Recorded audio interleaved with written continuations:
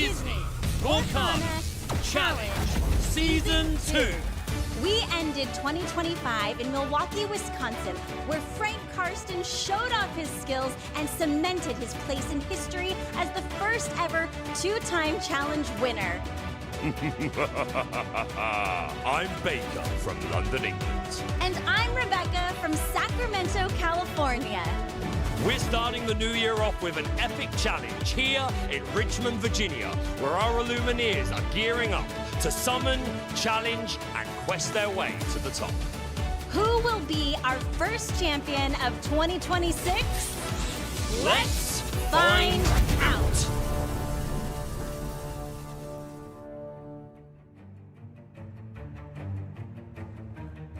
Here in the main event area for Disney Lorcana Challenge Richmond. And we thought we would take you guys on a little tour around our tournament venue. Hello, everyone. My name's Katie, and I'm part of the broadcasting team, including the Disney Lorcana puzzles. And you can also sign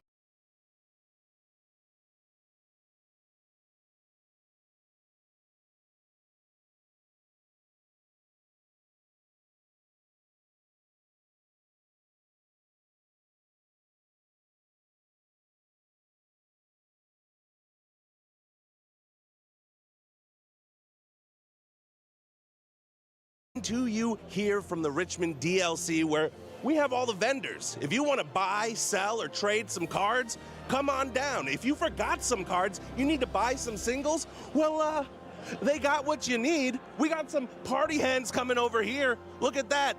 You're not going to want to miss it. I'm Liam Cosma, and I am so excited to be back on the broadcast team, and I am in the meet and greet area. Over on this side, fans will have a chance to meet game developers and play some games of Disney Lorcana, and over here, we're going to have three incredibly talented Disney Lorcana artists. John Lauren is in from New England, and Javi Salas and Valentina Grasuza are all the way from Europe. I am going to fanboy pretty hard.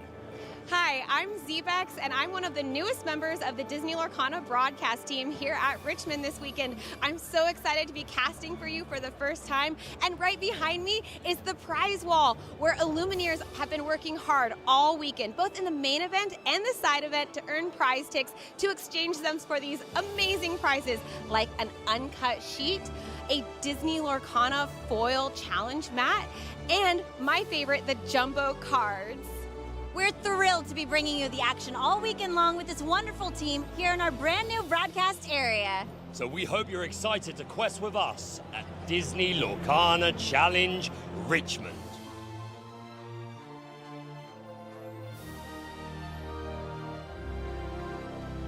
Hello, Illumineers! We are so excited to welcome you to the Disney Lorcana Challenge here in Richmond, Virginia. How is everybody feeling this morning? Does that answer your question, Rebecca? I think so. That's enough said. No, it's fantastic. What a pleasure to be here again. Another trip across the pond for myself. Yes. Could not be more thrilled to be here. But Rebecca, we got some new people on the squad this time. We are so excited to have Zebex and Brent joining the team. Your first Disney Lorcana Challenge. How has the experience been so far? Zebex, I'll start with you. Well, I'm super excited to be here as a member of the broadcast team, and I have some amazing peers that have made me feel super comfortable. I am living my ultimate Disney princess dreams. Where are the animals? I'm going to start speaking to them.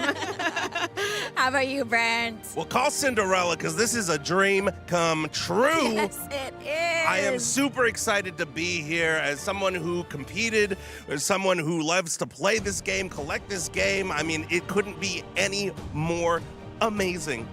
And the floor and the energy and everything in the room is just palpable. Yeah, the event started yesterday. There were tons of side events going on. There were Pack Rush, on-demand events going on. There was a huge 1,000-person promo quest tournament that happened. I know we're going to talk about that later. And Baker, I know it's always a joy for you to be walking around the floor, interacting with the Illumineers. How was yesterday for you? Oh, it's been brilliant. Again, the fact that there was so many side events going on yesterday for Illumineers to come along and play, it was a fantastic opportunity to go around and meet people. We try and do our best to do that every time, but we're a little bit busy while the tournament is going, so it was nice to have that day where it was a little bit more stress-free, going around, met lots of people.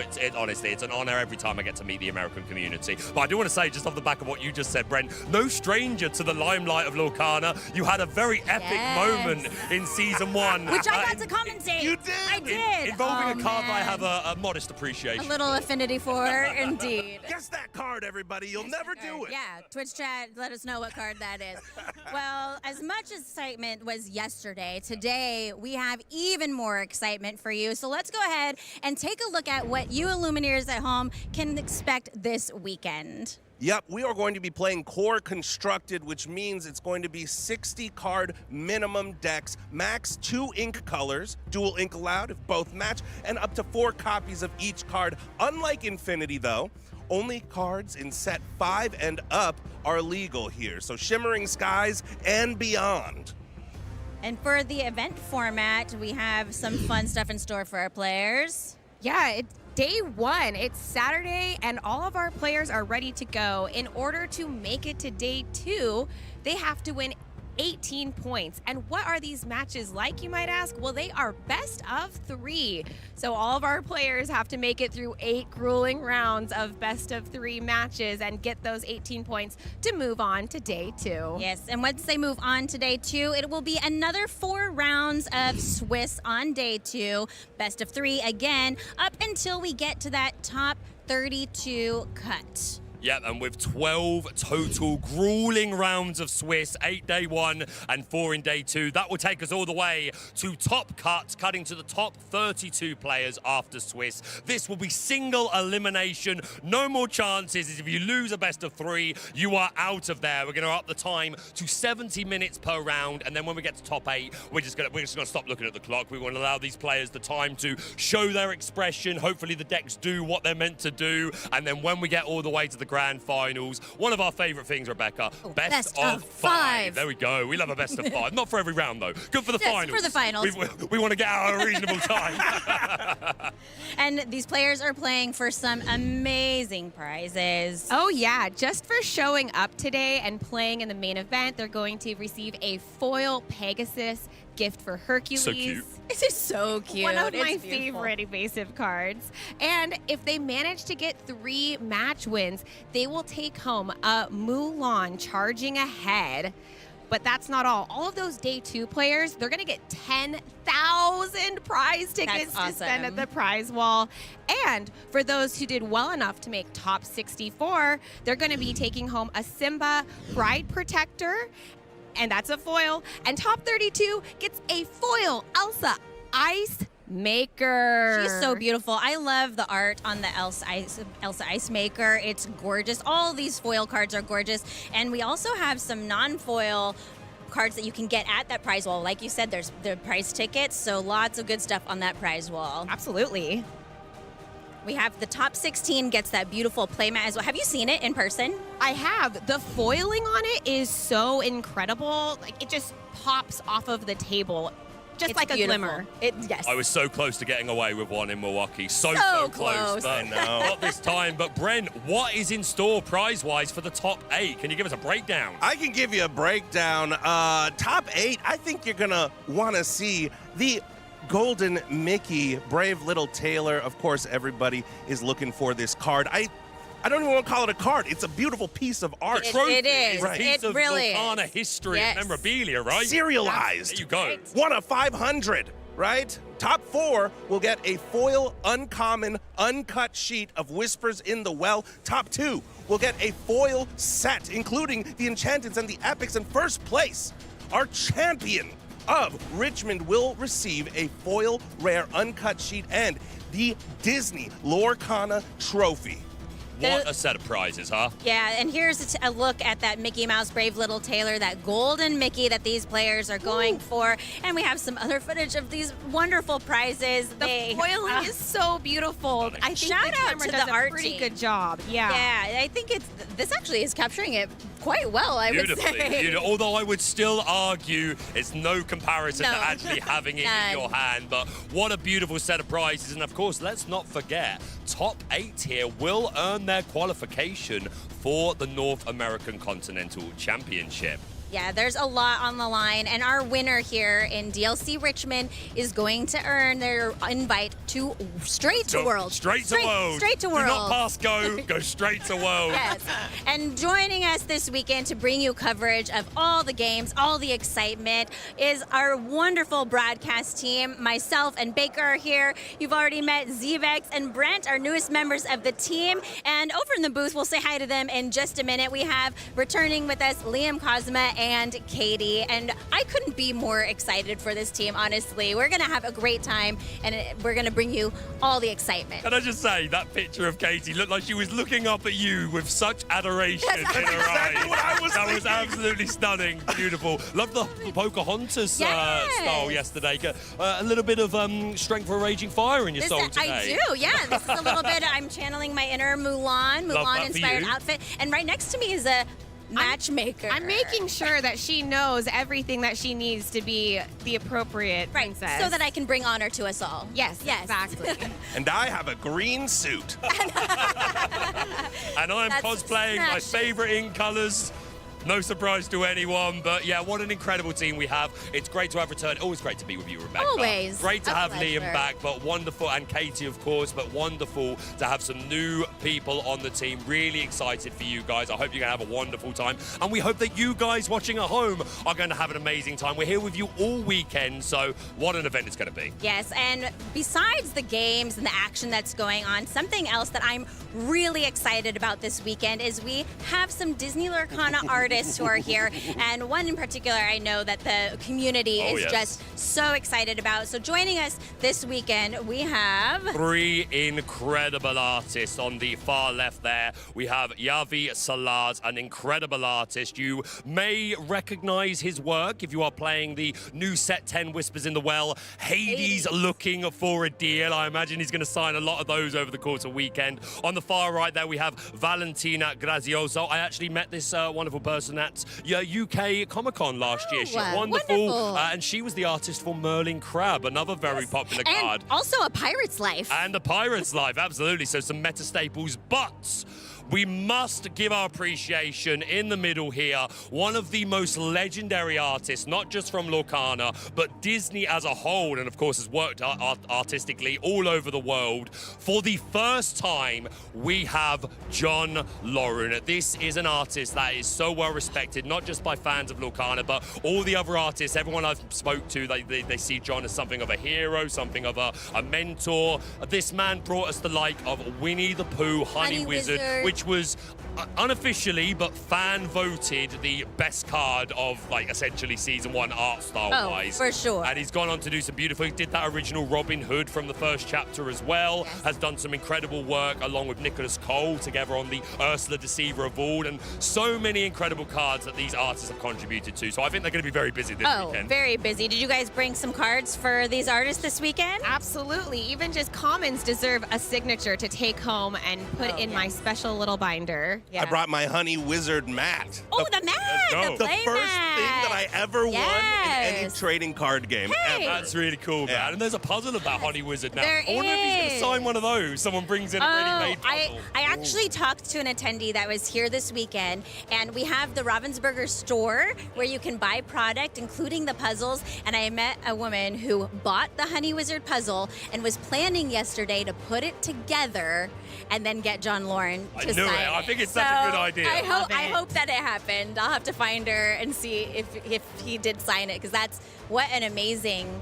That's a thing great to idea. have. I might have to do that because I'll be putting it back together here, speed style, and then go right over and get it signed. Yes. Appeal of the Disney Lorcana Challenge, right? Of course, we've got some incredible competitive players in the room, but I've also met so many people who are just here as an attendee. They may be playing some side events. They want to meet the artists. They want to get involved in all those sort of extra activities going on. So there is something for everyone at the Disney Lorcana Challenge. Disney Lorcana is for everybody. Also amazed to hear this weekend, so many people have said to me, this is my my first Disney Lorcana challenge, which is amazing to hear. But we also have some extra changes going on behind the scenes. And Brent, we're going to look to you to kind of give us the breakdown here. What has always been known in the past as judges, we have given them the promotion. They have been promoted. They have a new term. They are now known as Lore Guides. If you missed it on the latest Lorecast, then please go ahead and check out this QR code. It will take you to a lore guide document where you can learn more. But yes, no more judges, right? Lore guides to help you along We're your Lorcana. journey. We get a special title, but yeah, do please scan the QR code. This will be updated throughout the year, throughout Lorcana's lifespan, but this is a fantastic resource for you to keep up to date on all things Lore Guide. Yes. Absolutely. And lore guides aren't just judges, though, right, Brent? No. It's it's everyone who makes the magic of these Disney Lorcana events happen. Absolutely. Yeah, it's like a judge, but with a little more sprinkled magic. Yes, pixie dust. Which No pixie dust. reminds me, let me go ahead and shout out all of the wonderful lore guides who are here this weekend, who are going to be on the floor, taking on all of the difficult decision-making whenever anybody calls for them. So, yes, thank you so much for being here.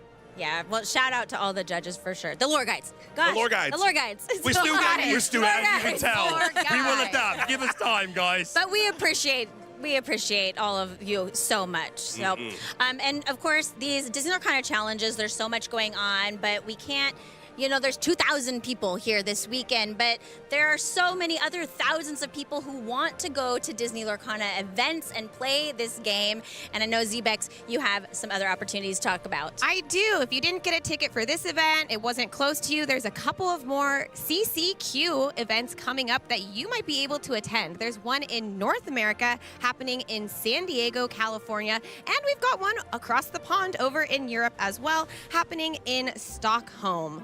So you could get a ticket to one of those events, play some Disney Lorcana, even outside of a Disney Lorcana challenge. I might actually be attending that one. Oh, really? And I might be on the other side of the fence this time. I'm Think not you sure. should. We'll see. It's in the headlines. That's great. Yeah, these CCQs are wonderful events. Of course, the winner of each event gets an invite to the Continental, so either the European or North American Continental Championship. So a really great way, if you can't make it to a Disney Lorcana challenge, to still earn that invite. And for a lot of competitive players, right, like for a lot of them, of course, they want the prizes, but it's just looking for that next opportunity Yes, to play competitive of Lorcana course. and prove themselves. Yeah. Okay, I want to get to nationals, and then I want to get to the World Championship. So this is a lifestyle at this Sure, point. and just keeping your skills sharp, playing against the best in the community. Yeah, and besides the Enchanted Citrus Clash, I did also want to mention that there's a Glimmer Games happening in Northern California in the Sacramento area. Glimmer Games is on March 21st and 22nd, so also check that out. And events on the West Coast. I mean, Oh, we yes! are over on the East Coast. So if you weren't able to get here geographically, Right. look at the events happening in California near you and more to come in the future. I know that Baker traveled very far to get here this Indeed. weekend. You traveled Certainly did. far, but the three of us on this couch, we all came from the West Coast, which feels just not quite as long. Well, no, that you say but that, it's a long journey to get here from the West Coast. Yeah, it took a while, but I'm looking at Baker and I'm like, man, you did a lot more. But no, thing is, I appreciate that, but you say that, but you'd be amazed the amount of people this weekend I've met that traveled further than me, but they live in America, Oh, yeah. which still kind of blows my mind a little Right. bit. You're big, America. I don't know if you know this. You're a big place, but It's well large. worth the trip. Yes. Well, okay, now I want to talk about something else that I'm really excited about. Talk to me. The six of us on the broadcast team got together yesterday afternoon. We had a little fun, a little friendly competition. We did it in Bologna, we did it in Milwaukee, and we are back with the Caster Player Draft. The fantasy draft. This is becoming a staple throughout season 2. It seemed to be pretty popular with you guys watching at home, and we hope that you will play along. Pick which caster's fantasy team is going to be your choice. Who do you think is going to win? I will start off with breaking down Team Baker. I do want to update you guys, though. We decided to add in one rule, which is we are only allowed to pick one player from the previous event. So obviously Zebex and Brent, it's their first event, so they have a completely blank slate. But But for me and Rebecca and Liam and Katie, we made the decision we can only pick one player that was on our previous team, our infinity pick. Our as it infinity were. pick. I love that. And I took advantage of that in spades. Liam did win the dice roll, but I was second to choose, and I did snap up Zach Bivens, a good friend of mine. That is my Not a infinity. bad pick. Not a bad pick bad at all. pick, That though. is my infinity pick. But I've got some other fantastic names. We have the wonderful Jeremy Barattarioni, a fantastic person in the community, content creator, very popular player. And we've also got Kendall Badette, a veteran at this point, one of the original Ruby Amethyst heroes. So I'm very excited to see what he's going to bring this weekend. We also have Melissa, also known online as Lizard Kitty. In my opinion, the best female dogs player in the world. amazing. She is a sensation.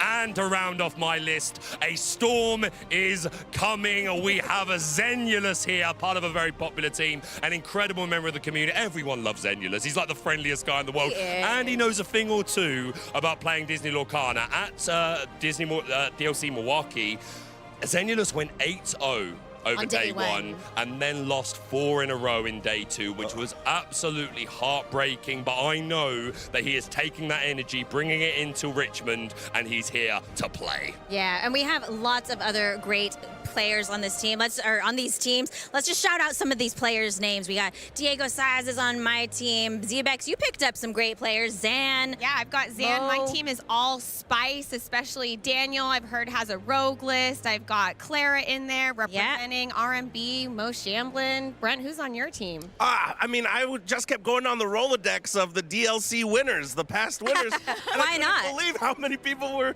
still left on the table. So I said, okay, I'll take DKP. I'll take Joshua Paltry, winner of Atlanta. Brian Cortad, the Rat, Chicago. I mean- Wonderland, Seattle. DKP is not a bad pick. The world champion is a Yeah. pretty reasonable That's a pretty pick. reasonable pick. And I would like to shout out a buddy of mine from SoCal named Hector Arano. 24K Hector. A lot of people don't know about him, but I'm hoping by the end of this weekend you will. He's a staple of the community. He's in all of the events. Whenever you're in SoCal, you will probably see him if you go to any kind of event. So yeah, shout out That's Hector. part of season 2, right? Obviously, we've got very established names and players, but we've also got some rising stars, and we want to put a spotlight on them. So many rising stars. I can't wait to see how all of our teams do over the course of the weekend. Can't wait to win. But hey, okay, wow. Me too. Those are some big words. Those are some big words. All right, going down we will without a see. fight. So let us know in Twitch chat whose team you are playing along with, and follow along. We'll give you updates throughout the weekend of where the standings are. I do have the winning team because I have Diego Saz, who is on Amber He's pretty good. Emerald. And I before we hand it over to the booth for our first round, I want to start off by asking each of you, what deck do you think is winning it all this weekend? Brent, let's start with you. Emerald Sapphire. Okay. Yeah. I think people can high roll enough. I think the combo is crazy. Yeah, Emerald Sapphire feels like my pick. Not a bad pick. Z-Bax, what are you feeling? Oh, geez. Well, my first instinct was Emerald Sapphire. You can say the that same too. thing. Okay. Yeah. We're the same. Yeah, I do feel like it showed up at my store championships. I saw it do really well last week, and it does well against some of the other very popular matchups. No, it's not probably the highest played deck in the room, but sometimes you don't need to be the most popular deck to That's true. get under there. True. Get ahead. Well, my pick is dogs. It is Amber Emerald dogs. I think it's super well positioned, and I want to see a non-amethyst deck win. Actually, that's. But I honestly, I think that the deck is so good, and it's so good in the current meta. It has the legs to make it all the way, and there are some players out there who I think could take it all the way. And what about you, Baker? Dogs players with their 2-ink and their 4-4. I love it. I love it so much. I am going with old classic What are we at? Ruby Amethyst, and it's not even ironic this time. Not we are ironic. back, baby. We've got some good stuff. We've got Headless Horseman. We've got Diablo. We have Lumiere. We absolutely have a place in the meta at the moment. I think we have a really good matchup into dogs. Yes, I'm going to be honest. that Dogs is- very well positioned and good Yeah. matchups into things like Blurple, all the Sapphire All the decks, Sapphire basically. But I think Ruby Amethyst is very well equipped to deal with the dogs decks. And here's the thing. think there's been some argument between Amethyst Steel and Red Purple players who is favoured. And of course, everyone's going to choose themselves. I genuinely do think that Red Purple is slightly favoured into Amethyst Steel. I think the likes of Hercules and the 4-drop Demona, I think if they don't strength for a Raging Fire, our 4-drop, we are in an incredible position. We take advantage of cards like Demona, Betrayer of the Wyvern Clan, and yeah, I think Red Purple can have we need to miss some Sapphire. We do need to dodge some blue decks, but other than that, I really do think we've got a good chance. Yeah, you know, I'm picking dogs for this weekend to win, but if I was playing, I would be playing Ruby Amethyst. I love it. I love Ruby Amethyst. So that is the deck I would be playing. And honestly, Diablo is one of my favorite new cards from Whispers in the Well. Yes. I think it's such a, that was made, Watchful the Watchful Raven made, I don't know, it just gave the deck something that it needed there in the early game, I think. So very much changed its identity. It did. We are now just a sort of turn 'em sideways deck, curve out, a lot more similar to Amethyst Steel. So yeah, I'm confident, and hey, I think we will at least see some Red Purple in top 8, top 4 at the bare minimum. Absolutely. Well, I would love to hear what decks Liam and Katie think are going to take it all. So let's go ahead and bring them in. There they are. Hello, Liam. Hello, Katie. How are you doing? We're excited. We listened to all you with your predictions. You know, Baker, even a broken clock is right twice a day. Yeah. Pick Ruby Amethyst every single challenge. You're going to get it right eventually, but it won't be this challenge. I'm sorry to tell you, it's going to be Amethyst Steel. You know, that doesn't surprise me at all that Liam is picking Amethyst Steel. You picked it last time, and you picked right. Because it did win. He's super daring, isn't he? Liam's really a daring and adventurous, and really goes out of his way with these predictions, doesn't he? Living on the edge. You can be daring or you can win. Oh. Katie, how about you? I'm going to have to. I mean, we are responsible people here, me and Liam, and I'm sorry, Amethyst Steel is a responsible deck for responsible people. It has been doing exactly what it needs to do. You're choosing Amethyst Steel, too. I don't like that I'm doing it. It's the responsible thing to do. Listen, it's not there's data and there's heart data, and I didn't go with heart data. I went with brain data, and it just has been so good for so many sets. And I think we're going to see. I think we're going to see it. I don't know how to tell you guys, but I think we're going to see it today. I'm sure that brute force. Oh, yeah, and I think the Amethyst Steel, by and far, I would put my money on Amethyst Steel being the largest represented deck here in the room today. Yes. So if it was anything other than Amethyst Steel, I would be shocked. Well, Liam and Katie, we know that everyone watching is excited to get into these matches, so we are going to hand it off to you. Illumineers, get ready for excitement. Liam and Katie, take it away. Woo! Good morning. Okay, yeah, and we're in. Hey everybody, welcome to the booth here at Disney Lorcana Challenge Richmond. I'm so excited to be back here with you, Katie. It seems just yesterday we were in Milwaukee, and now we're here. Yeah, I mean, it is my favorite place to be, is in this seat with you, talking about our favorite game, and we have so much to talk about. It was very hard listening to them talk about the meta and the draft, because I'm like, let's talk about it. But I mean, let's quickly talk about our little draft. You want to talk about draft? Just our quick little because they had a chance. That's true. Okay, yeah. Who are your players that you're excited about? Well, I picked people who believe that the meta, you have to adapt to the meta. So I have Tiago, who recently got his Golden Mickey in Singapore. We have Fumbles, who's a set champion champ. So shout out to set champion players. We have Sky, who was the first CCQ qualified player for Nationals in North America. I also have Lorcana Justice, who every week posts just so much data. And then I have Tyler Sunakawa, who's just one of those players that is so consistent and just shows up and always has the deck that he believes is best for the day. So I'm very excited to see what they do. What about you? Yeah, I mean, I've got some great players. I've got some that everybody's familiar with if they've watched Worlds or previous challenges. Ed Chu, Jonathan Williams, Sailor, fantastic players. You saw 2 of them in Worlds, 2 Worlds competitors. Yes, but a couple players that I took in the later rounds. Dale Bolito, a fantastic player, finished 19th in a challenge last season, and I talked to his team before this day, his play group, and they said, hey, Liam, Dale's really feeling it. Like, this is his moment. And so if Dale says this is his moment, who am I to argue? I picked him. And then another rising player I'm very excited about, my wildcard pick, Adelie Gabrielle. She has 2 Let It Goes from Season 1, finished day 2 in Milwaukee, and all of her locals have been telling me she is on fire right now, tearing people up at set champs. And, you know, sometimes when you're a competitive TCG player, you have those times where it feels like it's a player's moment to break through.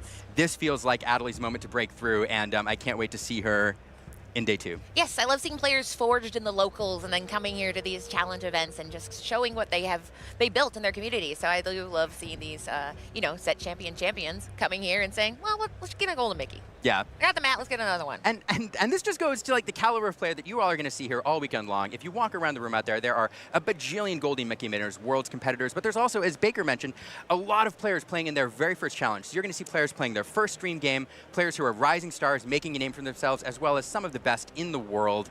And we are going to have one of the best in the world in the first game we're going to watch today. Yes, yeah, this room is not short on talent, but we are going to go ahead and see our first match here, which I'm sure everyone's at home is like, are they playing out there? Oh, they're playing. Oh, they're out playing. There. And They're playing. There's cards shuffling. You just hear a flurry of slapping and shuffling and stuff. So very excited, and we're going to get a shot of what this meta is looking like, which I'm sure is the big question of the day. Yeah, and before we get into that, you all watching, you all heard our predictions. You all saw our draft teams. Put in the comments, which draft team do you think has the chops, has the strength, the power to go all the way, and which color combo do you think is going to win this weekend? Because it is there are so many decks that have a viable path to victory. It is. So yeah, let us know what you think. So we're going to go ahead. I mean, I think we're ready for... Let's do it. Yeah, let's watch some Lorcana. Let's watch some Lorcana. Let's see who goes the distance starting here in round one. Well, look, right away, you're getting a look here at the play area. Look at these banners back there. These players are going into the dojo here. The dojo surrounded by some brilliant animated artwork there. Fun fact, all illustrated by Nicholas Cole, except for Raya, who I believe is Matthew Robert Davies out of Rise of the Floodborn. And who do we see there, Katie? I don't know. There's someone in a disguise that I've never seen before, but maybe we'll get to that later. But I mean, I think we see somebody that maybe we're a little fond of here because, oh, no, we have, I don't know, who is that man? I've never seen this person before. I don't know, somebody incognito in I saw him fall out of a vent. And then on a table, and then we also have Jordan Asakwa here, and so this is JD. It's JD Quest, guys. I don't know how to tell you guys, but he's in a detective outfit. He has a badge, and I think he's going to use it here, and so this could be the ultimate bluff of all time. What do you think? It could be. It could be. Now, JD, of course, you're familiar with him in the broadcast booth and for his amazing content, but he is out of the booth here into the dojo, and he has been locked in for months leading up to this event, prepping, getting ready to throw down here, and we're going to get to see what he's prepped here in round one. Fun fact, Katie, across the way, Jordan Alexa, Jordan is a local of JD's. They actually played in a set championship last weekend. 27 people didn't match into each other, and round one here in a 2,000-person event are facing each other in round one. So these are two friends who are going to go at it here. Yeah, and I mean, it's very exciting because as we see, this is a mirror match. So we have Emerald, Sapphire, and these are two decks that are alike in dignity, but very different in how they tool it. Now, there's going to be some similarities, but the big thing I'm wondering is there are two kind of builds. There's the detective and then the more top-heavy double ramp kind of deck. So very interested to see who's on what. I think JD might be hinting a tiny bit that he has a detective build. It's hard. I don't want to say it. It's like, he's left us a clue, you might say. He's left us clues, a little clue here. But yeah, I mean, in this kind of matchup, it's going to be what we're looking for is the Judy Hops. If we see a Judy Hop start coming about, basically you'll start seeing detectives coming because that's the detective synergy they're looking for in the Emerald Sapphire build. But Jordan's, we saw some of the other combo pieces. Yeah, we'll see which one. And what's interesting about these builds is what people like to say is the traditional 2-4-6 build has really, really strong lines, but can be a little inconsistent. And so what you're doing when you go to the detectives build is you're sacrificing, you're getting a lower ceiling for a higher floor is the way that they like to describe it. And so I wouldn't be surprised to see JD take that route here, a little bit safer. And when you're doing a 12 rounds of Swiss, a little more consistent. But yeah, super interested to see what Jordan's on, if he's on the same thing. Exactly, because I mean, what we talk about in this game is kind of, we have the aggressive style decks with want to be so fast in the beginning, we have our mid-range decks, and then our more control decks. So this Emerald and Sapphire deck has been very, very control heavy, but when we saw the detectives come in, it gives some of that mid-range capability where you're going to have some board presence. Like you said, it's going to provide more consistency in a room where you don't know 100% what you're going to get. But we do see Basil, he is a detective, so we are starting a detective party, but we also see Clarabelle, and she is here, she is a clumsy guest, and she is here to basically start the party. Clarabelle is extremely important in this deck.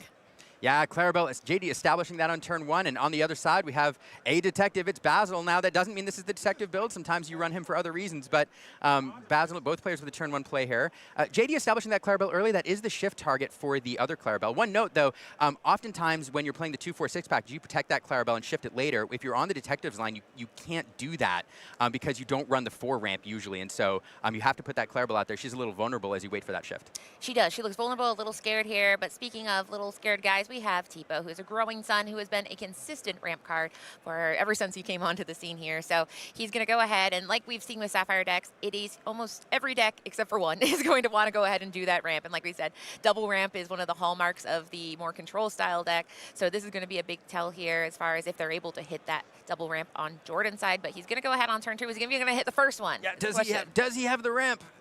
That's like, it's such a critical question. Sapphire, right? like, do you have the? Are we going to get to see a game? Yes, and the thing is I mean, I have talked to a couple players who said you can miss ramp and be okay. Now, during this matchup, I think you could maybe miss a ramp and probably stabilize if everything else goes right later, if you have the combo pieces. In this case, he does. So congratulations. That's always the first test of these two decks. Sailing their Azurite Sea here. So we are going to draw a card, ink a card, and then pass over to JD, keeping up ink parity. Yes, and that parity is extremely important because when you're against a deck that is doing that ramp, which is where you're trying to go ahead and get your ink count up higher than your opponent, you need to stay in lockstep because that's how the power is going to build. In this case, he is taking advantage of his extra ink that he has, putting down his 1-drop, because if he does have that ability to ramp again, then he can shift into that Clarabelle light on her hoofs, which is going to be a draw engine for this deck, which is very important for the top end. Very, very important for the top end. And one of the cards both these players are going to be looking for, usually nowadays you run one copy of Bend to My Will, maybe two. It's a card that we're going to be looking for because it is kind of a mirror breaker card. The counter to it is Clarabelle Light on her hooves. If you get a Clarabelle established, the Bend to My Will not quite as good if you discard your opponent's hand and then they just manage to redraw everything back up to you. So one thing that we'll be looking at throughout this matchup is these players trying to find that mirror breaker card and play it later on. Exactly, and there are some heavy uninkables. I call them heavy because they're expensive and they feel pretty heavy in your hand when you have them and you can't play them. So we're looking at cards like Bend to My Will. Under the Sea is another one that people might be bringing if they're afraid there's a room full of emerald dogs. And then there also is a Hades, which is something that not every player is going to put in their decks. That's Hades Infernal Scheme, we saw him in set 1 and set 9, and he has been a classic control card that does that spot removal. So we're going to be seeing if they have some of those heavy ones. We haven't seen it yet, but right now the other play is they're also kind of looking for the tools they need to do the combo. It's one of the rare combo decks. So what kind of cards are they looking for if they want to get that ever so popular combo that this deck can pull off? Oh, you're talking about the Clarabelle combo? Well, okay, 2 combos. Oh, the other combo. Yes, oh, yeah, it's malicious. I'm sorry, it's malicious. mean. It is. And it's scary. Very scary if you're playing something with a wide board. You know, as you've said before, we've lost Be Prepared in rotation. So players said maybe I can build a Be Prepared. Yes. I put a couple cards together. So malicious, mean, and scary came out, and a lot of the Emerald players said, "Oh, this is delicious." And I see the perfect card to pair it with, and that is Prince Philip. So malicious, mean, and scary, a card that can put place 1 damage counter on all of your opponent's characters, and then Prince Philip banishing all damaged characters. So it's a combo that is kind of run rampant, and it's one of the reasons that you run this deck is to provide you access to that combo in addition to Clarabelle, which is a powerful draw engine. And look at that, it's a double ramp, Katie. Yes, so I mean that means that he is winning the race here, getting access to some of the ability. Now, this one, basically one of the downsides of ramping is you're emptying your hand pretty fast. You can see he has 1 card in hand. So the reason Clarabelle is so vital is because you're kind of saying, okay, I'm going to use all my resources, I'm going to ramp. I need to draw a card. So stay in this game, I need to draw a card. So he needs to keep that Clarabelle. Now, in this case, it's a mirror, so it's one of the most comfortable times because there's not going to be that early spot removal. So that Clarabelle's feeling pretty good upright. So in this case, that is what the plan is to go ahead and shift that Clarabelle, which I'm pretty sure he has in hand. But we'll see what JD does to go ahead and thwart that devious dastardly plan here. I mean, if JD doesn't manage to, that would be a really powerful play, as you pointed out, getting that Clarabelle shift and drawing. Let's see, it is. Oh, JD's going to go first, yes. But not as good. Heavy on her hoofs here because she is light on her hoofs. But yeah, this is a card where you're able to go ahead and draw at the end of your turn. You can see how many cards your opponent has and then draw up to that hand size. So in this case, 1. But this is something interesting. What just happened here? What a powerful play here. This is the combo that you like to see. Your Welcome is a card that will bounce a card back to your opponent's deck, and they get to draw 2 cards, which feels bad, except if Clarabelle's drawing you bonus cards based on your opponent's hand size. So Jordan was sitting with 1 card in hand. Clarabelle wasn't going to do much, and then JD not only clearing off that shift target, but sending 2 cards and getting some bonus cards out of it. Yes, that is the beautiful thing here. Your Welcome is one of those wonderful cards that can be used in a myriad of ways. He can remove items, he can remove locations, and he can go ahead and say, no, I will be drawing cards. And I think we just saw a Cinderella dream come true in that hand, which does kind of show that Jordan's plan is to play the long game here. So we see some pieces. We see his own You're Welcome. So maybe Revenge is a dish served fresh and hot on the next turn. But JD did exactly what he needed to do there. He got his card draw. He got his shift. So now, and he got rid of that Clarabelle. So he checked it off. He said, check, check, check. Yeah, he did the thing. And Jordan was setting up very powerful turn Yes. there now, kind of on his heels. And I mean, he can send that Clarabelle back, but will be unable to establish a Clarabelle on his own. There's no Singer on the board for that. You're welcome. So having to kind of rebuild here. Meanwhile, JD is going to punish Jordan for any extra cards that he draws. Jordan will establish a Clarabelle, though. In a stunning thing, I gasped because I saw Judy Hopps. I'm like, detectives, because that is such a hallmark, because this is a card where you're able to, when she quests, you can draw detective cards, or you can draw 3 cards, I believe, and you can go ahead and keep a detective in your hand. So it's fascinating because that's one of the hallmark cards here of the detective deck. But in this case, he has to go ahead and pay full cost here, 7 ink for Clarabelle. Shifting is such a powerful mechanic in Disney Lorcana because it allows you to get a discount basically, and your character is ready. So in this case, he does have to pay that full 7 ink for that Clarabelle, which feels not as good. Not quite as good. JD here going to say, you're welcome again. You're welcome to send that Clarabelle back to your deck. Jordan's going to draw another couple cards. And again, this is something that players love to pair together in this color combo, getting that Clarabelle out, and then you're welcoming for a little bit of board control, a little bit extra card draw. This is the combo you love to see. And I thought I saw him ink it, you're welcome. So that's a 3rd you're welcome. I'd be saying, I don't think you're very polite. I know you're welcome is a thing you say when you're trying to be nice to somebody. Do you mean that? Yeah, I'm like, we're good. You don't have to say you're welcome. But how Maui is it to say you're welcome? You got 2 cards, and I think Jordan's saying, I'm good, buddy. I have my own draw engine. But JD's doing exactly what he needs to do the control side of this deck, keeping that board presence, and now here we have a little bit more ramp. Yeah, this is Donald Duck. It'll allow him to ramp a little bit extra. So one of the things that you do in these detective builds is you give up that Cinderella, and in exchange you do this ramp a little bit later on. So it does get you some extra ink, but you can't do it at the same tempo that you can with the Princess package. Exactly. So Detective Synergy is on display here. That was one thing I asked several players. I said, how do you make that decision? And we are seeing why is because you do have access to a little bit more different activity. I'm hoping we'll get to see the more control heavy, where you're just saying, you know what, you do what you need to do over there. I'm going to wipe your board anyway. Don't worry about it. In this case, we have not seen any Prince Phillips at the board. We are just seeing poor Jordan not be able to keep a single bovine on this board. Yeah. But he has. Those cows have not stuck around. Yeah, he keeps. Someone close the fence, please. The cows keep getting out.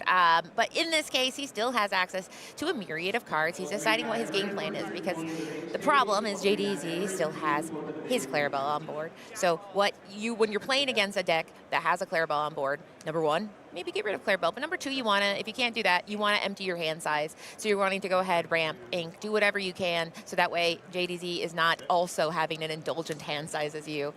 In this case, Vision of the Future. Yeah, Jordan here with the Visions of the Future. This is a card which will let him look at the top 5 cards of his deck, select 1 to keep in his hand, and he'll send the rest away. This is one of the better cards in all of Lorcana, and when it came out, Sapphire players were very, very excited. In previous metas, it wasn't uncommon to see players dig through their entire deck by stringing these cards together with Develop Your Brains and other of these peaky type cards, but here Jordan finding what he wants and sending everything else away. And it's a comfy card to play because at 2 ink, at this point you've ramped, you have a pretty indulgent amount of ink. You're trying to establish what you're going to do to control and stay in this game. So in this case, he's putting some damage on there, which tells me that maybe he might be playing a full Kosh Prince Philip Vanquisher of Foes, because it does a little bit of removal. This isn't the number plan A. He's doing a lot of plan Bs. We're seeing Jordan do a lot of plan Bs with this deck. And then we see one Prince Philip go into the discard pile. We are going to establish a Clarabelle and shift that Clarabelle. So shifting effectively ramps you by 1. It reduces the cost of the character just by 1. So Clarabelle, instead of being a 7 cost, is basically a 6 cost if you play them both in the same turn, and that's what we've seen here. And it looks like Jordan will benefit a couple cards there, managing to dump a significant part of his hand that turn. So it's the Cow Wars. It is Cow Wars, which is coming to a cinema near you. But yes, like you said, emptying hand is critical here because he has seen JDZ just have a resplendent, succulent time, just picking as many cards as he wants each turn. So that Clarabelle lives another turn to go ahead and be light on her hoofs and dance around this board. And he still has a healthy board, so I'm interested to see. I can't really see his hand so much. Every time I look at him and see that detective outfit, it's hard not to keep looking at that. But my goodness, I love it very much. And here we go. Another aspect of control, but it's a little bit tempo control. That's true. This is a card all the way back from set 1. Mother Knows Best, sending that Clarabelle back to hand. Oh, the Bent to My Will. Okay. Bent to My Will coming out. JDZ saying, discard your entire hand. And now, that Clarabelle, not terribly great for JD, but having managed to clear off Jordan's Clarabelle, look at this. He is firmly in the driver's seat here. Jordan's going to be top decking, looking for answers. This feels just, like such a Powerful move. You know, one time I did talk to JDZ and I said, oh, you know, it's so fun when you play tournaments because you get to talk to people. And he said, don't talk to me at a tournament. I'm going to be good. But what do we have? Is he rebuilding this board? He is. He's playing this Judy. It's the Judy hops. Now, Judy, the Detectives package is good for what we call low resource games when your hand size is low and you're top decking because it gives you elixir card draw. And Judy hops coming down here, and on play, Jordan will be able to look at the top 3 cards of a deck, select a Detective to keep, and then Judy will do that again upon questing. So it is a card draw. It is card draw in the mid game here. And really excited to see it. Exactly for him, because I mean, what he's trying to do is to build back from that dastardly deed that the detective JD just did to him. So, yeah, very, very, very fascinated. And it's something where you do have to pick how many detectives you are going to put into the deck. I mean, it looks like you've done some interviewing on this, so some sleuthing yourself. So, I mean, is there a sweet spot of what percentage of detectives? The jury is out. Players run anywhere from like 12 to 20, but usually in like the 16 or 17 range. And in this deck, if you have 16 or 17 detectives with one in hand and you do the math, you have about a 60 to 70% chance of hitting a detective off that Judy. So it's not insignificant.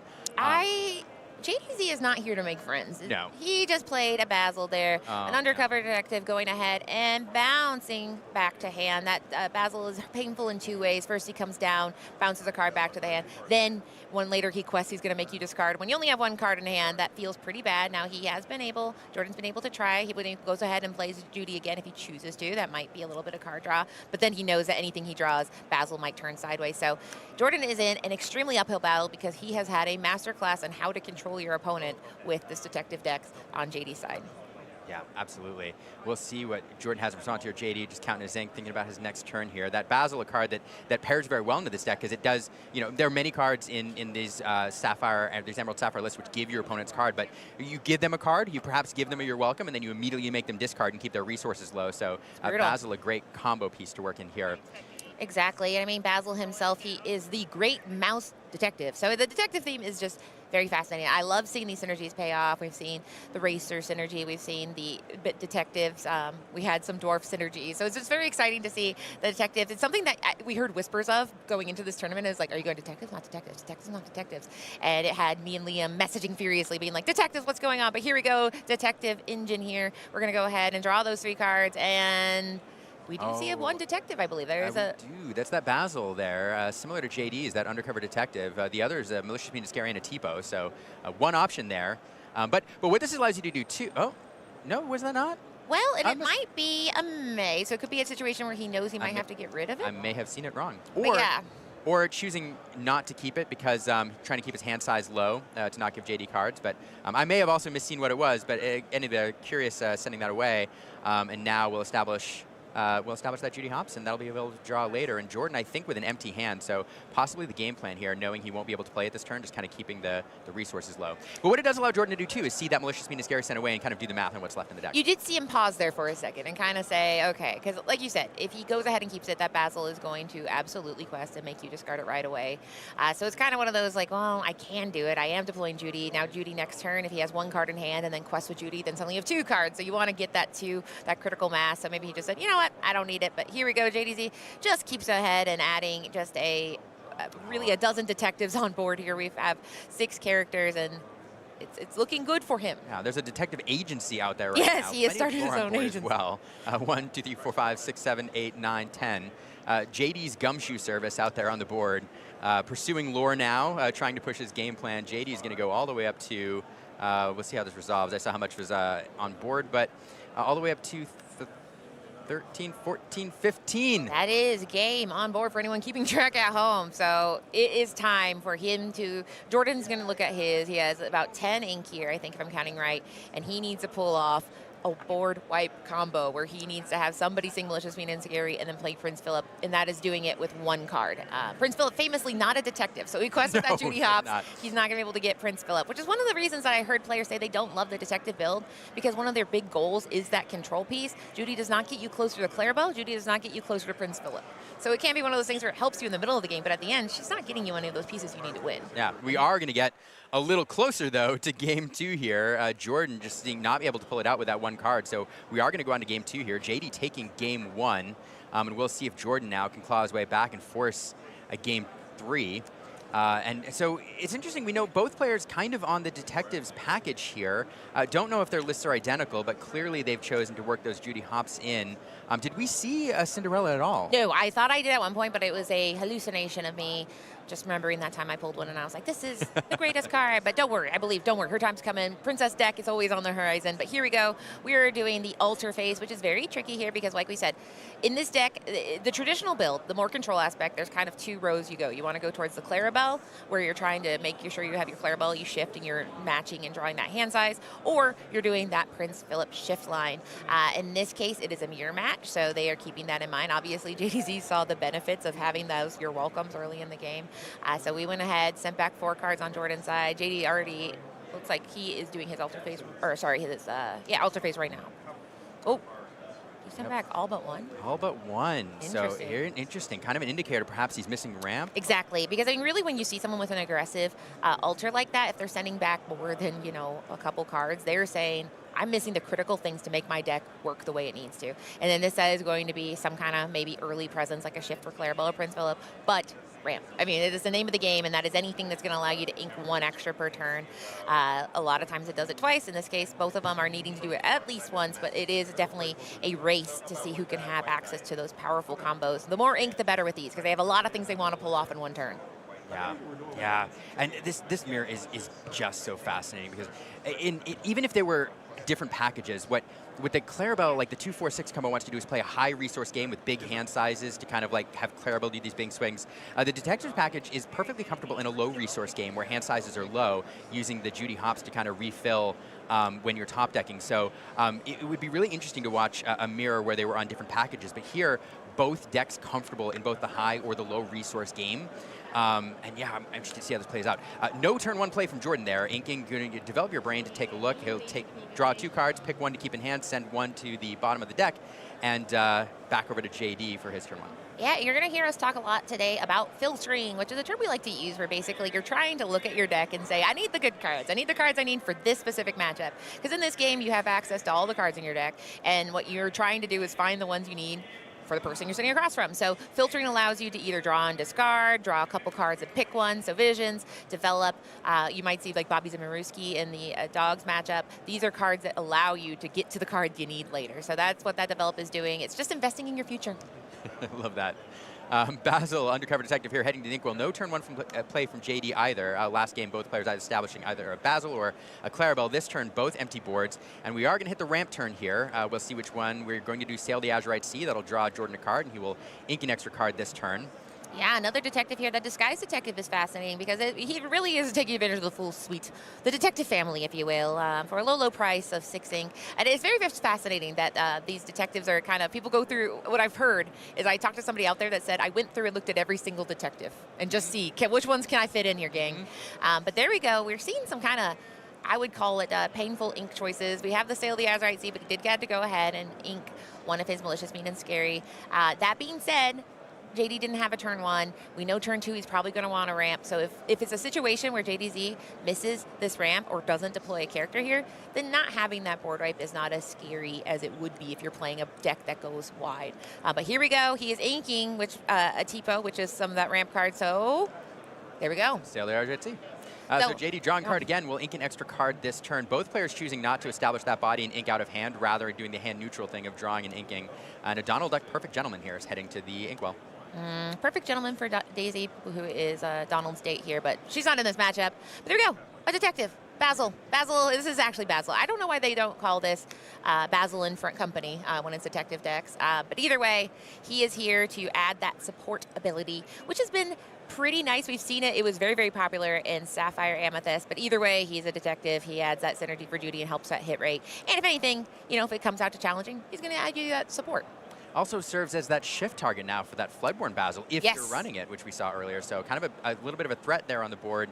And we will follow with a double ramp again by Jordan. This is the same move last game, ramping 2 turns in a row. Ramping 3 turns, that's a triple ramp. So now the resource disparity here, clearly on full display. Emptying his hand, probably down to 1 card, I think. But look at that 6 ink on the board to JDZ's 3. The rare triple ramp play.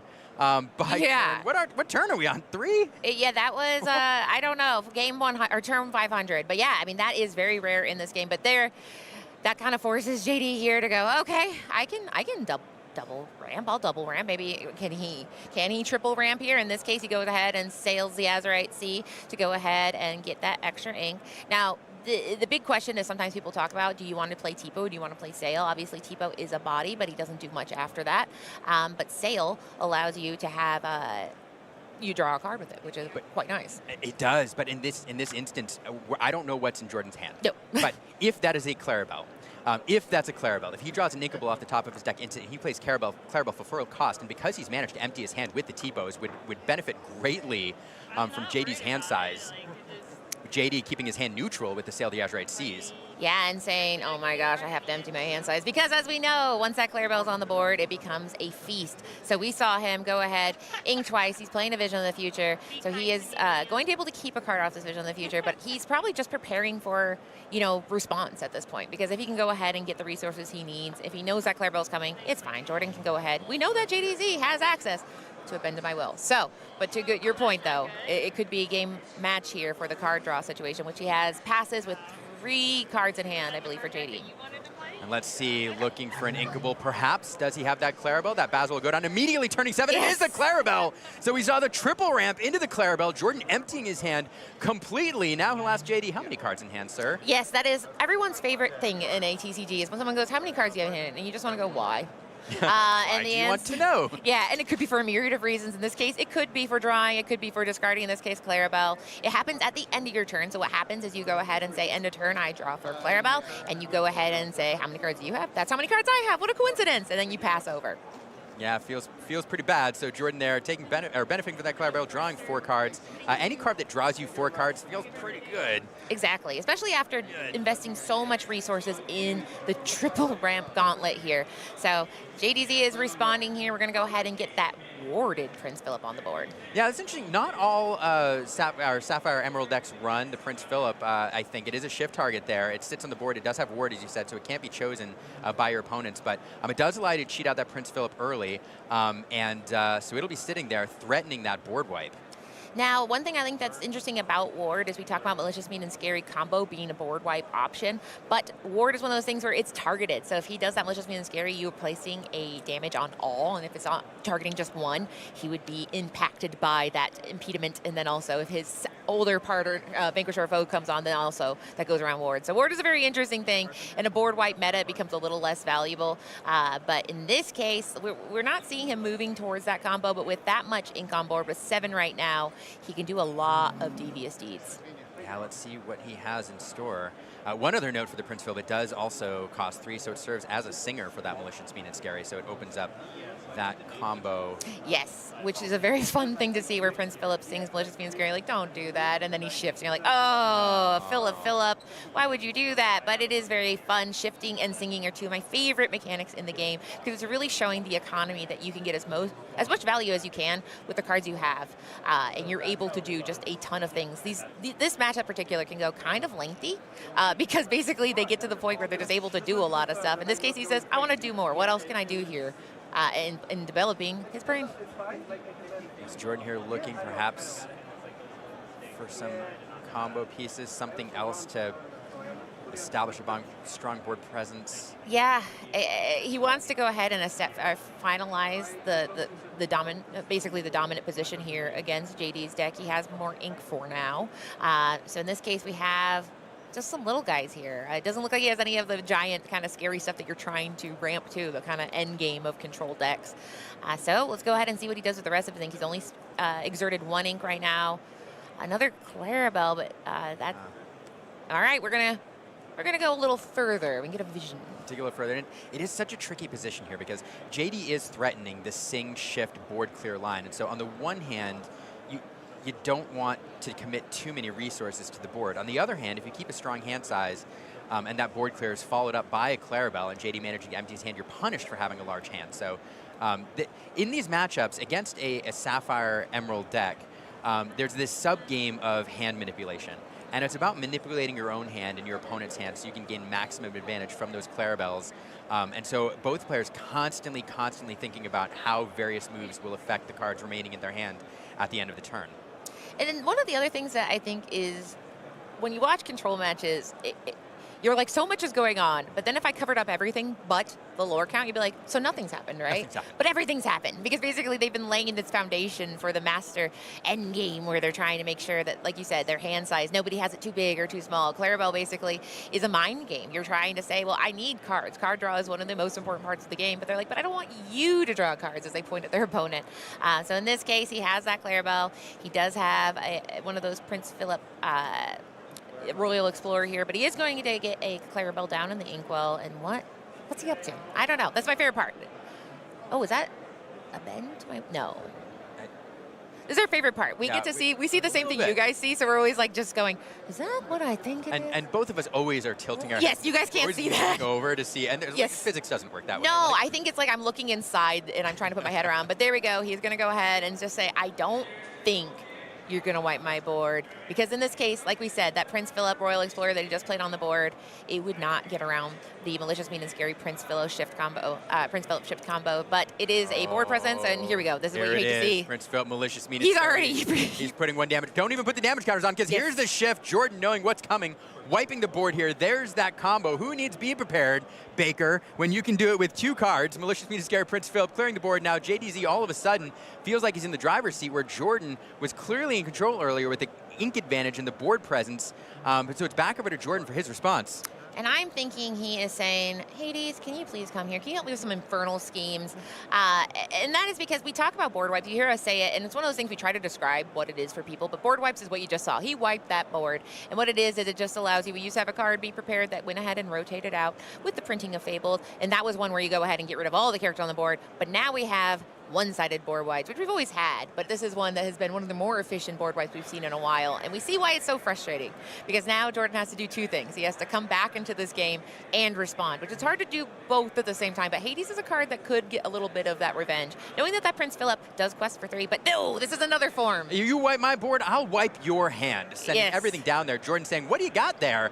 And we did see JD send away a bend of my will, or bend to my will of his own, which is notable because sometimes these decks only run 1. Sometimes 2, but oftentimes only 1, trying to find it in the mirror here. So that could be JD's only one there now in the discard pile. So nothing done on the board, but now JD in top deck mode. And, drawing into another Philip, I think. Yeah, so I mean, that's not the worst thing you're ever going to see. So he can go ahead and get that 4 lore with these 2 questing here. But as far as ink count, he does have just 6.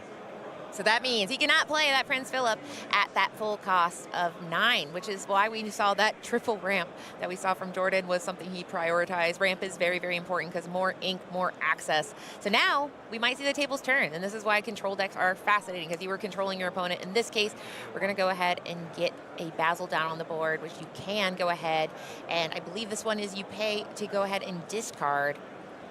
Yeah, whenever you ink a card during your turn, you may pay 1 to have chosen opponent choose and discard a card. Yeah, which against a person who is quite literally lost their hand, that is a pretty devastating thing. So Basil is there to kind of say, I'm going to make you discard a card, probably either way. In this case, it's not the worst thing, because I mean, right now JDZ is able to quest for a nice, cool 4 every turn, so he's slowly creeping up there, but things could turn very quickly if we see that Hades, if we see that combo piece. We do see, I'm trying to see what that middle card is. Yeah, we have a Malicious, Mean, and Scary, we have a Clarabelle, and that one bottom one is kind of concealing itself. Jordan doing the 2-card shuffle there, leaving that 3rd card on the bottom. Conceal, don't feel, but let it show. Let it show. Please, but here we go. It looks like we are going to go ahead and sing. That answers the question right there. Yeah. It's a you're welcome coming down here and sending that Prince Philip back to hand.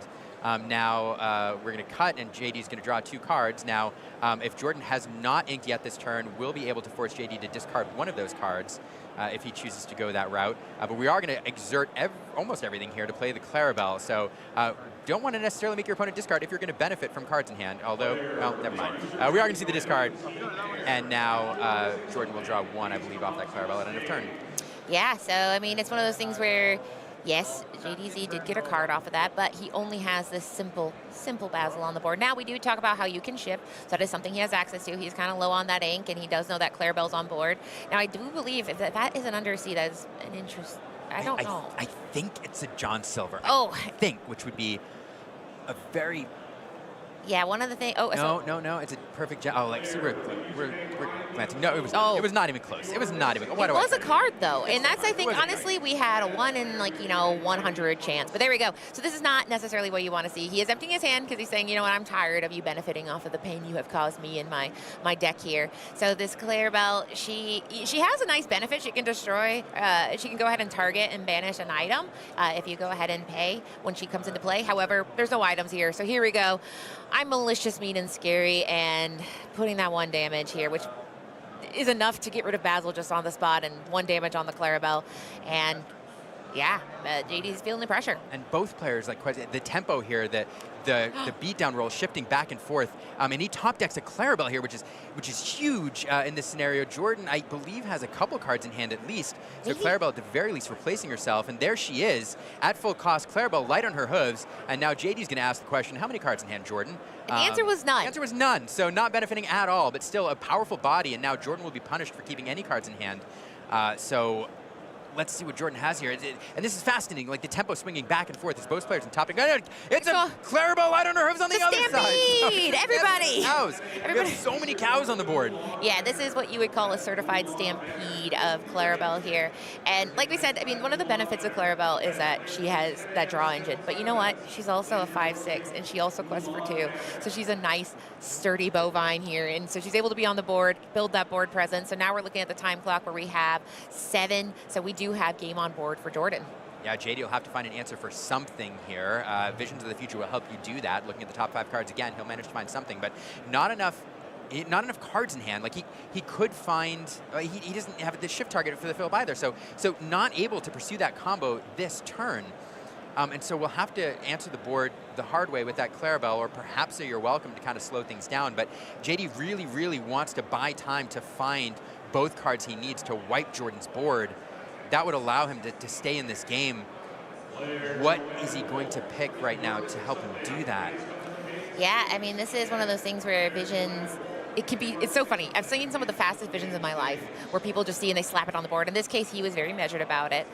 Because like we said, he has to be careful. He has one very delicate Clarabelle here with 1 damage on her. Then we have a more substantial 5/6. So we can do some challenging and possibly use a malicious, mean, and scary to do a little bit of put some damage. In this case, the challenging is just enough there to go ahead and take out that Basil. Yeah, JD trying to decide whether he's going to protect that. He's not. He's going to put 1 damage counter on that cow, and you're seeing that setup. I know, and that's right, because I mean, it takes something where if it's a pretty inexpensive card, if you have that malicious, mean, and scary where you can go ahead and sing it, and so it could be investment here. In this case, he goes ahead and passes. Now that Clarabelle is feeling very vulnerable because now all she needs is 2 damage on it. That being said, Jordan wants to quest, he wants to finish, so he has to do that clock of like, how bad would it be if my board got wiped and I was a little greedy here and quested for 5? Is there anything I can do? A Hades would be quite nice if you could get that Infernal Schemer. I love that card. I keep hoping for it. I don't even know if I've seen it, but that would be a good answer here. But here we go. It's a nice little damage hit because it does make a step with the Clarabelle. No, this is also quite nice. Very nice. Sending that back to hand, and since it's shifted, JD now has 2 cards, so Jordan able to draw 2 off that Clarabelle. Brutal, and that's why bouncing things back to the hand with Mother Knows Best and this Basil is fascinating, because things like You're Welcome, bouncing back to hand when you have a Clarabelle, it feels quite nice to go ahead and control the tempo of your opponent while also benefiting. So there we go. We do see a little bit of a payoff where he is able to do a spot removal, but ultimately not enough, and JD not able to keep it. And you know, wiping here, if you're just joining us, this is Jordan and JD. You know JD. Jordan is a local of JD's. They played in a set champs together last weekend, and so it's local on local here. And we will go on to a game 3. How exciting. It is, and I mean, shout out to JD. JD is one of those players that he's a player, he's a caster, he's a streamer, and he is very, very open about how he prepares for these tournaments. And I think that's so fascinating, because it's going to this tournament, as we talked about, we all picked, except for me and you, different decks, because it is kind of a meta where you do have to pick what you think is best position in the room. And so I'm very fascinated to see that he brought Detectives, because this is not something he lightly picked. But we were in that altar phase. We do see Jordan having that Under the Sea. That was a card that we talked about heavy on Inkables, where it's very expensive and maybe not pay off. That is a card that doesn't really pay off in this matchup most of the time. So I feel like Jordan's thinking about the full send back. No, maybe not. I don't. Maybe it's full keep. But that Under the Sea, one thing to note, sometimes if you have a clunky on Inkable, you can go ahead and get rid of it. Not get rid of it, but use Tipo to ink something that maybe you won't need. But in this case, you do want to make don't go for the hand that you want, go for the hand you deserve. He'll send back 2 and try to get some more better items to pair here. Absolutely. And this is so exciting, Katie. Like, what? Thanks for joining us this weekend. If you're just coming in, we are going into Game 3 here of Round 1. It's JD's Quest and Jordan. And you know, Katie, my favorite saying, one of my favorite sayings, at least I say it all the time, is we never root for players, but we always root for a Game 3 as We commentators, do. where everything's on the line. And we're going to see a Game 3 here in Round 2. Look at JD. He's such a clown. You just saw JDZ go. I keep calling him JDZ because I'm reading, but he's going lure guide, which I said today. I heard somebody out. Me and Liam were walking, and we saw someone raise their hand and go, lure guide, and I was like, oh, I like that very, very much. But here we go. We see JDZ locking in as he is copyright patent pending. He is going ahead and picking his final 7 cards for this Game 3. Round 1 of the Disney Lorcana Challenge here in Richmond, Virginia. So this starts some momentum for the rest of the day, right? Because I mean, honestly, I've seen players that they keep incrementally getting that momentum higher and higher and using that to be better and better. So very exciting. And shout out to Jordan for playing against, you know, somebody that we all know and love here, but they played before. So that's kind of quite nice, right? Yep. Two good friends here throwing down in Round 1. What are the odds in the 2,000 person tournament? It seems like 100% when you talk to people out there. They're always right. like, I traveled 100 miles only to get paired against a person I live in the same house as. But in this case, they live in the same city. But here we go. We got You're Welcome going down into the Inkwell, and Jordan here making his first Inky decision, which can sometimes be the hardest decision of the game. Absolutely. Nothing being played there. Back over to Jordan for his turn 1. We see that Donald Duck head into the Inkwell. There are turn 1 options here. We'll see if Jordan chooses to reserve it. He does not get that Clarabelle established on the board. She is that shift target. It's back over to JD for his turn 2. And we do see the ramp, so likely to see that played here immediately. And we can get on with the game now that the ramp. I know, yeah, right. It's so funny because sometimes I say like, well, we start commentating in Game 3 because really it's like, do you got it? And like I said, this is a deck where I've heard players say that they can stabilize a little bit, not against aggro, but in this case they are both playing that control style deck. In this case, he can go ahead and do an extra ink this turn. Now this one, it does have to be inkable. That's something that players sometimes get a little bit confused on, is this additional card from your hand into your inkwell. Tipo, it's any card. Sail it has to be an inkable card, which is an important thing to note. But in this case, he does have to decide what do you want to ink, because it's hard. He seems to like all his cards quite a lot. Yeah, so let's see which way JD gets to go here. We are inking that extra card. Nothing to the board again. That Basil heading out in there, and back over to Jordan for his turn 2. Jordan gonna get a little quest there. Why not? Get that free lure. Sometimes it makes all the difference. And now we're likely to see a ramp from him here too. Which one will it be? And one of the things that we talk about with this inking in the earlier, sometimes it can be so easy to look at something that costs 7 and be like, that's 500 years from now, I'll just go ahead and ink it. But it can feel bad because we know that that's how you win the game, is with these critical control aspects where you get that card draw. So in this case, he does have to go ahead and get that Basil Disguise Detective into the inkwell. But he's sailing. He's sailing those Azurite Seas, and what is he going to find here? Let's see, Basil down to the inkwell here, and back over to JD. Those Basils there, convenient ink here in the early game. JD, I'm so interested to know which way he's. And here we go. We are in the double ramp. I love sailing the Azurite Sea. I'd like to sail. I think those as a sail signed by Sailor, which is one of the players you guys saw this morning on our 30 players we picked for the fantasy draft. Yeah, he's on my team. No big deal. Oh, okay. Someone might have drafted him. We don't know. But either way, he's sailing the Azurite Sea with Sailor here, making sure he gets those assets, because as we saw, the person who has more cards, more control, is having a better time usually. So in this case, he is going to go ahead and try to win that resource race here, knowing that that Clarabelle shift is something he fears. He's going to go ahead and ink his own Clarabelle, and let's see what he does if this remaining ink he has. Yeah, both players very, very deliberate here. It is Game 3. They've got 15 minutes left. We are going to see that, I think, Under the Sea sent to the inkwell.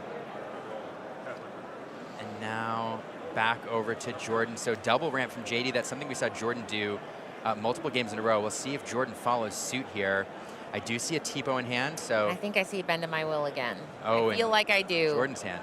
I thought I saw, yeah, it's in JDZ's hand, which is critical because, I mean, at the end of the day, doing nothing feels bad, but doing nothing and then completely taking away your opponent's game plan feels a little bit better. So it's kind of knowing the limits of your control and what you can come back from, and that's why these mirror matches can be fascinating, because like we said, they're doing so much and so little at the same time. They're preparing for this extreme battle, and so you just see one little Clarabelle out there by herself. We're seeing the double ramp. We're seeing them saying, I have to win this war, and the heat is on. It's just the pressure is mounting each time.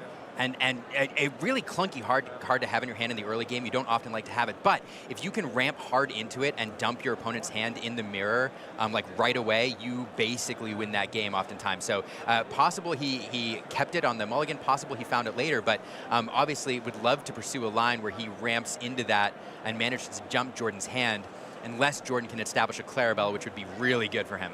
And I think he knows that Your Welcome's his #1 goal here, because, I mean, that's why that Clarabelle, she's either going to get Your Welcomed or she was going to live or go ahead and survive. 6 ink, Katie. Okay. All right. 7 ink on the next turn. All right. So that means there might be some wills being bent. So we need to see what Jordan has in hand, because it is now both players have access to the devastation. So things that can happen right now. Clarabelle could shift. JDZ does not have the most robust hand in the world, and he is eagerly looking to dump as much as he can. That being said, if he plans on playing Ben to my will, then maybe he's not as scared of what Jordan's up to over there.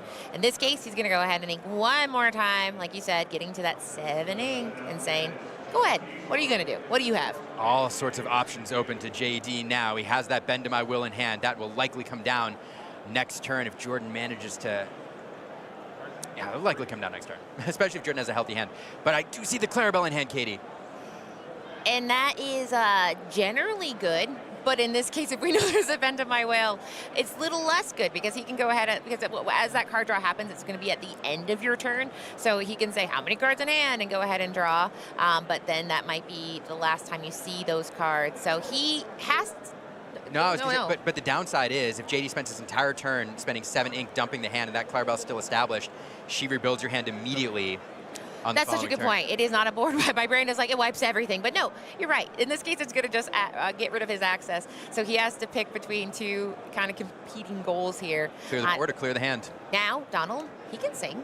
He could possibly... oh, you're welcome into a bend. It would be brutal. So absolutely brutal. We'll see. We'll see what he has access to.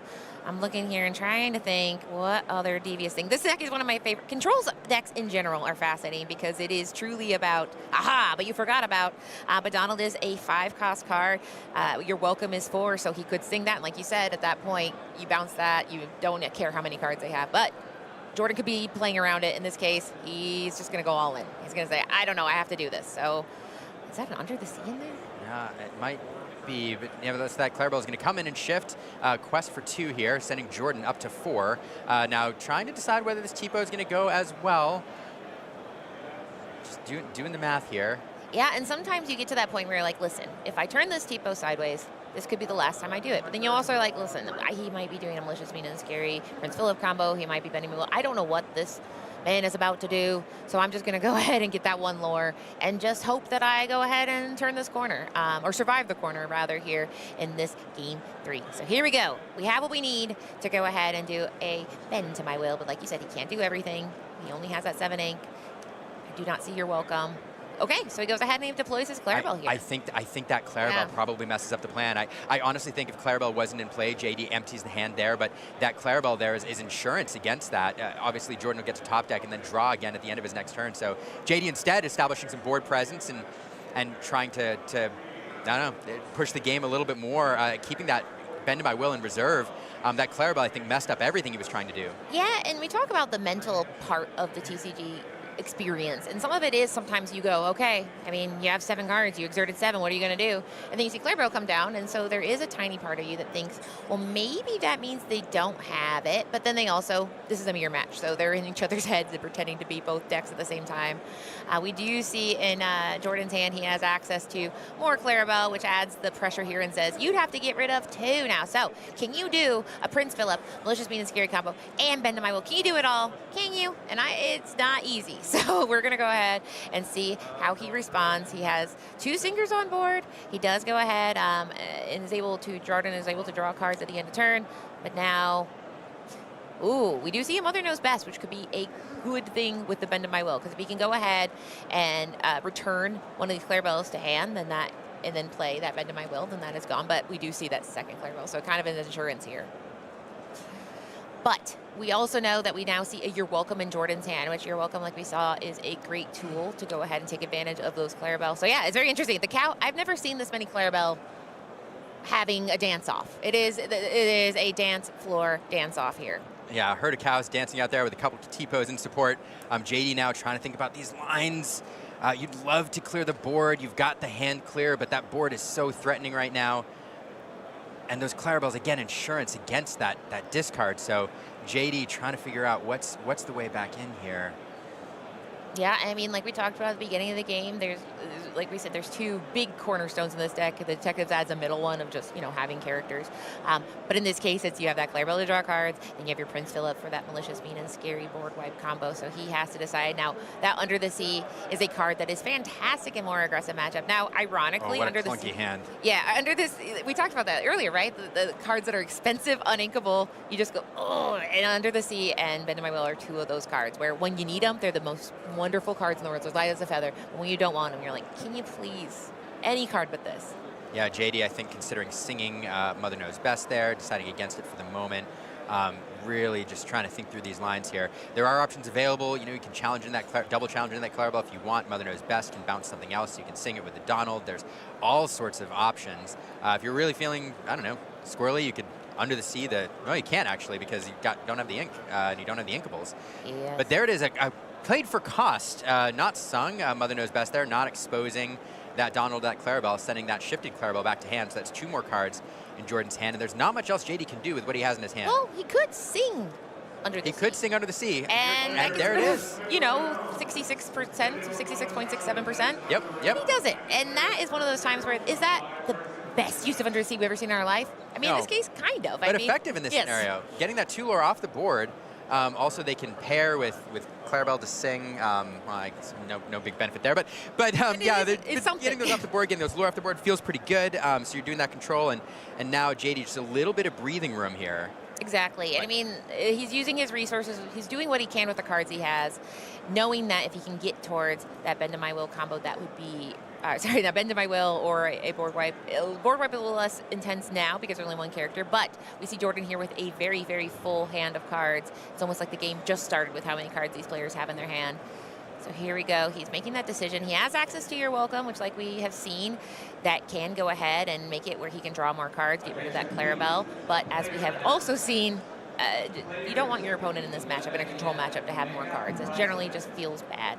So challenging it is. Speaking of control, Jordan doing a little bit of control there, not questing the Clarabelle, instead sending it in to clear up that Donald Duck. Donald Duck, a decent quester on his own, but also can do some damage and also can sing as well. So that feels pretty good. And Jordan again left with plenty of ink to establish a healthy board, and bouncing that Clarabelle back to JDZ's deck now will give JD 2 cards, but Jordan will benefit if JD's hand is over certain, and it is pretty healthy. So JD another couple cards. Jordan likely to benefit here, able to dump some more cards out of his hand. He can ink with the Tipo as well, so he's able to get his hand even down smaller to benefit from that Clarabelle. So Jordan with a very good turn here. Yeah, he is able to go ahead and manage the board here, getting another Clarabelle. I was seeing that having those Clarabelles have been great insurance for him. He knows, I mean, he doesn't know there's a Bend to My Will, but he knows that there's a Bend to the Will in the deck. And so that Bend to My Will is just ever present. The more Clarabelles he's able to deploy, the more, as we've seen, it's made it very unsavory for JDZ to do it because, like you said, he can build back pretty quickly after that. He has access to so much ink here. It looks like he has 12, let's see, 5 plus 5, at least 10 ink here. So, but on JDZ's side, he only he has 7, which is a lot of ink, but the economy is not in his favor. So he does have to decide, what route do I want to go? And here, JDZ, there's decent hand size. Jordan, by the way, drew 5 cards off that Clarabelle, I think, last turn, which is incredible. Pretty powerful. JD here, lower on resources and decent hand size, though. We'll see what he manages to do. There's just a lot to deal with. Ideally, he wants to establish a couple singers, so one sticks around till next turn, so we can do the combo we keep talking about. But yeah, we're like, you know what you could do, and he's like, yeah, I'd like to do it if I could get a breath here. So he is going to go ahead and say what? Yeah, because oftentimes they want to see a discard pile because they're saying, statistically speaking, what am I dealing with here? What have you already played? What have we already seen? That's why keeping in track of what your opponent is inking is vital, and why ramping when it's a blind ramp where they don't have to show you is fascinating because you kind of lose track of a couple cards. But here we go. This is one of the combo pieces and also just a nice quester on his own. We have a Prince Philip coming down. And that Prince Philip with its ward looms large here. I mean, we've seen the combo before. Prince Philip can sing Malicious, Mean, and Scary and shift all in one turn, so you want it to stick around. Jordan with plenty of answers for single characters with cards like You're Welcome and Mother Knows Best, but not able to choose that warded Philip. So a card that is likely to stick around till next turn. And just for insurance, we're going to go Clarabelle there that can also shift. I think I see another Under the Sea in his hand, which is, this is like one of the, maybe not, maybe I'm hallucinating, because we see those uninkable symbols, but I mean, man, that Bend in My Will has been in his hand, I think, since like turn 4. But like you said, he's got insurance here. He's basically saying that like, oh, I don't think you'll get rid of both. And this gives me both plans, right? We talked about the Clarabelle pillar. We have the Prince Philip pillar. We do have a lore guide going ahead and moving that ink to say, how much ink do you got? And the answer is a lot. Yeah, we do have access here to a total of 10 ink on Jordan's side. So he just has to decide. And there we go. I see a Hades Infernal Schemer. I knew I saw one. I knew I didn't make it one up. in here, right? Exactly. Now that Hades Infernal Schemer cannot scheme against Prince Philip, which is why that ward comes kind of handy. Yeah, we'll see which way Jordan chooses to go here, knowing, of course, that that combo is probably likely next turn at this point in the game. And so developing his brain here, going wide is going to be dangerous. So Jordan just figuring out, how much do I need to put on the board to draw out that combo and then be able to rebuild afterwards. And to be honest, 2 Clarabelles is probably enough to draw it out. So we'll see.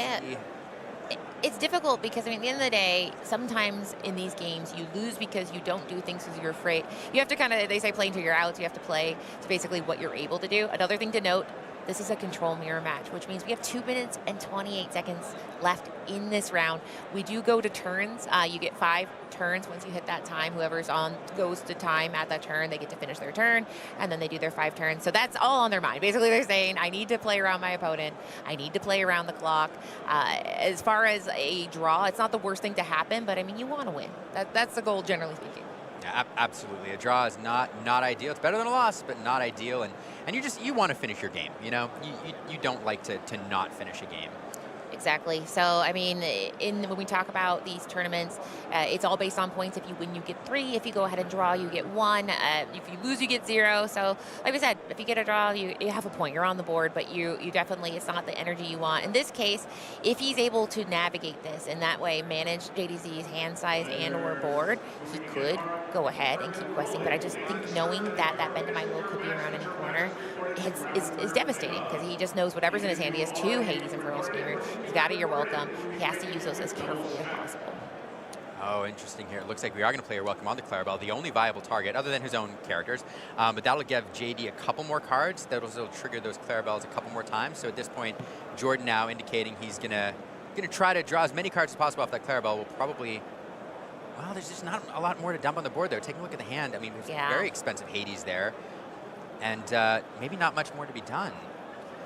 Yeah, he's going to go ahead, pay 3 ink to get his own awarded Prince Philip to just kind of threaten that combo piece and at least have another piece to quest for 2.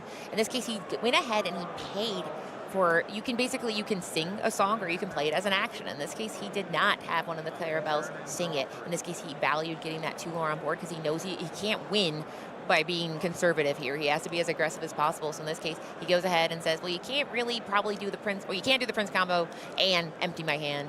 You pick. I'm going to go ahead and get 4 lore.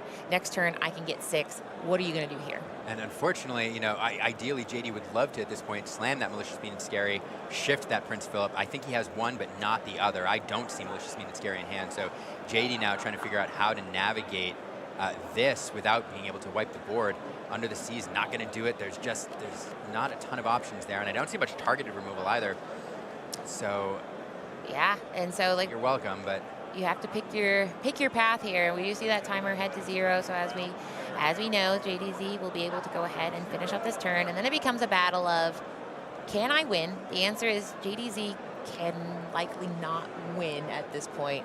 So can he prevent Jordan from winning? And Jordan saying, can I win?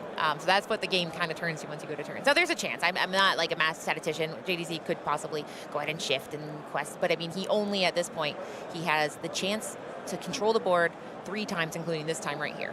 And one thing I will note too, sometimes it is possible. Sometimes the stream timer is off from the actual. It's true. That's a good point. Because it does tick, and if there are judge calls or judge discussions between rounds, sometimes judges will grant time extension. And so we see the timer at 0. It is likely that there'll be at turns at this point, but it is possible if you see them not on turns, it's possible that the stream timer is off. So just a note for the audience. Fantastic point, because yeah, as we knew, there's lots of moving parts here. There's a timer for the room, but everybody is going to have. In this case, we do see the shift. He's doing what he can with what he has available to him, and he was able to go ahead and get that Prince Philip on the board and then do some challenging. Great play. I mean, you don't need to do the combo necessarily if you can do some damage with that Philip by himself. So shifting down to one of those characters is banished because it was damaged, and then Prince Philip challenging in. That's doing it the hard way. Tipo will now come down and ink as well. So JD managed to clear some significant threats off the board. Now left with just that Prince Philip there. And now, okay.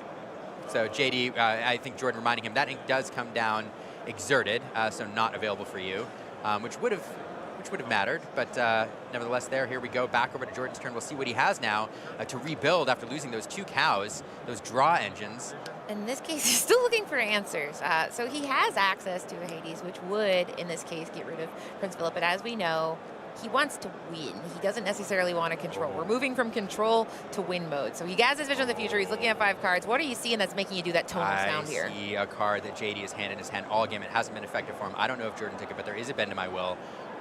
That would feel particularly devastating right now if Jordan chose to use it. Now, it would be saying I'm sacrificing board this turn, potentially. He's got a lot of cards here. Oh, Prince Philip, we're going to shift that, take the board. That's going to banish the other Prince Philip because it is damaged, and now Prince Philip able to quest on his own, go up to 15. So Jordan just with answer after answer, but now there is only 1 character left on board unless he establishes something else, so JD has the ability to remove it with 1 card. Mother Knows Best, or You're Welcome Perhaps.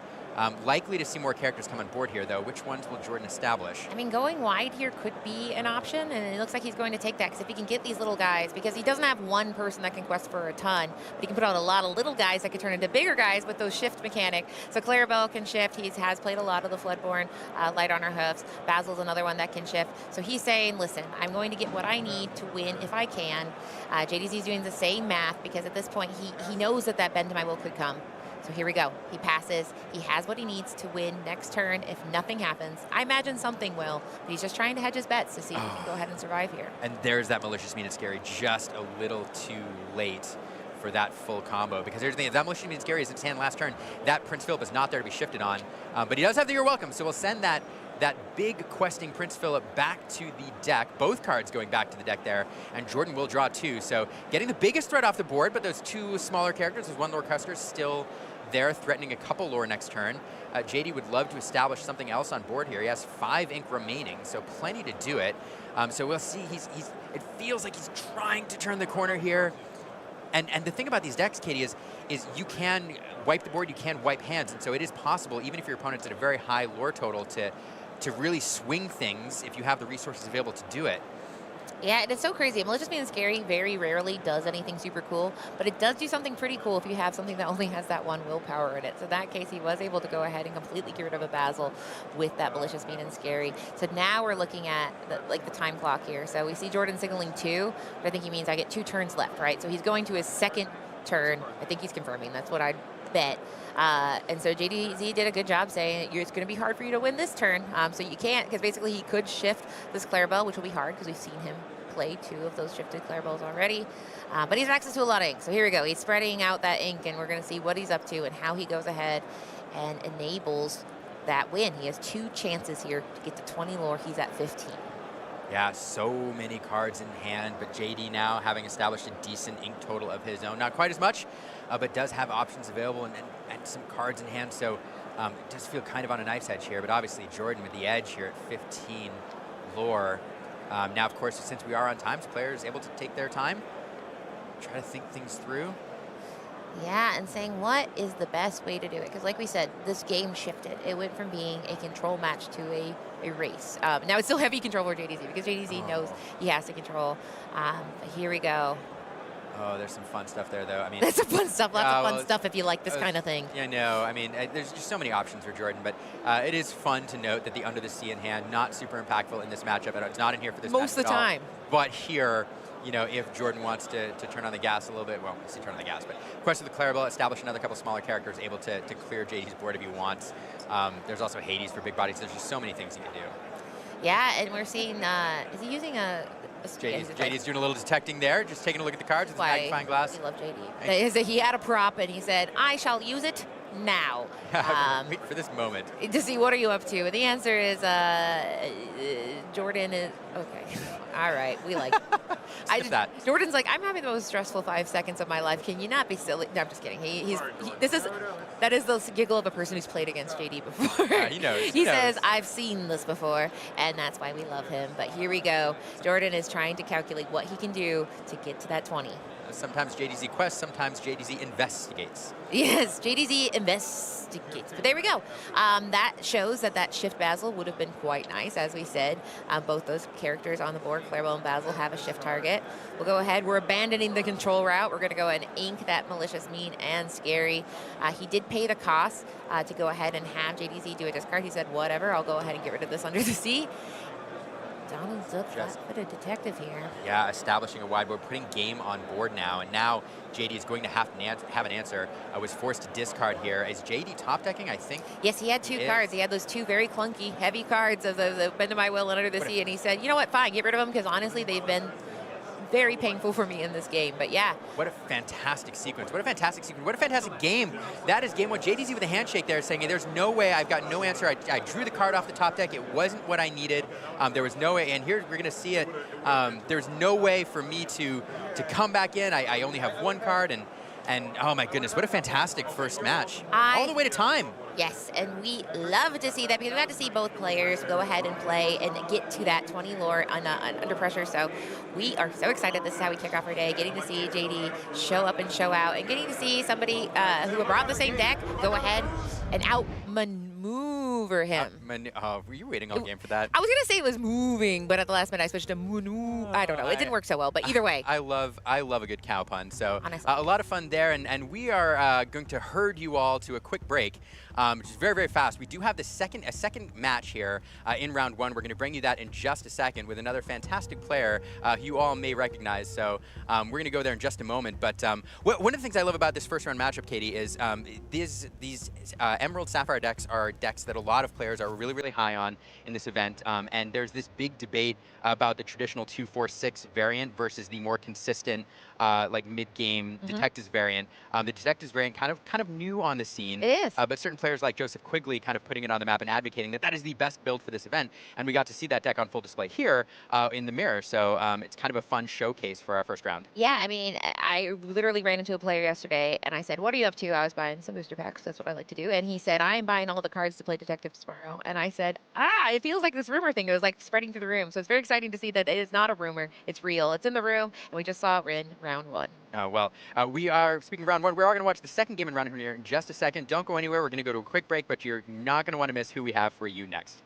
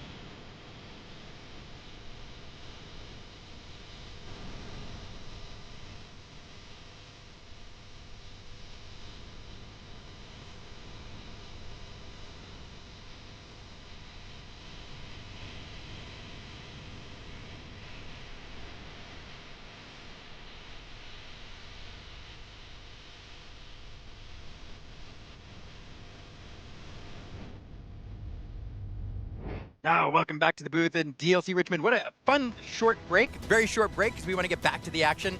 Katie, what a match one. Yes, I mean, we're seeing the kind of vibes out there. We're seeing that Control is alive and under a new identity. But I have a feeling we're going to have something a little bit different here. I'm very excited. We get to see 2 different matchups in round 1, which I love. I love the more Lorcana, the better.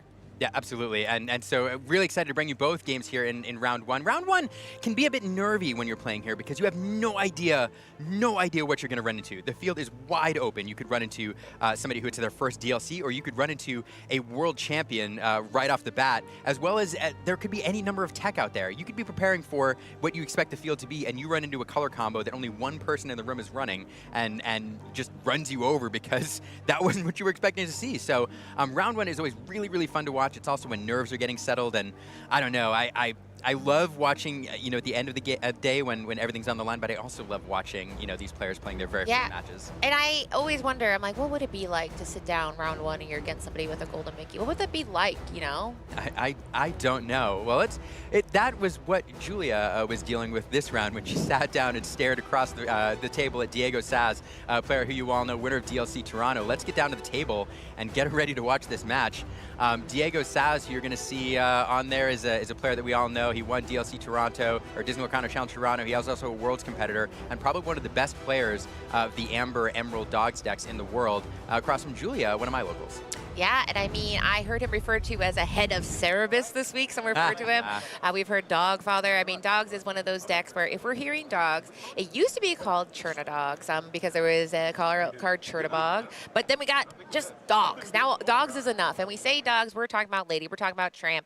It's a lot of ladies, a lot of tramps. So in this case, sometimes players like Diego, it's tricky because he's not shy about this being his deck. So I imagine she has a hint that this might be what he's playing. But here we go, and we see that it is a matchup of Emerald Amber versus Amethyst Steel. So now, this is a matchup where Amethyst Steel does have a little bit of the ability here where it can do some control aspect. Basically, if they're able to get something like a Captain Hook and a Calhoun out early, then it makes it where the aggressive nature of a dog deck with this Amber Emerald combo, it cuts them off at the knees where they're not able to go ahead and do that aggressive style play line.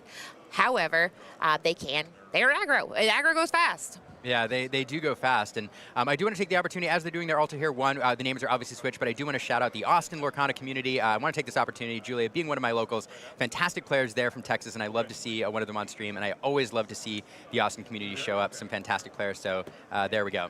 Shout out to you, Texas. Shout out to Texas, yeehaw! But speaking of yeehaw, we're off to the races. We are off to the races. We do have 1-4s on either side. Daisy Duck, obviously the better one here when you're taking the aggro role, able to quest for 2. Of course, the drawback is Julie will be able to look at the top of her deck, and if it's a character, she gets to keep that card. So your opponent benefiting from some card draw there. And we're going to see that in action here. And she does find the Captain Hook, Forceful Duelist, foil all the way back from set 1, Julia keeping it in her hand. On her side, the Palace Guard, and a 1-4 itself, but with the illusion drawback, and obviously not as good. It's in here more for some control and to power the Strength of Raging Fire, which you're hopefully going to see on turn 3. But now Mowgli coming down. This is a new card from Whispers in the Well. What do you think, Katie? I love this little man cub here because he is able to go ahead and, at the best, he's going to go ahead and say, I can go ahead and you have to discard, your opponent has to discard a non-character card. We've seen cards like Bare Necessity where you get to pick when you play it. In this case, Mowgli, the opponent, is going to pick. Now, it doesn't hit here. But when we say it doesn't hit, that means he didn't find anything, but he did find things. He found information, and information is, it's worth its weight in gold here. So we're going to go ahead. We need to play something on turn 2. That is, like you said, how this works as far as how the deck works best. And we'll go ahead and get just down one cost here. And what Mowgli was doing there is what we call in the game a strength check. And it's not, no, this is not arm wrestling, but Mowgli coming down on curve here, trying to see if Julia has that Strength of Raging Fire, which she's going to want to play on turn 4. She's going to want to sing it. That's what these Amethyst Steel decks want to do. Not finding it there means Julia is looking for it, hoping to play that to keep Diego in check. But Diego says, you know what this deck does really cool? It can go wide. And so he's going to go ahead and get a Lady and a Go-Go Tamago, which I think this is a no-go Tamago because in this case, she does not get that burst of lore where she is able to go ahead and gain lore if you pay 2 ink to equal to the damage on opposing character. But in this case, she's evasive, which matters. Evasive is something that's very important in this meta, but just in time, we see a little bit of an answer here if she goes ahead and exerts. Lexington, a powerful card in this matchup coming down. It is a 4/4 with alert, so it does get evasive on Julia's turn. Now, of course, it has Stone by Day, so it doesn't ready if it's exerted and Julia has 3 or more cards in hand. But in this case, we'll be able to crack into anything that Diego chooses to leave exposed. And also not vulnerable, and it's kind of, sometimes not important, kind of important here, because not vulnerable to Under the Sea. But Diego now, this is exactly what this deck wants to do. It is 1, 2, 3, 4, and then Tramp, a 7-cost card that gets 1 cheaper for every single card on the board, will now be played for 3. And even more important, Diego now able to dig 4 cards into his deck. He will keep 4, or keep whatever was in his hand.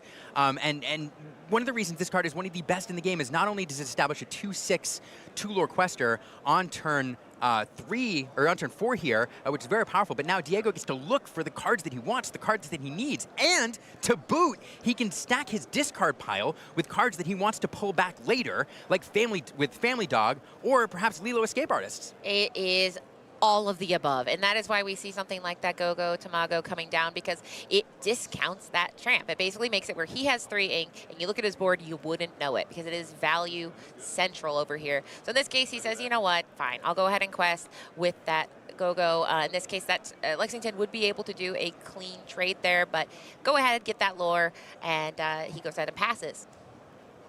Passes over to Julia now. Julia, 4 ink available. This is the turn you want to sing that strength. She will establish the Genie, draw a card. It's a classic turn 4 play in this deck, but we'll see if she has the strength. It doesn't seem like she found it. Yeah, you got to find the strength to carry on here. And the thing that is so devious about this Tramp is he is a 2/6, and 6 is notably pretty big in this game. And that is because if you're playing Strength of Raging Fire, that means you have to have 6 characters on the board for it to do what you need it to do. Or you need to have Zeus and a Strength, Heroless Thunderbolt. So it's something where the math is just very frustrating. In this case, we know he's able to go ahead and exert that Go-Go because at the end of the day, we know she's trying to conserve for that Strength of Raging Fire. She needs those characters. But in this case, we see why Tramp is a problem because Tramp discounts himself. So now he is able to get that discount. Only have to pay 2 ink for that Tramp. Go ahead and draw 5 cards, dig even further into that deck, and like you said, stack his discard pile. That discard becomes just the second place you play cards from. Yeah, Tramp after Tramp after Tramp here. Now, if he manages to find another one, one thing you love to do is string them together, but no, instead, we're going to see a song here, and this just feels like it's adding insult to injury here. Diego's board is wide, and now Julia sending those cards. Now, they should go to the bottom of the deck here. Julia, I think, reflexively putting them in her discard. We'll see if that's corrected here, but those Under the Seas do send cards to the bottom of your deck, and now only that Lexington left standing. Yeah, and we're seeing something so incredible because I mean it's something where you're able to get, look at how much ink Diego has. We're like, what, there's 12 ink in that last batch. Here he has 3. He only used 2 and he was able to be absolutely devastating using that sing together mechanic, using the Tramp ability to come in for that discounted rate. And then he still has cards in hand that he picked himself. He went through so many cards to be able to get exactly that card. So he is having a good time. And then at the end of the day, he still has a nice, healthy lore total on board. Yeah, Julia now trying to figure out if there's any way back into this here. That Lexington is available. We have some cards in hand like Cheshire Cat. It looks like we're going to correct that Under the Sea play there. Those cards will go to the bottom of the deck. Lore Guide there, perhaps stepping in at the table and making sure that that's corrected. Shout out to our Lore Guides here at the event. Lexington will crack into that Tramp there, deal some damage, take 2 in return, and we're going to put that Cheshire Cat out. We're seeing the benefit of the damage there. That Cheshire Cat immediately going to be boosted to shift 2 damage over to that Tramp and clear it off the board. So a little bit of control there, Katie. Yeah, it's a little inexplicable, if you will, and so he gets that inexplicable damage and moves around. It's something where we love to see, I mean, I personally love to see this new mechanic coming in, but it might be a little too late because it's something that's nice to do a little gentle control. It's able to get rid of some of these lower characters, but here we see there's that synergy you referred to. Lady Miss Park Avenue, I believe, coming down down, able to find 2 characters, 2 or less, from the discard pile, pulling back in hand. This deck doesn't have a lot of card draw, but this is kind of sneaky card draw, isn't it? Yes, it is. But like I said, I mean, the discard is just the second place you play cards from. You were looking at, what do I want the most? Like you said, it is going to be 2 in cost or less from your discard. But I mean, at this point, it is just keeping that pressure on and on, because we know that Julia doesn't have that wide board wipe ability that Diego has with that Under the Sea, and that the Emerald decks enjoy. So in this case, he is just able to go ahead and get a resplendent amount of ink, going ahead and bringing his total up to 12 and putting game on board. Oh, I spoke too soon, 14. Yeah, and 14 close to board. That Stone by Day ability on Lexington taking effect here. Julia with multiple cards in hand. Beyond 2, so that Lexington will stay exerted. And we also note Julia did hit another Lexington off that Daisy Duck quest there, so possibly might have been the card that put her over 2, I'm not sure. But Daisy Duck working here to perhaps to punish that Lexington being exerted. Julia now trying to figure out, is there any way to establish enough to perhaps between this and the following turn? Yeah, and that's why Control. the Stone by Day, I mean, we've seen the advent of gargoyles in this Whispers in the Well meta. It basically makes you have to, because I mean, naturally you're like, I need cards. Cards are good, right? But then, like we said, if you have those 3 or more, then Lexington turns into stone. He cannot ready. Now, Daisy is one of those things where generally you feel bad giving your opponent cards, but in this case, you don't feel so bad. In this case, we do also have They Never Come Back, which goes ahead and messes around with the ability to quest faster, because it's going to go ahead and get that character exerted, and they never come back. Well, at least not next turn. They do not come back, so they'll be staring at that Lexington there, exerted across the board. This is a card some people have worked in. There's all sorts of different kind of removal or tricks that you can work in. They Never Come Back as one that some people use. It does draw you a card as well, so it replaces itself. And did you see what he chose, what Julie chose there? I believe the Tramp and the Lady, but that might be just me saying, well, they quest for the most here. But probably. But we shall see. Yep, there we go. And also finally finding a Strength of a Raging Fire here. It's one of the cards that makes a difference in this matchup, and one of the reasons that Dogs probably prefers this matchup the least out of any of the Amethyst clones. Strength of a Raging Fire here coming down and clearing off that Daisy. So another Lexington established here, and a couple characters won't quest, so all of a sudden it looked like Diego had game on board very, very quickly, but Julie managing to slow things down a bit.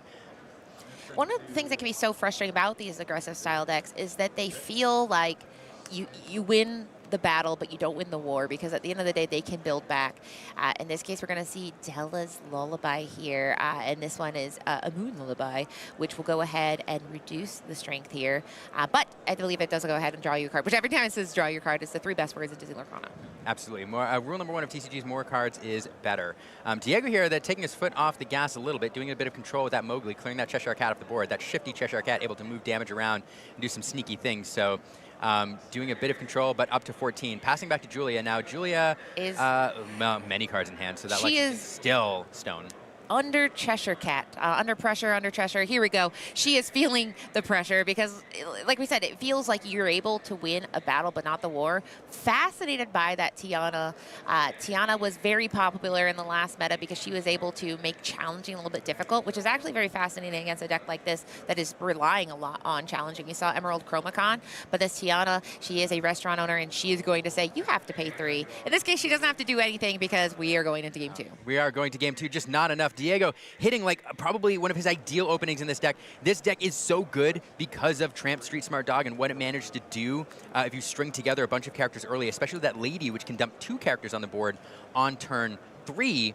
And so Diego just all gas there, and the Under the Sea to clear things off. So Diego showcasing why he loves Dogs and why he clearly thinks this is the deck that's going to take him all the way. Yeah, and I mean, I will say, one of the things me and Liam do before every tournament is we walk around and say, tell me what you think, tell me what you think, tell me what you think to every single player we see. And I did talk to a player here who you guys might recognize from a caster over in Europe. I talked to Kim, and I said, in this matchup, because she plays Dogs and loves an aggressive style deck, what do you need to do? Like, how do you win against that Amethyst Steel? And she says, you need to go first. If you don't go first, it's going to be a bad time. So Diego is not going first. So now, if Julia, like I said, if she can get that hook and she can get that Calhoun out, that's good. But one thing we talked about, Liam, we talked about earlier this week, is that different decks feel a lot scarier in other people's hands. So there's any person in this entire room where I'm like, well, I don't want to play them playing Dogs. It's Diego, because he knows this deck like like a back of his own hand. That's true. Diego, I would say Diego and Kurt Spice right now are probably considered the two of the best dogs players. There's a lot of great dog players out there, but those are two of them. Also, shout out to SSG Ghosty, who invented the original list, Jack Morales, yes. Out of Florida. So another great player on dogs. But Julia here off to turn 1, establishing that turn 1 card. It's very important in this deck if you want to get that strength full power on a later turn. And Diego with it's the same opening as last game, except this time Diego is on the draw, so it's just a little bit behind. But establishing that Daisy, that 2-lore quester on turn 1, that's exactly what he wants to do. So both players, so far, not missing a beat. Oh, but here, this is a double. So this deck often doesn't do 2-on-1. It often does a two drop character, and now we're seeing 2 1s. Yes, and the reason you want to do that is because she saw what happened. Diego goes so wide, and so it's a situation where she's going, well, I'm going to need to be doing some hand-to-hand combat here. That Daisy does have a 4 willpower, which means she needs a friend if we're going to go ahead and challenge her in one clean go. So in this case, this is what she needs to put that pressure on. She's saying, I now have a board. You need to respond accordingly. And last game we saw Mowgli go ahead and get to play it on this turn. Diego also in turn can go wide. In this case, he goes as an inks that Lilo Escape Artist and says, I can go wide too, you know. Yeah, going wide here, following suit, same thing. But that Daisy Duck, as you pointed out, kept in check, not questing there. That hook kind of threatening with his challenger too to do some damage and take her down. So now Diego, everything's standing upright, but plenty of lore on the board, and that lady can also be boosted a little bit if Diego drops several characters on the board next turn. Exactly, and so now it's the planning phase, because we've seen that basically step 1 is you get that board presence, but step 2 is you got to get that card draw coming. So in this case, we're going to go ahead and get Cheshire Cat out, because we saw a Dumbo in hand, but Dumbo is best when paired with some evasive friends. So that might be something that comes into play later. In this case, that Cheshire Cat is fantastic for getting some challenging and damage moving synergy going. So we have the Elsa Fifth Spirit in hand and a Dumbo, but she goes as and passes and says, you go first. And this becomes a standoff when you see a lot of times in these wide boards, is you're waiting for one person to go first, which is why card interaction like Demona and Elsa Fifth Spirit matter so much, because it forces your opponent to give into the war of standing and not questing. Yeah, breaks that board state wide open. We'll see what Diego chooses to do here. Now, sometimes this is a turn you do the strength check. You try to see if your opponent has it. So we might see an Ursula or a Mowgli. No, we're going to establish a Chromacon. Oh, interesting. And yet, you love to see it if you are a dog player. You don't love to see it if you're Julia, because we talk about items. Items are one of the cards in Disney Lorcana, and you don't see it in every deck. But when you see it, it is because it is vital to the deck plan. So much so that there's a card, Benja, that we don't see all the time, but people have been adding Benja back. Benja was reprinted in Fable. He has that item removable when he comes into play. People have been adding him purely because of their fear of things like Emerald Chromacon, a Junior Woodchuck Guidebook. So it is very interesting to see how devastating it is. And here we go. We got Genie for that card draw, but yeah, the math changes now.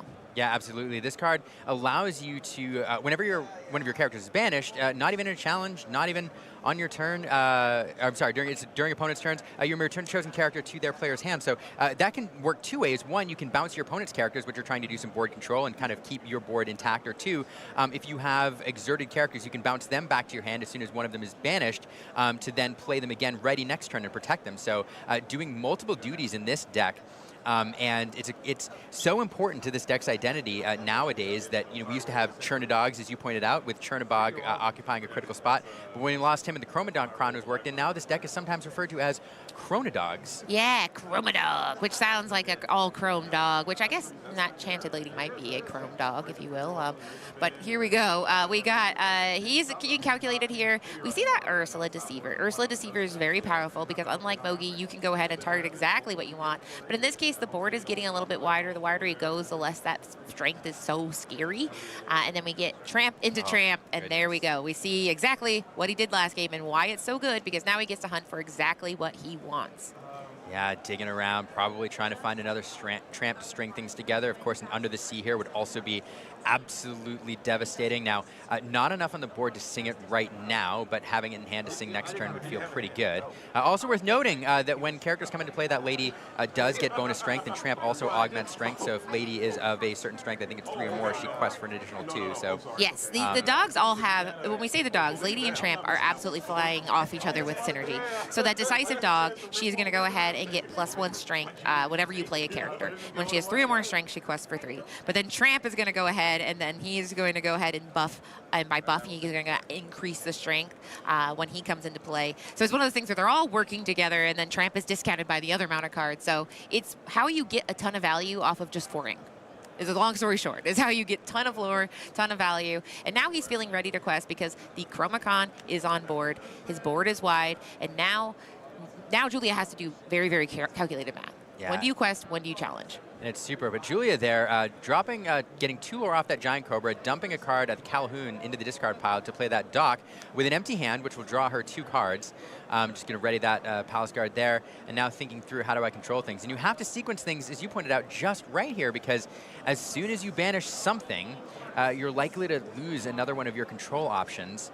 Yeah. So Julia now questing 2 of that Genie. Yeah, and when we talk about sequencing, it's just saying that, I mean, the order in which you do things extremely matter because, like we said, when something quests, you want to generally quest with everything you plan to quest with before you start your challenging. When you have the Chromacon on board, now everybody's going to do things in different orders. In this case, she goes ahead and challenges right away and is starting that bounce. So that Cheshire Cat did not get to do that quest before the Chromacon started. So this is why it's going to matter, and she has to think through exactly how she sequences the attacks. And not even a thought there, not even blinking, Diego, just immediately choosing that cat, realizing that darn cat here. That it presents. One note, I do think that Captain Hook should have 1 damage on it from that challenge. Oh, no, it should not. It just cleared off the lady, my bad. But yeah, double challenge there from the Palace Guards into the Daisy. So 1 damage each, and we'll pass it back over to Diego here. So a little bit of control, but Julia now with a wide board presence. Diego all the way up to 7, though. 1, 2, 3, 4, 5, 6, 7 on board now. Oh, here's a fun card. It's the Mickey Mouse Amber Champion. Yes. This is a spicy card to be worked into this list. It is, and this is why I love watching people like Diego play, because this Amber Champion is one that's going to synergize with the singing ability that we have in Disney Lorcana. So essentially, your other Amber characters are going to get that +2 willpower, but also, when you have 2 or more other Amber characters in play, Singer 8. Now, why do we need Singers? Probably to send somebody to the bottom of the ocean, I would imagine, for it under the sea. So it's a very interesting include and shows what he is teching for here. So yeah, he's able to go ahead and get a little bit of lore on the board, menace with that Mickey and saying, what song do you think he's going to sing? Which notably, everything but Giant Cobra would be impacted. Well, now, and it is game on board now for Diego. Of course, Julia able to clear some stuff off. But the great thing about this Amber Champion is not only does that Singer help a little bit, but that 2 willpower, especially against a deck with damage-based removal, it looms really, really large here. So those Daisies, if they're at full strength, now have, or full willpower, now have 6 willpower, and it's just a lot for Julia to deal with here. That Tramp, even with that 1 damage, has 7 willpower. So Julia now having to figure out how to take down these very, very powerful characters. Maybe a deal? Perhaps a deal. So Hades looking for a deal coming down, offering a deal. Looks like Diego did not take it, and so Julie able to draw a couple extra cards here. Ooh. There's a very popular card this set's been worked into most Amethyst builds, although not all. And Julia did find a strength, so that will be good. Genie's going to sing it here. Probably going to choose that champion, clear that off the board, but a character being banished. Now Diego's going to send back the Cobra.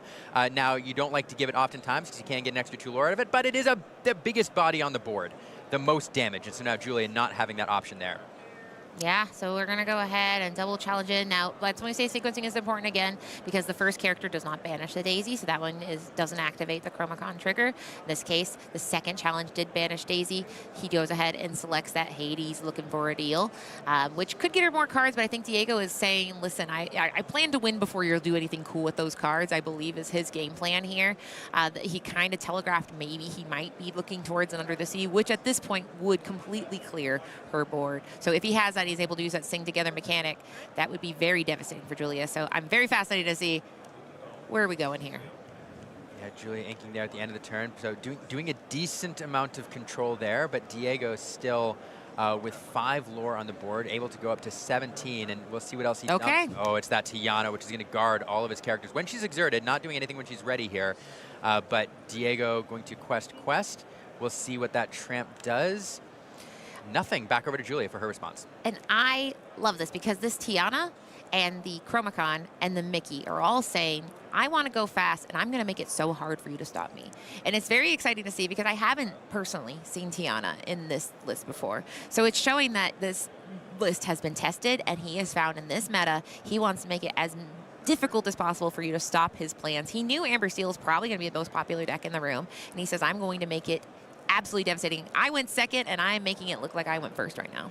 Yeah, it is interesting. Tiana has worked in and out of these decks, and last meta there was a time when she was very popular, and then she disappeared for a little while. And so it is fun to see Diego working her Diego working him back in. But yeah, I mean, just to your point, I mean, it just with both those cards, very, very difficult for people to deal with when you're using damage-based removal. People to deal with, and it's cards, and Julia now dropping a genie, looking for answers, but a lot of work to be done. Yeah, and it's capitalizing on your opponent kind of, I don't want to say, but making choices. And there we go. I mean, she had to make very difficult choices over and over and over again. And Diego took that to the win here. He was able to win handily on the play, on the draw. And man, what a fun match. So we've seen a tale of two matches in the first couple of rounds here. We saw in the first round a very, very long match go all the way to time. JDZ throwing down with a deck that we expect to be very well represented here with the Sapphire Emerald Mirror. And then in match 2, we saw a very, very quick game with dogs doing dog things against a matchup that it's not, I mean, dogs, when piloted by Diego, is good into almost anything. But Amethyst Steel does stand a chance because it does have that strength, which you can hit very early. But Julia never able to hit it on curve, just not able to stay in the game. And with a couple Daisy Ducks, like in the early game, both times, Diego just able to race ahead. And Diego's off to a hot start. And Julia, fantastic game played. As you pointed out earlier, Katie, you come to these things and sometimes you sit down to a first-time, challenge player, and sometimes you sit down across from a Worlds competitor, and Diego, one of the latter. Yeah, and Diego showed that he is a lover of the Emerald Amber combo, but more than that, he's an innovator. And I'm very excited to see the kind of innovation we're going to see. We saw Detectives in Game 1, and then we got to see that Mickey Mouse Amber Champion in Game 2, which is just exciting because that means we're going to see more cards. People are like, but have you seen this one before? And I love it. I love it very much.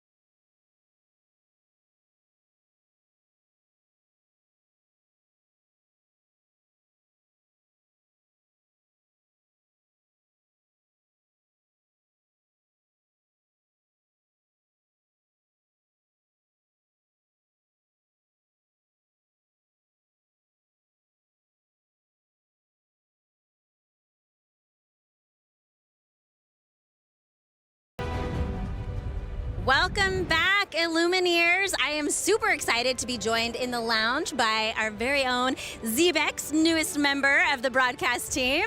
Thank you for introducing me. I'm so happy to be here, finally hanging out in the lounge with you, getting to see all of these awesome Disney Lorcana players in action. Yeah, what a round one. We had some fantastic games. We got to see JDZ playing. We saw Diego Saz win his games. We actually do have a couple interviews.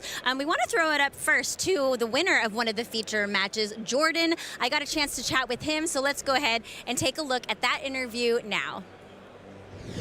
Hey Illumineers, I'm here after round one with Jordan, who just got his first win of the day. How are you feeling right now, Jordan? Good about the win. A little always. It's not great to have your whole deck on camera right out the gate, but you work with what you get. So you work with what you get. Well, you were working that deck, and I'll ask you about that in just a minute. But you were just telling me how you got started with Disney Lorcana. You had played some other games in the past, but what got you into this game?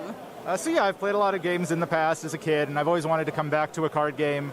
But my fiance was always hesitant, but this was the IP that pulled her in. She's a big Disney fan. I love Disney. And it was just kind of the perfect storm to just, we really randomly picked up starter decks because a place happened to have it, which was pretty lucky at first chapter. Oh, yeah. But yeah, we've been playing ever since, so it's been really good. Nice. Oh, so since you are a Disney fan, I have to know, what is your favorite Disney movie?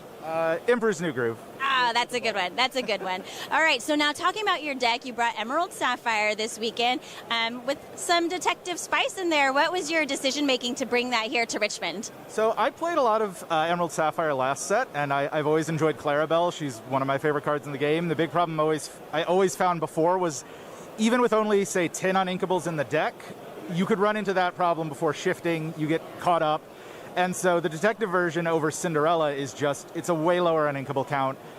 It can still happen, you can still brick, and it feels worse when you do. But I feel like the fluidity, and I also feel like in the mirror, for me anyway, Detectives feels better into like a traditional Cinderella ramp version. So that's just where I've enjoyed the deck all set, so. And how are you feeling going into the rest of this weekend? The meta is pretty diverse. Are you feeling pretty confident?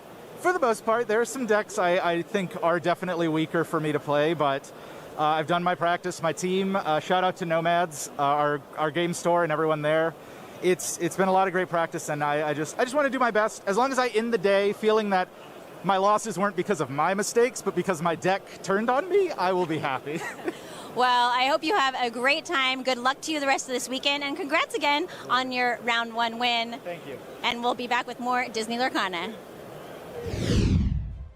I'm throwing it back to myself with that interview. It was super great talking with Jordan. I love how he talks about him getting into the game with his fiance, that it was just their love of Disney that got them into playing. I absolutely love playing with my partner, something that you can spend time together doing with the whole family. Disney Lorcana is definitely that for me. Oh, Just yes. to hear somebody else having a similar experience, love to see families that are playing together. Yeah, I play with my son plays, so Awesome. It's super fun. Yeah, so many families are here.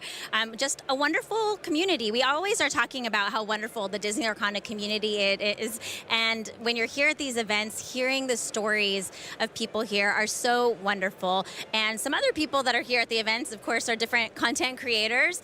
I mentioned that we saw JDZ in a feature match on round one. Our very own. Of course, you may recognize him from the last broadcast, but also he's just a force in the Disney community, or in the Disney Lorcana community. So let's take a look at Baker's interview with JDZ Quest. Hello and welcome back to the Disney Lorcana Challenge here in Richmond, Virginia, and I am joined by the incomparable, the sensational, the phenomenal JDZ Quests! JD, how are you doing, buddy? It is such a pleasure to see you.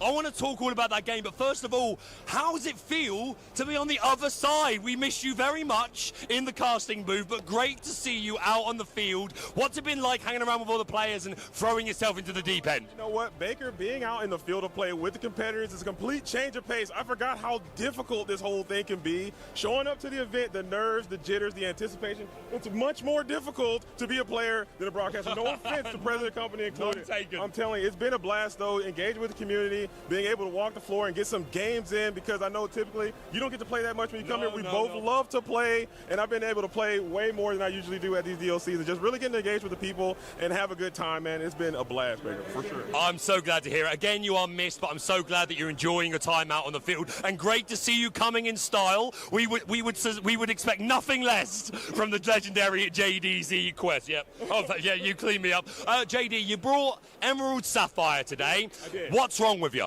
That is a phenomenal question. I must have some severe issues with me. No, but seriously, I think it is a deck that I've been playing the most this set. Sure. I think it has great matchups. I think the Malicious Mean and Scared Prince Philip combo is just very powerful. I think just being able to ramp and accelerate, playing the Sapphire cards, I think they're very powerful. I think it has a very competent and capable matchup spread. It is very volatile, as you can see in that matchup, especially in the mirror match. That might be a reason not to play this deck. But as you can tell by the outfit, I am on the protected. I think that's a really cool way to play. And what are the chances my opponent, we actually are locals together. We play on the local scene. He's a Green Blue player as well. He was also playing Detective. So we actually played at the set champ last weekend, and we didn't pair into each other. We come here 3,000 miles away, round one, mirror match, same deck. What could be the chances? But, you know, it is what it is, man. I kind of play very low on inkables. I drew them all, and it just so happened to go down that way, Baker. So, hey, this deck is high risk, high reward, right? Sometimes you're going to absolutely obliterate. Sometimes it's not going to go your way. I know you can't. It's a shame to a round one loss, but you seem in great spirits. You've got another 7 rounds to go today, so plenty of time. You could absolutely go 7-0 over the rest of the day. So I'm really excited to see the rest of your day, JD. Before we let you go, any shout-outs, any comments for the community, any thank yous, anything you want to say? Before I shout out anyone, I got to shout out my lovely wife, production. Shout out to you and my children who may or may not be watching this. Okay. I want to shout out the entire community, especially the Quest world out there. Everyone who's been rocking and rolling and supporting the program, I really do appreciate it. Shout out to all the teams who've helped me get here and all the players around the community. Huge shout out to the Games Unlimited team. Huge shout out to the SLTC. Huge shout out to the Loungers. Huge shout out to everybody out there who is really just loving this game, propelling this game in a positive manner. Yourself, all the broadcast teams, and everyone who's out here in DLC Richmond. So it's just absolute blast. So if you see me around, come on through and say hello. It's going to be an absolute vibe. JDZ, a man of the community, ingrained into the very soul of Lorcana. You are loved, JDZ. It is genuinely incredible to see you, my friend. I wish you fantastic luck over the rest of the day. Do not go anywhere. We've got more Disney Lorcana Challenge coming very soon. And with those two get together, the energy is just unmatched, Zebek. That intro alone had me just, wow. I know. It's like each of them on their own, they're like super epic, and then you put the two of them together, and it literally just, you know, blows us away with the amount of energy that they have. I love how Baker said, you brought Emerald Sapphire. What's wrong with you? Hey, that's my pick to take down the entire weekend, so I think there's nothing wrong with that. Yes, and I also love how JDZ decided to get into his little detective getup because he is playing the detective version of Emerald Sapphire. What did you think of JDZ's outfit? Oh, I loved every single detail of it, from the magnifying glass to the hat. I didn't see the magnifying glass. He brought it up at the very end. Yes. There's actually tons of people who come to Disney Lorcana Challenge events dressed up as their favorite glimmers, and I know that you were out there talking with some people. Yes, you could say I was undiscovering clues that were out there. I walked around, I found a Mickey Mouse Brave Little Tailor. Phenomenal job. Even the scissors were detailed. Wow. And I've also seen Belle and so many characters. Cheshire Cat, Edna. Fun. I saw a Tinkerbell fancy footwork. Ooh, I haven't seen that one yet. It's really fun. It's really fun. So yeah, you definitely gotta keep searching out there because there's a ton of great costumes and people dressed up. Challenge accepted. Challenge accepted. Well, talking about challenge, we had some extra challenge yesterday for Illumineers who were here to play some side events and things going on. And there was a special promo quest event that was close to, I think, 1,000 players in that event. A very large event. Only half of the people that were in the room today, but still, what great preparation and great prizes to take home. And we also have some metadata. We do. We know how much the community loves the numbers, and so we don't have a graphic for you, but we do have the numbers of the decks that showed up to that event yesterday. And I think, Zebex, you would agree that it's going to be pretty evident that it's what we're going to see today. We're going to have the meta breakdown of the main event today, but what we saw yesterday, I think, is giving us a little foreshadowing. Yeah, obviously we have the one that everybody knows is going to be at the top. Say it with me. Amethyst Steel. Exactly. So that we are seeing at about 25% of yesterday's 1,000-player event. So a very large turnout. Yeah. What did you see that you liked on this breakdown? You know, I was thinking about this going into the event, and I had my top 5 decks in order of how I thought they would be represented in the room, and I got it. I got all 5 in order, but second up was Blurple. The community loves to call it Blurple because it's blue and it's purple. It's your Amethyst Sapphire deck, but that was the second most represented deck in the room yesterday at that event with about 17%. So we're, shy of 20%, but a really large showing up of that deck. And then right behind it was that Emerald Sapphire. We don't know, of course, the breakdown between the regular Emerald Sapphire and the Detective variant, but that mean, malicious, scary Prince Philip combo is so enticing. People want to play it. It's high rolly, but people love it, and it was showing up in spades. Now, speaking of combos, the next thing down on the list that we see showing up around 10%, 9%, we've got about 8% of the field was Ruby Amethyst, Baker's favorite, of course. People playing that Headless Horseman, the Demona, everything with the Ruby Amethyst lovers love to do. And no surprise there, we've got a bunch of hot cards, even Hercules sometimes showing up, Diablo, definitely some songs that will make you cringe as your as your cards might go to the banished. Yeah, that's what I love about Ruby in particular, is I just love banishing other people's glimmers. I'm sorry, I do. I love to do it. And Ruby Amethyst was looking a little sad for a while, but now here, at least in yesterday's event, showing up, rounding out that top 5. So now in this top 6 spot, there's a couple decks that maybe it could have been. What was it, Zebex? Well, between all 3 of the ones rounding out the bottom, at 6th, we currently have Sapphire Steel, another very popular deck that we've seen in the Whispers in the Well meta, so no surprise, but we don't have our key color of Amethyst in it, so of course it's not going to be quite as high on the list. We do love drawing cards in Disney Lorcana. Love to draw cards. I mean, drawing cards wins you games, right? Yes. So, what about number 7? And so next up we had Amber Amethyst, which I was going to be really interested to know how well that showed up. In yesterday's event, it was about 7%, so just shy of that Sapphire Steel mark. And then Amethyst Emerald was next on the list, and then everything else kind of fell into that other bucket. So, well, in Amethyst Emerald, again, we don't know the breakdown of what these decks were. There's a couple of different ones that could be out there, both more of a mid-range and what the community has deemed a burn strategy. Yeah, where you're just gaining lore the whole game very quickly. Oh yeah, if I was playing in the event today, that would be the deck that I would play, because I want my matches to be done fast, so I kind of would like to see one of those decks in today's meta breakdown get into the top tomorrow. Yeah, well, I think that when people see the meta breakdown today, it's going to be very reflective of what we saw in that 1,000-person event yesterday. Congrats to all the players that did that event yesterday. I forget how many rounds it was, 7, I believe. So basically as many as today. It was a long day, hard-earned prizes. So some of these players, they are just in it. They're in it for the weekend to play games, as you should be, win shiny cards.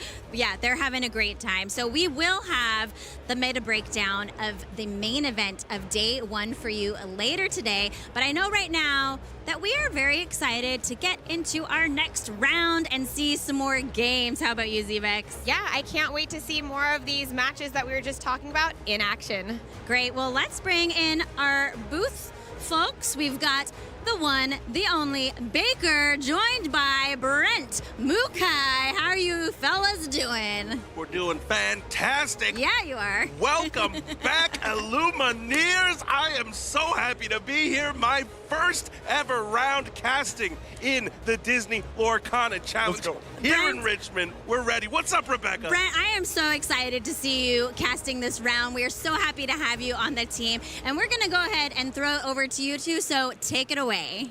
All right. There you go. What an entrance, huh? Brent, what a pleasure to be sat next to you, my man.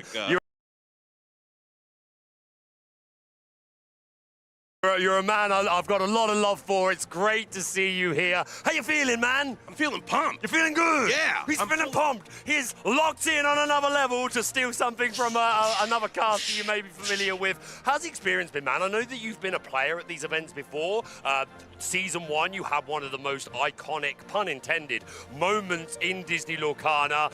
A match against Clara in top cut of a deal. Which DLC was it, Vegas? It was DLC Vegas. It was Vegas, correct. okay, there we go. And your back was against the wall. Clara was presenting way too much aggression, way too much lore on the board. And tell us what happened, Brent. Tell us, how did that feel? I said to myself, I could just scoop here. The game's pretty much over, but what if I have a little fun with it? But what if I bring a little Disney magic? What if I just make a moment out of it? It's probably not going to be the be prepared, but in the 1 in, 40 chance that it is, so I'm just rubbing the card and I just go, you know what? If it is, it'll be a pretty fun moment.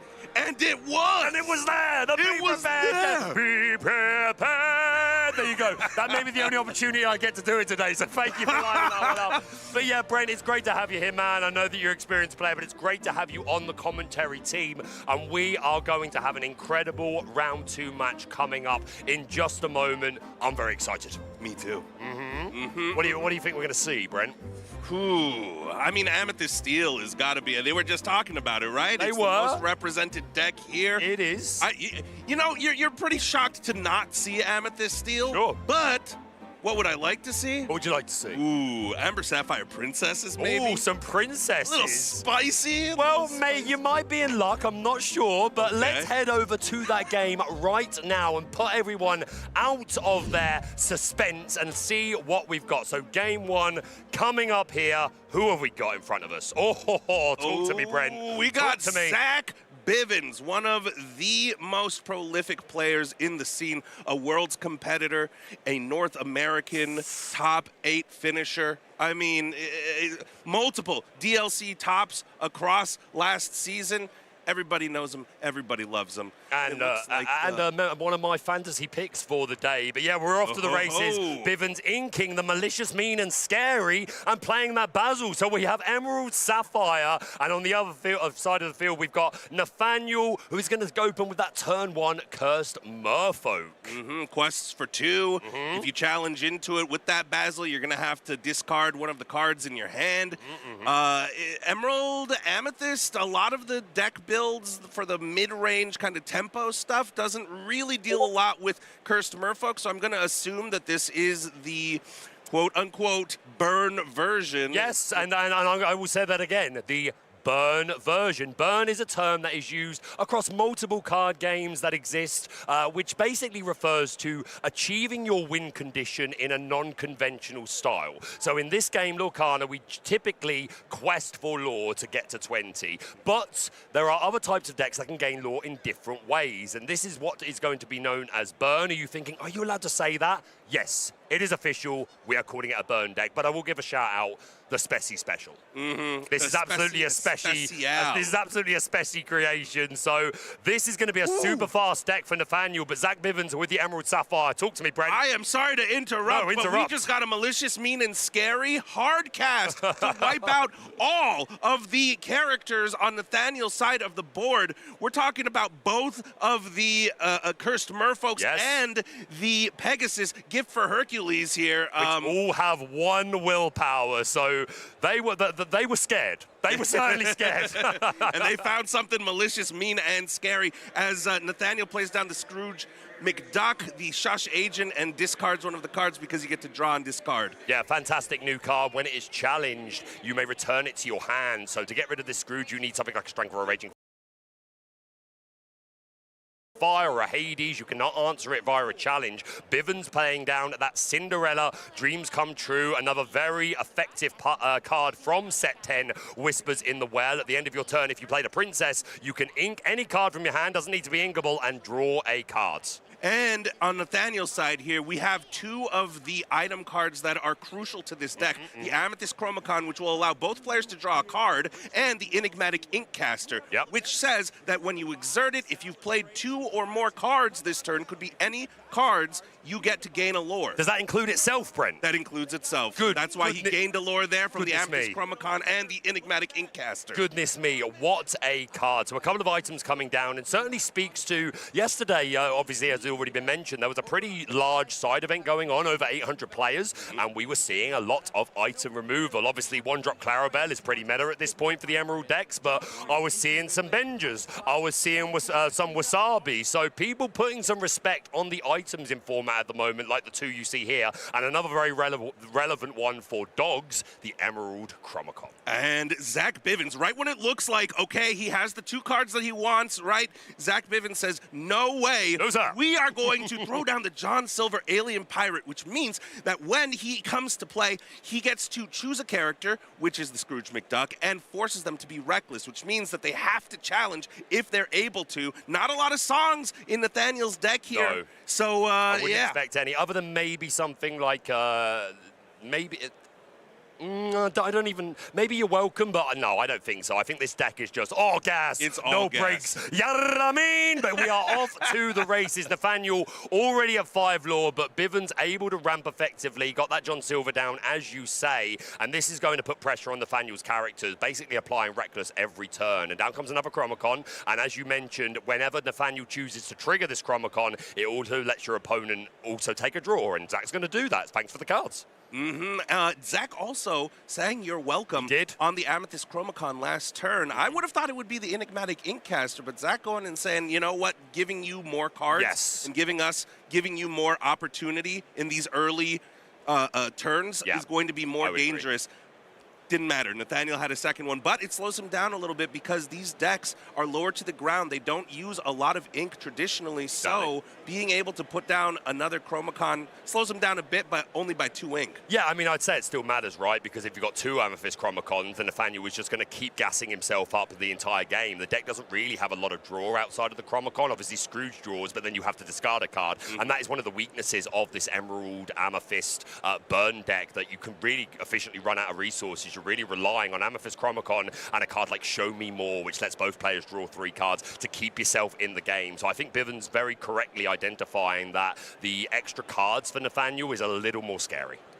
And these John Silvers putting in work, showcasing why it is a staple of the Emerald Sapphire deck, a deck that loves to go slow. The more controlled deck is going to be able to slow down his opponent, who is looking to gain speed, right, gain momentum, and says not only can your Scrooge McDuck not quest here, your Flynn Rider, Spectral Scoundrel, will not be able to quest either. Even if you boost him, you might be able to take something out here, but that's not really what Nathaniel's looking to do. You're not really looking to challenge, are you, mate? You just want to get that lore. So this pair of John Silvers is going to put in a lot of work. We're going to double. Taking out that Basil Practiced Detective. Not a lot of choice, unfortunately. You see that Gathering Knowledge and Wisdom in the hand as well for Nathaniel, one of the most efficient ways to gain lore, one of the quote-unquote burn cards in the deck. Again, burn not an official terminology of the game, but a very common fan term across TCGs, and we have been given the all clear that we can start calling it burns. And the Honey Marin right here, the Northuldra Guide, comes down, and if a character is exerted on Zach's side of the board, which it was, you get to gain a lore, which is auto lore, right? Straight on play. That's the whole name of the deck. You're trying to go in, you're trying to gain lore as quickly as possible using all of these different strategies and all of these cards that gain you auto lore. But it looks like it's not going to be enough, as Zach Bivens is doing a phenomenal job of putting down the threats that are going to interrupt Nathaniel's game plan. And here is the Infernal Schemer, or shout out to European caster Kim. Schemer.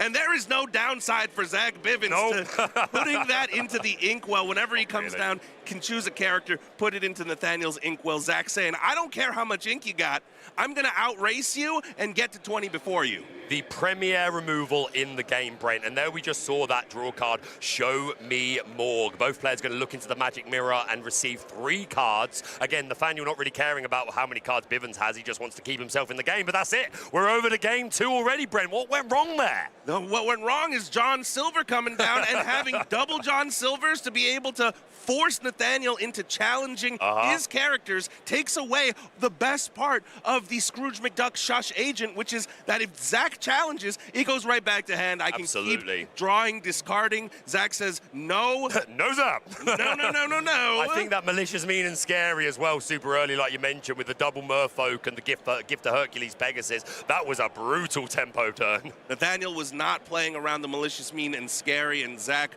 expertly put it down right when it mattered, took the tempo in his favor, and ran away with that game. And again, if you're a newer player, Malicious, Mean, and Scary is a new song card where you place 1 damage counter on each opposing character. You do not choose, so it gets around ward, and you are placing a damage counter instead of dealing damage, so it gets around resist. So Malicious, Mean, and Scary will put 1 damage on all of your characters, and really this typically sets up for that Prince Philip Vanquisher of Foes, which banishes all opposing characters with any damage. But here, perfectly reasonable just to get rid of these small guys. Right, when the bulk of your characters have 1 willpower only, feels bad. You gotta be looking out for it. Which is weird, right, Brent? Because typically this is the matchup that Nathaniel wants to see. Exactly. You want to see these Sapphire decks. Like I've said this in my own content recently that hey, if you bring this green-purple burn deck, if you run into enough Sapphire, you might just auto win. But Bivens proving to us here and there,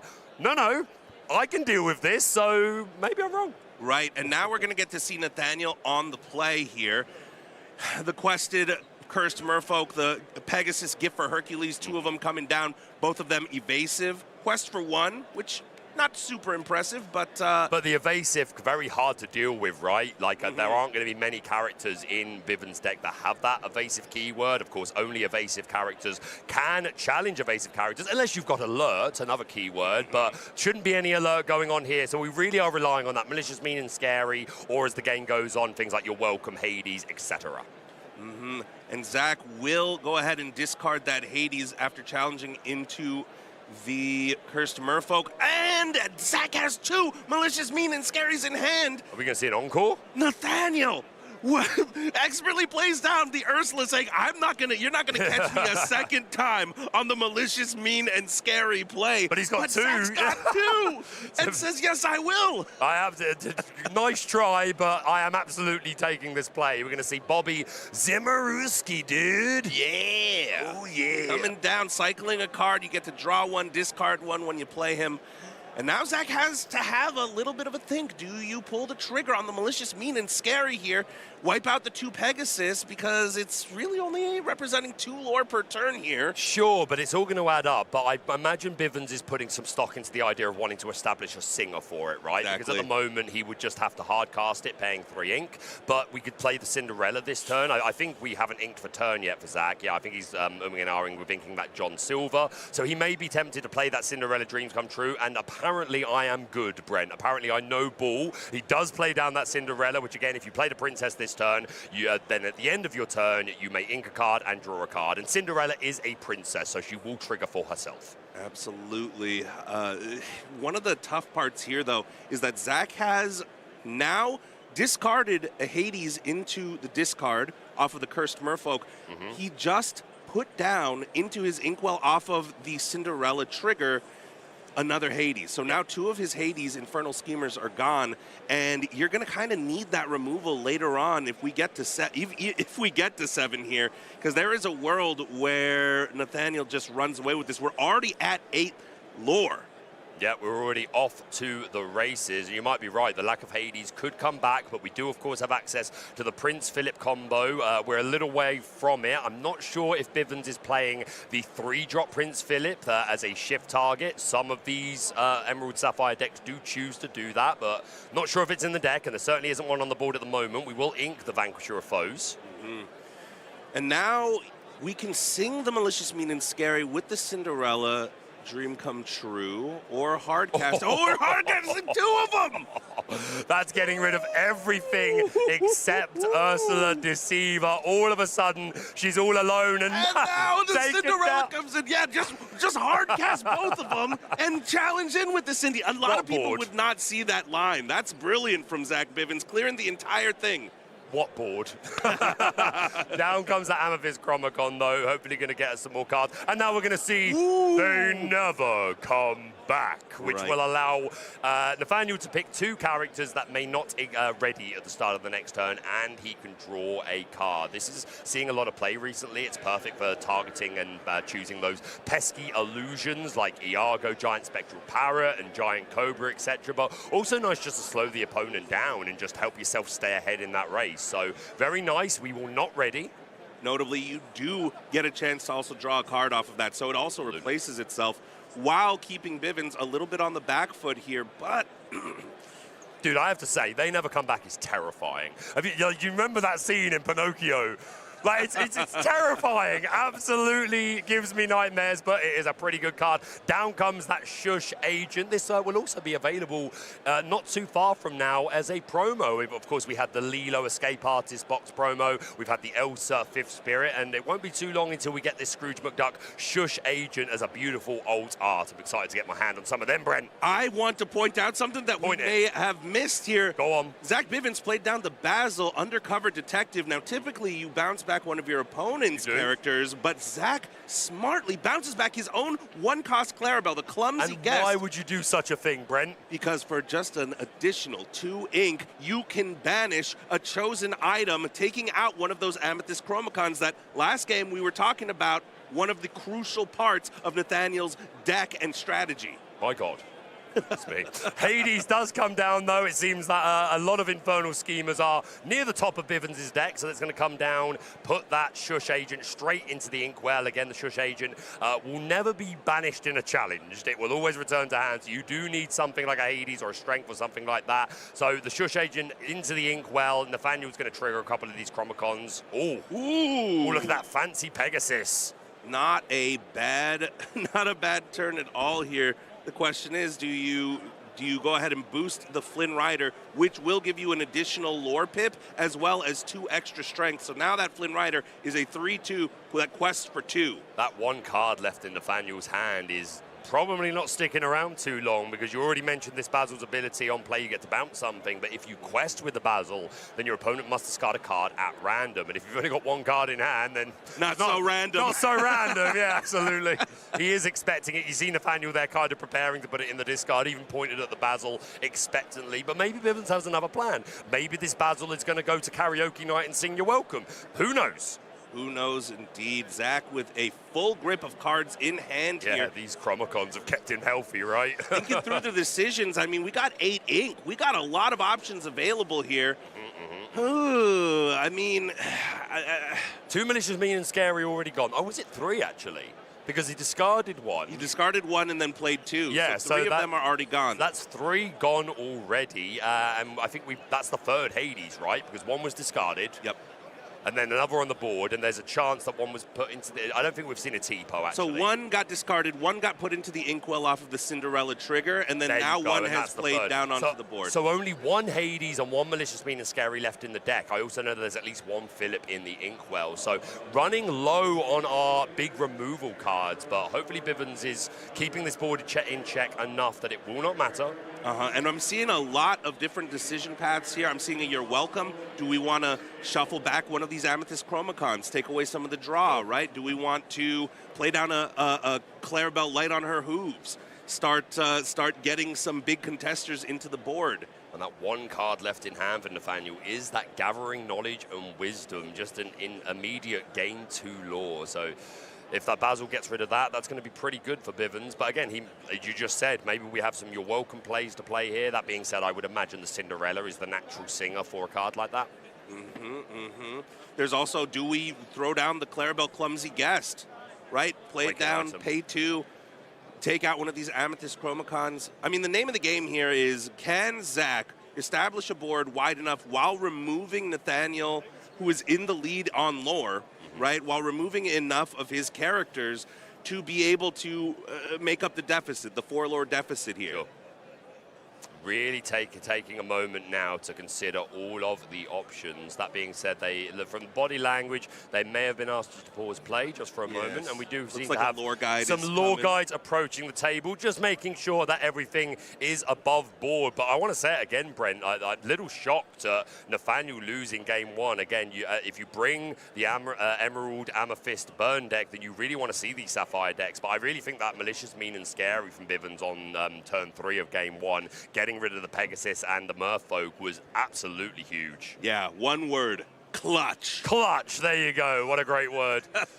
But yeah, we've got plenty of Lorcana action. If you are joining us right now on Twitch, thank you so much. We hope that you'll be with us at the entirety of the weekend. This is DLC Richmond, Virginia. We've got a couple of fantastic new casters on the team. One of them sat right next to me. It's my pleasure to welcome Brent Mackay. We've also got Z-Bex, who will be on the casting next, actually, round 3, I do believe. But you've already met her in the lounge. Very excited. And of course returning, myself, Rebecca, Katie, and the wonderful Liam. We are in the middle of round 2. Zach Bivens, also known as by some the People's Princess, the People's Princess, a lovable figure in the community. Both of these, I was about to call them characters. Both of these players are 1-1 here. They're 1-0 each, rather, and Zach Bivens took the first game. We're going to see if Nathaniel is able to pull ahead and tie up the game here, go to a decisive game 3. But, yes, this is a pretty crucial match. Early in the day, you want to get your wins in. You want to build the momentum. Yeah, an early loss can be quite brutal, to be honest. It's not impossible to win your way back and still claw your way into day 2. But again, you really, if you're going to lose day 1, you would rather it be later on in the day. Both these players already 1-0, so looking to continue that momentum. I would have, from what I'm seeing, I think we are trying to negotiate a take-back. This is something that has been written into the core document rules of Lorcana very recently, where there are circumstances where a player may be able to take back a move. Again, this is always, I'm going to say that again, always at the discretion of a lore guide. You should never be again, casual play, do what you want. But at an official event, you should, if you want to do a take back, it's not up to you to decide you're allowed. It's not up to your opponent to decide, yes, that's fine. Call a lore guide. Make sure that everything is above board, because there are situations where, written into the core rules of Lorcana, it is perfectly okay to do a take back. Maybe you inked something, and maybe you didn't actually mean to ink that. Maybe you, I've done it before, right? Just a dexterity error. You're shuffling your hand, you're thinking through your plays. Maybe you say, okay, I play this, and you put something different on the table, and then you immediately go, oh, that's not what I meant to play. But still, just make sure everything is above board, and if it is able to be taken back, then the lore guide will certainly help you to get there. But we want to make sure that people aren't losing to just...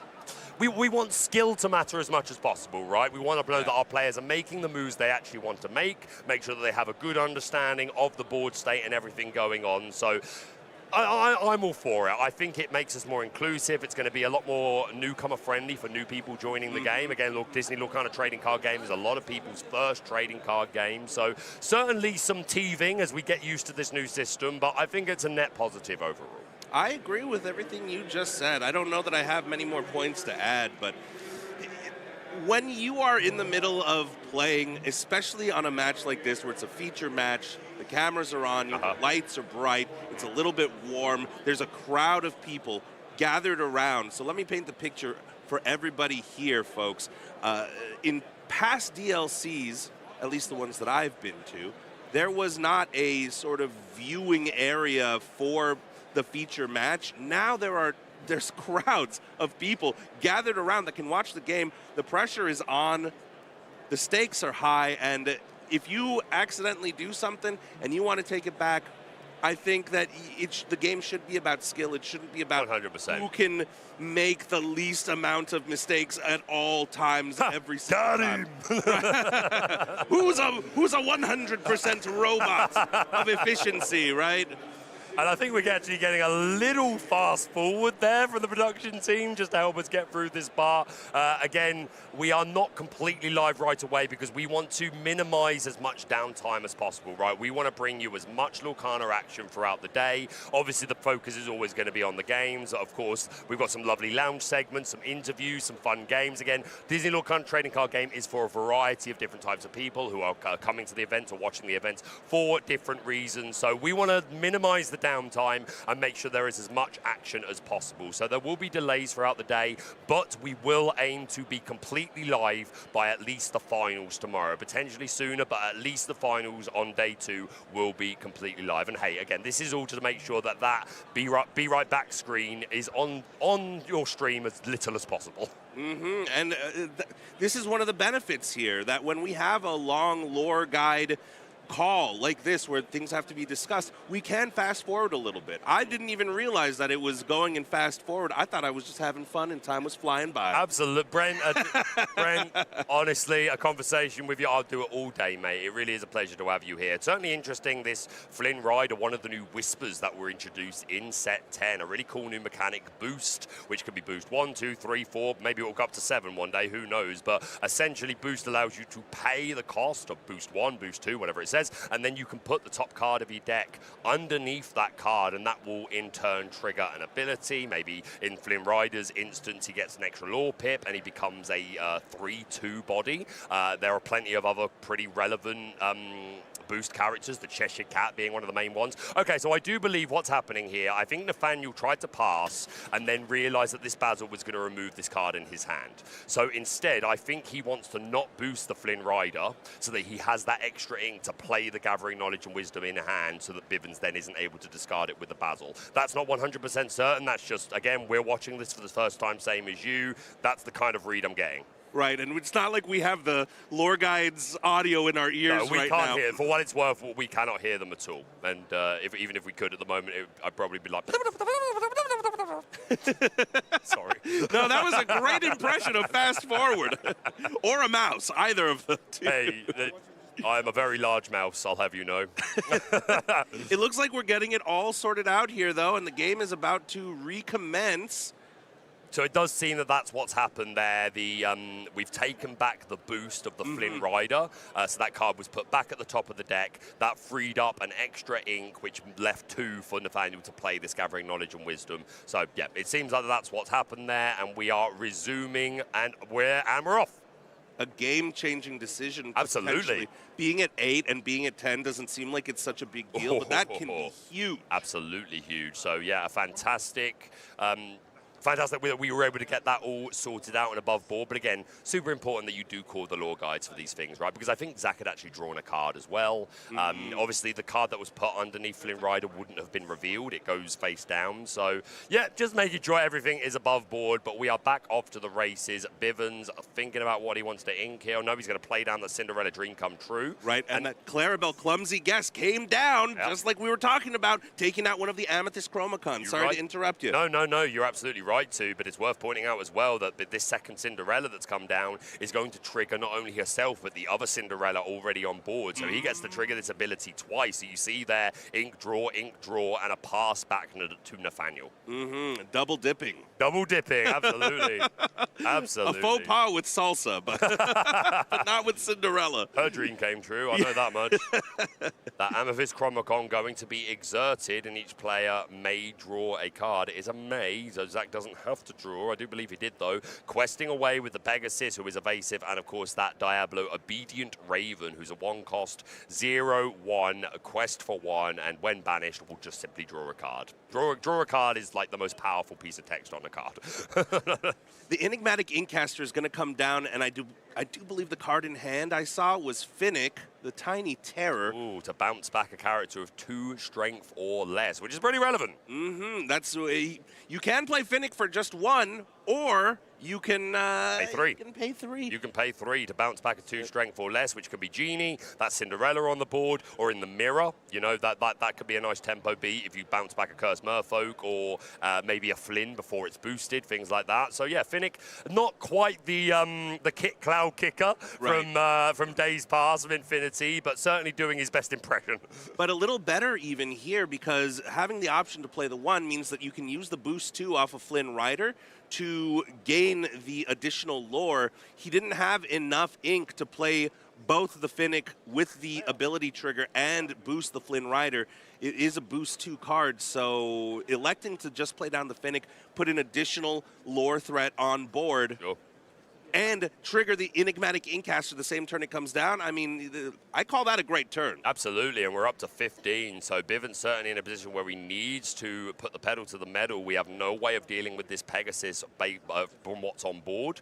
Again, we need to get a look at Zach's hand and see what the options are, but nothing on board is touching this Pegasus. Zach looking like he's kind of playing out his line, seeing where he wants these challenges to go. The Diablo can be removed, no problem, but it will give Nathaniel a card. The Flynn Rider is probably trading. Well, you can put the Hades into it and then you survive. So there are some outs here, but 15 lore plus a Inkcaster on the board is kind of scary, Brent. Plus 3 of your malicious, mean, and scaries are gone. They gone. You know it. They gone. You know it. Your opponent knows it. I mean, how are we going to The touch lore guides this know it. Pegasus? Everyone knows it. Right. We can You're welcome Pegasus, but do we really want to give 2 cards to Nathaniel, and those 2 cards might be 2 Gathering Knowledge and Wisdoms? Absolutely, yeah. There is a double-edged sword, giving your opponent that extra bit of gas, but if you've got to get rid of it, you've got to get rid of it. Basil looking to just quest here. Nothing in hand for Nathaniel, so no discard. And the thing is, even with an empty hand, you're nearly always guaranteed to be able to trigger this Inkcaster, Brent, because you draw a card for turn, and then you can trigger the Amethyst Chromicon, so you're always going to have 2 cards in your hand. As long as you have the ink to play them both, then you're getting that lure every turn. Which is exactly why this combo piece here with the Enigmatic Inkcaster and the Amethyst Chromicon, if you can take one of those away with your Clarabelles, you actually have a decent shot. I wonder if, it's going to be the Pegasus. Interesting. Did that Basil quest, the first one? That Basil did quest. While Nathaniel had no cards in hand. I believe so. Apologies if we missed something there, but if that is the case, perhaps not. Perhaps that card in the discard is the... Oh, he's got 2 cards in hand. It was too far back. We couldn't see them. I was going to say, otherwise, obviously, it would make more sense to bounce and then do the discard, but I'm guessing that did already happen. It looked like Nathaniel was out of cards. But still some resources. And this is only game 2. Yeah. Of round 2. Of round 2. So much action. They never came Brent, I'm sorry. back. No. They never come back. Sorry, Brent. You've got to get your stuff in, man. You got to get them while they're hot. You got to get them in. So that will constitute one of the cards that has been played with the Enigmatic Inkcaster here. I'm trying to look at what is in the hand of Nathaniel. Can't quite make it out based off of just the art, but the Finnick is going to go ahead and quest for 1 here. We're going to get up to 16. 1 more card we're going to play down, obviously. I assume we're going to be able to play another Enigmatic Inkcaster, which means we're going to get another 2 lore now. We are, but Zach does have a lot of lore on board, but this They Never Come Back. How much is that going to offset him? There's I think it's 18. I think it's 2 Cinderellas, so 1, 2, 3, 4, 5, 6. So he is capped. He can only get to 19. That is Cinderella at the top, right, underneath the little banner. It looks like it. Yeah, it's double Cinderella. The Basil and Hades aren't going to be allowed to ready. So 1, 2. Oh, maybe so. Right. Yeah, there we go. Okay. Right. I doubted myself for a moment there. So, yeah, 2 Cinderella. So, yeah, 1, 2, 3, 4, 5, 6 lore on board. But if we have a Shift Clarabelle or a Shift Basil, I'm not sure if Shift Basil is in the deck, but that is a way to still get to victory.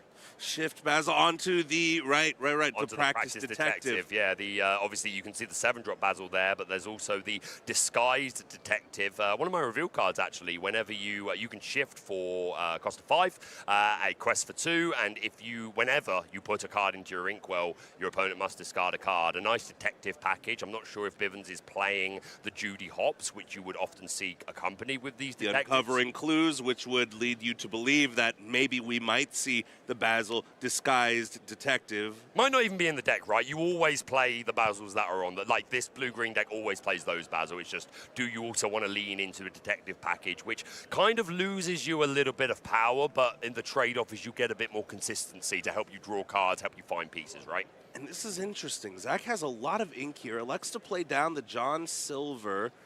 Will play the You're Welcome onto the Enigmatic Inkcaster. I was like, how are we going to remove all of these threats onto the board? But it looks like Zach has some options. I believe I saw another You're Welcome in hand. Yeah, there is another one in hand and a Vanquisher of Foes. We played the John Silver Alien Pirate. That gave Reckless to the Flynn Rider, and Nathaniel has represented that by slightly popping that card out of its case. Hey, whatever helps you remember. Then that You're Welcome is going to send back the Inkcaster. We're going to draw 2 cards. The Basil's going to quest, getting rid of the Little John. I don't know if you saw what the other card was. It was Show Me More, which will allow Nathaniel to draw an additional 3 cards if any of those cards happen to be the Enigmatic Inkcaster or the Gathering Knowledge and Wisdom. Then even with all of this expert gameplay that Zach is showcasing, Nathaniel's still going to win. It's still going to be all in vain. That was a heck of a 50-50 chance, but Nathaniel, a sigh of relief maybe in the fact that he got to keep that Show Me More. Memphis Gromacon going to find another card, and there it is. Gathering Knowledge and Wisdom takes Nathaniel to 20, and we're getting a game free, Brent. That's what we always want, right? As casters, that is Loves it, mate. People say, who are you rooting for? I say, I'm rooting for drama. I'm rooting for a good game 3. Zach Bivens on the play. Nathaniel Shaney, I want to say, on the draw. 3 points each. Round 2. Here we go. 30 minutes left. That's plenty of time with especially considering... especially with these decks, yeah. Yes.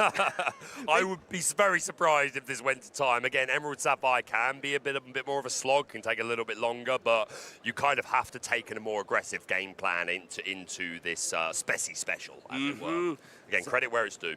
Zach looking like he's just going to keep the Basil, the Clarabelle, both of them the 1-costers, so he has something on the board to represent, some challengers to early on. You need bodies down. You've got to be able to answer these Cursed Merfolks. Again, we don't have evasives for the Pegasus, but you need something for that.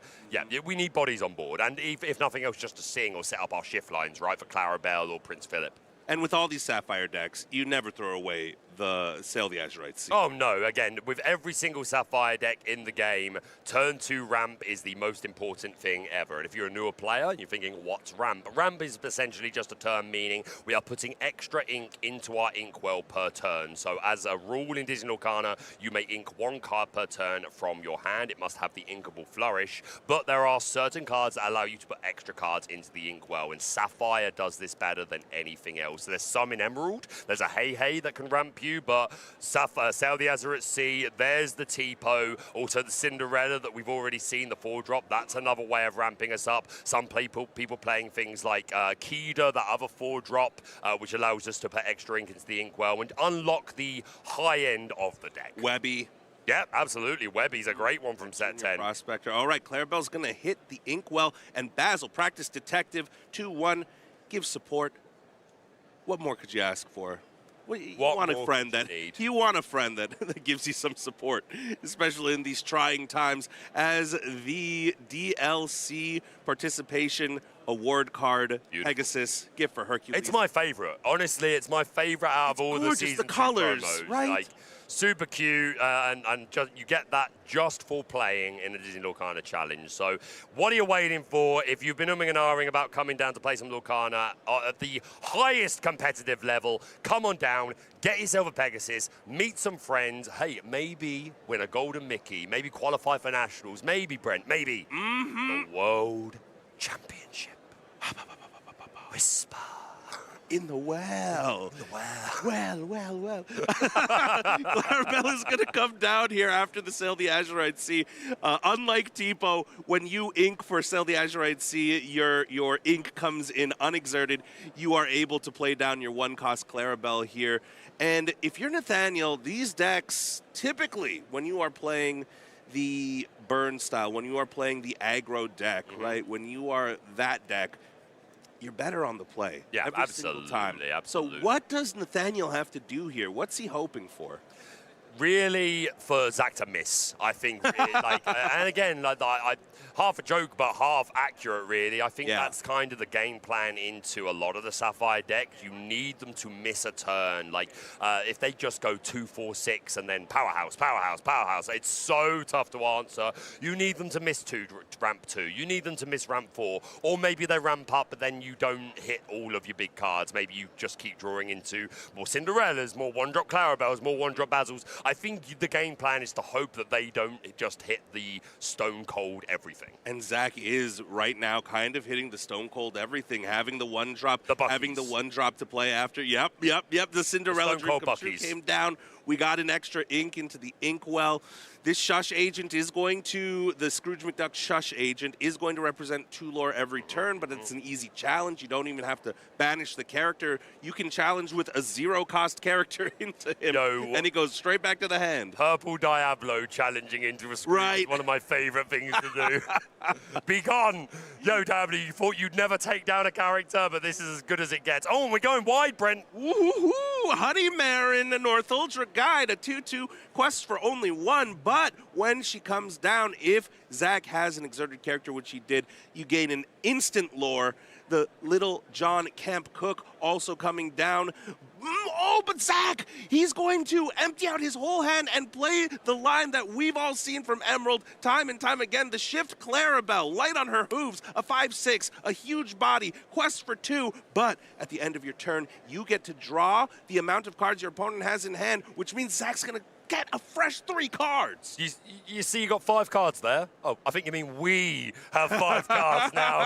Thank you so much. Yeah, Clarabelle, she has been a force to be reckoned with ever since her introduction with that really optimal shift line as well. The one-drop Clarabelle actually, again, a one-drop shift target is always fantastic, but when you can break an item as an extra ability, that's great. There's the Contented Wallflower, who's the 3 cost. I don't think Zach's playing it, but it's perfectly reasonable to play. You may draw a card on play if your opponent has more cards in their hand than you, but yeah, this big Clarabelle, it incentivizes your opponent to play the game differently, to empty their hand when that might not always be optimal. Of course, Nathaniel is looking to empty his hand as much as possible and just like, go on, Brent, what have you seen? Basil! It's here! The disguised detective, you called it out! He's here! I didn't think we were going to see him, but he is here, and now Nathaniel is going to be stripped away of some of those cards. One of those cards was Gathering Knowledge and Wisdom, which is a crucial card for the deck! The double malicious, mean, and scary again, Brent! And that is a complete board wipe, sending everything away. Just an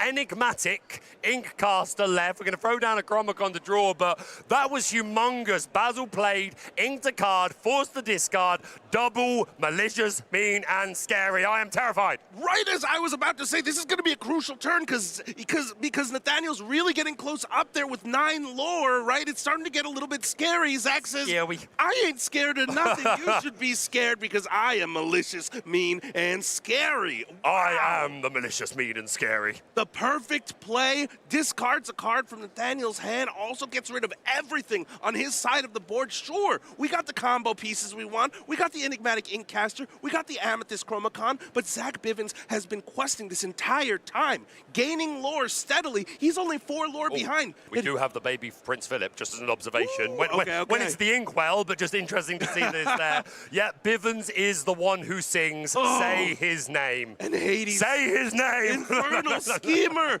puts the Shush agent into the Inkwell. One of the cleanest ways to get rid of that card. Has that Scrooge quested once? No, just once. Okay, once, great. All right, awesome. We got 2 lore and a few discarded cards out of him as Zach is going to quest for 4, and now it's even Stevens, 10 apiece, but Zach is the one with the humongous board. If Nathaniel can't find some answers, those are not the answers he's going to want to find. It looks like he's going to be too slow to catch up. Yep, Zach is the one who quests. We're going to pass ready, set, draw, as is the standard onset of Disney Lorcana trading card game. We have 2, 4, 5, 6, 7, 8 lore on board. That can take us to 18. Nathaniel has the ability to go up to 13, courtesy of the 2 characters. If we assume a Inkcaster trigger, then that's going to take us to 14. So Nathaniel needs to be able to find a lot. 1 card in hand. We will draw another card for turn. I don't even think that's a card. Is that not a card? That's not it's a card. Pen. It's a pen. He's playing around with a I'm pen, confusing Baker. a pen with a card. I thought it was just like a perfect vertical down, but yeah, he's going to play the pen from his hand. Right, yeah. That's a pen trick right there. I wonder how much that pen costs in ink, right? Hopefully he can rewrite his story on this next turn with that pen. Rewrite history. Sorry. Sorry. My bad. You don't have to apologize.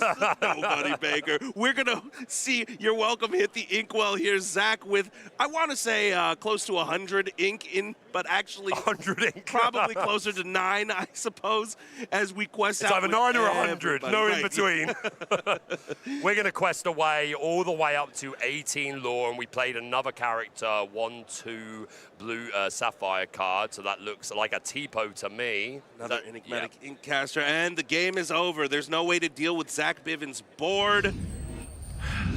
That was tense. Honestly, huge shout out to Zach. I mean, we all know he's fantastic, but I would have absolutely thought he was not favored in that game one, especially where this Emerald Amethyst Burn deck that's looking to prey on these slower Sapphire decks. But Bivens able to take game one. We were able to see the Burn deck do its thing during game two, but ultimately going to Zach Bivens. But what a match. He played that magnificently. How'd you enjoy your first cast, man? How was that for a first go? That was some of the most fun I've ever had in my entire life. I hope that you all at home are enjoying this too, because I am having a blast. I am so glad to hear it, man. If you've got any messages for anyone that's never been to a Disney Lorcana challenge, what can they expect, man? Why should they come down? You should come down because this is one of the finest communities in the TCG space.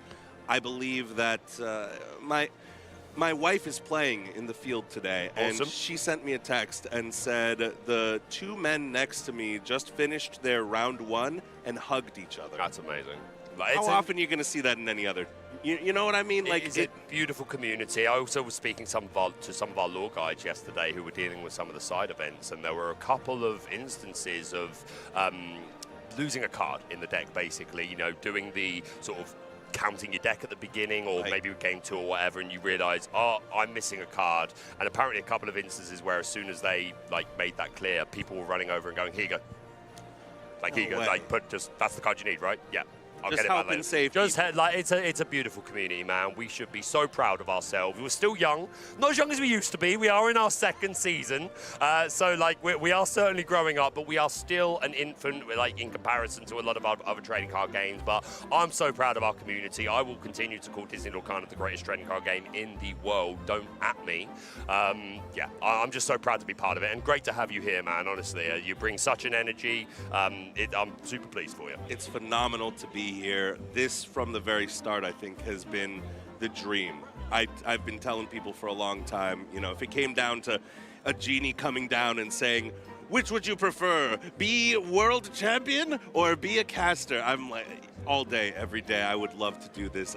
It's such a passion to perform, to add my voice to this cast and to help you all at home understand all of the big plays, see what's going on, and share in the excitement.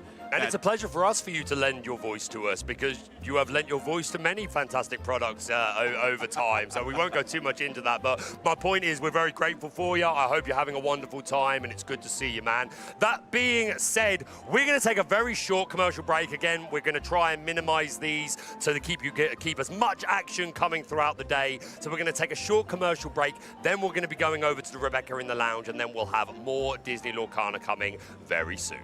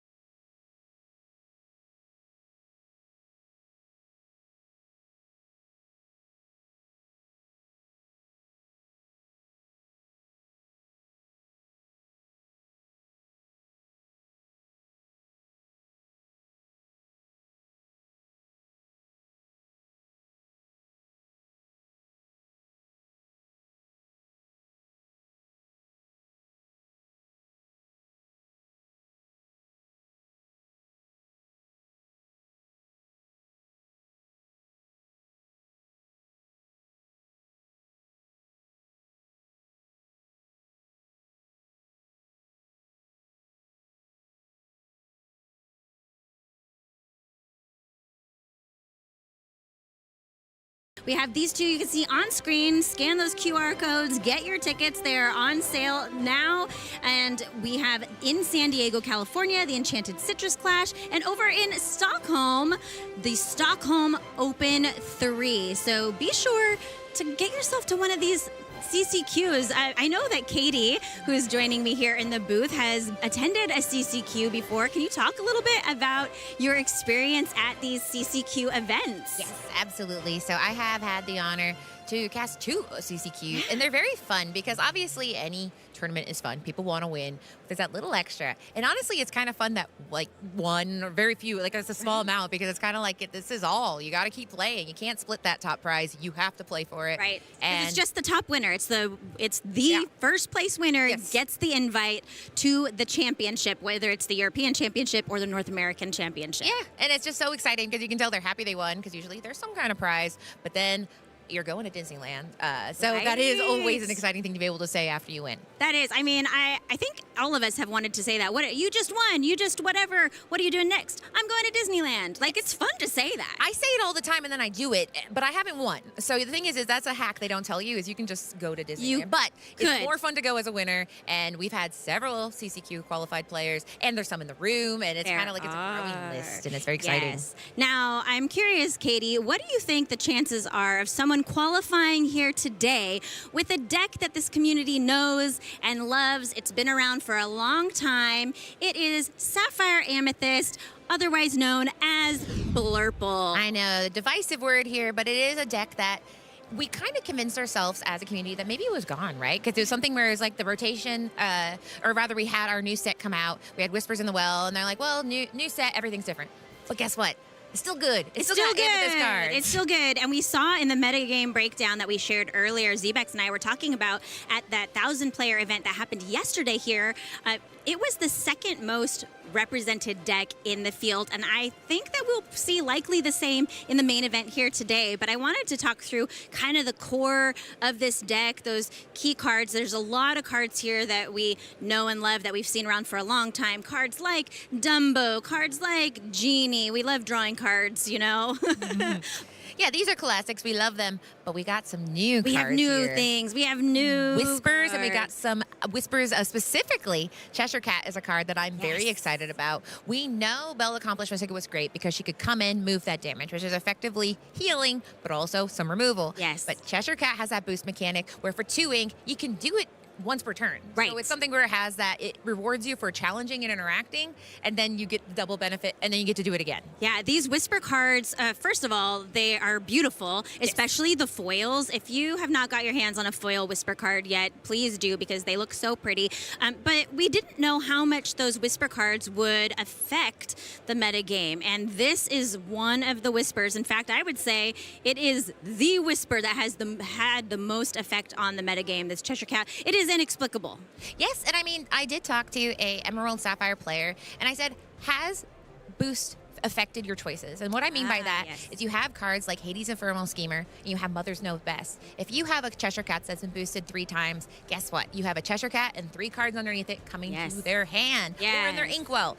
Right. Changes your decisions. Yeah, because if players don't know, if you're not familiar with these Whisper cards, every time you boost it, you put a card from the top of your deck underneath it, and then all those cards stay together. So when the Whisper, when the Cheshire Cat moves to a different play zone, all those other cards go with it. But that's not the only new card, Katie, that has made an impact on this deck.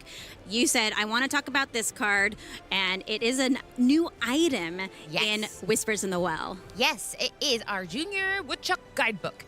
And it is a fascinating little thing because you see items, and I talked about this when I was casting, that you don't always see items enter the meta because it's an investment. You are sending 2 ink, which is valuable. But in this one, it is an investment that can pay off. And it pays off in a few different matchups. Essentially, in a deck like this, you are trying to ramp to do some of these higher power things later. But if you have your Junior Woodchuck Guidebook, if you happen to have 2 extra ink, you can go ahead and invest, put that on the board, and then if something were to happen, perhaps something Sure. malicious, mean, scary, or someone makes you bend to their will, you Yes. have this little insurance. And you're like, Right. let me just check the guidebook really quick. And you've kind of protected yourself to get back in the game if somebody takes you out of it. Yeah, I thought it was really interesting. I was talking to a player that was saying when you have a card like Junior Woodchuck Guidebook that is splitting up the cost, you're actually getting more value out of your resources. Exactly. Like just like what you were saying. So you spend 2 now, and then you can spend the 1 later, and you're getting so much value out of that card. And I would say that generally across Disney Lorcana since the beginning, that we haven't seen a lot of items that have made a huge impact. You know, like things like Lucky Diamond. Like there's a few, right? Yeah. There's a few items that have made a big impact, but you don't see like a lot. Yes. Chromicon, obviously, Emerald Chromicon is a big item out there, but this Junior Woodchuck Guidebook is an item that is really making a difference in these Amethyst decks. It is, and it's adapting to the meta, and I think that's very fascinating when people realize that there is a gap that can be filled. And we've noticed that people have adapted. People have been putting Yes. Ninja back into their decks Yes. as a response to these items creeping in, and they're just like, no, you can't have your items. I simply don't want it. But in this case, you generally are safe. Not a lot of people love to invest in item removal unless you accidentally have it in your deck. But either way, you have a little bit, and like you said, splitting costs. You see the same benefit with Cheshire Cat Inexplicable. Right, You're able with to the play boost. it. Boost later. So Yes. you're able to say, listen, I have a lot of things I want to do. I'm going to do it at the time it makes sense based on my ink count. Yes.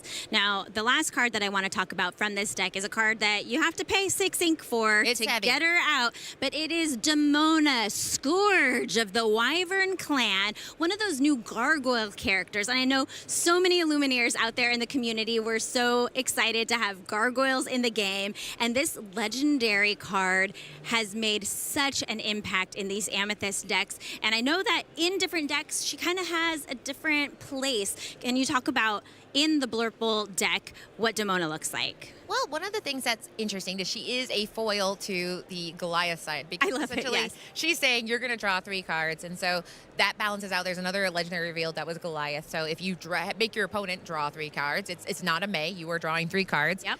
So it can be a late, because one of the big things in the Blurple deck is you need to keep having cards at that top end. That's when you're doing all your cool stuff. You invested your ink, you invested your time, you ramped, and now it's time to do the cool stuff.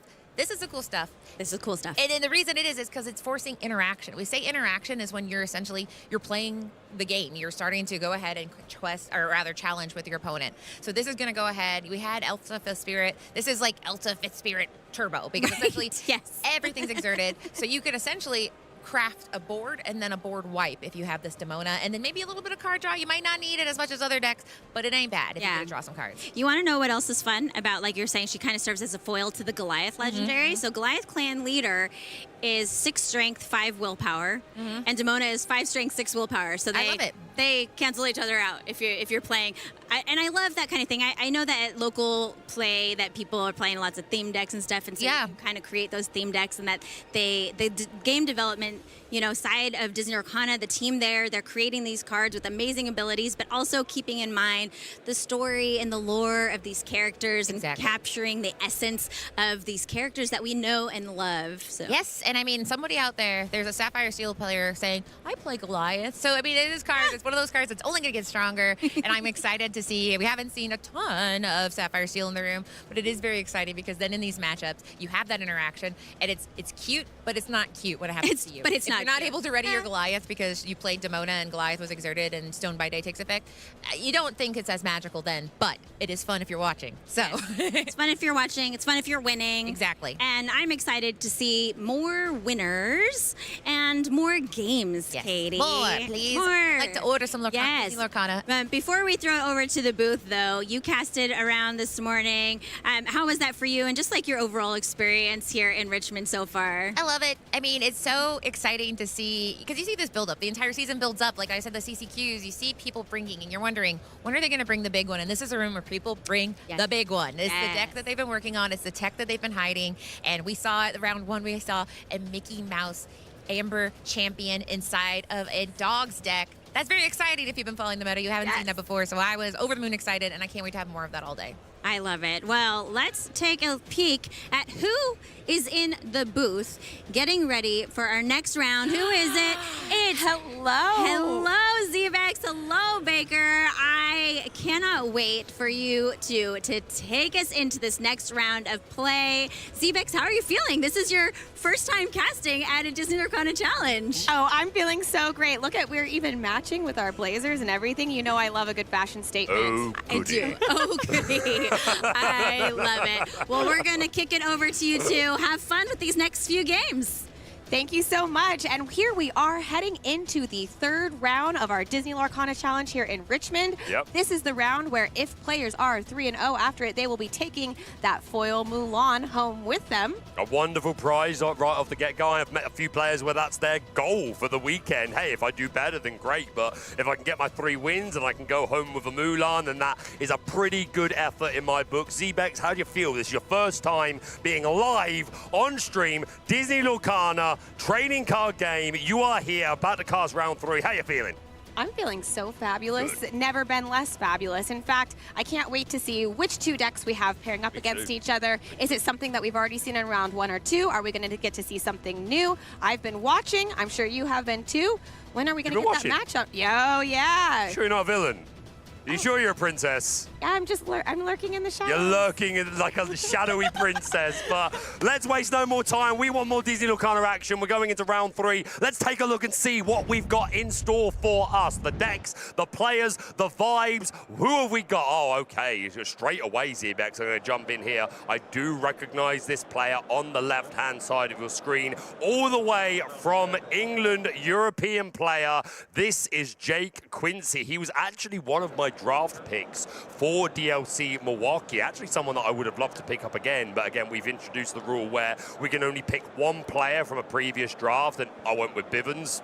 Can you blame me? But Jake Quincy is someone that I would have loved to have picked up. He's very experienced in trading card games around the board. He's another one of these players that has actually had a lot of success in Lorcana, but just hasn't quite gotten to the top of the mountain to the like a top cut of a Nationals or a World Championship. But he's a very consistent and talented player. I feel like Season 2 may be his year.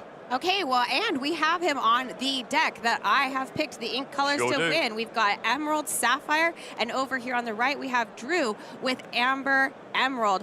Most likely dogs. Most likely some dogs going to be up in here, although I do see that Horseman Strikes in the deck. Very interesting. A card that you certainly see in the Amber Amethyst decks. Not really all the time in dogs, but I have noticed it once or twice before. Horseman Strikes is very good for getting rid of some of the most must-answer art cards in the game, Zebex, like Sharks, Genies, Dumbos, etc. Yeah, and going into this first game of the round 3, our players don't know what each other are playing. Looks like both of our players are altering 3 cards over for Drew, maybe 1 for Jake.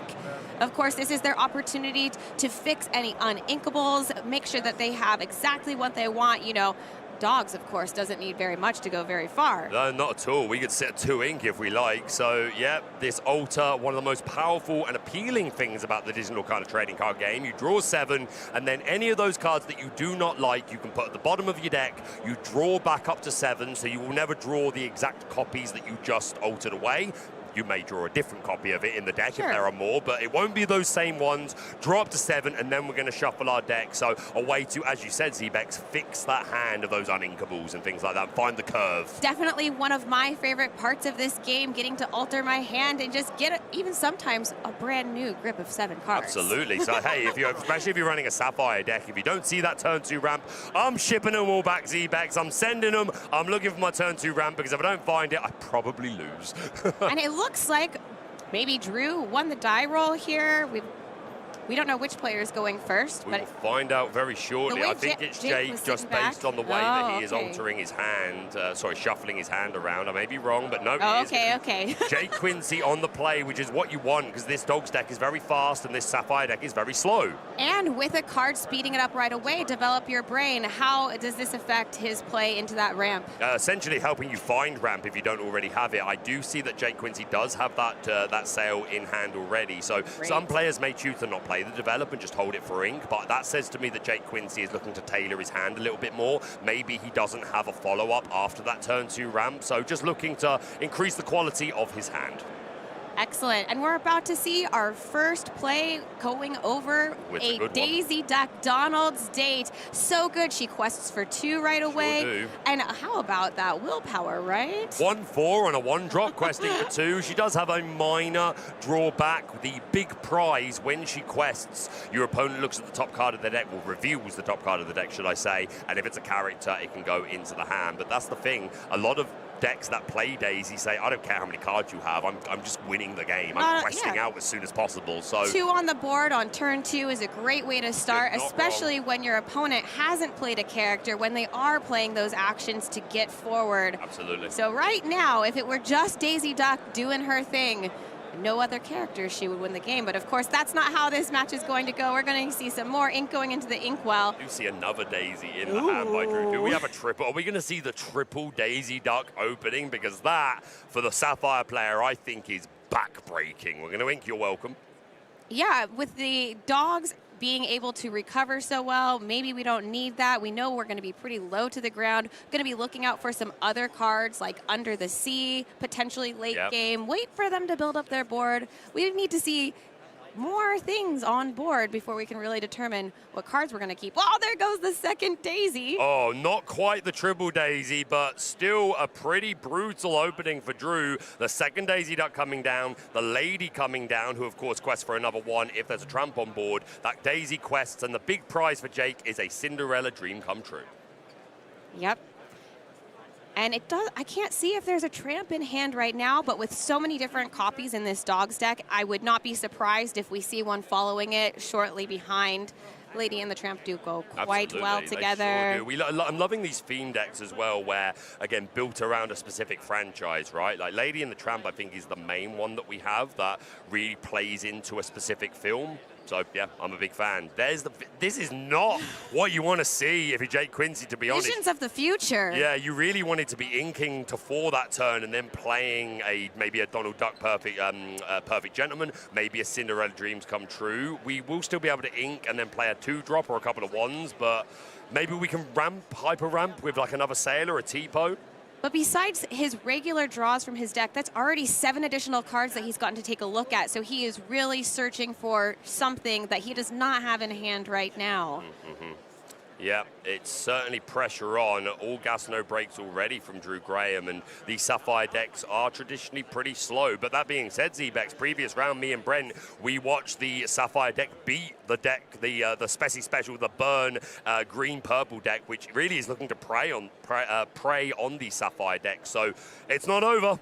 No, the Emerald Sapphire deck cannot be counted out this early in the game. As we've seen in earlier matches and building up this inkwell to be much larger, we're going to get to see a Clarabelle, Clumsy Guest, and that is the card that we want out there early because, of course, we have that Shift Clarabelle. Absolutely. Which, will he be able to get into the Shift Clarabelle on his next turn? Yes, absolutely. It's Shift 5 for Clarabelle, so we already have that 5 ink. Nicely set up. Not sure how many cards Jake will draw off of it, but more importantly, establishing a 5-6 body, 5 strength, 6 willpower to be able to punch one of these Daisy Ducks or indeed the lady. Probably the Daisy is going to be the high priority with that quest. Take care of that too, absolutely. But if a tramp comes down, then I think that actually becomes different because at least Daisy Duck is giving you cards. Yes. So, and Lady is a shift option for Drew as well. So even though Daisy may appear to be the more threatening card, and sometimes she is, you also need to respect these ladies.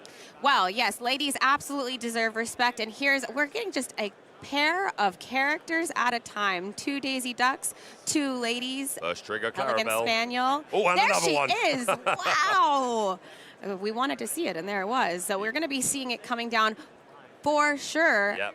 On this next turn for Jake. I would be surprised if he went any other way. It depends what else he's got in his hand, but I mostly agree with you. I think that's probably what we're going to see, unless Jake Quincy wants to set up a more efficient turn for next turn, maybe establishing a Prince Philip or something like that. Oh, if yes. he's got the 3-drop, that could shift in, then he could shift it next turn. But I think it's more than likely he's going to be forced to just shift and get rid of one of these daisies, because Drew already at 8 lore with 2, 4, 5, 6.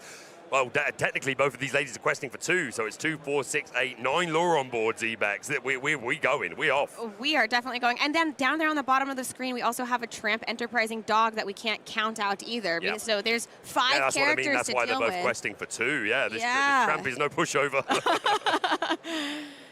They're sharing a plate of spaghetti and enjoying Absolutely. all of the sauce. Absolutely. Oh, it got me hungry now, Z-Bags. I think I'm going to eat some spaghetti for my dinner, but that's going to be later. We're only in round 3. If you're only just joining us, welcome to the Disney Lorcana trading card game. We are here. Disney Lorcana Challenge, Richmond, Virginia. This is round 3. We've got 8 rounds of Swiss today. Tomorrow we will have 4 more rounds of Swiss and then a cut to top 32. Those 32 players will qualify for national championships, the North American National Championships, and the overall winners, Z-Bex. Where are they going?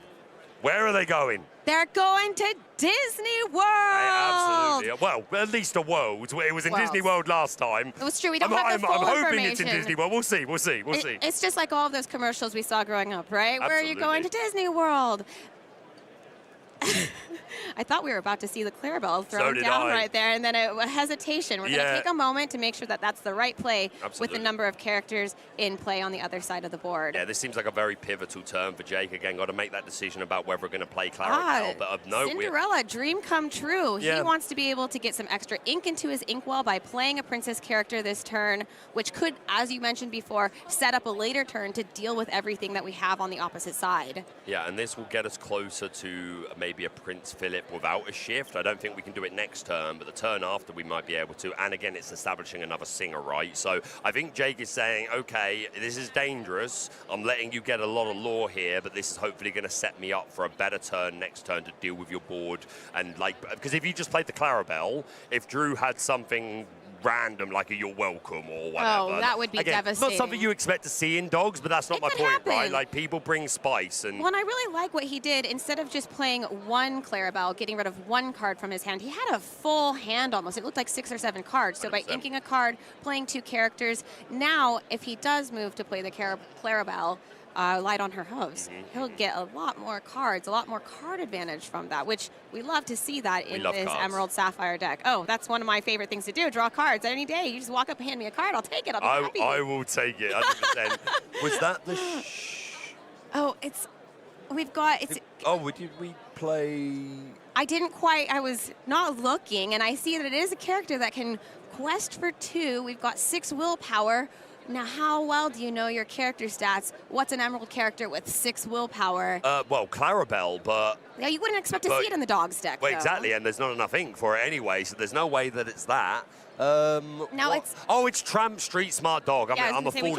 I'm a fool of a just up in the player camera there. For those of you watching on stream, we can see it just in front of his left hand there on the table. Yeah, it is the Street Smart Dog Dual Ink Tramp. 7 cost, 2/6, quest for 2. You pay 1 ink less to play him for every other character on the board. So with 1, 2, 3, 4, 5 characters, that means that we're only playing 2 for this Street Smart Dog. And then when you play him, you draw cards equal to the amount of other characters you having on board, and then discard that many. So that means Drew is drawing 1, 2, 3, 4, 5 cards and will be forced to discard that many, which you may be thinking, well, what's the point of drawing? You're filtering your hand, you're finding the most key pieces, and yeah, just digging through the deck. Yeah, this Tramp makes this dog deck come together. A lot of times, this could be the moment where the Emerald deck, gets the collar, the Tramp gets accepted into the house, where you can just go through and find another Tramp or whatever other character you need. But we love to just see them filtering through multiple Tramps. We've seen it before. Is that what he's going to do now? Gets rid of an Under the Sea, another Tramp. There's a couple of ladies there, both the Spaniel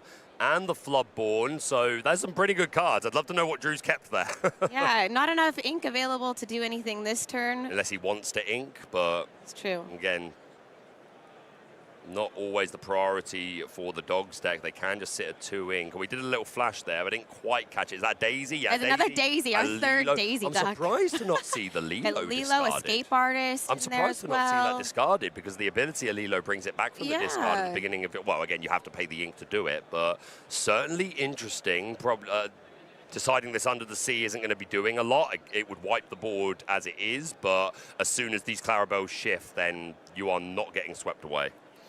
Washed away, should I say. Well, and the characters on board weren't quite strong enough to sing together, so why would you waste it anyway? If you can outmatch your opponent by getting more characters on the board, I mean, he's already up to 8 lore. He's almost to halfway to winning.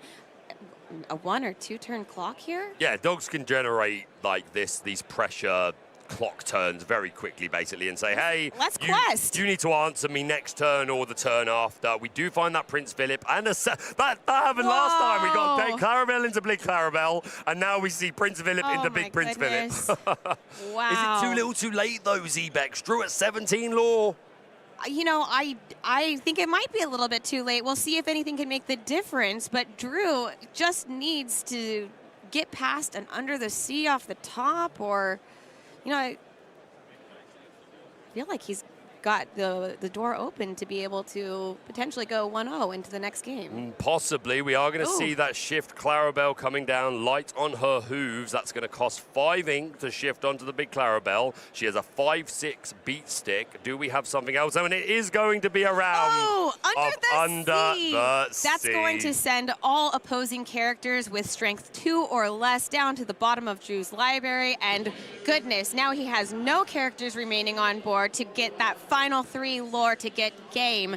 Now, Jake's looking in a really great position, especially with those princes we just saw. And worth pointing out, with Under the Sea, your opponent does get to choose the order of which they go under your deck. So Which Dogs is probably one of the only decks currently where that matters a lot. It depends how quickly you can get through the deck, right? Nonetheless, it is Jake's choice, so that's why you saw him just pick up those cards and organize it himself. That's right.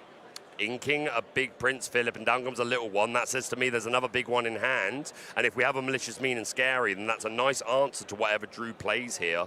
Again, kind of shocked to have not seen the Lilo go into the discard pile last turn, to be honest. But we do only have 2 ink. It is actually going to be inked now. So maybe we needed to save it for ink. We see a Mowgli Man Cub come down, which will let us get the action out of your hand, develop your brain. Let's get it out of here. It's in the banish. That's 3 lore set up, though, and there was no Malicious... Oh, he finds the Malicious, Mean, and Scary off the top of the deck. Look at Drew's face. Look at Drew's face here, because he just revealed the hand with Mowgli, and there was no Malicious. That's so brutal when you have just gotten to take hand disruption, but the card off the top was the one that you really wanted to yank out of there. Those Rapunzel guys, they are certainly singing a mean song today. That was huge, because I don't think that Jake had anything else in his hand to be able to interrupt the Mowgli and the Daisy Duck on the board. But Drew has 2 more characters back down. Unfortunately, John Silver, our alien pirate, is going to force them to challenge, have Reckless. Yep. So we're not going to be able to quest with Lilo, maybe only get up to 18, but at that point, are you even turning Bobby sideways? But Jake's win next turn. Geez. He's got 2, 3, 4, 5, 6, 7, 8, a lot of lore.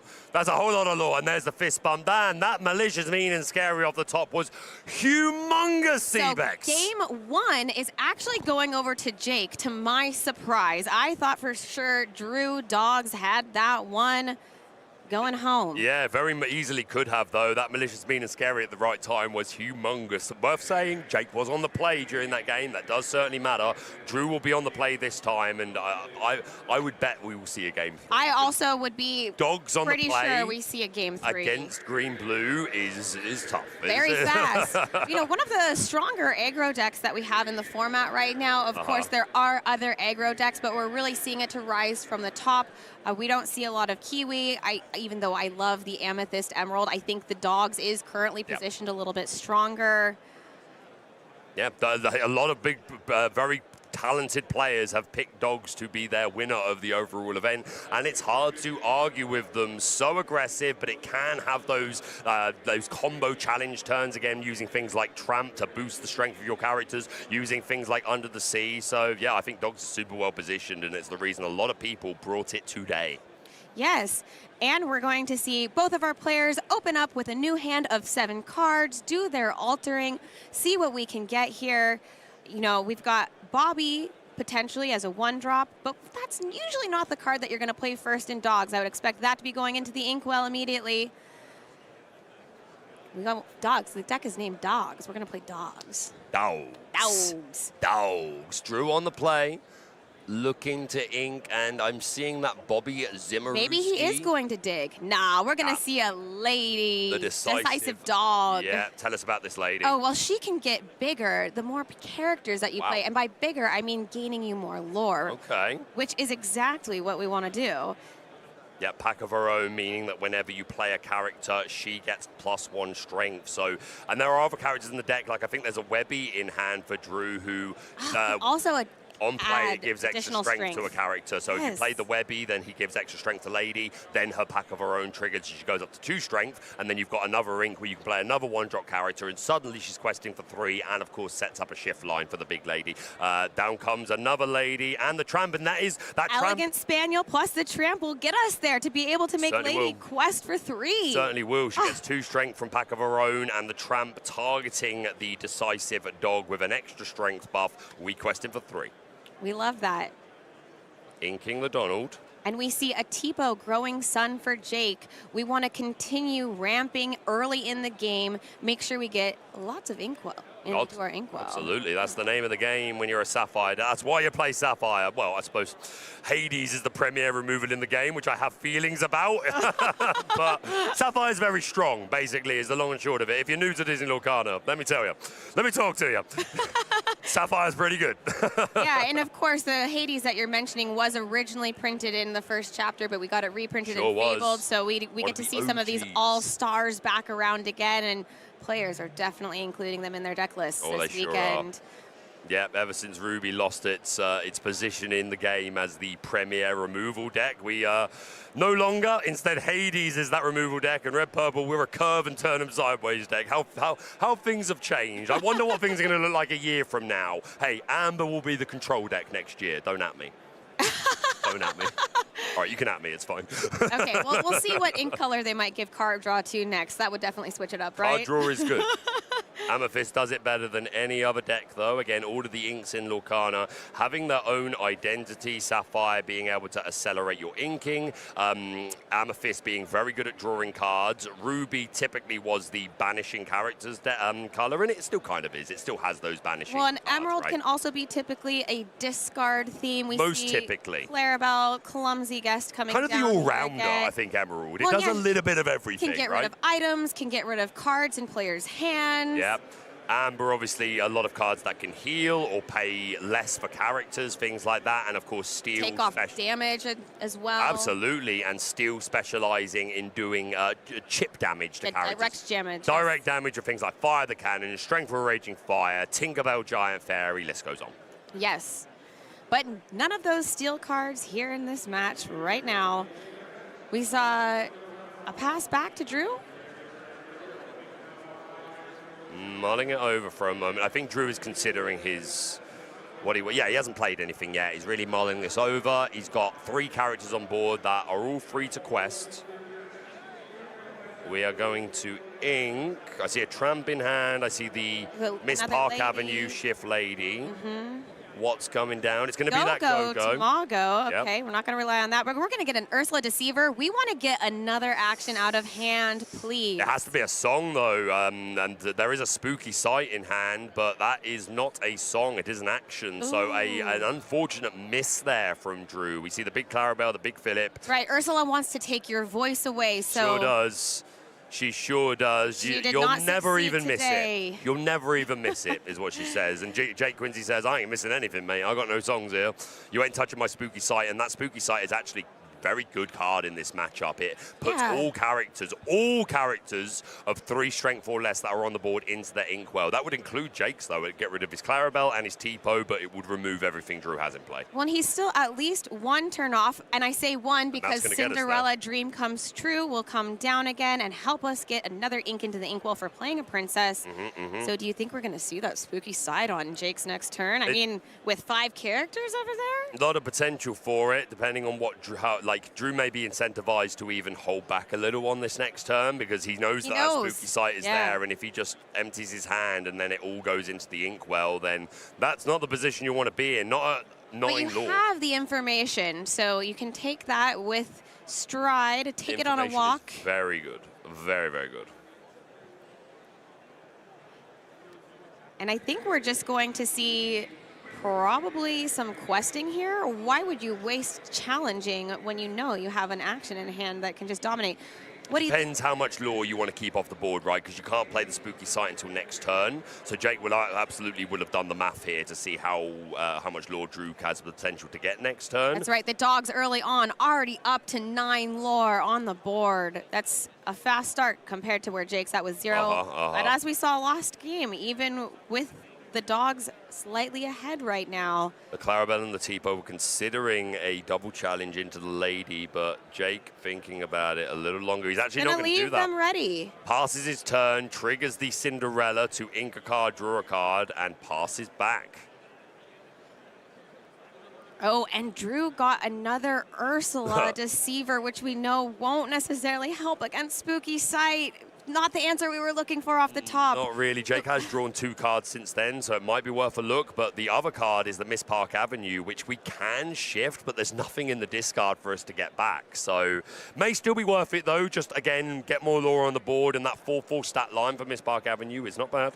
Yeah, you can really see Drew considering it here, knowing he's in a little bit of a tough spot, knowing what might be coming down next turn.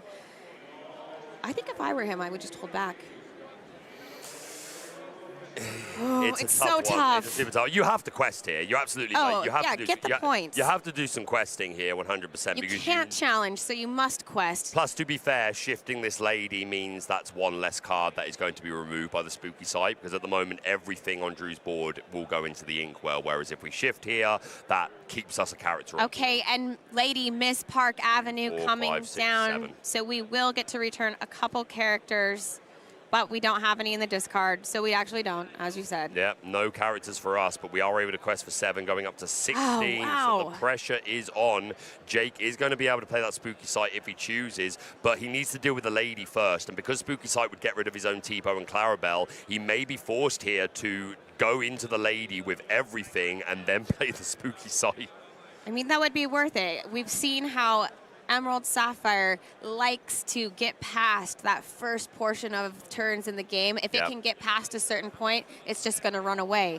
And if his top decks keep being like they were in game 1, I mean, right now, Hades into Philip, into this, into this, into Jake this. is really winning the top deck match if there ever was a contest to see who could top deck better. For sure. This is interesting because, again, you can ram everything into the lady, and then you can Spooky Sight and clear Drew's entire board. But that would give up your Clarabelle, which is an important piece because it's a shift target. And he does have the Clarabelle light on her hooves in his hand, ready to put it there. So but you can't do both, unfortunately. You have to choose. You have to choose. You can't shift the Clarabelle and play the Spooky Sight.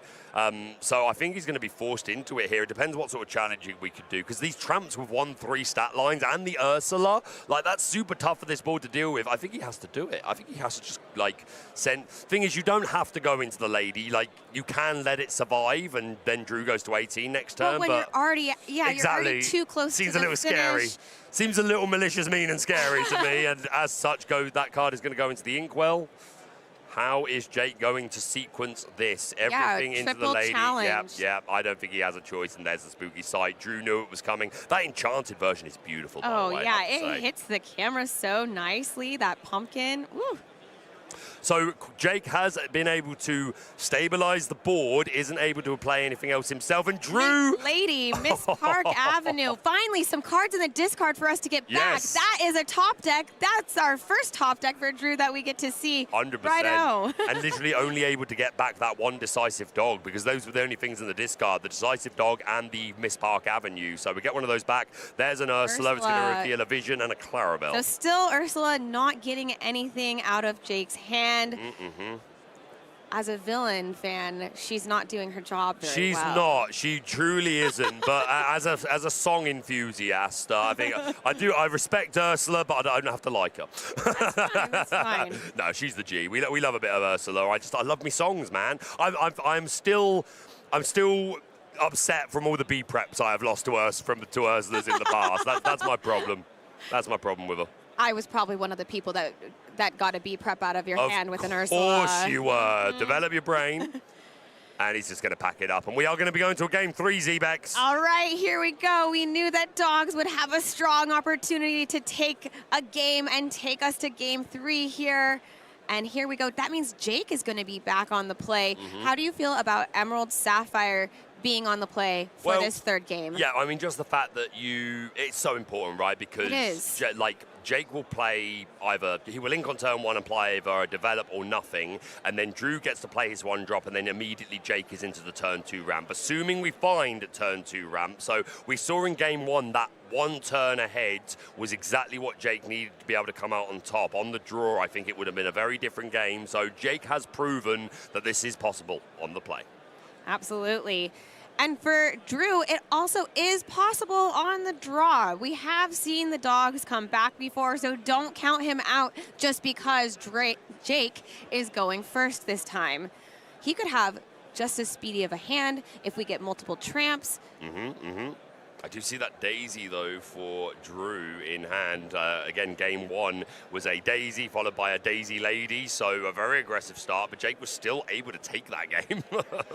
Yeah, so we'll see if he goes with the same play again. And again, we see under the C in Drew's hand. Let's get rid of it. We don't want it early on. Yeah, maybe you would keep it in the mirror. Because there can be some very interesting plays where you can play under the sea by turn 4. If you're using, you go 1-drop into 2-drop into lady, family, dog, and then play another 2-drop. And if these 2-drops are singer 4s, which they can be, then that can be a really nice line. But this is not the matchup where you want to be starting with it. We want all gas, no brakes. Yaramin! Exactly. Exactly that. And especially with Daisy Duck being uninkable, I didn't get a chance to see quite how many cards he was able to ink, but we want to make sure that we have something just to throw into our inkwell. So let's make sure Under the Sea is one of those that we just recycle for a different card. 100%. Jake on the play. This is game 3, round 3 at Disney Lorcana Challenge here in Richmond, Virginia. Both players undefeated currently. Undefeated.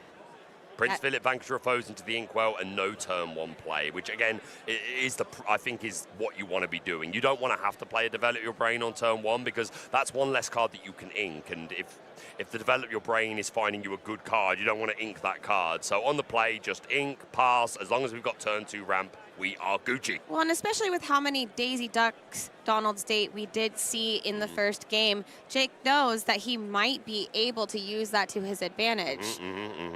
Yeah, it's almost like card draw that you didn't include in your deck list. 100%. 100%. This Daisy Duck is that double-edged sword. Will that come in hand? I think in game 1 we saw every card be a character, which is kind of wild because this Emerald Sapphire deck has a lot of non-character cards, right? The Sails, the Malicious, Mean and Scaries, the You're Welcomes, Spooky Sight, list goes on. Visions of the Future. So quite unfortunate for Drew in that game 1 that this Daisy would not stop giving away prizes. Yeah. And after Sail to Azurite Sea, we see a Donald Duck Perfect Gentleman going into the inkwell, just setting up his next turn, ready to go. Drew with a wide grip, and it looks like there are at least a couple of 1-drops in hand. There is the Bobby, not really what we're looking for. We want some ladies, we want some daisies. We're going to take that quest. Let's get information first, Zebex. Yes. Let's see what our opponent is going to find. Well, it's a Clarabelle Clumsy Guest, which if he doesn't have it at this point, then he'll have something to shift into the larger Clarabelle, but it wasn't too malicious, mean, or scary. No, not too bad. That Clarabelle tripping over off the top of the deck and falling into Jake Quincy's hand. We do love her, though. We do. She'll have her moment on the dance floor. And again, just getting the information before committing to any other plays, right? That is absolutely the way to sequence. That card off the top of the deck might not have made a difference to what Drew wants to play here, but every little bit of information can be very important. We're going to ink ramp. Absolutely. And let's get a little bit more information, please. We've got Mowgli Man Cub coming down again.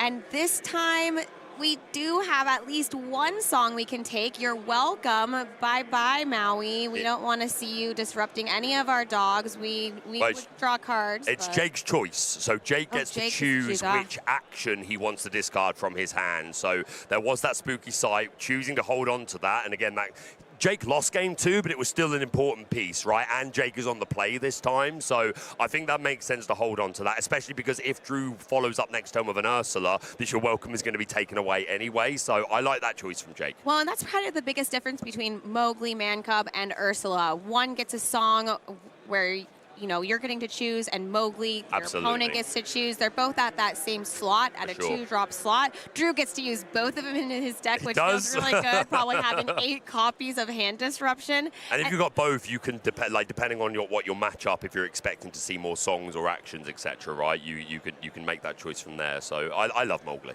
And coming down on Jake's side, we do see, again, Cinderella Dream come true. We love that to get the extra ramp here. We Continue putting cards into the Inkwell. Under the sea off the top of the deck there, Z-Banks. Ooh. And another one. Another one. Another one. And currently, I mean, you're probably not going to use it when there's only one character out there. We really want to get more value, Absolutely. at least 2. And maybe Drew would consider, since the first game, not using it, throwing it into the discard. Didn't benefit him getting the victory in that first game. That one in his hand anyway. So Which can kind of be painful because Yes. you want to have cards to ink, as I was saying earlier. So we got rid of it while we were altering our hand, and then it just came right back. get him out of there. Yeah, Ursula's playing some tricks. She actually is up to her villainy. Love it. I love to see it. Yeah, no, and Under the Sea, again, not really for this matchup. You can find spaces where it's nice, like if there are 1-drop Clarabelles on board and things like that. And of course, the Cinderella has 2 strength, but You'd much prefer to see it in a matchup with a lot lower cost characters, Absolutely. lower strength. And Jake's going into his 6 ink turn anyway, so he's more likely just to be playing big character after big character from here on anyway. So Yep. I don't think Under the Sea is going to be all that impactful. That's what the 2-4-6 deck does well. There's a Prince Philip trigger from the big prize of Daisy Duck. So that's something we could play this turn to threaten the shift Prince Philip next turn if we have it. Prince Philip Royal Explorer also just loves to get some points on the board. In case you don't have it in hand, he does Quest for 2, a 3-2 with Ward. So really a versatile card here, especially at uncommon. That's one of my favorite things about Disney Lorcana is the number of commons and uncommons that we get to really see good. in play. Tell me another trading card game where you are so excited about Winnie the Pooh, Honeywood, you know? Like, You're not common. wrong. You are not wrong. That's Cinderella taking a very rare challenge into the Mowgli. I respect it. You need to keep Drew off. Like, every law matters. Like, hey, every matchup, every law matters. Sure. But these aggressive decks, even just 1 or 2 law can be the difference between winning and losing. So let's clear up the board as much as we can. I don't think Cinderella was going to be doing anything too interesting other than that. No, Not we time really to be see the questing. value for her when you play her. course. We don't have any shift characters with Cinderella currently. Yes. Yes. Yes, Winter I'm Spell is waiting right for around the Sapphire to give corner. us some 8-drop Cinderella that shifts for 6, and yeah, I'm scared. I'm scared. We saw Drew draw a tramp off the top. Not necessarily what we need right here in this situation. What card do you think would be most ideal for Drew to draw right now? Be prepared. Well, okay, excuse me. What card that's legal both in this core constructed and in the colors of ink that Drew has brought to this tournament today? Okay, that is a bigger consideration. Honestly, I kind of just want to. If the opponent has Malicious Mean into Prince Philip, like there's kind of just not a lot you can do about that. If they have the Spooky Sight, which Drew knows that Jake does have that Spooky Sight, so you can't overcommit to the board with low drops. I think you need to prioritize getting this Tramp Street Smart Dog on the board, but you need to play more characters first to be able to do that. And I think Drew recognizing that and saying, let's just put it in the Inkwell. We do play this Tramp. Oh, that's pretty good. That's going to give +2 strength. But the Enterprising Dog here, not the Street Smart Dog. We got to build up those characters, get the extra bonus if we ever find any ladies. Absolutely. Bobby going on a little quest, taking us to 6 lore. Hey, get that spray cheese, kid. You know, that when I saw that, I was like, oh yeah, Mom, no. Love some Goofy movie. But yeah, that Daisy, a pretty good challenge. Of course, it had to make a challenge. It was given reckless by the John Silver, but this Tramp Enterprising Dog able to make that challenge actually of benefit, getting rid of the Cinderella dream come true. Well, and we're probably going to see Daisy challenging a lot the rest of this game because John Silver has that text where both when he is played and every time he quests, you have to give a character reckless. You're right. So, unfortunately, Daisy, you're not going on any more dates. I don't think you're giving any more prizes. No more dates for you. Get home, in. Like Daisy's dad stood at the doorstep. What time do you call this? Get in this house right now. Sorry. That's right. And Prince Philip. Quack. Prince Philip might be sending his goons, his malicious, mean, and scary goons over. Goodness me. You don't have to just worry about Dad. You have the whole gang to worry The about. whole gang. Daisy is the most protected character in the world. Prince Philip, of course, does have that ward keyword, meaning he cannot be chosen, not something that Drew's really looking to do a lot, but ward is certainly one of the most powerful keywords in the game. John Silver on a challenge instead into the Daisy Duck, choosing just to get rid of it as opposed to taking the lore and giving that reckless. I respect it because, again, every character in play, Zebex, for Drew represents more than just what that character is. It represents paying less for your Tramp Street Smart Dog. It represents another character that can sing something like Under the Sea. So that's the thing about these Amber Emerald Dogs decks. It's not about just what the card does. Just having a character on board is very representative Ursula Oh, of the game Deceiver plan. is going to take Malicious, Mean, and Scary out. So we at least don't have that problem to worry about. Scary enough that we said, go to the discard, please. How mean. How mean. I think Jake can handle it, though. Like, Drew at only 6 lore, he's feeling pretty good, I think. Yeah, I would feel pretty good at 6 lore. And even though John Silver is out here, we still have a lot of cards that we can get up to. However, looking at the ink in the player's inkwell right now, those Under the Seas that we saw in Drew's hand might be hurting him right now. I don't know what turn we're on, but I only see 3 cards in his inkwell. Yep, that's pretty much where we stop, really. I've seen a lot of Dogs decks stick at just 2, to be honest. Again, the fact that we can play characters cheaper, like Tramp, you pay 1 less to play him if you've got a lady, and then the Street Smart Dog, you pay 1 less for every other character. So Dogs doesn't need to ink that high, which means you can keep those resources. So, yeah, Dogs doing basically what it wants to do, but a little slower than we'd have hoped. We haven't seen, like, that Lady Decisive Dog that we saw in Game 2, right, was huge. Like, that quested for at least 9 over the course of that early game. on in the game, too, getting it down very early. Before Jake gets to this point where he has theoretically answers. Like, this Prince Philip is such a threat. Both of them, they have much bigger stats, and if he does challenge any of Drew's characters, should they become exerted, they're only dealing 1 strength back, 1 damage in return, which for 5 willpower or even 2 isn't going to matter. Isn't going to matter. We can live on to the next turn. It don't matter if you win by 1 law or 19 law. A win's a win. That's right.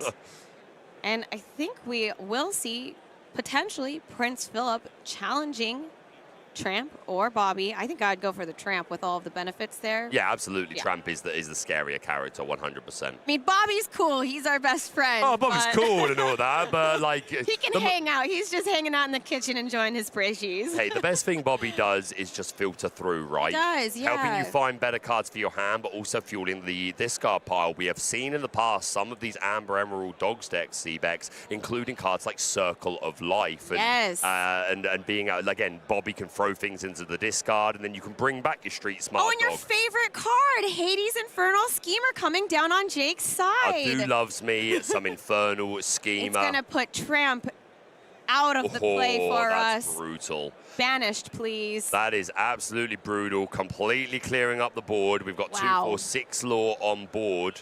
I think, assuming we play a character next turn, we're on a 3-turn clock now for Jake Quincy. Yeah, with all characters being able to quest for 2, that's huge. And Lady Miss Park Avenue, again, feeling a little too late here. Just like Game 2. Maybe a little bit. I'm having some deja vu. Yeah, very nice. That's all you did there, aren't you? Oh, Baloo. Oh, jeez. No, it's Sapphire. I just want Baloo. I just want to cuddle from Baloo. Leave me alone. Let me cuddle Baloo. Let me have my bare necessities.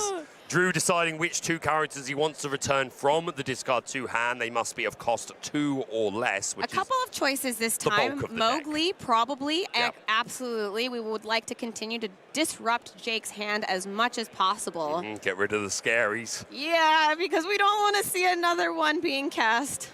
Yeah, I mean, yeah. Just any time we can get rid of a song is a pretty good thing. Of course, playing that lady did cost 5. We were not able to shift her. Do we want to ink anymore? Like I said, like this deck doesn't really need to ink this high.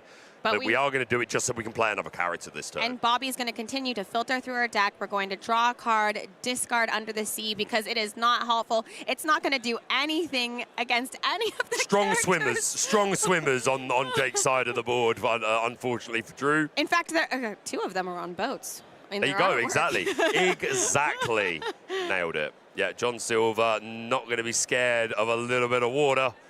No, thanks to the Azurite Sea, cards like Sail the Azurite Sea, we have quite a nautical theme here for the Emerald Sapphire. And Hades from the underworld, underwater, singing your welcome. He's going to choose his own prince.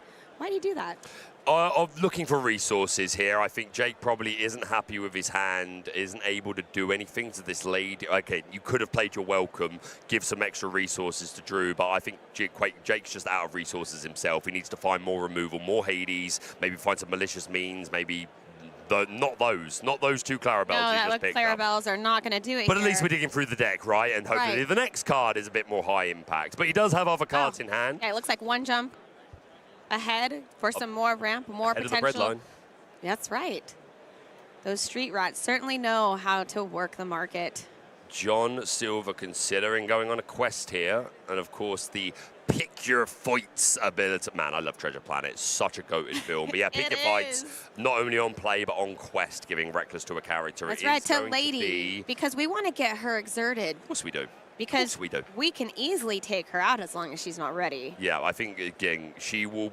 There's a choice here for Drew, right? He can either trade into the John Silver, or he can put that challenge into the Hades, which would mean that they would both survive. I think I'd rather get rid of the John Silver, Me to be too. honest. Me too. I like trading a character for a character, a card for a card, and that ability that John Silver has, making Drew challenge every turn with one character. That's not what Dogs does. They don't challenge very well. They like to run around and play. They're all bark, no Questing, bite. exactly. There's that Lady Family dog followed up by the Ursula. Let's get a peep. And we do have a couple of actions, but no songs. So out of our Ursulas and Mowglis for Drew, they just haven't quite matched up with the cards Jake has had in hand. Yep. The spooky sight reveal. And we do have, ironically, Mowgli Man Cub played as well. So we did at least get one card out of the hand. Yeah, and Jake choosing to get rid of that Sail the Azure at Sea. And Drew does choose to take that line of Lady into John Silver. I think that's the right decision. We approve of that, absolutely. I think that's right. Questing with Clarabelle. Yeah, going get to some more 5 lore. points up there. And a big one, turn. Yeah. Spooky Sight. Let's get all of those characters into the inkwell, please. Be gone, doggies. Get home. And I really like Spooky Sight as opposed to a card like Ink Geyser here, because Dogs doesn't have a chance to come back. So is this a card? I've seen Spooky Sight maybe once at my store champs this past weekend. I think it's a must include for a lot of the Sapphire One of our decks. newer cards that we got from Whispers in the Well, which is really nice to see. All of these new cards showing up today in our Disney Lorcana Challenge here in Richmond. Round 3, Game 3. One character on board apiece. We're pretty close to tie game, 7 lore to 8 lore. However, it's not that simple. It is not. Emerald Sapphire slightly ahead here, but we do see a Daisy Duck Donald State coming down. We're trying to race. We're trying to get ahead here. Do we have a follow-up? Of course, a Yes, plethora Webby of Vanderquack. plethora of ink for Drew, which is not common for Dogs, but certainly taking advantage of it the best we can. Down comes that Webby. On play, you get +1 strength to a character. And there's the Basil that's going to bounce back the Daisy. Oh, geez, that was brutal for Drew. Basil, we love a great mouse detective. And another character who can quest for 2 over on Jake's side. And will consistently discard cards from Drew's hand if the Basil quests. And there's the full art version. I love that enchanted. It's so yeah, beautiful. me too. The schematic, like a map or like a page from a book. Yes, and again, a lot of inventors came out in that set, so almost like an inventor schematic. So I love it, mate. I love it. Yes. Hades quested us to 9, so as you said, Zebex, we're pretty neck and neck. Drew, a ton of ink, though. We're going to play back down that Daisy Duck. He's definitely going to be incentivized to empty his hand as much as possible. Yeah, because anything else is going to be thrown into the by discard. the Basil, yeah. Unless he keeps his hand wide enough that there's better odds that you just don't discard the good card in your hand, right? Right. And we're going to see a Tramp Enterprising Dog come down. A nice bonus there. Yep, giving +4 strength to the Lady, meaning she's able to cleanly answer the Hades, yeah, and survive. And look at that. By going after John Silver the turn before, biding ourselves a little bit of time to get our spaghetti friend, as we see here on the Enchanted of Tramp Enterprising Dog. We're ready to share a plate again. We're ready to take out those deities of the underworld. So Drew may be mounting a comeback here, going nice and wide, leaving just a Basil on the opposing board, which can, of course, make a challenge into Lady, but that would be a trade. Could take the Webby, but Webby isn't really as big of a problem as Lady, but we are going to take that line, I think. Yep, let's at least get another character off the board. Baker, as you said earlier, he wants to continue reducing the number of characters that Drew has access to. And Cinderella Dream Come True, followed up by Prince Royal Explorer. We are setting up to get more ink into our inkwell. We are ramping, we are drawing cards. Was that a Vanquisher of Foes off the top of the deck? We played Prince Philip, we played Cinderella Dream Come True. That was nearly all of our ink. We inked the one card in our hand to draw one card. If that was Shift into the combo. I might be wrong. I might be hyping us up for no reason, but the art there looked a little bit like the Vanquisher of Foes, and if that is the case, that is going to be pretty big. Of course, and it would only remove the Lady. Lullaby. Yep, -2 strength to a character and draw a card. That will allow us to... 2, 3, 4, 5, 6, 7. No trigger off the Daisy. I think that's the first time this has happened so far. That's good for Drew. Finally, something going a little bit towards the dog's favor. I'm not sure if it even was a Philip. Oh, it was a Basil. Okay. Okay. And we find was that a Sail off the top of the deck there? This Basil will be able to bounce something back to hand. Which really needs to happen. Yeah, 16 lore. If he doesn't take a character off the board right Raja. now. I missed the Raja. I missed the Raja as well. Our devoted protector. He is bodyguard. So if there's any challenges that are going to be made, it's going to go to Raja first. 8 lore on board, Zebex, for Drew. So Quincy needs to remove 5 lore from this board right now. Which is at least a minimum of 3 characters with Lady and Daisy Duck questing for 2. But you got to get rid of Raja first if you're doing it through challenges. And we have no Hades. We're going to vision. Maybe we can find something. Okay, we find the Philip, but we no longer have the ink to play it, and there wasn't even a minute. We see, you're welcome. Another malicious, mean, and scary. He's going to take a moment to think here and see if any of these cards will be good enough to get the other characters off out of this position. Do you see a line? He has the ink. Because 2 have been exerted for Vision of the Future. 1, 2, 3, 4, 5, 6, 7. So we have the ink to ship this Prince Philip, but we don't have the malicious, mean, and scary. So it's going to mean very little. But you've still got to do it right. He does have the malicious, mean, and scary, but he can't cast it. That's one of the Vision cards. Yes, that's not in his hand. That's one he's still choosing. Right. Thank you. What he wants off the Vision of the Future. Wouldn't that be nice if Visions of the Future just let you put all 5 cards into the hand? That would be a little bit too broken. Wow, draw 5? What do you think you are, second star to the right? You can play purple if you want to do that, mate. As we do. Yeah, Roger is big. Yeah. No, he does not have that full combo. Again, the card in hand is Basil. He visioned. In this vision is a Prince Philip, Vanquisher of Foes, and a Malicious, Mean, and Scary, so we can't get both. He's doing all of the math right now, figuring out which character can trade where. So probably Prince Philip going into Ursula. Because the thing is, he needs 4 damage. So you can put the Basil into the Raja. That would be a trade, but it would get rid of it. So the bodyguard is no longer a problem. You can put the Cinderella into the Daisy Duck. You can put the Prince Philip into the Tramp. Then you can shift the... you shift it first. Yeah, you shift first. But I just wondered... of Foes. Thing is, I wondered if he wanted to get more damage on the board first before doing that, though. But seeing a different line is Jake Quincy. Now with Prince Philip, Vanquisher of Foes, he can challenge Raja without making a trade, without losing any characters. He can use Basil to challenge Daisy Duck. Still, Basil is around if we need any discard. That was really brilliant. I love to see Prince Philip in action here. Absolutely. Yeah, that might have been the better line. The line my mind was going down was like getting damage on as many of these characters as possible and then shifting so that you get a bit of the Philip sweep, as I've been calling it. But again, Jake Quincy, I imagine, has played this deck a lot recently. He's going to be very familiar with the lines, but super interesting. And we did manage to get 3 characters off the board. Cinderella, Dream Come True, finished off Daisy Duck here, and now we've passed it back over to Drew. Here we go. Ready, set, draw. Mowgli, Man Cub, Cub, what is the one card left in your hand? It's just Basil. Another Basil is not going to be thrown into the discard here. Okay, but at least the Basil can bounce back this Mowgli, and we have characters on board to deal with the rest of it. So Jake's at least got a turn here.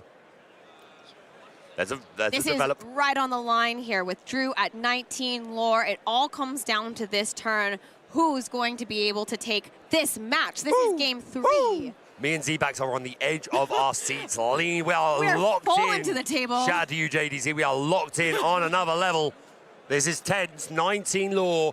Jake will get one more turn at least because we can bounce this Mowgli back. Maybe we vision first to see if we can find a better line, but there will be at least one more turn in this game. That's right. What's he playing with? Oh, he's still deciding what he wants to take off this Develop Your Brain. We know there will be at least one more turn, but Jake still has quite a way to go. 3, 4, 5, 6 lore on board. Oh, and I didn't quite get to see what cards he was debating between. Develop Your Brain, quite hidden from the camera right now. He's playing his cards close to his chest. Ooh, this is tense. I don't like it. We're right on the wire here. I love it. I love the drama. But for the players right here, they would rather it be a little bit cleaner. Finds the vision off of the Develop. Let's keep looking. Clarabelle, Mother Knows Best, Donald Duck, Tipo. Not quite what we were looking for here. Unless, now what card do you think he's going to keep from this Visions of the Future? I would say Mother off the top of my head, just because, again, you can deal with this board, and then what you want to worry about the next turn, right? You know you can buy one turn, but then Drew is going to draw a card, he's going to play the Mowgli and another character. So you need as much removal as you can possibly get. Develop finding a couple of Basils. Yeah, amazing the number of cards that he's been able to dig through his deck in this turn here. And it looks like he didn't quite find what he was looking for. Is that the concession from Jake? I guess he used all his ink so that he wasn't able to play the Basil on the Mowgli that turn, or maybe just Jake sees the writing on the wall. But nonetheless, that is going to be it. Drew taking it 2-1. What did you think of that game, Z-Bex? Well, that was your incredible. First official cast. A banger, right? It. Yes, and Dogs actually did get the match there. I wasn't sure what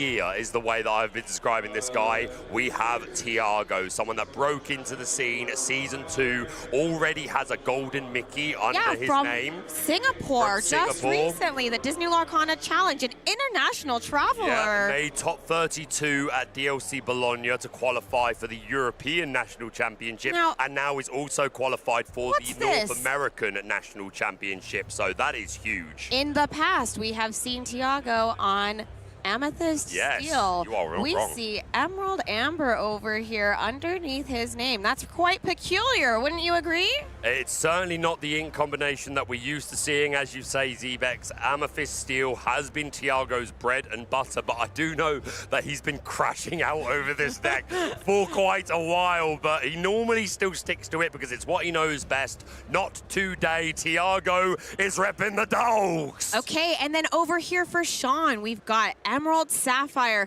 Are we potentially going to see another version of the match that we were just commentating on? Essentially, yes, but with different pilots, and who knows, maybe there's some spice. Tiago may be on a Circle of Life type build. I would assume Tiago to be on the most stock, consistent build possible, but who knows? There could be some spice in there. There are different ways to build both of the decks that we see. Surely not. Oh my goodness, you don't like a little bit of spice? Wow, what a concept. That's the greatest thing about Disney Lorcana is there are so many cards that you can play. Absolutely. So many cards that are strong.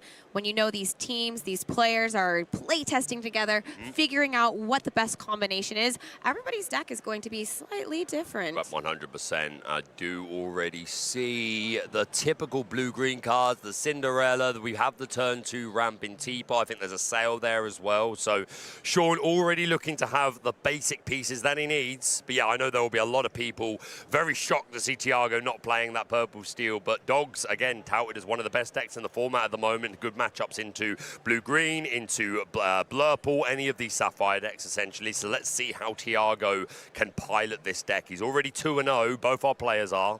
And another interesting thing about both of these players going into 2-0 and the players we just saw, none of them are on Amethyst, one of our favorite colors, but we are seeing decks that are doing well without that Amethyst color here, giving our other ink colors a chance to shine. It's possible to win without purple cards? Oh my goodness, it's true. Say it's so. I mean, we'll find out tomorrow who's ultimately the victor of the entire Disney Lorcana Challenge here at Richmond.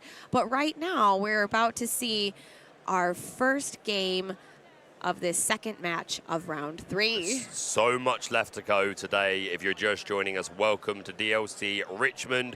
8 rounds of Swiss today, followed by another 4 tomorrow, and then into Top Cut, and we're off to the races. Yep, and we are going to see one of our favorites, Daisy Duck, Donald's date for Tiago, starting off here. We know that she quests well. Great turn 1 drop. We inked that lady family dog, and passing over to Sean again on the play for Dogs is pretty good place to be. It is a very good place to be. Again, there are some lower to the ground decks like Purple Steel and Ruby Amethyst that can deal with this, but blue decks not so much. We're just going to ink and pass. Yep. And there we go. We'll get to see a card off the top of Sean's deck. Tipo, being a character, will go to hand. A little bit of advantage there, but Tiago already up to 2 points on board. Yeah, again, Tiago probably not going to care too much about giving cards. He just wants to get all the lore he can. So, yep, sure, have a Tipo. And Bobby Zimmerowski, Spray Cheese Kid coming down. Let's filter through our deck a little bit. Drawing and discarding. What card would you discard here? I don't have a full, maybe a Bobby. No, it's going to be a Tramp. I probably wants that Bobby to do a little bit more digging, maybe even playing it now. No, it's going to be the lady. Lady. Elegant Spaniel. Yes, let's sit and cozy by the fireplace. Cool. Yeah, it's the Elegant Spaniel. I had a moment there where I was doubting myself. I was like, wait, am I wrong? You were correct. Am I wrong? No, I'm good. I have been practicing, Baker, and you said it, and I knew that you were right. And of course, that lady does give us an extra lore if we have a Tramp in play. We discarded a Tramp, but we do we did see other copies of Tramp in Tiago's hand, so she will be able to get a bonus. Sounds good. We're going to ink a T-Po, Growing Sun, and play another. That's going to put an extra card into our Inkwell, and then just simply a pass. Again, Sean needing a few turns to set up and unlock the full potential of this Amber. The full potential or the 4 potential, as that's how much ink will be on next turn. I hated that, D-Vex. I hated that. Oh, I love a good pun, chat. So if you're here, I can give you puns all day long. I'm excited for you and Liam to be on casting together. It's going to be Pun City, Pun Central. Well, an Ursula Deceiver here, potentially taking Under the Sea. That's the Jasmine, and we got a reader. Oh, we've got a reader goodness. in chat. Jasmine, is she? Royal Commodore. Royal Commodore. She is a shift 5, and on play, you return all opposing exerted characters to their player's hand. Is it just opposing, or is it all? No, all other exerted characters to their player's hand. A legendary from, I think, set 5. Not a card that's seen a lot of play in the past, but it makes a little bit of sense, again, against these aggressive dog decks, Zebex. I have not seen this Jasmine Royal Commodore played in my local area, so the fact that we're seeing it here today tells me that Sean might have had an idea that dogs or some of these more aggressive decks were going to be in the field today, and he needed to be prepared for it with a card, which Tiago had to read. Maybe we'll get to see it. Tiago had to read. It was awful. Oh, my goodness. It was terrible. But, yeah, we're a little off of this Jasmine, and she does have to shift. Yeah, you must shift to get it. So we will need to see a different Jasmine down here first, which is not there yet.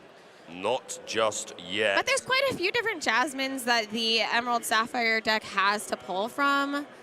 There's not a lot of great ones. There's the one drop which gives resist to one of your guys into the start of your next turn, which seems to be not bad. We're going to ink Clarabelle and play a sail. Yeah, let's dig and see if we can find something, potentially dig some more. Heads held high in the hand as well, for sure. Not a card we've seen a lot this set. We saw it like fabled and even before that as a combination card with Under the Sea, because it lowers the strength of all opposing characters by 3. So then that is most characters go into Under the Sea range there, but nice to see it again. Well, and everybody from the family here of Emperor's New Groove. Oh, yeah.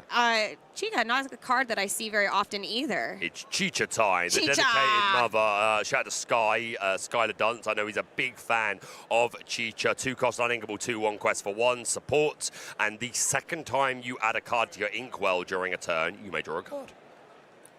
Well, that's pretty advantageous. That's pretty good. If you're doing a lot of ramping, you're doing a lot of inking, then Chicha will reward you. One on the way, I think is the name of that. Yeah, ability. not too often that we see draw printed on a Sapphire card, but one of the few that we do. And then Tiago is going to follow it up with a Tramp Street Smart Dog. We love to see that here. He's already costing less because of 1, 2, 3, 4, 5 characters in play. Yeah, that's a lot of dogs. That's a lot of potatoes. That's a very cheap which is Tramp. that many cards that he gets to draw and choose to discard. Yep, only having to pay a cost of 2 to play down that Tramp. So inexpensive. That's a bargain, mate. That's what I call that, a bargain. Mm-hmm. Almost a 2-for-1. Good value for your ink. Going to start turning some stuff sideways. Will Ursula also be joining them on a little quest? Already at 13 lore here, and that's going to take us to 14 with the Ursula quest. Yeah, Sean needs a lot to happen on this next turn. He doesn't have a Prince Philip down, so there's no line where we can shift into the Vanquisher, or where we can sing Malicious and shift. So I think this is over. Well, at least for game 1, potentially. But let's see. We're going to throw Clarabelle down into the Inkwell. And we're going to follow it up here. There's that Contented Wallflower. Yep.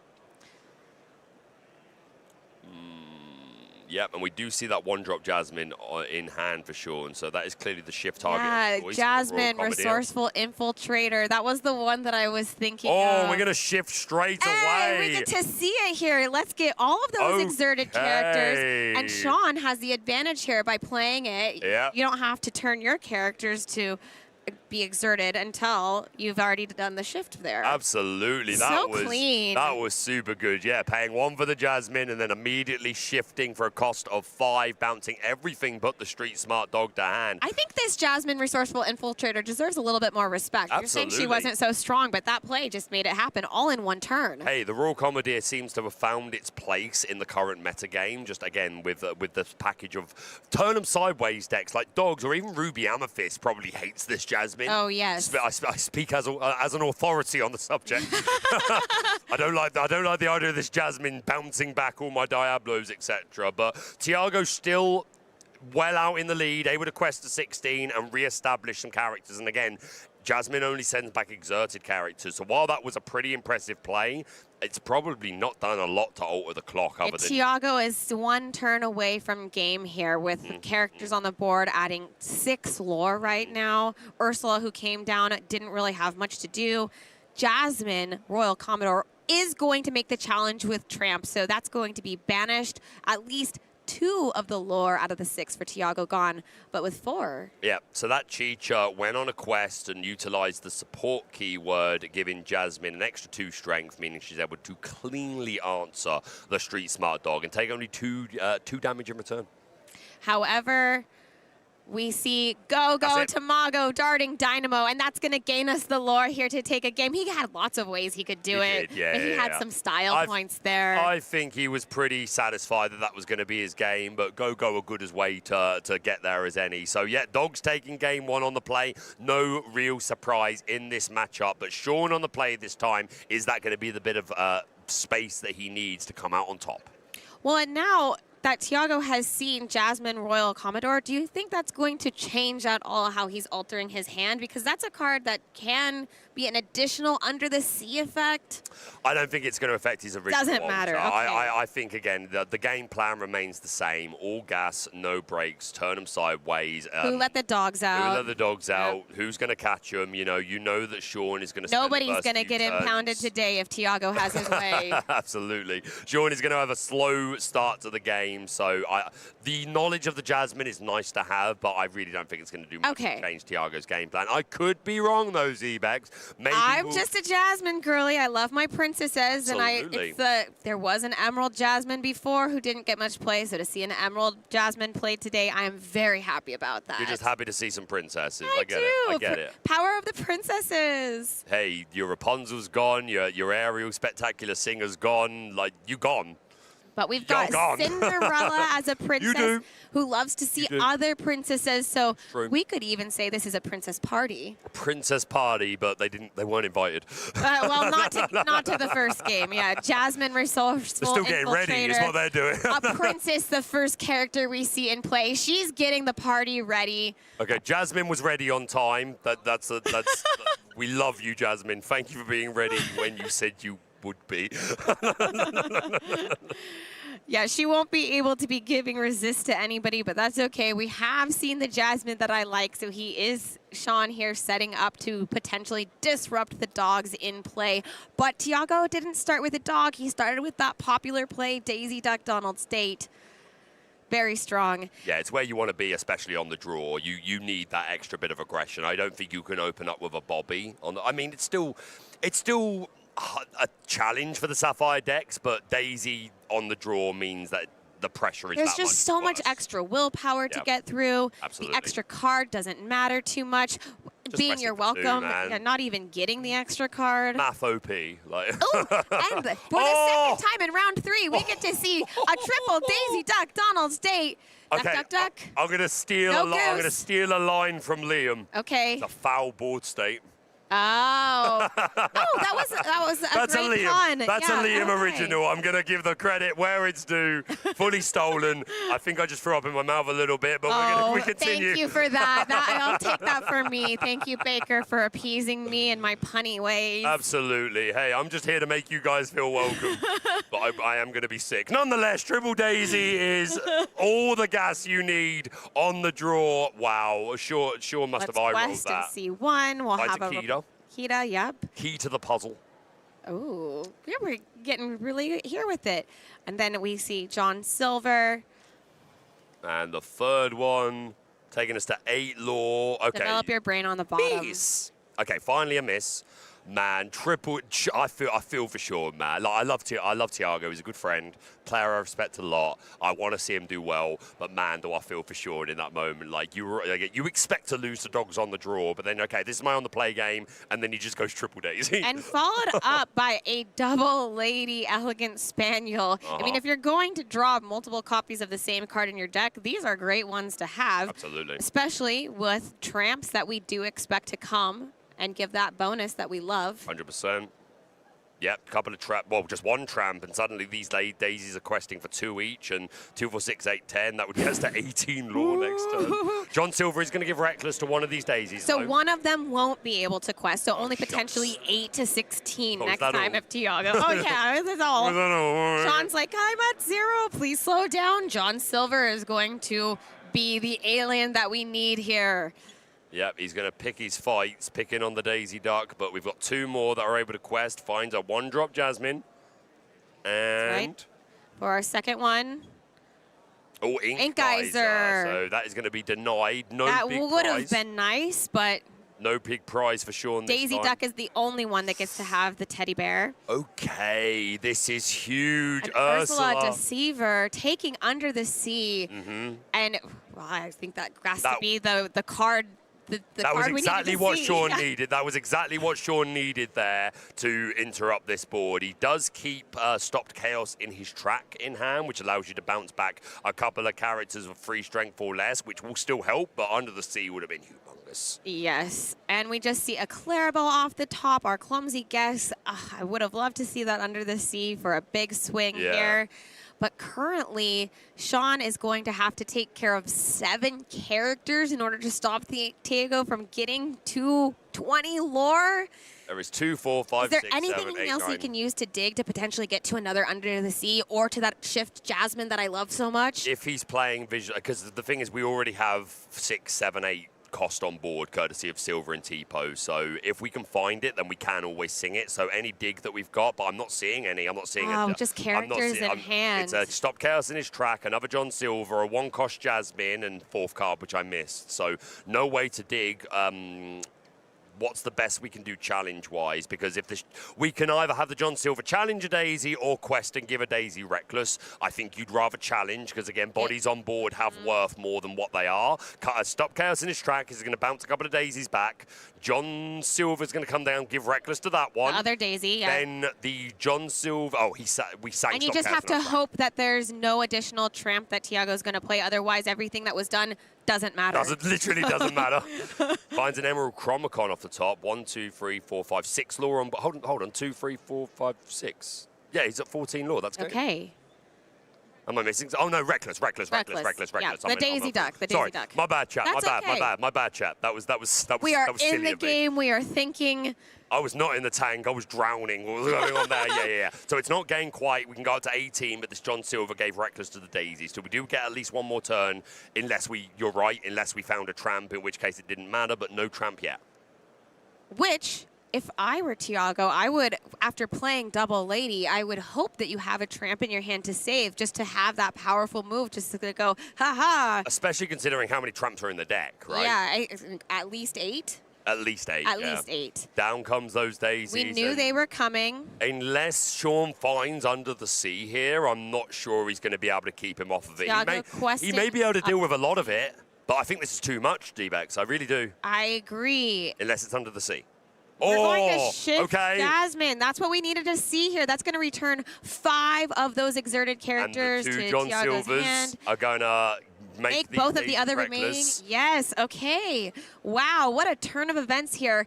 I called it for last turn, but it actually turned out that Jasmine Royal Commodore showed up this turn. Yeah, that was pretty good. Again, and just in time, too. It's just a sign of how not used to seeing this Jasmine that we are, that that didn't come to mind as an out. But yeah, that certainly did the job. But Tiago's going to be able to go nice and wide here. Sean still needs to find an Under the Sea or an answer. I think There's a Tiago lot of still cards wins. in hand. Credit to Sean. We'll see. He's done well here to elongate this match as possible. He has. As much as possible, sorry. Yeah, we'll gonna just go wide. Yeah, we'll probably see at least 3, if not 4 or 5 characters coming down for including Tiago. Maybe an Ursula, just a fish for the Under the Sea. Does Sean even have cards in hand? I don't Did he think play it all so. out? Okay, so it wouldn't be an Ursula then. So there's the Daisy, there's a lady, Double there's another lady, lady, yep. there's a Pluto, friendly pooch. So, yeah, we need to remove 3 lore from the board here. And that was not an Under the Sea. That was a Sapphire card. An Ink Geyser, though. Okay, that does... That's it. That's it, okay. I'm pretty sure that's it. Yeah. Again, to Because be you're fair, going to get to draw wait, all those cards and play them. Unless he T-Po'd an Under the Sea. That may be an out. Okay, here we're selecting the random cards for the Ink Geyser. Of course, those ones will get to go back to hand. Yep. Those ones stay in the inkwell. Did we T-Po an Under the Sea? That is the question, because if so, there is a chance. Kida, T-Po, I don't see you're it. welcome. No, I think it's over. Okay. I think.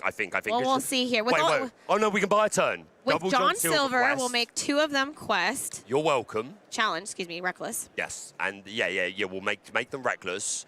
You're welcome. But the Get ladies another are still, one. though, they don't even need the tramp at this point with Thiago being at 18. So how can we get rid of the ladies there? They're ready. So I think you're welcome the Daisy. We quest our John Silvers to give reckless to the ladies and leave just the Pluto is the only thing that we quest. Okay. That is an out. That buys us Another turn. another turn. Which is all this is about, because if Sean finds Under the Sea, there is actually every chance that he gets ahead here. There is 1, 2, 4, 5, 6, 8 lore on his board. He can And create a with 2-turn clock. John Silver's ability being activated by him questing, that's going to Exactly, mate. take Sean up to 10 lore just to take care of Thiago's characters in play. Yeah, 100%. This is so interesting here, where we have another match on the edge of our seats. But this is just game 2. This is just game This is 2. just game 2. So Sean needs to win this game in order to take it to a game 3. Otherwise, Thiago will be moving on with 9 points in our Disney Lorcana Challenge here at Richmond, Virginia. Jasmine looking to sing, I think, the You're Welcome. I like that. Yeah. On the Daisy or the Laddie. And on his own Oh, T-Po. his own T-Po. Okay. If he can find the Under the Sea here, Sure. John Silver or would potentially sing or... So this is what I think we call playing to win. All right, because if there is a line there that Sean can take to buy himself 1 more turn, but then he's right back where he started, and he's been on this train for 3 turns now. It's been rough. I think he needs to find a way to make a more high-impact play, and I think that's why you saw the You're Welcome on his own T-Po to dig for hopefully the Under the Sea, which would be a lot better for him. So that's what I call playing to win, as opposed to just playing to buy a turn. That's right. And it's not just playing to your outs. You want to make sure that you can get the victory. And we... Oh, go. Oh, go off the top. Oh, my goodness. That card, the Darting Dynamo, is so good. It didn't matter. Congratulations, Thiago, taking this one down, going to 9 points with the Dogs. Yes, 2-0 for Thiago on Dogs. Again, no surprise to see Thiago picking up game 1 there on the play against that Emerald Sapphire deck, but that triple Daisy opener was absolutely brutal. Commiserations to our Emerald Sapphire player. I think made some really cool moves there. Great to see that Jasmine coming in and do something fun. Yeah, that was a banger. Yeah. That was a banger. We would have loved the 3rd game, but a banger nonetheless. And both of our matches that we saw this round, Amber, Emerald, Dogs taking it. Woof, woof. Woof woof. That is the main breakdown of the day. We're going to be going to a very short commercial break, and then after that we will be heading over to the lounge. I'm sure Rebecca's got something very cool lined up, and don't go anywhere. We've got plenty more Disney Lorcana action coming up very soon.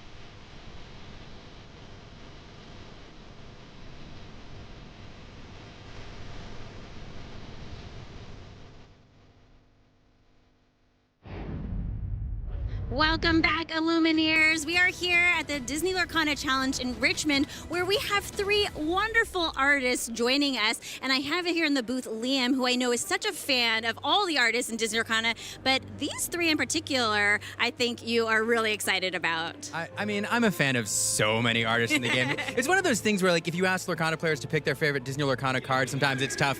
For me, it's really tough to pick a famous artist, but what makes these 3 so special are 2 things. One, these are artists who all have been established in the game for quite some time.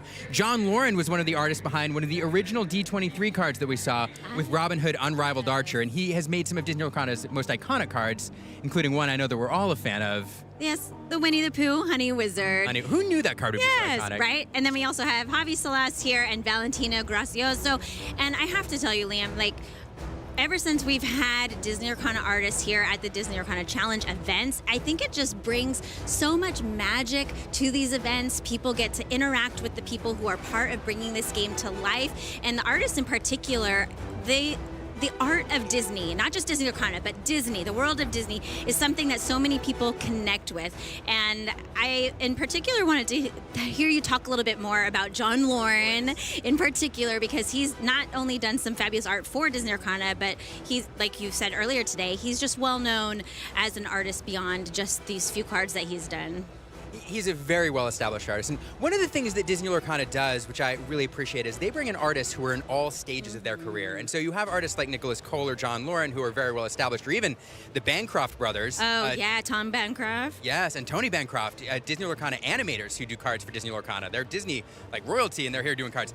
But there's also artists that come along who are at the start of their careers, like Marcel Berg. This was one of his first jobs out of graduate school, was doing art for Disney Lorcana. That's awesome. And so John Lauren is one of those who's been around for many, many years. And not only is he very, very well known, does a lot of books, a lot of illustrations, has worked on video games, and he's done some incredibly iconic Lorcana cards, helped to define the visual style of the game. But he's also He's also mentors a lot of the other artists and collaborates with them on these pieces. So to have him here is just so special, especially since he's been involved with the game even before it came out. Yeah, and then Javi Salas is another artist that has some really fun art. Actually, one of my favorite is from Rise of the Floodborn. He did both the legendary Snow White and the enchanted version of the Snow White, and I have the enchanted version as part of my collection, which I did bring this weekend to get signed. So have you gotten any cards signed yet? Not yet, because here's the thing, everyone. The lines are so long.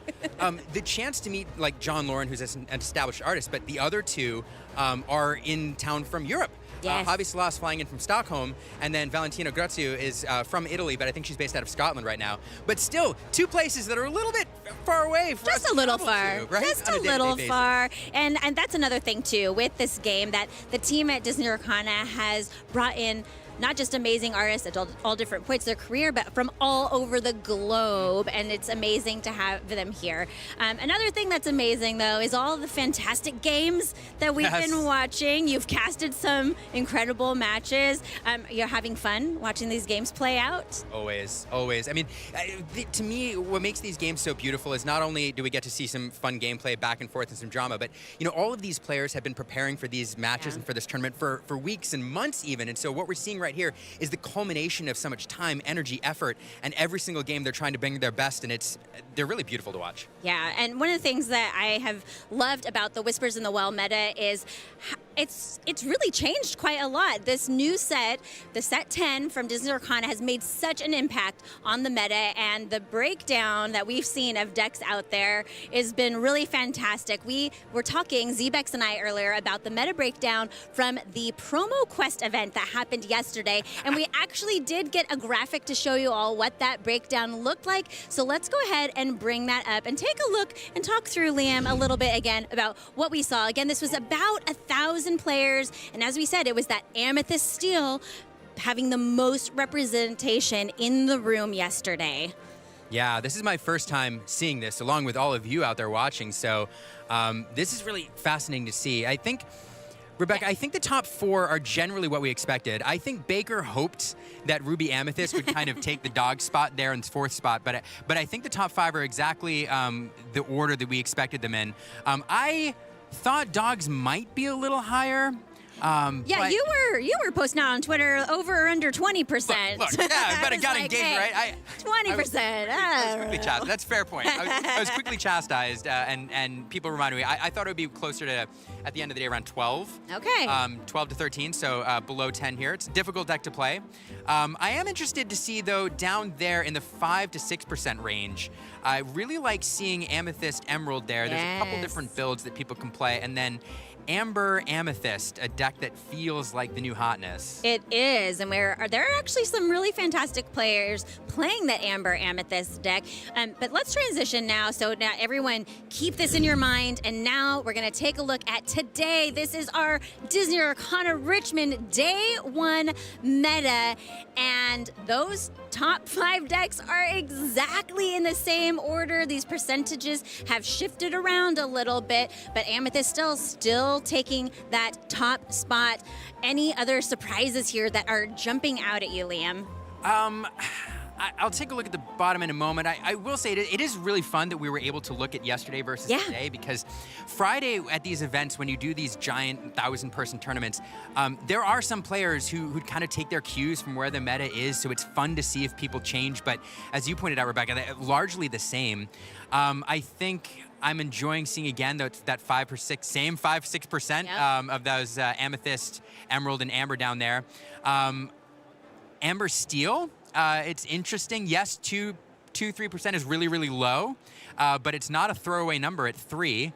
But other than that, it's kind of where I expect it to be. Yeah, I think a lot of players kind of expected this in the room. Of course, you're always going to have some outliers, which we see here with someone playing Emerald Ruby out there, and Ruby Sapphire, which used to be that top number, now falling all the way down to the bottom. But I did want to specifically get your take, Liam, on right below that Ruby Amethyst deck is Sapphire Steel, and that is one that when Whispers in the Well first came out, people thought that Sapphire Steel was going to be the deck of this set. But we see here that it has some really good representation, but not nearly as high as people may have thought right at the top of this set. Yeah, it is interesting. There are, people who love Sapphire Steel love Sapphire Steel. They do. They're very devoted to their ink pairing. That's right. And so it's one of those things where I bet you no matter what the meta looked like, you'd always have a strong representation just because people want to carry it in. People enjoy those colors. Oh, sure. You get to ramp, you get to play big things, you get to do some damage. You get to do things, stuff and things. Yeah. But there's just other options that are better when you're trying to ramp. There's other options that are better for Steel. It is a good deck. I wouldn't be surprised to see a couple convert. I wouldn't be surprised to see a healthy number make day 2. And there's some very good players on it. The one thing that is fun about it is there's several different ways that you can take it. It's kind of toolboxy. Sure, But there are some different deck builds. You have like the more aggressive strategy. I've seen some.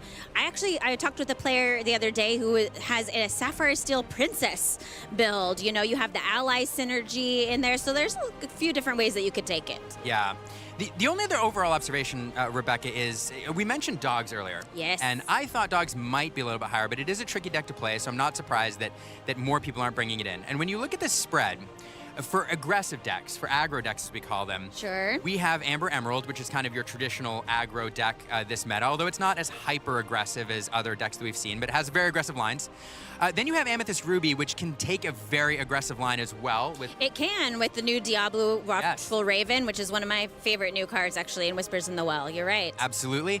And then you have Amethyst Emerald, which has some aggressive lines as well. And Amethyst Emerald can also be tempo and conservative. So let's assume that only 2% of those Amethyst Emerald decks are aggro. And let's assume that we're going to let Amethyst Ruby occupy that aggressive spot. Now you're looking at like 17, 18% of the room being aggro. That's true. That's a really interesting observation there. It's not a lot. Yeah, It's interesting. not a lot. Which, aggro can be good, but it also, it can be kind of high rolly, Yes, right? absolutely. But what it means is that especially if players are taking cues from day one about the aggro spread that they see, players, if they had the feeling that aggro is going to be low, like represented fairly low, are able to shift their text a little bit and perhaps in some instances move away from cards like Under the Sea in favor of cards that better equip them in the Amethyst Steel matchup, cards like Improvise. And so if players are really scouting things out, what we're likely to see is some of the builds shift a little bit away from the anti-aggro cards towards more control-focused cards. Interesting. So the last thing that I want to talk about is the Amber Amethyst deck that's out there, because the Amber Amethyst deck is one that I think has taken the Disney Lorcana community by storm a little bit, I would say. It was a deck that I don't think was on a lot of people's radars. Obviously, it was on some people's radars, but we saw this Monstro combo that has existed for a while, I believe since set 8, if I'm correct. But there was some new tools in Whispers in the Well that made that Monstro combo deck just so much better, and I think that a lot of people saw how good it was, and kind of jumped in there to bring it here this weekend. Yeah, Monster Combo kind of made a splash a few weeks ago. Yes. The Monster's a great finisher. I'll stop with the puns. But no, so great call out, Rebecca, because in Amber Amethyst, you're really seeing 2 archetypes in there, and it's really, really important to distinguish between the 2. The Monstro, like one-turn win combo deck is one that we'll see, and we know a couple players out there are on it, but it's probably the minority of that build. Sure. A lot more people are on like the mid-rangey version that made a splash recently in Europe. Yes, 100-person that's tournament. that like lanterns build. Yes. There's a lot of similar things in that deck to the Monstro combo deck, but without the Monstro combo, basically, and some other tools that they've put in there. Absolutely. I'm going to play all the best Amethyst cards that everybody else is playing. There are some good ones. There's some good Amethyst I don't know if y'all cards. heard. Amethyst is pretty good. Have you heard drawing cards is good? Drawing cards is good. Amethyst is pretty good. And then you splash in cards like the Horseman Strikes, which is a great mid-game anti-evasive card against other purple decks or Amethyst decks, World's Greatest Criminal Mind, and then you even have Mowgli making an appearance in Whispers where you can pick cards out of hand. So I love Mowgli. I love Mowgli. The other thing that I love about Amber, and I think there are some key cards in Amber that we got, like the new Horseman Strikes. Yes. Has made Amber a lot more playable. But the thing that I love is you have all the Sapphire decks out there that you're ramping, right? You're playing cards that allow you to ink additional cards on your turn to get to those higher cards faster. Well, Amber has its own kind of ramp to it. It's just different. You have the lanterns, you have the Huey, that you can use those to pay less for characters. So it's a different kind of ramp, but sort of allows you to do the same thing that Sapphire does. Yeah, it's ramp light. Ramp light, yes. Because it's trademark. a No. lantern. No, yeah, that's exactly right. It does the ramp thing, and one of the things is it's not necessarily a dead card later in game either. It is uninkable, but basically what it lets you do at any time is for one extra ink, because you can use it upon establishing it. So it's like I can ramp too, but it doesn't need to, and that's one of the reasons that people run it is you have the ramp line, but if you miss it, it's no big deal. Where if you miss ramp in Blurple, let's say. Yeah. Kind of a big deal. Turn 2 is very key. Yeah. Very key. Yeah. Well, hopefully we'll see some of those Amber Amethyst decks on stream this weekend, because I know there's some players out there that brought it that would be really exciting to watch. But we do have some more gameplay for you. Liam, are you ready to bring in our fellow casters in the booth? Yeah. Let's invite them on. Let's see who's over there. Hey! It's Katie and it's Brent. We are so excited to kick it over to you. We're going to jump right into the gameplay, so take it away. All righty, welcome back. Whoa! Whoa. You gotta. Yeah. Whoa! That's our favorite card. We know the wave. Thank you. What's up, everybody? Hello, Illumineers of all shapes and sizes. I am Brent Mukai, joined alongside Katie for a round 4. Yeah. For a round 4. Round 4, day 1. I didn't have an end to that sentence. For round 4, that's happening, and then the round. But yes, I mean, we have had 3 rounds of some exquisite Disney Lorcana, but it's still happening. We have 8 rounds today, and then 4 tomorrow, and then the top. It's a lot. So, I mean, we're at the tip of the iceberg. What are you excited to, what has been some exciting moments? All of it. Everything? Okay, done. All Every right. single thing? I don't know. Seeing all the different kinds of decks, seeing the way the different players choose to express themselves with the deck that they bring, with the build that they make. I mean, it's all been fun. It has, and so I am very excited. We've seen some very spicy things. I hope we see more. Me too. With that being said, shall we throw it over to the game? We shall. Let's see who's playing here. Let's see. All let's see. right, these are some Ooh. exciting things here. Now, one of these players, I Uh-huh. want to brag, I might have drafted them in my fantasy draft, and that is Tyler Tsunakawa. He is a player from, I believe, Northern California, so far away from you here. They're in Southern California. But he's one of those players that adapts and persists, and he is just very, very impressive. And I'm very excited to see this matchup, and that's why I drafted him. But also, Against Sailor. yeah, I don't know how to tell him this, Tyler. That's a really good player there. That's somebody that played our Worlds. He's good. That is somebody, Pierre-Marc Duret. I think I said that right. Yes. Sailor coached me not only on how to play decks, but how to say his name. And we're off to a nice start here with Lady Decisive Dog coming down. Tyler on the Dogs. Yes, so now Tyler, he is a little bit blind right now. That being said, these players, they're contemporaries, so they probably know a little bit about what may be coming. They actually are friends. They're I was talking friends. to They're them. Yes, they pals. know of each other. Tyler knows exactly what he's in for in this match here. Emerald Sapphire versus the Dogs. Yeah, and this is something where I don't think at this point Pierre is super excited in the sense that this is a deck where Tyler is about to start running as fast as he can, and Pierre's deck, depending on how he built it, isn't super fast. If you look at his hand right now, you are not looking at any aggro cards in hand. In fact, there are some pretty big ones, so he might not feeling so good, but we have Bobby Zamarewski here, able to filter because Tyler's saying, how fast can I go here? So cheesy. The Cheese Spray Kid himself. We're going to see what it is that Tyler decides to ink here. Looks like we do have another one-drop lady coming down. You do not want to usually ink your Lilos, Escape Artists, but you know, when you're low on your other inkables, I guess that's what you got to do. Yeah, and the reason for that is because that Lilo, if she can be in your discard pile, she's coming back. She's an escape artist. She's escaping right out of your discard and into the board. And so it's something where one of the things you filter with that Bobby Zamarewski, where you draw and discard a card, is it's great to do with the Lilo. That being said, he was able to discard Under the Sea, which I would argue he's not going to do a lot of stuff with that Under the Sea. So that probably feels pretty good to get rid of against this matchup. Absolutely. Clarabelle, Tipo is going to come down, and this growing sun is going to allow you to put another card into your Inkwell face down and exerted. Usually you want to see the Sail the Azurite Sea, but you're never too sad to see Tipo also.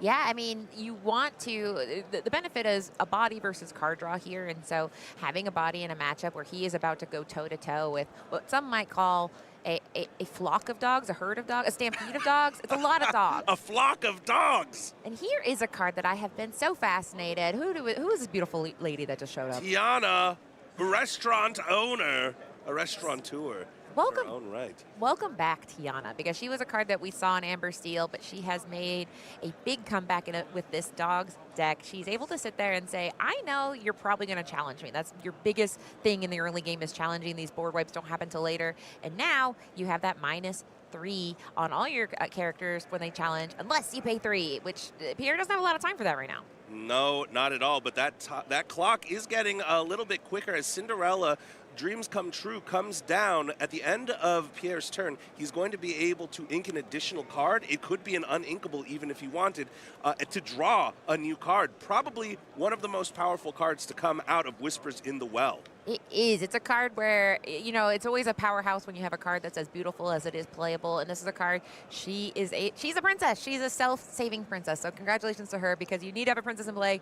Congratulations, you played Cinderella, which anytime a card activates itself, great time. But there we go. Ooh, and another Tiana restaurant owner comes down. What this card does is when you try to challenge in, Tyler says, when the Tiana is exerted, you have to pay an additional 3. Otherwise, you're going to shave off 3 strength from any character trying to challenge in, which for a lot of characters in Pierre's deck, it's going to be an issue. It is, and it's something where, I mean, right now, Tyler is feeling pretty good, because, I mean, one Tiana is a problem, 2 Tianas, a 2-ana, if you will, is going to be even a bigger problem. So now he has to be decisive here, because we've got that John Silver, which will give Reckless, but it just Tiana has to be exerted. So Tiana could sing in theory. Now, there generally isn't a ton of songs, but there's ways around it, essentially. Reckless isn't the end, but Pierre right now is just trying to stabilize. He wants to get to the end of the game, which Tyler is putting tons of pressure on early. Yep, and notably, not a lot of singing cards, not a lot of song cards in Tyler's deck, other than maybe Della's Moon Lullaby. The Under the Sea's already been discarded, right? But that wouldn't really do anything other than put the Cinderella and Tipo under, which you don't want to exhaust all of your characters to do so.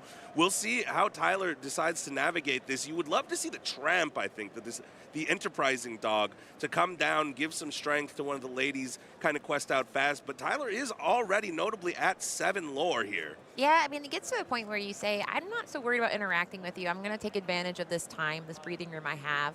In this case, we get another Lady Decisive Dog on the board. And yeah, at a certain point, you kind of say, this is my time. I'm just going to turn these cards sideways. And there, wow. We said you wouldn't. And Tyler said, I wouldn't. Watch me. Amazing. Under the Sea coming down. Oh, okay. And now even the players laughing about it, saying, oh, I didn't think that that's what you were going to do.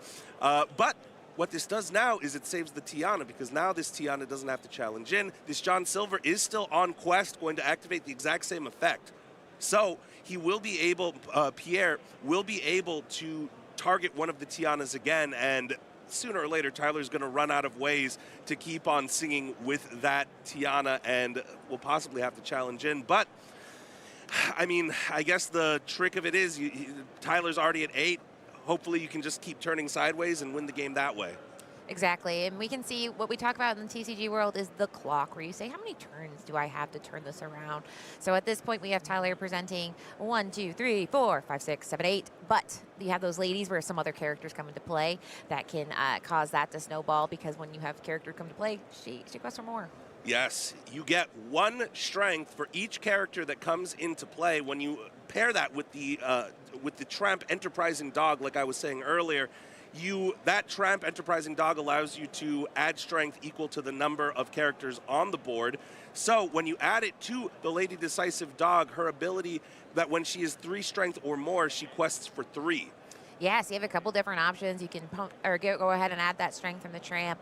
You can go a little bit wider, because at this point, we talk about the combo, because in Pierre's deck, this doesn't look like the Detectives build that we saw in round 1. This is the more top-end control style, where there's 2 pillars of the deck. We have that Clarabelle Light on Our Hoofs and the Prince Philip, where we're trying to do the Malicious, Mean, and Scary combo. But the time is running out for him to do that. So all he can do is say, I've got 1 John Silver against the world. What can I do to wipe a board with 1 Space Pirate? And you've got 2 Tianas exerted right now. Exactly. Okay. Minusing 6 strength. So Pierre's doing the math right now. I mean, I don't know what you're supposed to do. This John Silver technically is going to be challenging for -1, and he doesn't even decide to quest it to give Reckless to anything. Let's see if that ends up biting him a little bit. He says, what do you got? I'll just go play Mogi. He's like, it's a Clarabelle, it's a Clarabelle, it's a Clarabelle. And that is one of those things where Clarabelle is nice, but not what Pierre needs right now. He needs to get some kind of board control on the other side. In this case, Tyler's just going to quest with all he can. Quest for 8, yep, up to 16 here. Yeah, and like you said, that Tiana, the reason she can be a problem is that you guys witnessed it, is you play Tiana and you're like, okay, you read it. But then when it's time to actually deal with the aftermath, the fact that you have 2 Tianas on the board, -3 is a problem. -6 is a very big problem. So we're seeing Pierre think through all the permutations of how he can use these 2 cards in his hand. But it is going to be rough, because really the only answer is that board wipe at this point. And I don't know if you saw what Pierre just drew. He drew into Malicious, Mean, and Scary, Oh. which is one part of the combo with the Prince Philip, Vanquisher of Foes. However, he doesn't have that card in his hand either. So putting 1 additional damage counter onto all the characters on board still wouldn't be able to prevent Tyler from getting up to 20. Pierre sees the writing on the wall and scoops it up. Yeah, and this is something that it's interesting, because, I mean, like I was telling Liam, before these tournaments, we like to talk to players and be like, okay, what are you afraid of? And I mean, I think every Emerald Sapphire player I talk to says, oh, I'm afraid of the dogs. But as you saw, not everyone in this room is running this Amber Emerald dog build. The issue, though, is that some of the best dog players in the world are in the room, and I think we're looking at one right now who's an up-and-coming dog. He's not, I think, known for this deck now, but he is showing that he has some teeth, and it's rough. There's certain matchups that just aren't fun to sit down when you just are like, that's the one I didn't want to play. I have an internal pun counter of how many you threw in there. It broke the counter. Katie, you are killing it. on the dog puns. Now I'm not going to be able to do it. It's a the good news is that you broke The wells run dry. Yes, we can no longer bark up that tree, but here we go. We see another interesting tool in the deck. Now, it was so funny seeing that under the sea because to your point, that card is great. If you have a mirror, it's great. Maybe against even an amethyst steel, but it's generally not good. Pierre's mark is not going very wide. So it's a card that is not useful all the time. But we saw him use it to get rid of 66% of his board. He got 2 out of the 3 characters. And in a situation where he knows just getting a little bit of damage, all you need is a Malicious, Mean, and Scary and somebody to sing it and or play it. He didn't want any damage. So it was a pretty smart move protecting that Tiana and preventing him from Pierre from being able to get those damage on his little guys that he needs a quest with. Yep, I'm looking at the altar of Pierre's hand here. You do have the Prince Philip Royal Explorer, which is the 3-cost warded character. You don't have Malicious, Mean, and Scary. You don't have the larger Philip, the Vanquisher of Foes, that would wipe the entire board of all damaged characters. But I think that Pierre is actually kind of happy not to have the Malicious, Mean, and Scary in hand right now because there's so many options for Tyler to just Ursula, Deceiver it away, or Mowgli, Man Cub.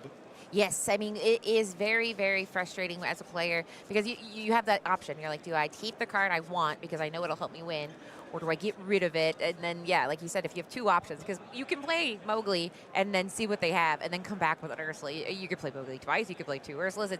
It's very, very frustrating if you're trying to protect cards because you know you need to draw them, but you're like, in my hand, you are not safe. I hate to tell you this. Tyler, I'm looking at his hand. It looks like you have all the regular customers here, the Shift Lady, Miss Park Avenue, the 1-cost lady, the Daisy Duck, all of the elements that you would want for a killer opening. But it is going to be Sailor that is the one on the play. Yes. And we're going to ink Tipo. Now that, whenever I see something inked, I'm like, that's because don't worry, they have also another option. So in this case, we're going to Delta Rain, and I saw a sail off the top, so even if he didn't have ramp, which him inking Tipo makes me believe he has it, but goes ahead, picks 1 card, puts the other one. Sailor living up to the name. Yes, he's like, I have to Sailor the Azurite Sea. Double. Yes, that is why the Tipo went in. And we're going to see, because there's a couple of choices we can make here. We can play the lady down, and notably the Tramp would be able to come out on 2. Typically, I would think you would want to use your uninkable Daisy and play that out, but yeah, we're going to stick with the lady Decisive Dog here. A decisive decision. And I mean, as we saw, it interfaces, the Lady and Tramp synergy is very fascinating because you're able to accomplish a lot with a little. You're able to synergize her, you mentioned with Tramp, you're able to synergize her with going wide on 2 because every time you play a character, she gets +1 strength. And as we mentioned, if she has 3, she quests for 3 lore on turn 2. And then also, Webby Vanderquack can come in. So there's lots of different ways to get her questing for 3 early, which questing You just mentioned a bunch of cards in the hand. Oh, good. Oh, good. Okay. So you should try that, Tyler. See how it... You might like it. And I'm wondering, because we do have the Tramp Enterprising Dog usually costs 2 ink to play, but Tyler might elect to play it. When there is a lady in play, you actually get to play it for only 1 cost. You would be able to then use his ability to give +1 to the lady, as well as himself. You would also then be able to play the Daisy down, bring that lady up to 3, quest for 3, and Pierre has nothing on board right now. So nothing is really threatening this lady at all. Ooh, another lady gonna come in though, and we're gonna Daisy Duck. I gotta imagine it's Tramp. Ooh, nope. There we Webby go. Vanderquack. There she is, and that Webby Vanderquack. We saw her because she's an excellent ship target for the Flood Webby, but this Webby can come in and she can go ahead and give 1 strength. So you play that Daisy, she can go ahead and give 1 strength. So now that you got that lady up to a total of 3 strength, which is exactly what you need to go ahead and get that 3 strength needed to get 3 lore, which is a great start when you have nothing on the other side. She is a mystery enthusiast, so Sailor elects to play another Sail the Azurite Sea, living up to the name once more. We're going to ink the Tipo, and are we going to be able, as soon as we ink this Prince Philip, we'll be able to play the other Prince Philip here. The Royal Explorer, 3/2, warded, quest for 2, and now this is what Pierre has to do in order to kind of take back this board. If you let Tyler build out a board too wide, it's not going to be good news for Sailor. Exactly. So he's like, what are we dealing with here? And the answer is, ooh. Ah! Now, like, he gets to pick, and it's an easy answer here. It's the only choice. Yeah, we all made. I realized that we didn't say what happened. We both went because what happened is Mowgli came down. It was just so sad because we're like, don't worry, as malicious, mean, and scary, Prince Philip, he just needs one more. But that Mowgli comes down and says, "What do you have?" You can discard one of your songs. It's up to you, non-characters. And unfortunately, when you only have one, that's a very, very quick decision. We could ink here if we're Tyler and play down the tramp to give the strength to the lady and quest for 3 and then quest everybody out. That would be a nice 6 quests all the way up to 9. Daisy Duck would have to trigger. We'd be able to see the top card of Pierre's deck. If it is a character card, he can elect to keep it or put it to the bottom of the deck. And, oh, no. Okay, we just inked the Della's Moon Lullaby. Don't play out the tramp and pass. Yeah, and at this point, I mean, you want to go ahead and kind of caution the fact that if he drew another malicious, mean, and scary, he could technically sing and then shift, and that can be very frustrating. So he doesn't want to overextend his board, I imagine, because things can get out of hand. But in this case, he's still, Sailor's just building up his board to get to that punishing stage. So Tyler has to be cautious from here on out. We're in choppy waters. Tyler rather, playing around everything, even assuming if a malicious, mean, and scary comes off the top, and Pierre also happens to have that Prince Philip Vanquisher of Foes, it's going to be bad news. This is the top tier level of play that you see. Exactly. And I mean, that lady is upright because she can actually shift into that lady, Miss Park Avenue. Now, that is notable because it's usually cool if there's things in the discard, but Tyler is in a world where there hasn't been. So, I mean, there hasn't been any, removal or anything being banished, so everything is up and active on the board. But that being said, it's nice to keep that option available if he needs to get that extra lore later. So now we're going to see what is he able to do. We did see him get a Clarabelle Clumsy Guest off of the Daisy. So here we go with an ink decision. And I think I saw in Pierre's hand he actually has the Under the Sea. Interesting, which is a bold choice. That's a card that I know people have debated whether they want to keep in the deck because it's not good against a lot of things. And so I know this is probably a card he meditated a lot on if he wanted to keep it in the list or not, because it's either very useful or very not. But in this case, could be quite nice in this matchup. And with that Clarabelle, we got, count them, 1, 4, 8 singer on board to be able to sing Under the Sea next turn. That is if Tyler doesn't have any answer for any of the characters on Sailor's side of the board. Tyler has to be thinking, that might be something I got to worry about, and I assume that if he had the Ursula Deceiver or the Mowgli Man Cub, we would have already seen that gotten played down to try and take away the sweet, sweet victory of Under the Sea. I mean, it's not like it's an auto win or anything, but I mean, it gets to the point where we talk about where is the game in the favor. And I mean, if you play that Under the Sea, Tyler loses all the momentum he's gained to this point. So like we mentioned, he's trying not to overextend, but it's just going to be, we talk about like when things shift and it stops being good for Tyler and starts being very good for Sailor here. And if this Under the Sea is deployed, it's just a very long journey back. Yeah, what do you do if you're Tyler? Because you don't want to play out everything in your hand and potentially get it under the sea.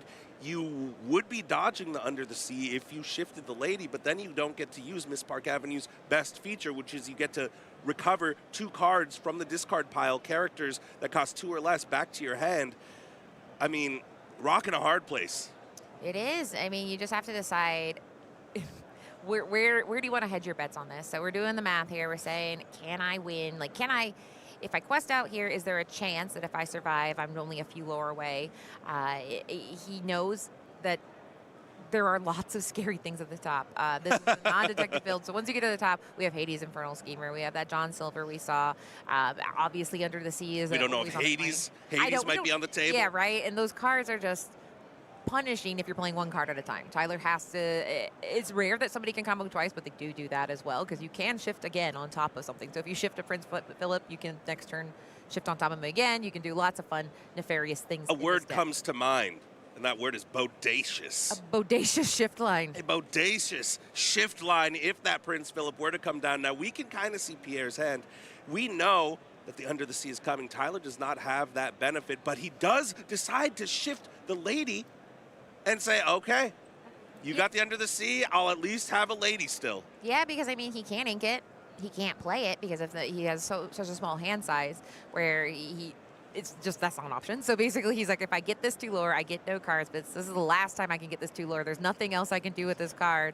Now, that being said, he could hold on to it, but it's just a big risk. I mean, he's just saying, like, likely this is what I need to do to survive. And we're at 12 lore to 0 here. Round 4, this is game 2. This turn feels like the decisive turn. I feel like in any game of Disney Lorcana, there is a turn where I feel like whatever is decided here decides the game. So let's see what Pierre has up his sleeve. He's going to challenge into the lady, but oh! Shifts the Prince Philip, Vanquisher of Foes, and sinks it under the sea with the Prince Philip. Sailor is one of the nicest players I've ever met, but that was some diabolical behavior. That line!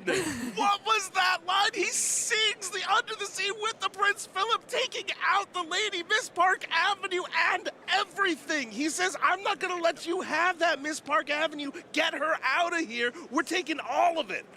Very frustrating because, yeah, one card at a time is exactly where a Sailor wants to be, because every time you have one card at a time, it puts you where you can do this right here. Just like you were saying, John Silver, Alien Pirate, comes down, and now this Daisy Can't quest. Tyler knows that it's only a matter of time because the clock is ticking, and Pierre wins that game out of nowhere. Yeah, and I mean, they say, do you have it? And in that case, Pierre had it. He didn't just have it, he had it. Yes, he said, I can't get rid of your your lady unless I do this. And that was very impressive. You can see, I love when you see the players kind of smile and they're like, that was kind of fun. Like, they're kind of like, you definitely beat me, but it was in a way that I found whimsical and delightful. Yeah. Look at this body language. Look at these smiles. Tyler's even got a smirk of his own. He like, understands. He acknowledges. It's a great play. We got to chat about this. Yes, right. I would like to talk about how I didn't like it, but nice. That was pretty sweet, dude. So that was an excellent use of the control aspects in Pierre Marc's deck here. So now he's looking for those key pieces. We know the ramp, which we see. Sailor has to sail. That is his Pierre's, we refer to Sailor, that is his name that he goes by on social media. And then we have Tyler here saying, I gotta go fast. I'm going first. I went first. It worked the first time. I'm going to try it a second time, keeping 3 cards and going ahead and getting 4 in his alter phase. Absolutely. And now Tyler is going to be on the play. And I feel like that matters a lot in this matchup. Whenever you have aggro versus control, who goes first will typically dictate who wins the game. We'll see if that holds true.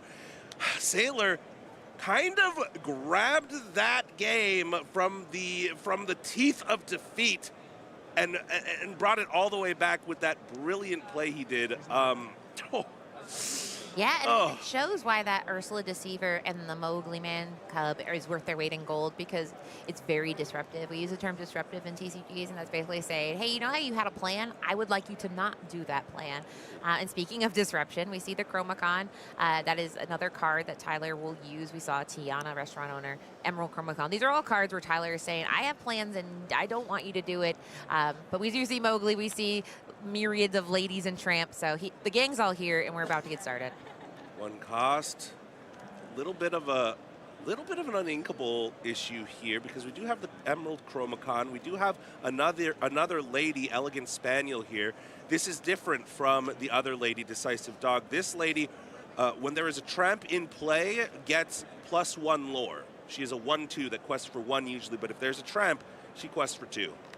Yeah, and I mean, in this case, we're just going to keep going wide, and there we go. Oh. Right on cue. There is that tramp. We are going to quest for 2. This is actually, having 2 ladies like this, I believe that Tyler actually took that tramp Enterprising Dog off the top.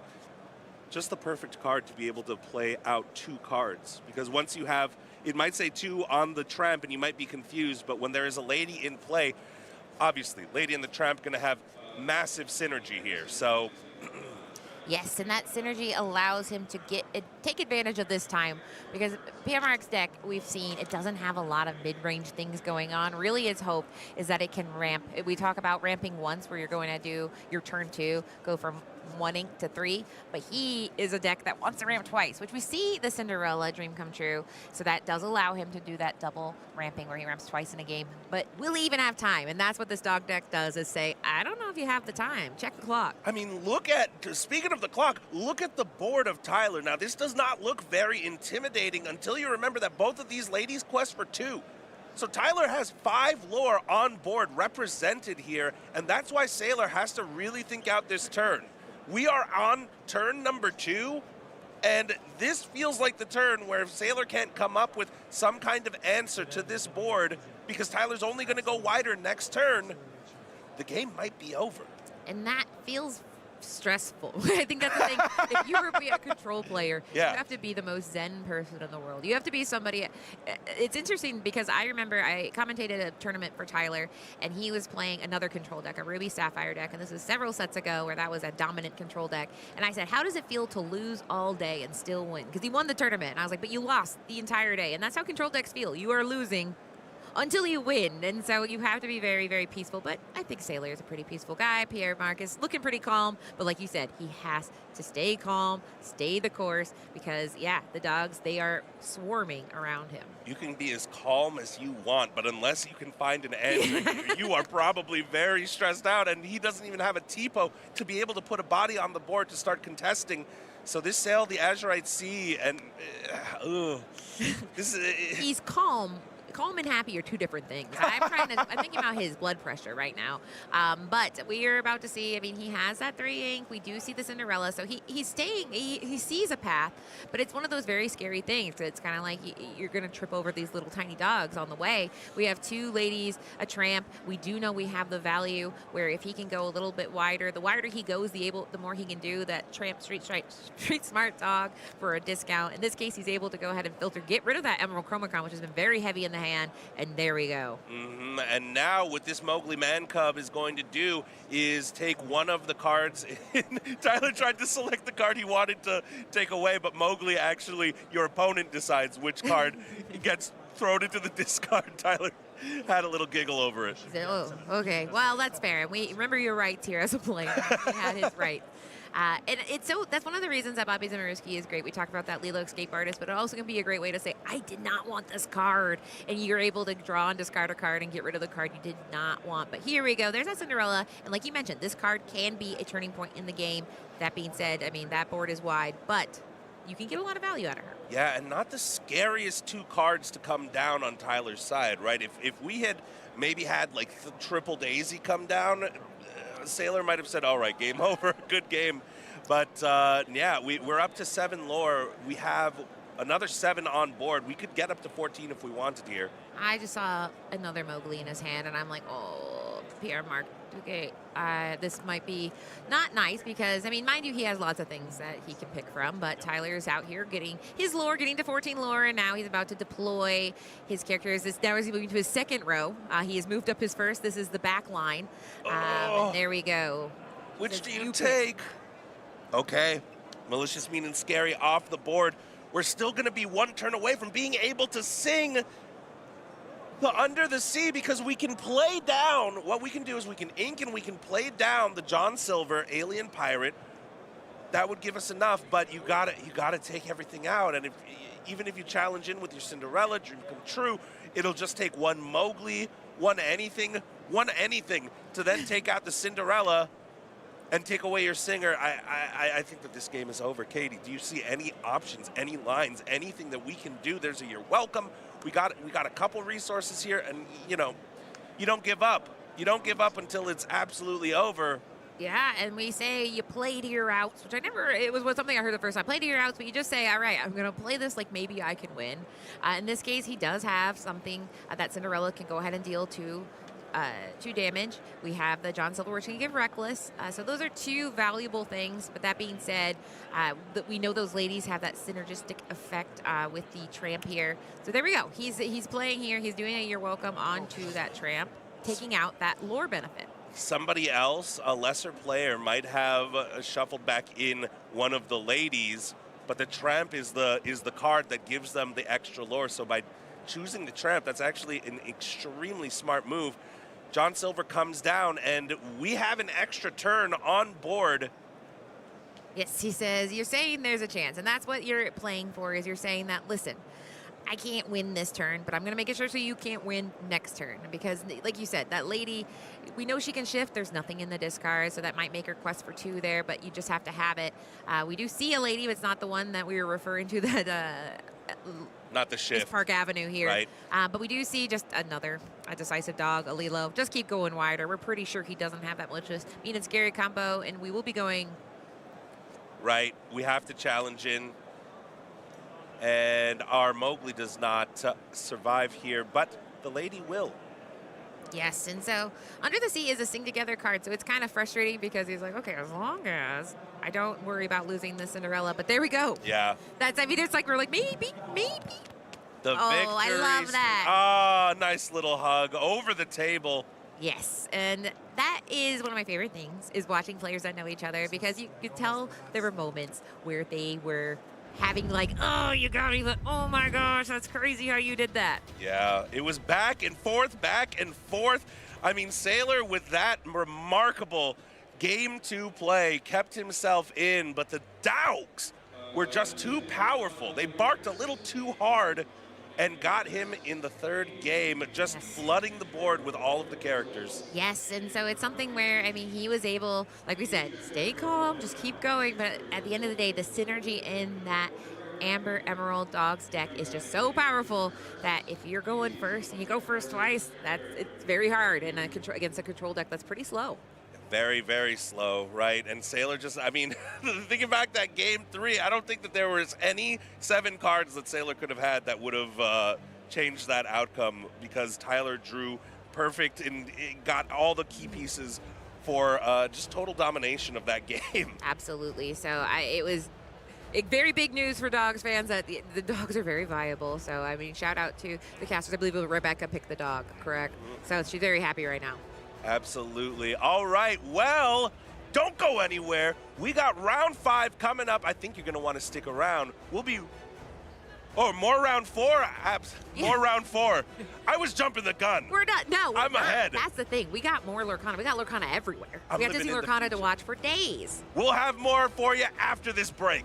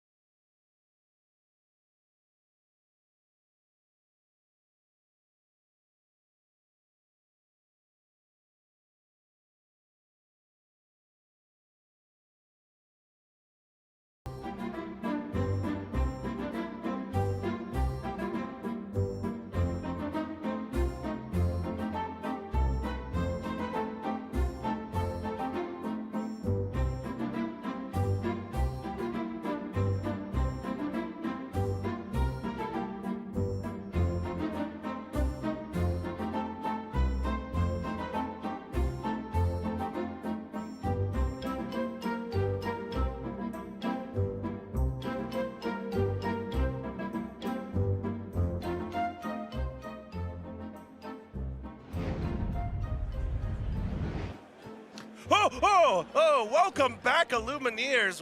We were just having a dance party casually.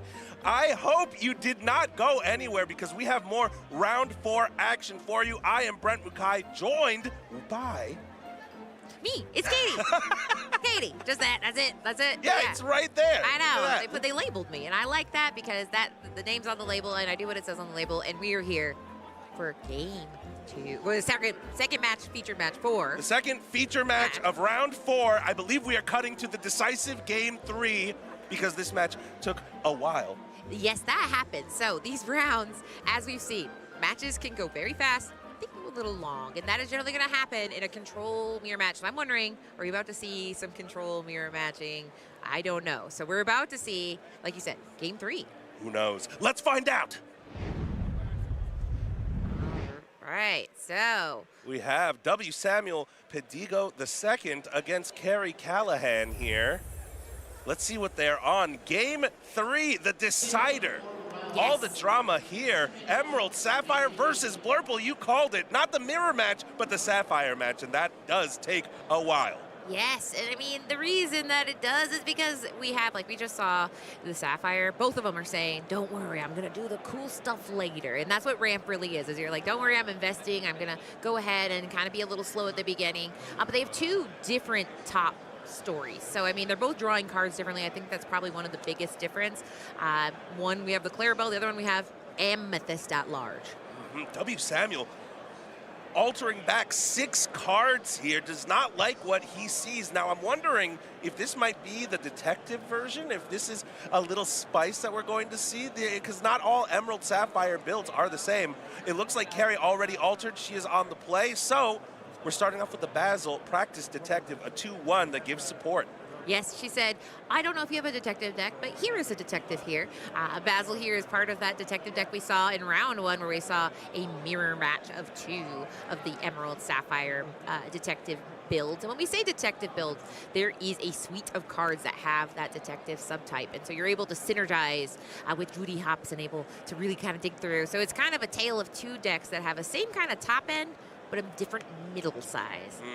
W. Samuel going to play Develop Your Brain. Look at the top 2 cards of your deck. Choose one, put it in your hand. Choose the other, put it on the bottom of the deck. And he chose that mighty fast. If I'm Carrie, I'm going to go, ooh, I don't like that. I don't like the speed with which you did that. Meanwhile, Carrie's going to go ahead and ramp, get an extra card in the Inkwell via Sail the Azurite Sea.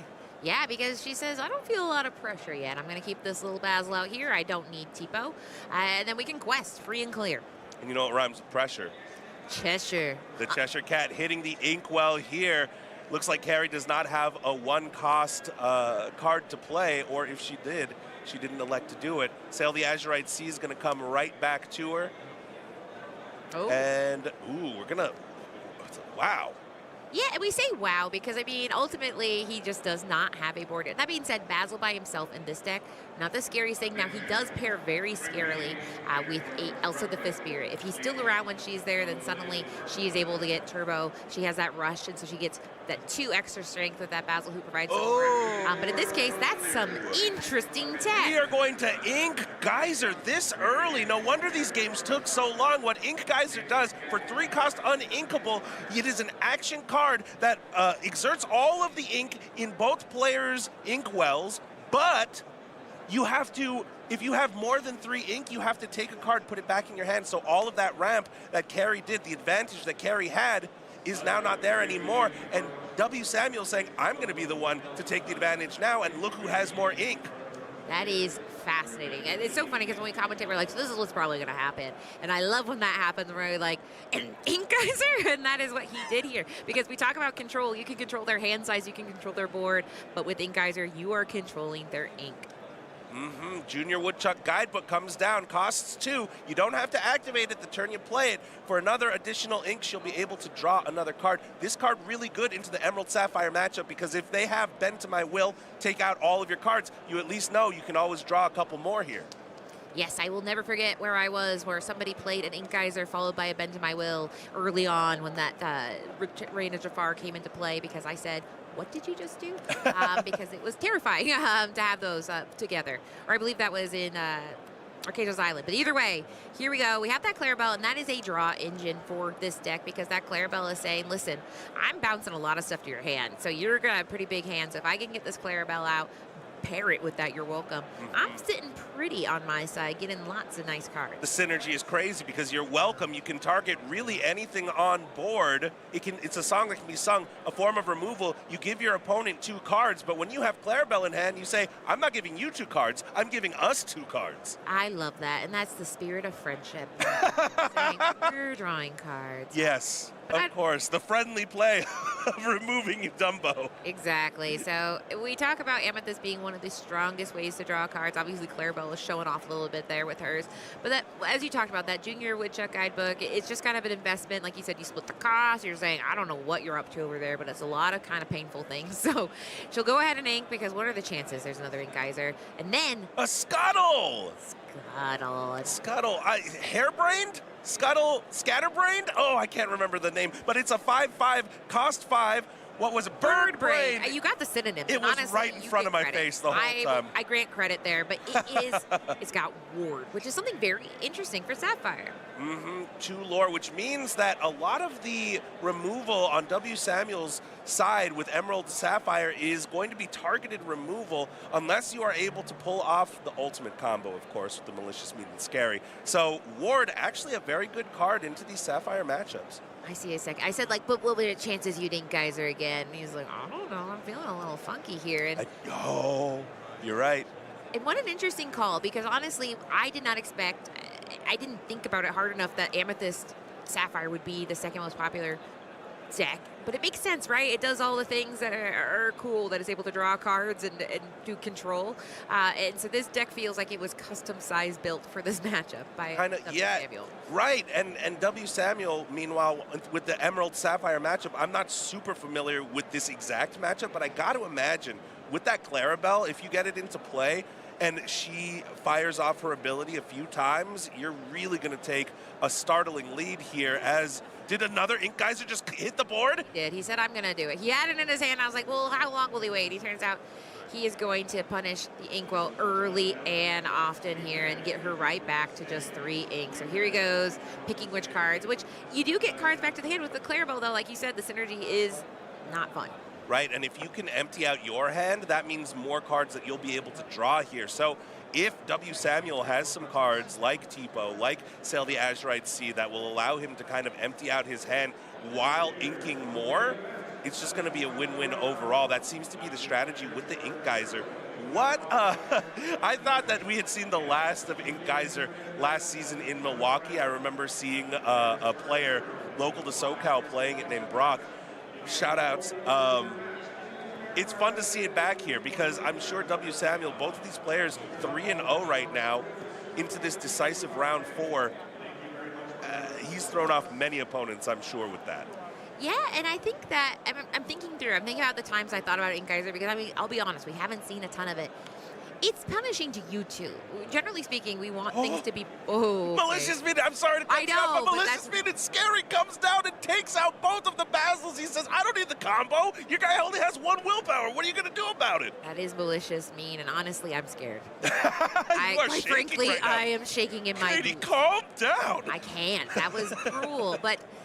I guess to my larger point, though, I mean, both of them keep getting slowed down. I think it's kind of funny because normally we say, like, oh, you want to, like, Be Prepared was good, but it made the games last a long time because it got rid of all the characters. And so things like the Malicious Mean and Scary combo is like just for you. But this Ink Geyser affects both of them. So I can definitely see why these matches went for a while because you're saying, hey, you remember turn 3? Let's go back there. That is kind of the ultimate part of control, right? That's the strategy. I'm going to slow you down. You have an aggro deck, I'm going to slow you down. You have a mid-range deck, I'm going to slow you down. And then when it's 2 control decks, it's like, I'm going to slow you down. Well, I'm going to slow you down as this Cheshire Cat, inexplicable, comes down with the Rafiki. Rafiki going to be a 3-2 because he has Challenger 3. This Cheshire Cat, just a problem for a lot of decks, but may or may not prove to be super powerful right here.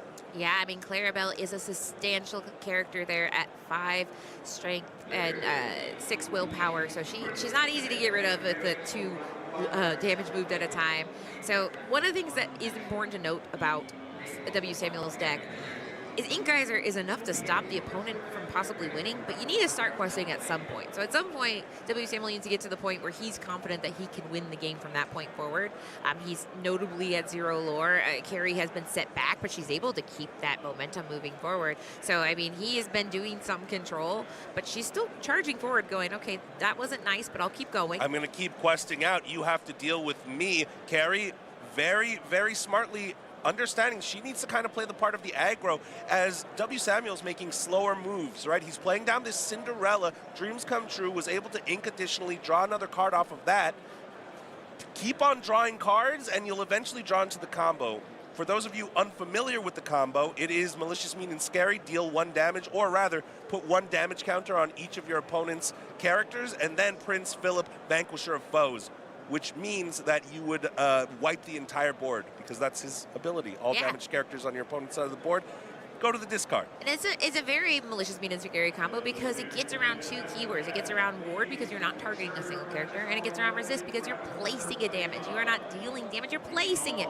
So it's a very frustrating combo to deal with. However, in this case, Carrie's saying, listen, you're doing a lot over there. You've inked me twice, which was a lot. But that being said, she doesn't need a ton of ink. It looks like she's built her deck to be able to survive in this mid-range. She's able to go wide. So, I mean, yes, we saw 2 battles being taken with that Malicious, Mean, and Scary, but she's not just look too scared. She looks like she's just calculating, like, okay, I don't know what W. Samuel's going to do next, but I just need to stay in the game, and so far she has. I think that this is going to come down to, can W. Samuel pull off the combo or not, because Carrie is starting to develop that wide board, as you noted here, and now she's trying to decide, do I quest this Scuttle out? Do I start, incrementally kind of going up here?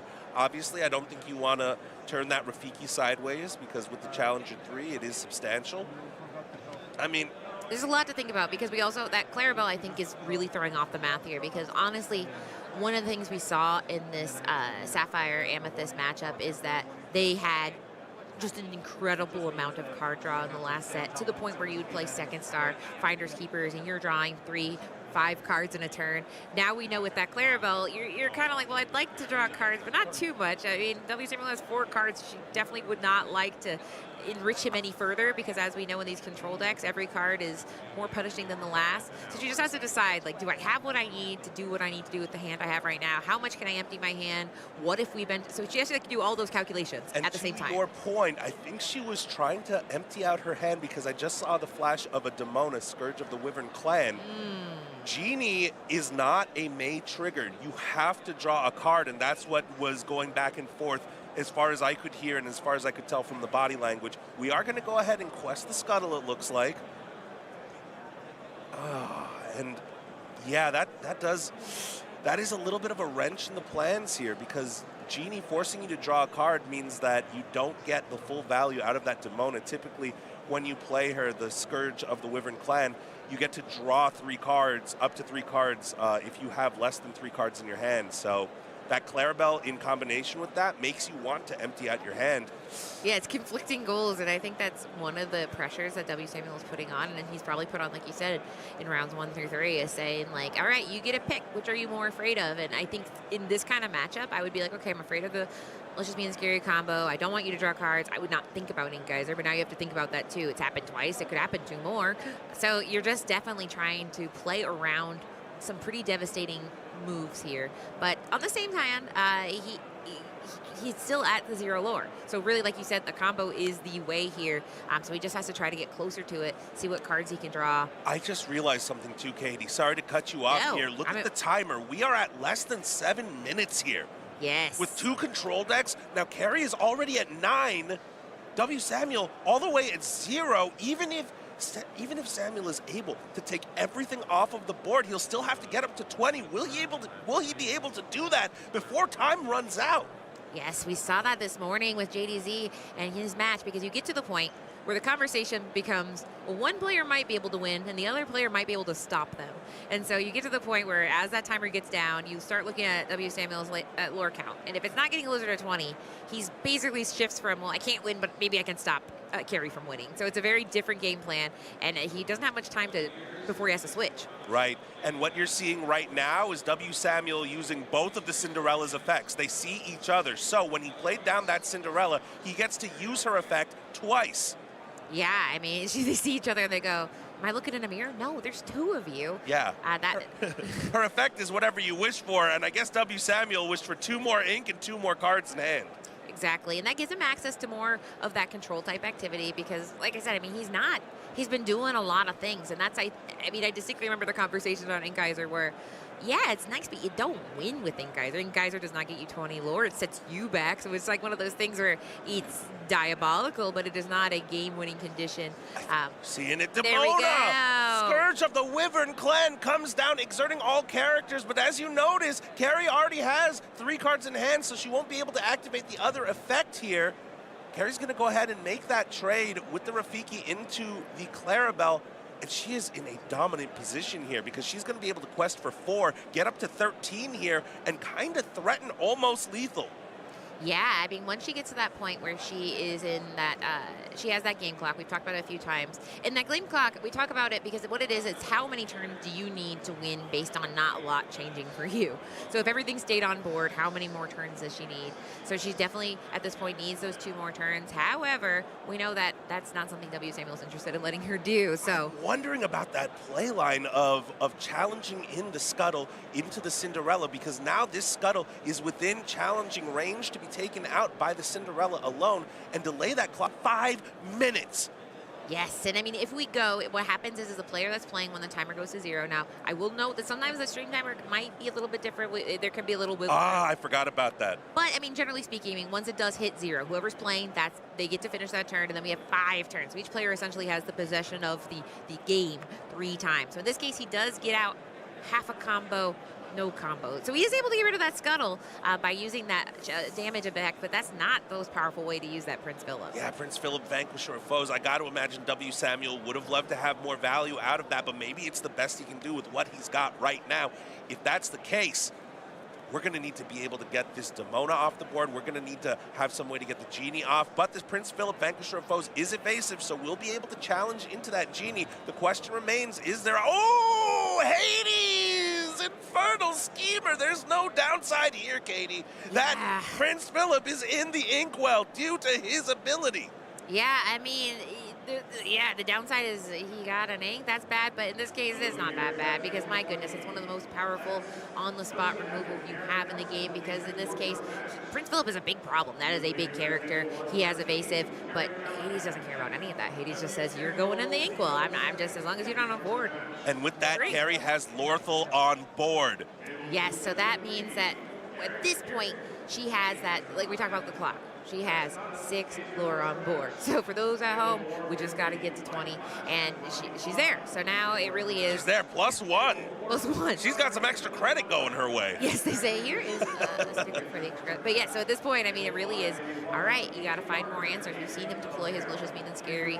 We saw him use a Prince Philip for just a 1 removal, which is not normally how he's used. And now we're saying, all right, what can you do here? He's developing his brain and saying, I have nothing.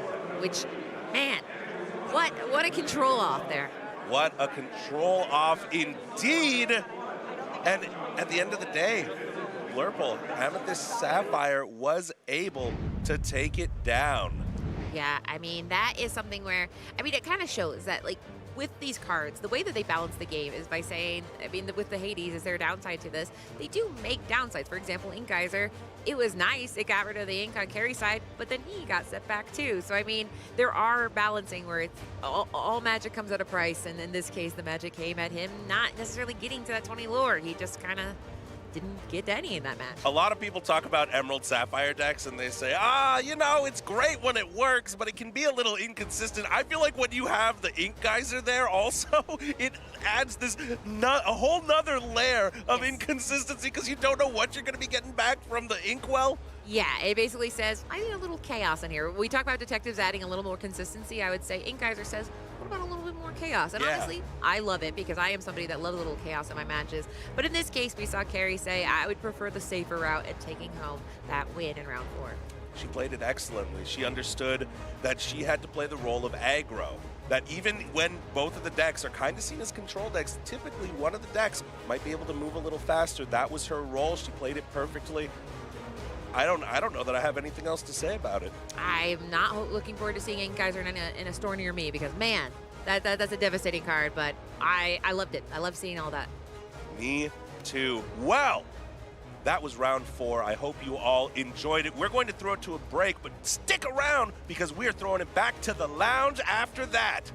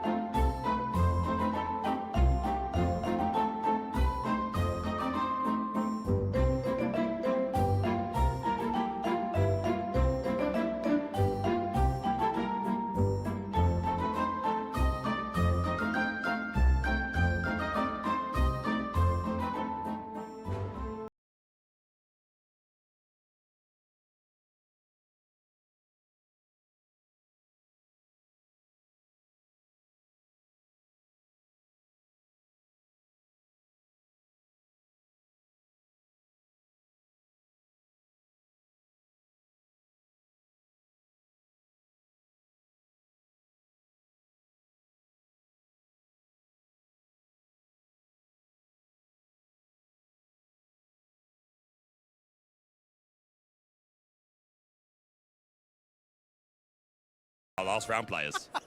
Hey, Illumineers, I am here with Tyler and Brent, and we're talking about your 4-0 run that you're on so far today. You just won 2-1 with an Ember Emerald Dogs deck. How are you feeling right now? I'm feeling great. It's really sad to have to go against Sailor. Sailor's an amazing person and a great friend of mine, and so having to pit against each other is never a great time, but happy to be 4-0. Yeah, and a great player, an amazing player. Now, you were telling me before that you've been playing Disney Arcana quite a long time, ever since the Rise of the Floodborn set, the second set, and I was wondering what got you into Disney Arcana in the first place? Yeah, I played a lot of digital card games originally.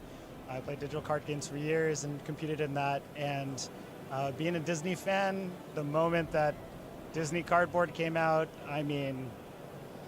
How could you say no? Yeah. How could you say no to that? Yeah, it was so dangerous. Yeah. All upside for sure. And I'm wondering, how did the games go? Because it did go to a game 3. How are you feeling? Great. Game 1 was a very strange game. I started with 2 Under the Seas in my hand, which is like What do you do with that? Yeah, that's great for dogs against Emerald Sapphire, right? just awful. Luckily, I had Bobby, so I could get one out of my hand. I was able to get enough lore on board to still pressure in the early game, and as soon as he got Singer 8 on board, it was Tipo, Cindy, and John Silver. And so in that board, I was actually able to sing Under the Sea to clear out yes. Singer 8 and maintain my my board to get all the way there. So it helped, but it's not ideal. But I got there game 1. Game 2, Sailor made just an absolutely amazing play. I set up the board to be resilient to Under the Sea or a Shift Prince Philip, but not MMS plus Philip or Prince Philip Under the Sea. Yeah. And he had Prince Philip Under the Sea. And so, I mean, he set it up in a way, he drew it off the top, but I mean, he played 2 outs and set up for a board that ultimately, got him the game. And so we got there, and in game 3, I saw the absolute nuts. I mean, it was actually checkmate. He needed to see Clarabelle on 1 or on 2, and if he doesn't see it, he can't win. And you got to go first. You were on the play. Yeah. What do you think about the matchup in general? It's a great matchup for dogs. It feels like It's- dogs pretty good into anything Sapphire, huh? It's Yeah. a great matchup. Yeah. I'm very happy to see it. So I want to hear about why you chose to bring dogs. I know there are a lot of big players out there playing the Amber Emerald deck. It's my vote for what I think might take it all this weekend. But what was your decision making with the current Whispers in the Well meta of why you brought that deck here this weekend?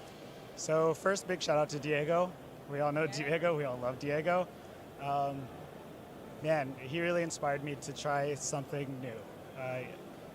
If people have followed my journey, I'm typically a blue player, typically a purple player, or Sapphire and Amethyst.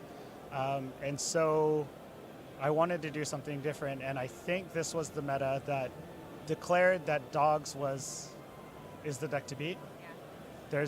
There's one deck that deals with it, and it's semi-pushed out, which is Ruby Amethyst. Yeah.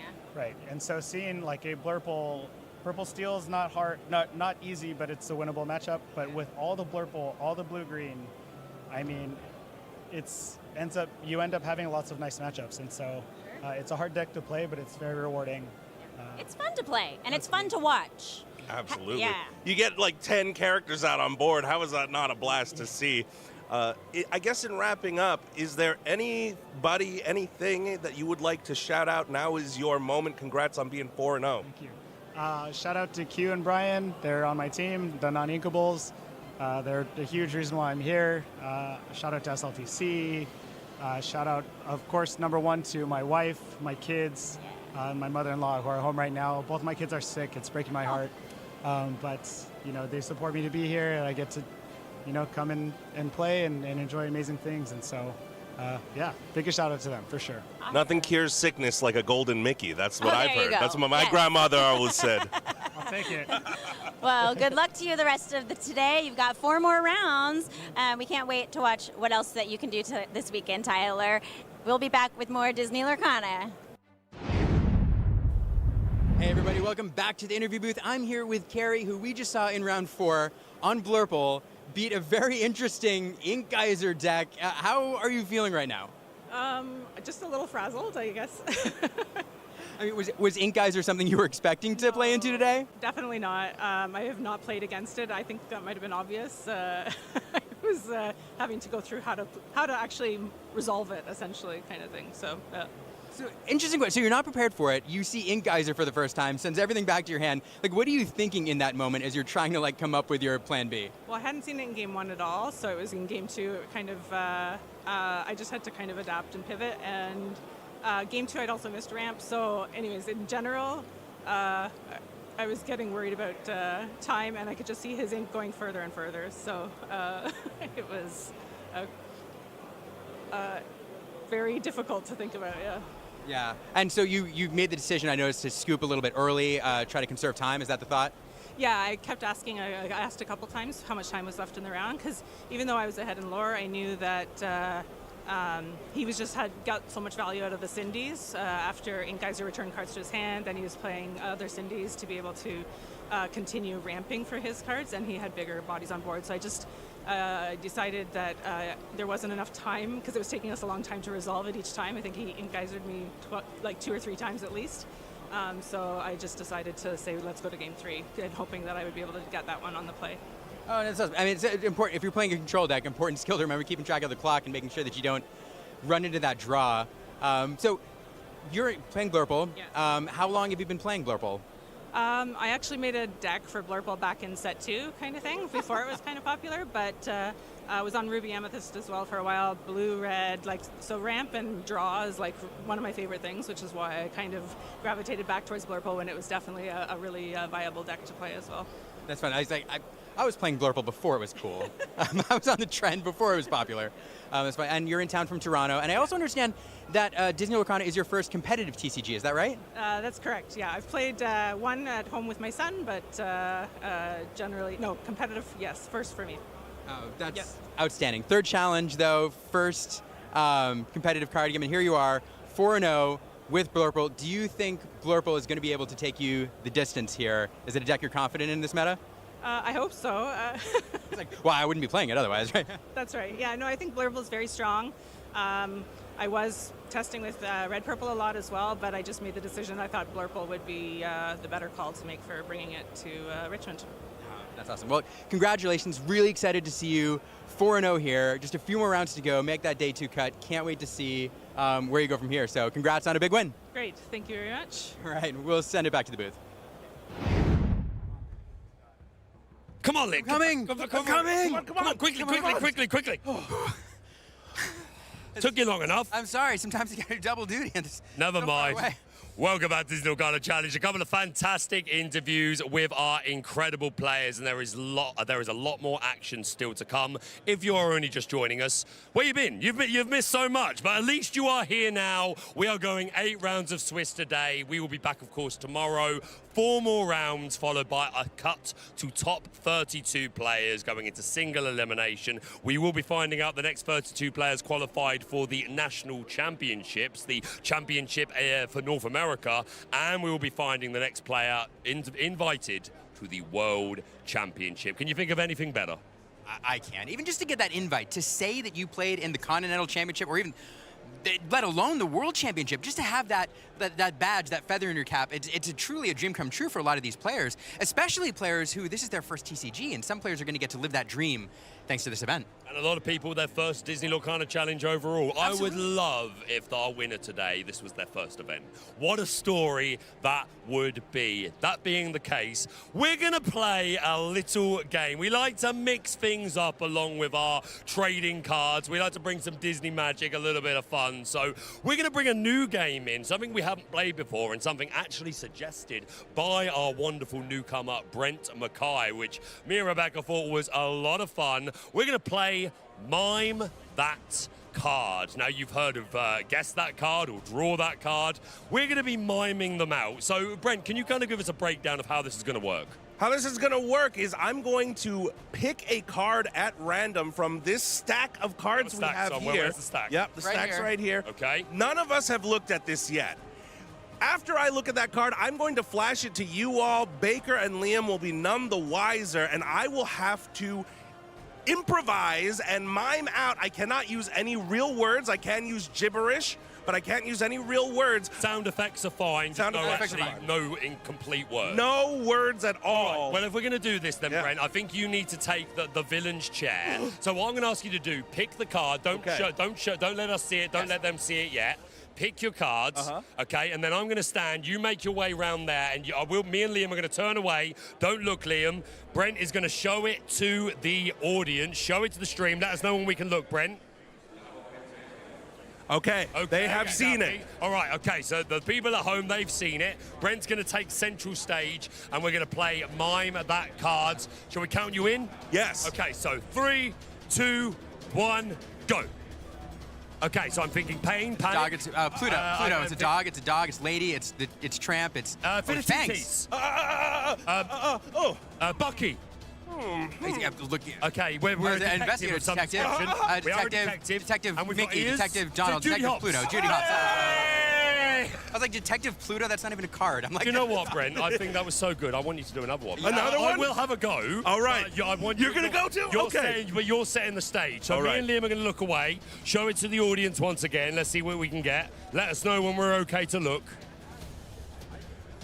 Okay. Okay, the audience has got it. All right, so we're looking again now. I think we'll do. Shall we do like 3 each? Yeah. I think that sounds good. All right, cool. So you ready, Liam? I'm ready. We're going to count him in. 3, 2, 1, go. Tra la la la la la la la la la.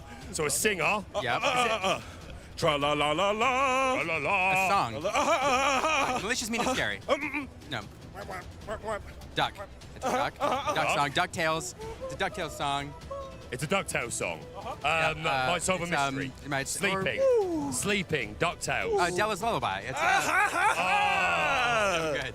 A point for Liam. There you go. Okay, so this is the tiebreaker. This is the then. massive tiebreaker. We got one Della's each. Moon Lullaby. Oh, Della's. I would have never guessed that. I'm going to be honest. Okay, so we've got one each, so this is the tiebreaker. Let's look away again, Liam. So good, Brent. No cheating, Liam. Last card, last card. You're a villain, Liam. I know you'll try and I'm a cheat henchman, if you can. perhaps. I know you will. Oh, I'm not a he's fan of struggling, that. I'm not a fan of that giggle. I'm a little scared about that giggle. Oh, Okay. no. Do you feel like have you picked an artistic direction? Uh-huh. You have. Okay, Liam, you count him in. All right. 3, 2, 1, go. A dog. A cat. A tramp. It's Lady and the Tramp. It's It's Lady and the Tramp. It's eating spaghetti. It's their song. It's a wonderful night. It was a night. It's a wonderful night. Lovely Bella Notes. Tramp. Street Smart Dog. Lady. Tramp. Enterprising Dog. Tramp. Enterprising Dog. And Tramp. Street Smart Dog. Lady. Dapper Rascal. Lady. Lady Miss Park Avenue. Lady. Baby. Jim Deere. Jim Darling. Darling Deer. Babe. Big Lady and the Tramp. Yes. Darling Deer. Well, you got it. You got it. Yeah. I was going for extra points and trying to Oh, get the okay. sub one. Which, But you said lady. Miss Park Avenue. No. No. Lady. Family Dog. Very nice. Okay, so Liam, That you was are the very good, very good, very You are good. the undisputed champion. I of was- guessing Brent Mackay's mimes. The song was a tricky one. I was like, is it Bella? No, that's not a song. Anyway, that was fun. In chat, fun. some appreciation for our incredible performing monkey, Brent great. Mackay. That was so fun. I'm gonna give. I don't know if I'm gonna do it as well as you. I think you're gonna kill it, baby. well, You're gonna knock it out of the park. We'll see about that. Okay, so I'll go. Oh no, I've lost me mic. This is a very professional show, ladies and gentlemen. Don't you worry. We're gonna save it. Oh goodness me! Thank you. I'll put that in my back pocket. All right. So you two need to. These are the ones you've already picked, right? These are the ones I've already picked. Okay. Excellent. Okay. So this is the pile, yeah. Pile. Now, in theory, these are meta-relevant cards. So if that's any hope. In theory. Meta-relevant cards. Yeah, Okay, let me tuck this away, we according should to be somebody, I won't say who. According to somebody's determination. All right. I've got one. So you two need to look away. Look away, look All away. right. Okay. Let's see what we've got. Okay. I think okay. I picked it. Okay. Right. I'm gonna need you guys to count me in then. 3, 2, 1. Oh, you're Headless Horseman. Horseman. Headless Horseman strikes. Oh, Very good. Very good. Very good. oh, that's good. Nailed it, mate. All right. Go straight into another one. I'm gonna All pick right. another. Straight into I'm gonna another. Pick Yeah, you another. go, Here we you go. go. We gotta look away. You Look two away, look look away. away. You two look away. All right. Hope you're ready, What could audience. it What have we be? got? Ooh, so exciting.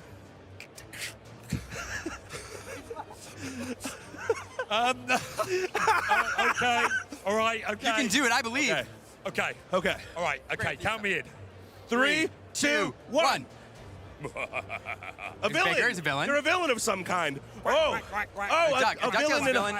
Oh, Duck- like the DuckTales. black heron. Yes. Wow. Let's go. I would not have gotten that. I was so scared when I looked at I that would one. not We have do have gotten that. black heron, real bad egg. Okay, I'm doing better than I thought I would. Or you two are just really All right, good at we're guessing. both tied up. We're 1 to 1. Okay. Is that it? That's it. All right. Right. Okay. Let's take another one. It's the beat Liam game. He's so good at guessing. Liam game. I don't know about All that. right, you guys look away. All right. Let's see. Okay, let's show him the cards. Oh goodness me! How on earth am I supposed to do this? Got it. Okay. All right. Okay. Okay. Right. Count me in. 3, 2, 1, go. go. Oh, you're a horse. Oh, Mayor Wind Dancer. Yes! Wow. The hair. The undisputed champion of Mime That Card. Or guess the mime of that card, Brent Mackay. Liam. Go on. Do the people want this? I don't know if the people want this. Of course the people want this. I will give it a try. Yeah. Just do one, Liam. Just do one. Do I need to, if I don't do the mic, is that okay? Yeah, it's I'm fine. I'm not going to show this one to the audience. You're not going to show it? I'm not going to show the audience. I want you all to play Okay. along. We'll see how good. Okay, let me jump in here then. Sounds good. Sounds good. All right, we're gonna look away. Look away. He's not going to show it to him. Oh, you're right. You're right. We do. Nobody knows. Woo. I know.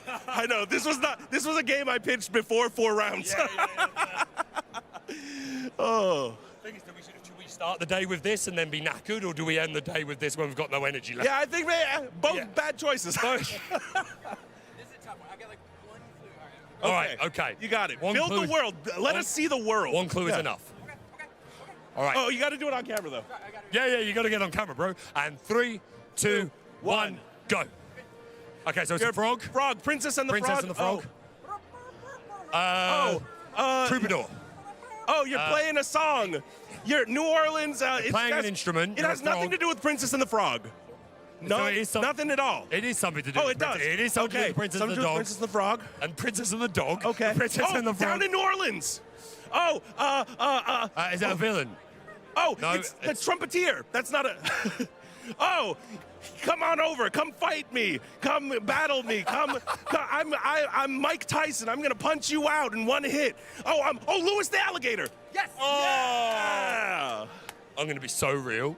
Didn't know that Lewis was from the Princess and the Frog. Because you made him reckless, so then you were like, Reckless, fight come me. get me, man! I was going gameplay. I was going the trumpet. I was going You Louis did the way- Alligator. you were way He's the better than you trumpet- thought He's the you'd trumpet be. playing frog.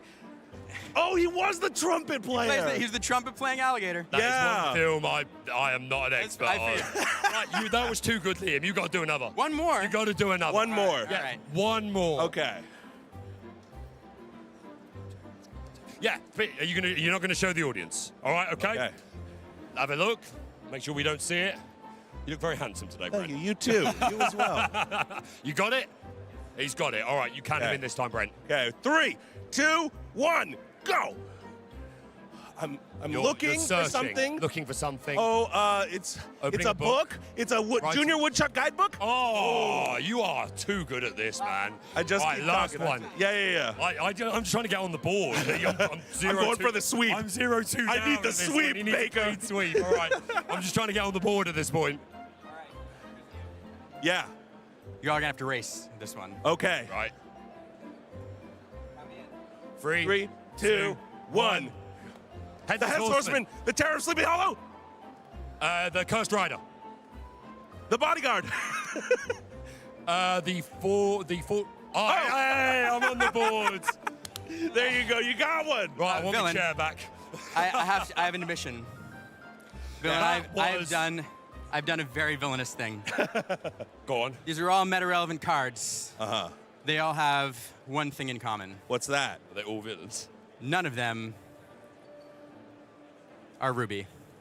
Oh. You disgust me, Liam. Sneaky, That was a sneaky. great bit of fun. Let us know in the chat if you would like to see more of that. Probably not today, but maybe tomorrow, maybe at future events. Thank you for joining me, gentlemen. We're going to be going to a very quick commercial break, but we'll be back very soon with Disney Lorcana. Hey, it was very good. I'm glad. Co-casters, a round of applause Flowers, because flowers. I was very impressed actually with how well they did with guessing the cards. And I liked that they got Liam. They They did. made it look so fun that Liam said, "Perchance I shall act." Perchance, and he did, and they did it wonderfully. So we hope that you enjoyed that little mini game. But we are ready for some games here, Katie. Yes, it is round 5, which is incredible because we started this morning being like, how are we? 8 rounds? That's insane. But this is round 5 now, and we are seeing some names you might recognize from earlier this morning and some names you might recognize from being some of the biggest names in this game. Yes, our first feature match for you here in round 5. 2 players that are very well known across the Disney Lorcana community. We have 2 DLC champions. We have 2 Worlds qualifiers. We have Diego Saz playing his Amber Emerald Dogs deck, which we already saw today one time. And then we have Zan Syed, who is playing Amethyst Amber. And we know what deck he's been playing lately, Katie. Do you think that's what he brought this weekend? I would imagine. I mean, we talk about what deck are you known for? What are you known for as a player? And these players are known for winning. But, I mean, Diego is known for this dog deck, but Zan is known for being an innovator and bringing decks that they say, oh, this is, have you heard about Zan's new deck? And this is Zan's new deck. This is Zan's new deck. It is the, I'm assuming it's the Monstro combo deck, and we are starting out. Zan was on the play. We have the Royal Guard down on the board, and then Diego kicking it off with a lady. We got all the ladies, all the tramps, all the dogs coming in on Diego's side, and I love how Diego has a lot of shiny cards. Now, I do want to talk a little bit about this matchup. We have a Huey coming down from Zan, which is one of those cards that makes it cheaper for you to play cards earlier. It acts like a lantern on the body. Can you talk a little bit about Zan's, strategy here against the dog's deck? As we have seen, these dogs run fast. Now, this is not the fastest card. I said they run fast, and then he plays a Go-Go Tamago on the board. But in general, like you said, so, I mean, I think I heard you in the lounge mentioning that this Amber Amethyst kind of acts like a Blurple or a Sapphire Amethyst deck. It's that kind of shell, and it's using its own kind of ramp here. In this case, this ramp where you have access to more ink or resources each turn is in the form of this Huey, and in this case he has a lantern which he's able to play, which you can also exert and play, use that floating ink, if you will. It's like a discount on the next thing. So he can use 2. So he's putting it down as ink because it's acting as ink in this scenario. Yes, and Lantern has helped him to put down a Mowgli, and Mowgli is a fantastic new card from Whispers in the Well. It costs Inkable 1/2, and when you play this character, you get to, your opponent reveals their hand, and then they discard a non-character card of their choice. Of course, it's up to them, and in this case, Zan taking a good look. He wants to know what is in Diego's hand. There's only one non-character card, and that is an Under the Sea hiding there. The thing is he quickly got rid of the Delamoon. Oh, I missed that. Yeah, right? He did it very quickly because it's his choice. So at the end of the day, Zan's saying, don't put your hand away. I'm studying. And I would too, because Diego showed something that I hadn't seen in his previous list, and that was that Mickey Mouse Amber Champion. So Zan's going, wait a minute, are you doing some funky stuff over there too? And so he's taking a second to say, I am very curious, and here's another kind of piece of more spicy tech. Ooh, we've got the Tiana, that scary restaurant owner, the enchanted version, and this card, I've never been so scared of a restaurant owner before, but she is a card that saw a lot of play previously in Amber Steel decks, and I kind of love that Diego has found a spot for Tiana in this deck. She's a 1/4 character, and whenever a character viewer is challenged, if Tiana is exerted, then your opponent has to pay 3 ink, otherwise that challenging character gets the -3 strength. So a really great way of protecting your cards, especially in that dog's deck where you want to be questing very fast. Yeah, and I mean, one of the things, so I mean, we talk about plan. I will note, we have seen the dogs deck on stream several times, so I might be a little light on the dogs because Zan is doing some things that, quite frankly, we haven't talked about in this tournament. We haven't talked a lot about in Disney Lorcana, because you hear it's a combo deck. We're like, oh, is it like malicious, mean, and scary? That is a combo, but this is a combo deck, meaning that you win in one turn with a combination of cards. So the combo is you take some cards, you put them together, and you can win in one turn. But that is one of the ways to win. I think it's important to note that that is not the only way to win. It is also just a nice standard Amethyst mid-range deck. So it's interesting, but in this matchup, though, the question is, can he outrace Diego? I mean, Diego has a I would call this not the most aggressive start in a deck. So it's been a kind of nice time for Zan to not have to feel that pressure as much. Yeah, like you said earlier, playing that Go-Go Tamago on turn 2, not maybe what a typical dog's deck wants to see. And we have over on Zan's side, Elthasa's 5th Spirit. We're going to exert a character on Diego's side of the board. He's looking at that lady, and that is what he's going to choose. Yeah, that lady represents, a myriad of things, because that lady has a synergy where she is able to get, if she gets her strength increased, she is able to quest for 3, but also she can shift into that lady Miss Park Avenue. So he says, you know what, I will go ahead, I'll pay the 3 to go ahead and challenge, or rather, he doesn't have to pay because that Tiana's not even exerted yet. He's not exerted quite yet. He's almost there, they might say. Almost Yeah, there. almost there. And in this case, Yeah, I mean, this is the way he wants to play this matchup. Because, I mean, we talked about this a little bit before the match started. Because, I mean, Zan's deck, I mean, the minute we're like, Zan's here, because is he going to play the deck or not? And the answer is, once we saw those 2 icons, the answer is yes. Yep. And he has a very delicate thing, because essentially he just has to last. He can try to race Diego. In this case, this is like kind of like a perfect match for Zan in this scenario, because not a lot of things are happening yet. So as long as he can stay in the game and he doesn't let Diego get to 20, which notably he's at 0, Zan's ahead. Sure. He has a little luxury here. So he's able to ink and pass and kind of say, I have time to get to that combo, which we'll talk about. We haven't seen any of the pieces yet, but it is, as we called it, a 1 turn. You can win and get to that 20 lore in 1 turn. Yeah. Over on Diego's side, we are inking Ursula to play that Mickey Mouse Amber Champion. This is a new card from Whispers in the Well for cost inkable. And all of the champions, the ink champions, have synergy in their own ink color. And your other Amber characters get +2 willpower, which on that Tiana, then that's going to be a problem, because now Tiana is effectively a 1/6 character. And then also, if you have 2 or more Amber characters in play, Mickey Mouse is a Singer 8, and do you know what that means? They might be going to the bottom of the ocean. They might be, and we know that Diego has that in his hand, because we saw it earlier when Mowgli was taking a peek at what Diego had. So that Mickey Mouse Amber Champion, not a card that I've seen being played. No, I mean, it's something that I've seen people want to work in, because those champions are fantastic, because they stack. If you have 2 champions, you got 2 champion bonuses, and they're basically like, they're the champions of the ink, because they have the they do the best things of it. So Zan's saying, I know I saw these cards. Now, if you guys didn't know, each ink color got their own champion, and it speaks to the strongest part of that ink. And in this one, you got the Singer, you got that beefed up willpower, and so he has to be a little bit careful here, because like we talked, Zan is trying to work in a little bit of a control manner until he can get that combo out. In this case, he's going to go ahead and deploy that lantern, and let's see what he does in the meantime. Yeah, we are going to have to pay 3 ink, though, if we want to go into Tiana, and he is choosing to quest here. So Tiana remaining safe. And I am curious if he is maybe doing that because he sees the writing on the wall that Under the Sea is likely to be played here with Mickey. We have a Tramp Street Smart Dog coming down. This is the dog you want to see in this deck. This is the card that gets you the ability to filter through your deck. You get to draw as many cards as you have characters in play, and then you discard that many other characters. Yeah, so it basically says whatever Diego needs, he can go ahead and look for. Yes. In this case, this is a perfect fit.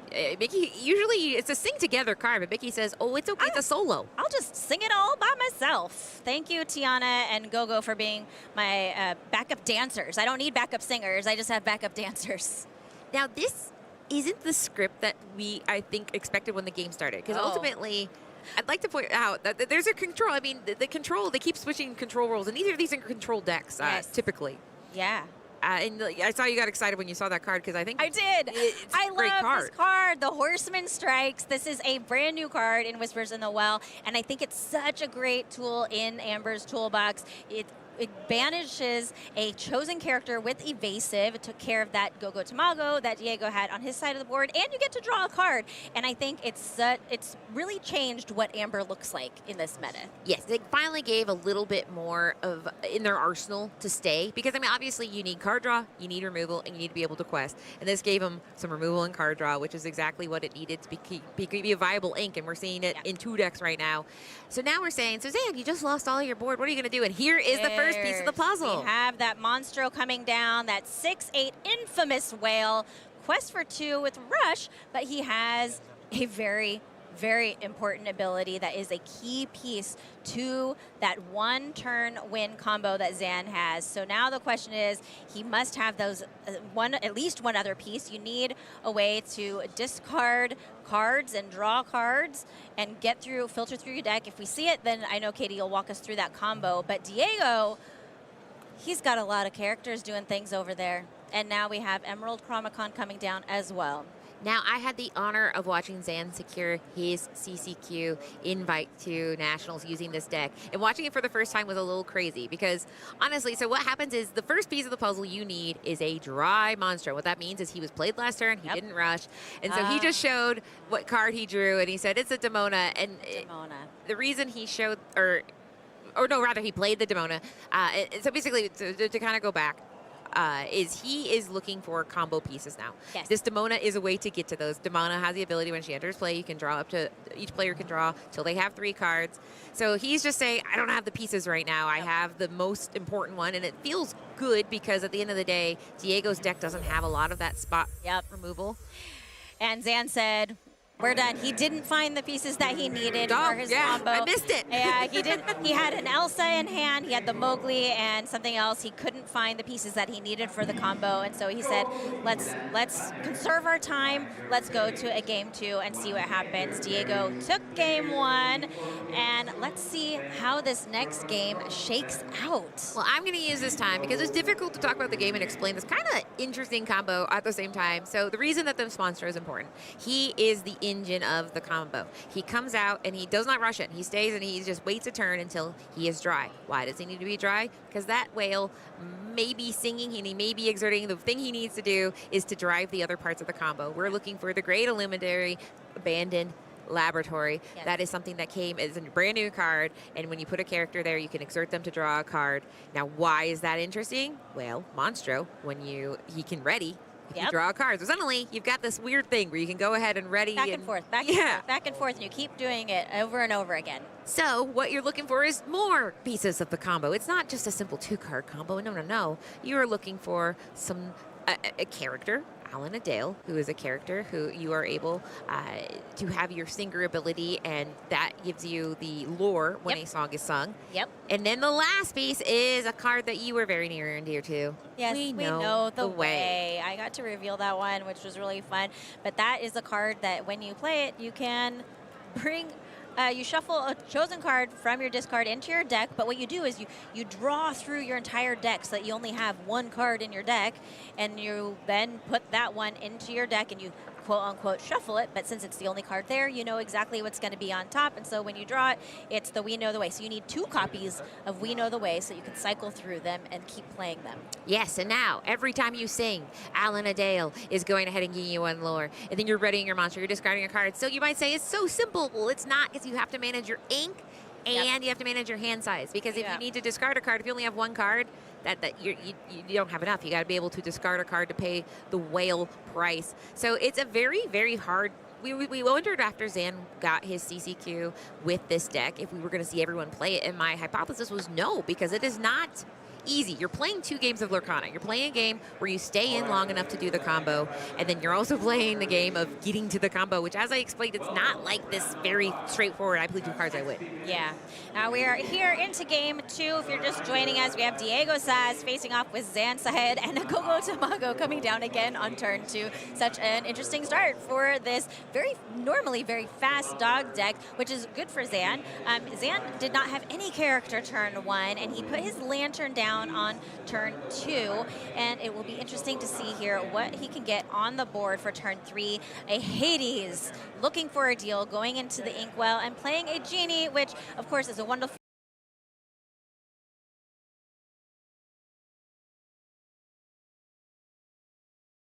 card with evasive 2/4. He quests for 2, which is awesome, but the ability that everyone loves is that you can draw a card when he comes into play.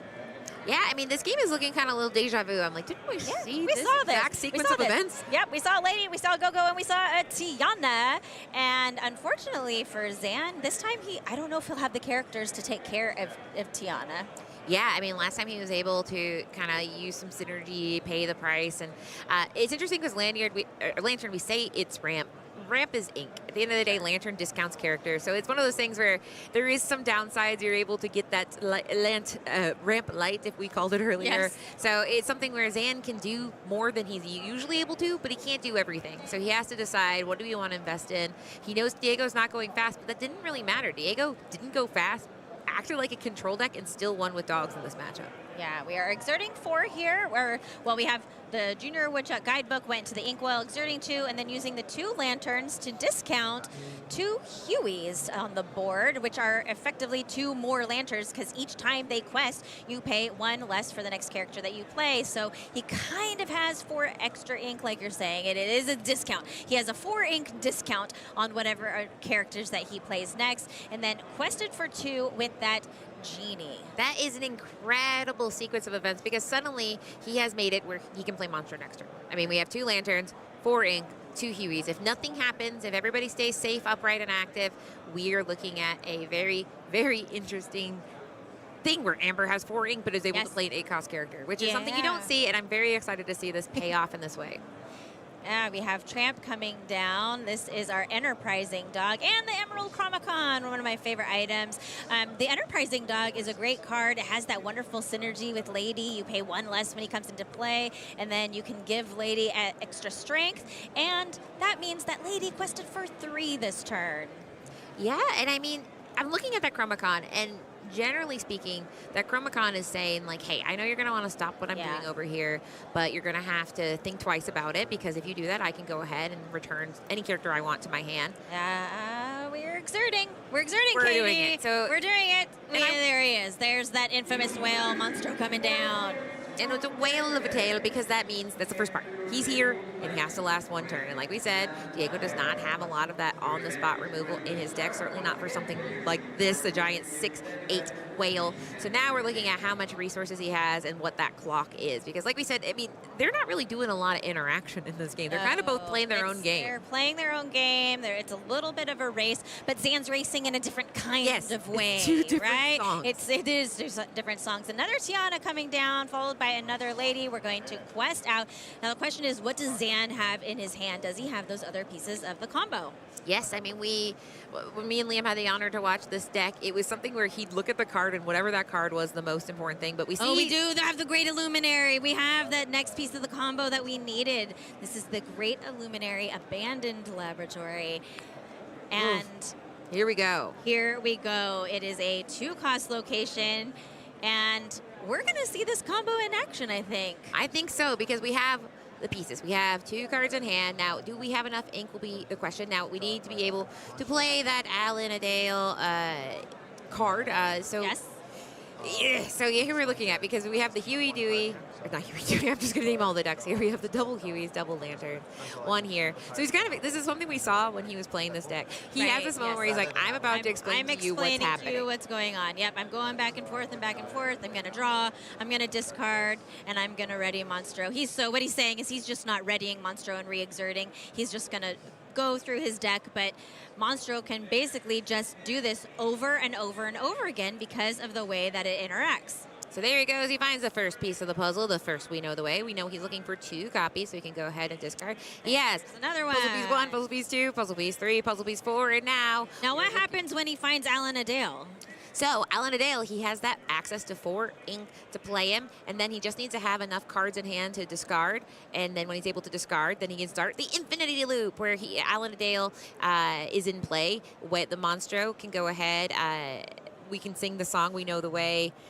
We only have 0 cards in the deck. Right. So he's digging through, looking for that Alan Adale, but he has to keep doing that forever, because ultimately, once Alan Adale is in the hand, he still has to play him, which is why that ink cost comes into great effect. So now we're looking... Yeah, what I'm wondering is if because he only has 2 cards in hand, is once he draws Alan Adale, he would still have to discard something to re-ready Monstro, or does that matter anymore? Well, he needs to discard one of those We Know the Ways. Right, but yes, anyway, that's true. So one needs to get into the discard. Yes. So, and then he can start cycling it.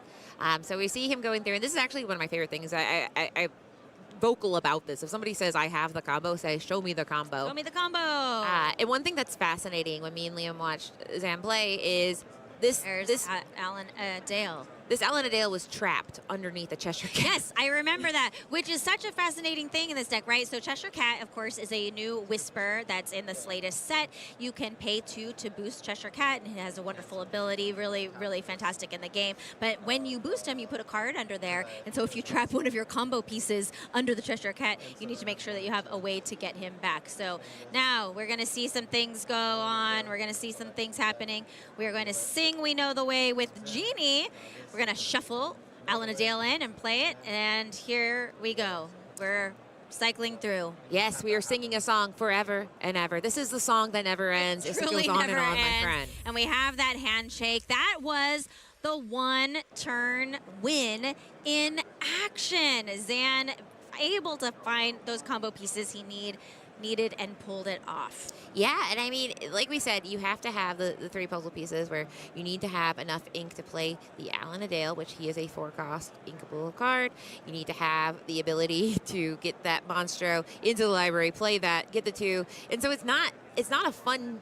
It's not easy. Like, it's not something where... Sure. We've Like, talked it's not about- just going to happen. No, it's not something There's where... no happy accidents here with the Monstro combo. No. And so Diego has seen it in effect, and he's like, that was fun. But he's like, I just have to go fast, because we saw him go pretty slow twice. So if we see Diego 2 out of 3 times go slow, maybe 1 out of those 3 times he's about to go very fast.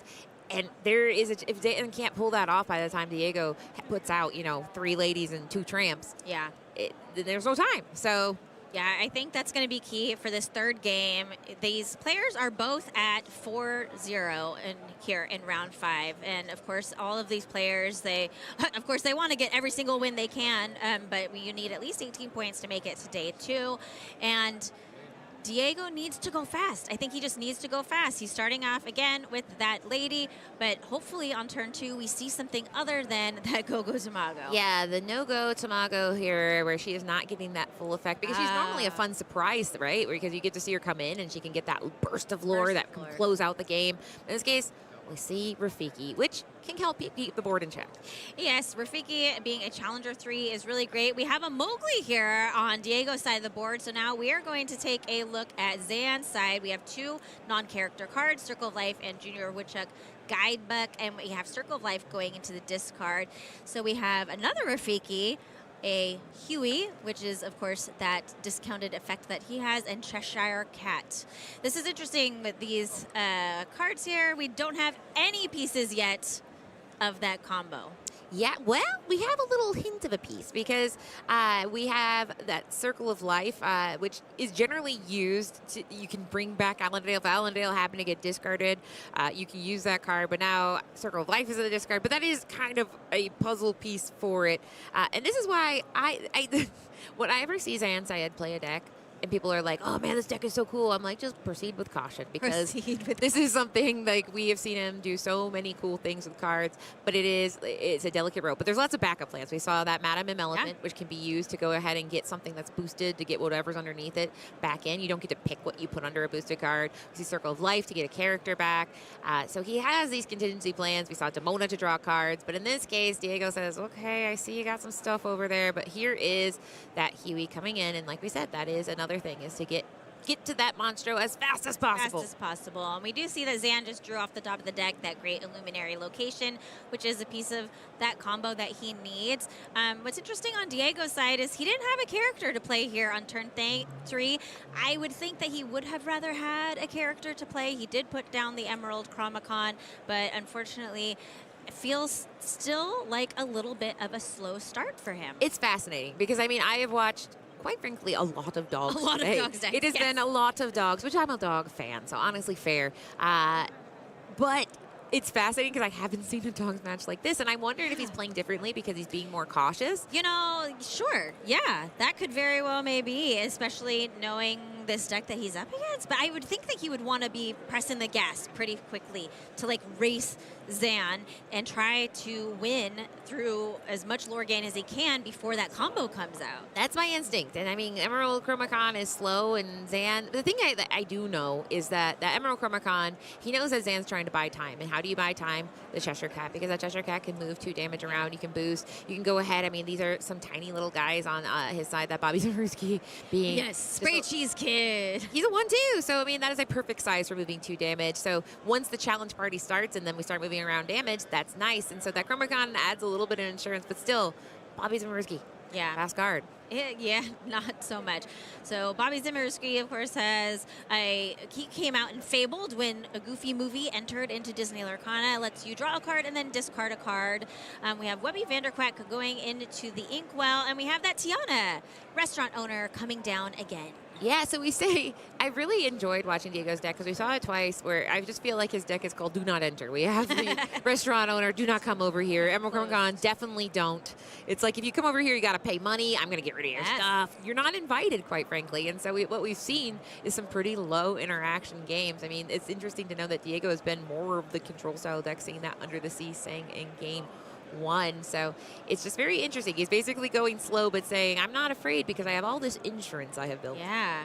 It is really interesting that with that Tiana, it is kind of a similar thing to that, like you're just saying with the Emerald Chromicon, that Tiana, by forcing your opponent to pay that 3 ink to be able to challenge, it's just another deterrent to your opponent challenging your characters. Yeah, it's saying, well, what do you want to do? Do you want to pay 3? Do you want to throw everything you got at it? Because you have to decide. And by the way, if you do it in the wrong order, you might activate this Emerald Chromicon, because at that point, he gets to decide. And something that's kind of fascinating is Chromicon, you may return chosen characters. So that means he can say, hey, I want that Mowgli because I know you're up to weird stuff, and maybe there's a great Illuminary in your hand. I'm coming for it. So I think that the ability to bounce your own thing makes it where if you have a nice tool in your arsenal like a Mowgli and Ursula, you can go ahead and say, hey, I don't know what you're up to over there, but I'm getting this back and I'm sending it right on back to you. Yeah, any character that has a good on-play effect is something that I think players with the Emerald Chromicon out are always considering.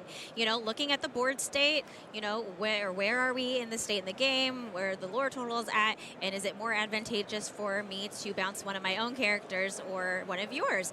And Zan has paid 4 ink to put down 2 Junior Woodchuck guidebooks on his side of the board. How did he know that's one of? How did he pick 3 of the 3 cards that I said were fascinating? In this new meta? Yes, and it is a great card. I don't see that Zan has any other cards in hand, though.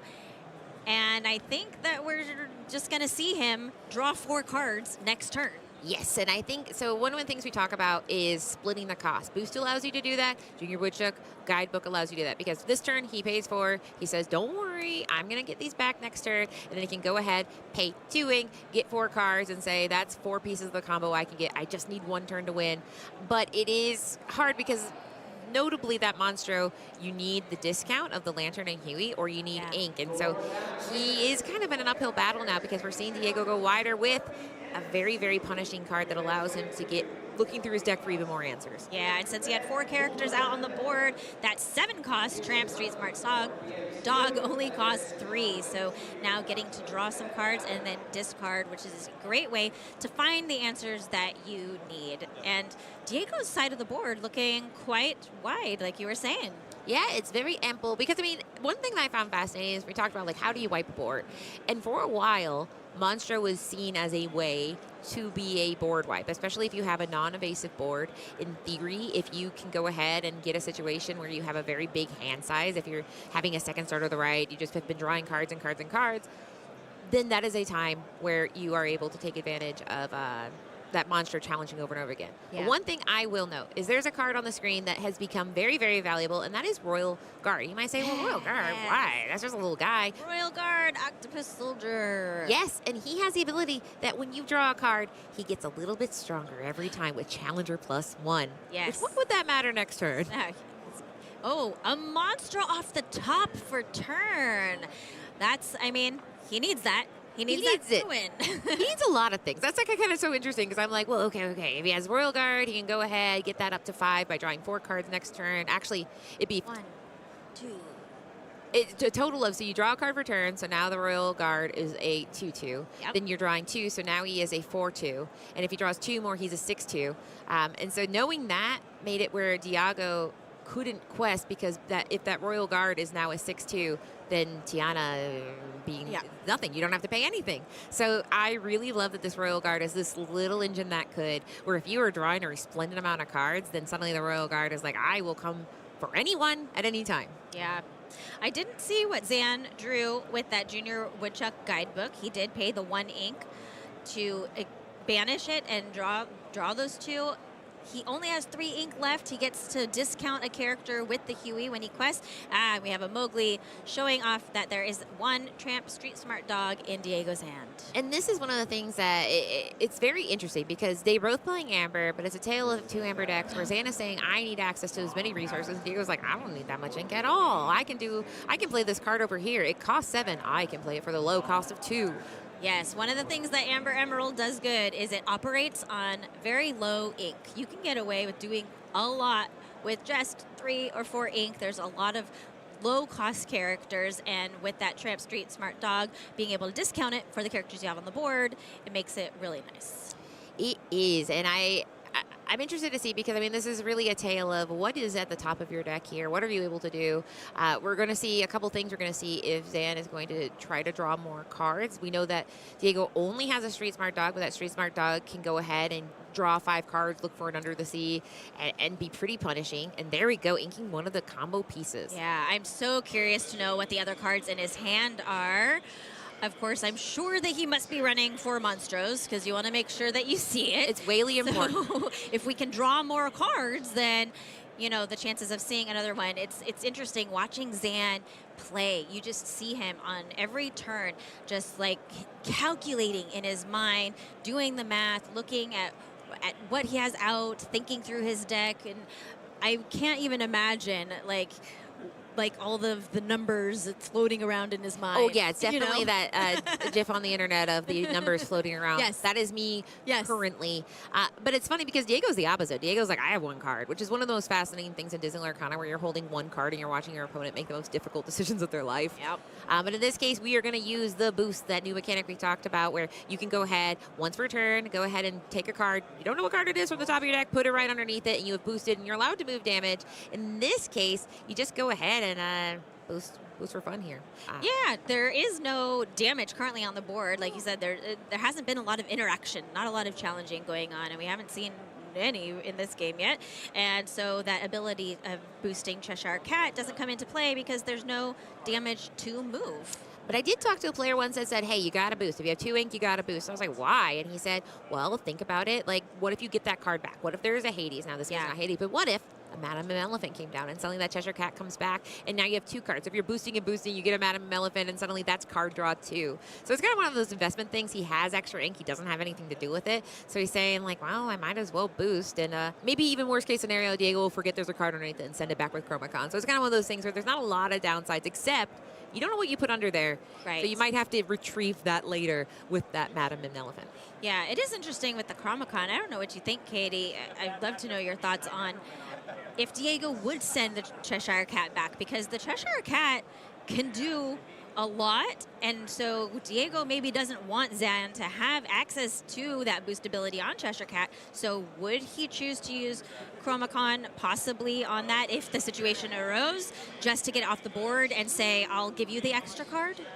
So I would like to point out, this has been one of my favorite matches because I'm like, I don't know exactly what Diego's up to. Because mind you, this is a matchup where if you look up, hey, what's the Diego's new deck versus Zan's also pretty new combo deck? What do you do? What's the matchup? And if you said, what's Diego's plan? I wouldn't say be at 0 on turn 6. Right. And so now there is a chance that he might go ahead, but he knows Zan is desperate. That's one of those things that players do all the time where they're like, you know what I want and I know what you want. Would you do it? How desperate are you? And when in this case, he knows Zan wants cards. He knows that Diego doesn't want him to have access to easy removal. So in this case, he says, I'm not necessarily worried, and he's going to go ahead, play the Della's Moon Lullaby. Yes. Brand new song. Brand new song, 2 cost inkable, and it's a great card. You get to draw a card, and chosen opposing character gets -2 strength until the start of your next turn. Yeah, and traditionally it is nice. It pairs well with an Under the Sea because you're able to take something that maybe like a Lexington that normally wouldn't go under the sea and say, well, now you do because it Now you do. But in this case, it's just enough to say, well, I'm going to challenge and go ahead and retain my value here. So that and then draw a card, which is honestly such a nice thing. Sometimes when reveal season happens, we read, does it say draw a card? 'Cause if so, stocks are up.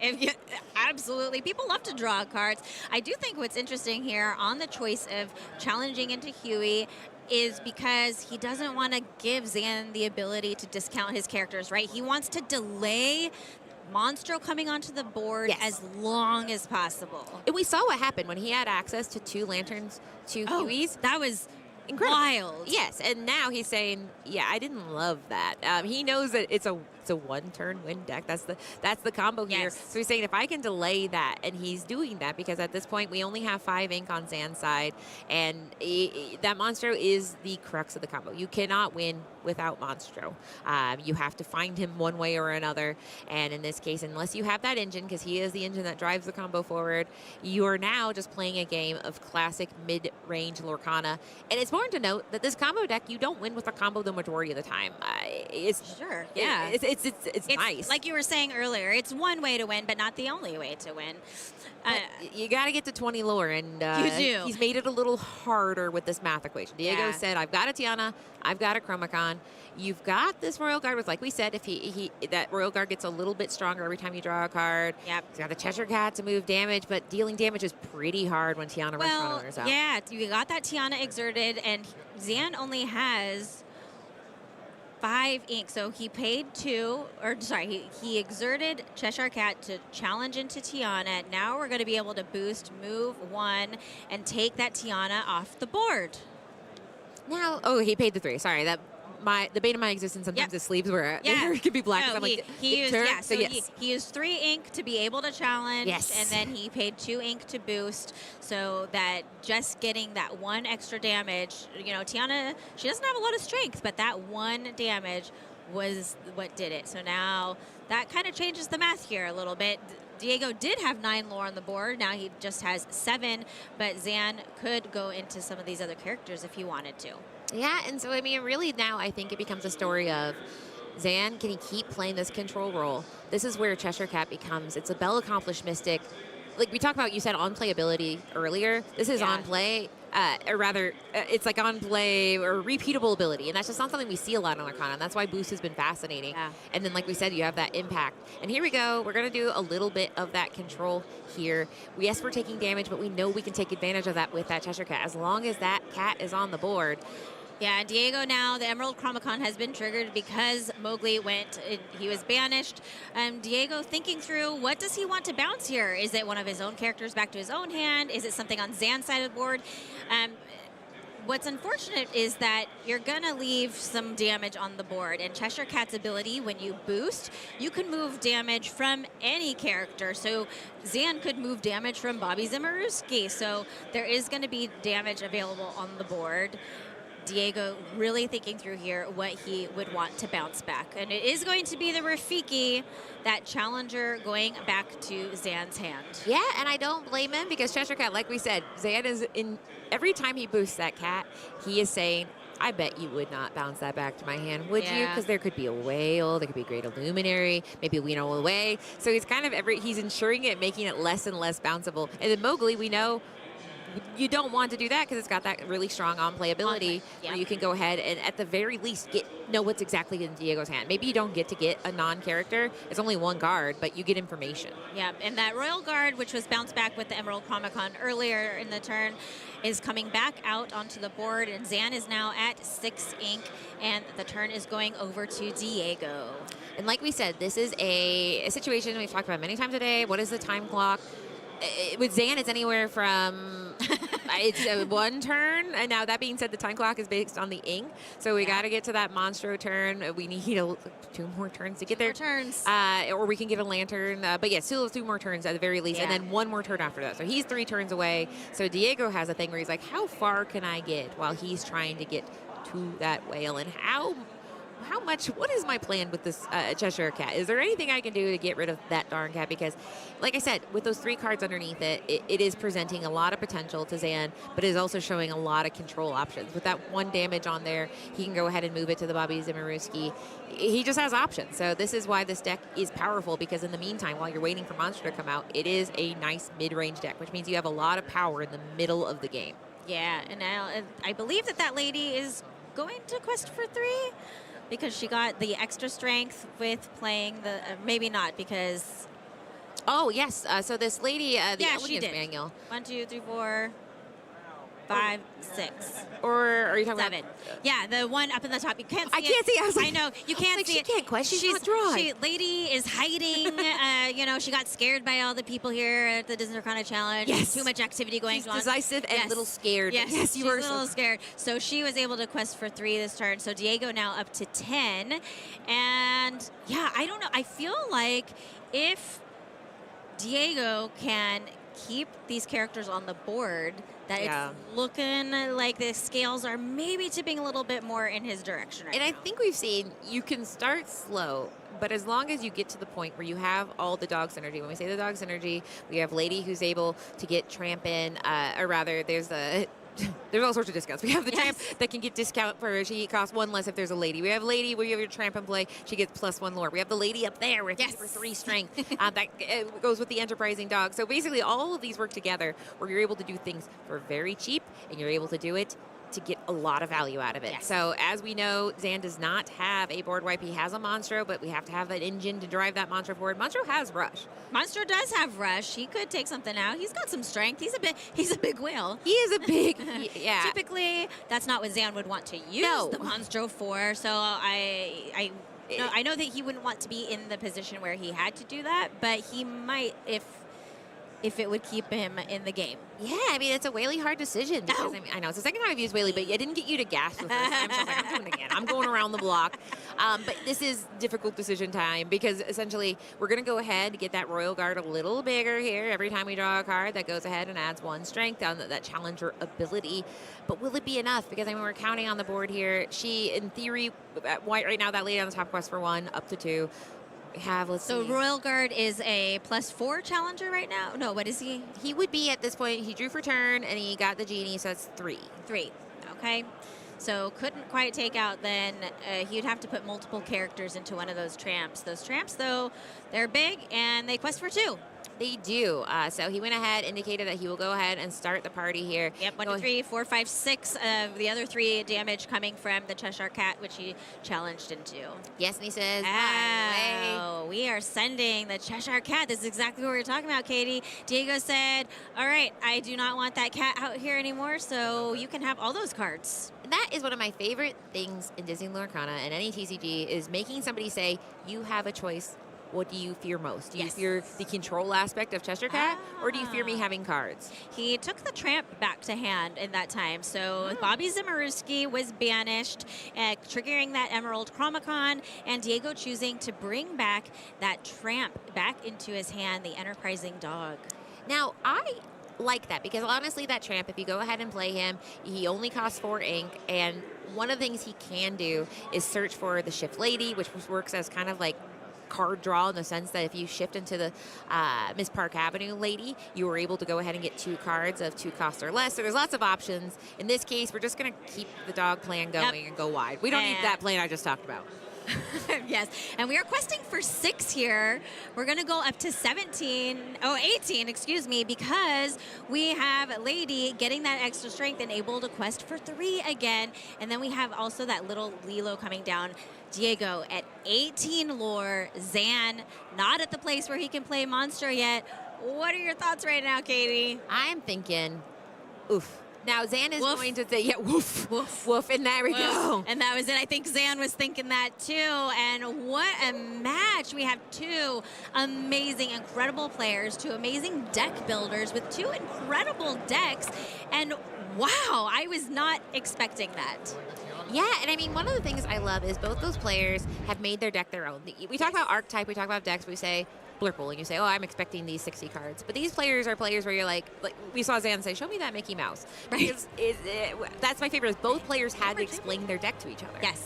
And for anybody at home, I mean, I would absolutely look into this combo because there's lots of different avenues. That's why this deck, it's fascinating because you're like, wow, you can win in 1 turn. Well, you're saying there's a downside? Right. The downside is you have to learn a lot of ways and you have to learn to pilot the deck to do it. But I'm glad we got to see it. I'm so glad we got to see it. And there are quite a lot of players, I think, that are probably playing that deck because it is something that Zan has kind of popularized over the last, little bit in the community. And it's fun to win in 1 turn. It is. Yeah, I mean, if there was a card that says you win, I'd play it probably every game.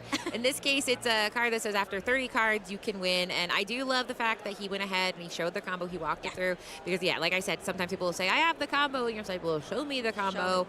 Show me the combo. And as we saw Zan in an earlier game he played at a different tournament, he had to go ahead and search for cards underneath cats. They were under the cat. They were under the cats, yeah. I'm so glad that we got to share that game with you. And I'm so glad to see the Dogs deck win because that's the deck that I picked to win the whole thing, and I want to see Dogs win. And is Diego on your team? Diego might be. Yeah, Diego's on your fantasy team. So yes. It is hard to not be a little bit like, I hope you win, and I hope you win. But either way, these are 2 great players who, no matter what, they are meta definers and made a big impact today. And I'm excited to see. I mean, this is just one loss. Xander was undefeated at this point. Oh, yeah. So that could just be a, listen, if we're going to lose, I'm going to lose to a guy that's got a couple gold. Right. It's just a couple gold medals. Yeah. Well, we're going to have more round 5 for you very soon. We're going to go to a short break, and we'll see you shortly for more from round 5.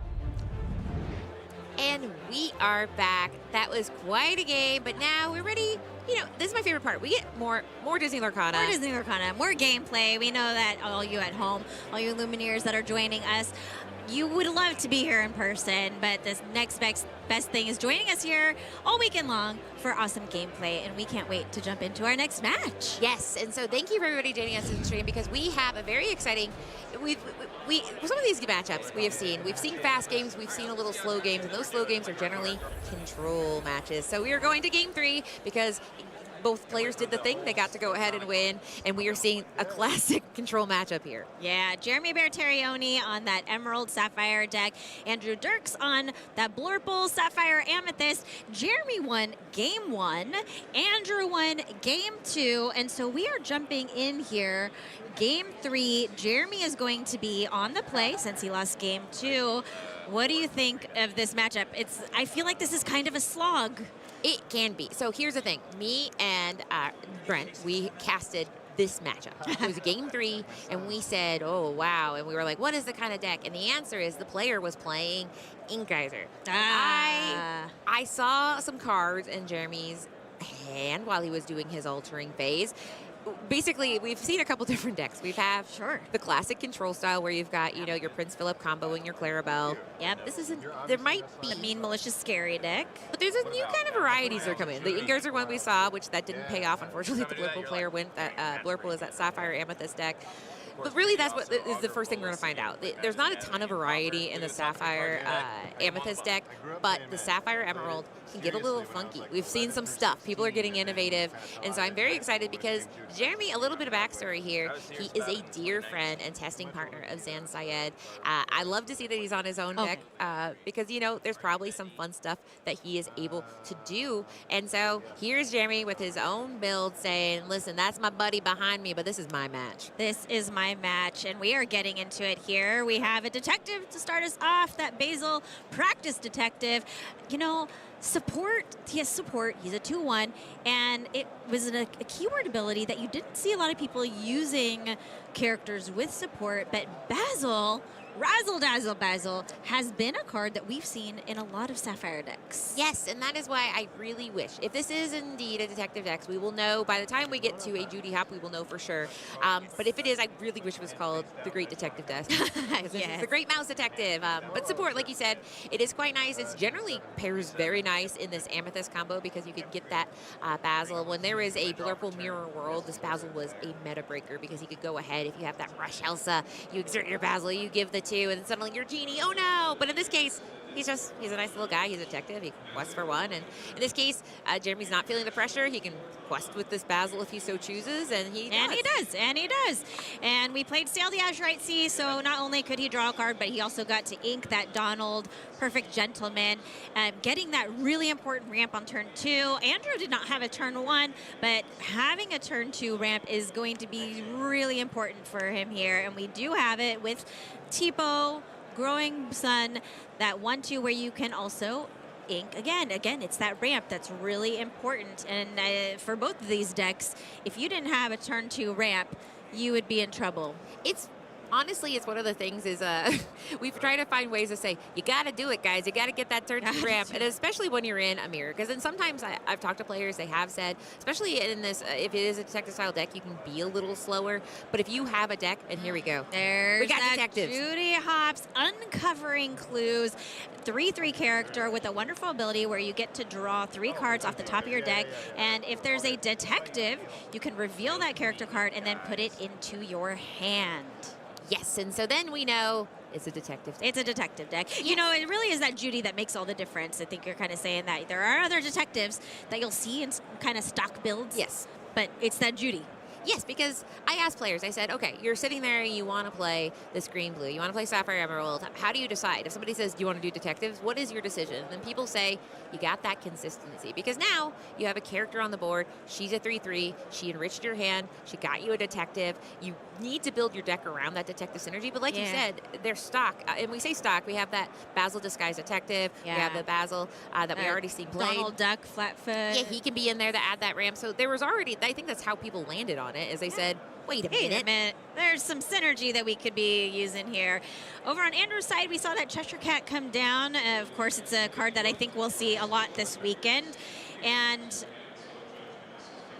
Yeah, I mean, that Cheshire Cat, it's I'm like, what, you paid 3? Or no, sorry. Yep, he paid 3 and then he inked for turn. So, but he, Oh, there we go. A shift. Basil. I know. I'm like, Baker is going to come here. And you never know when he's listening. Could be right behind us. We don't know. But yes, that is a Basil. And this is one of his detective builds that you are allowed to pay 2. And he can go ahead and you can have your opponent discard a card. So both of the Basil, both the Disguise Detective are able to go ahead and discard if you so choose. But you do have to pay. So in this case, he's just going to shift. But it is an interesting kind of backup plan because it's a control deck. You control hand size. You control the board.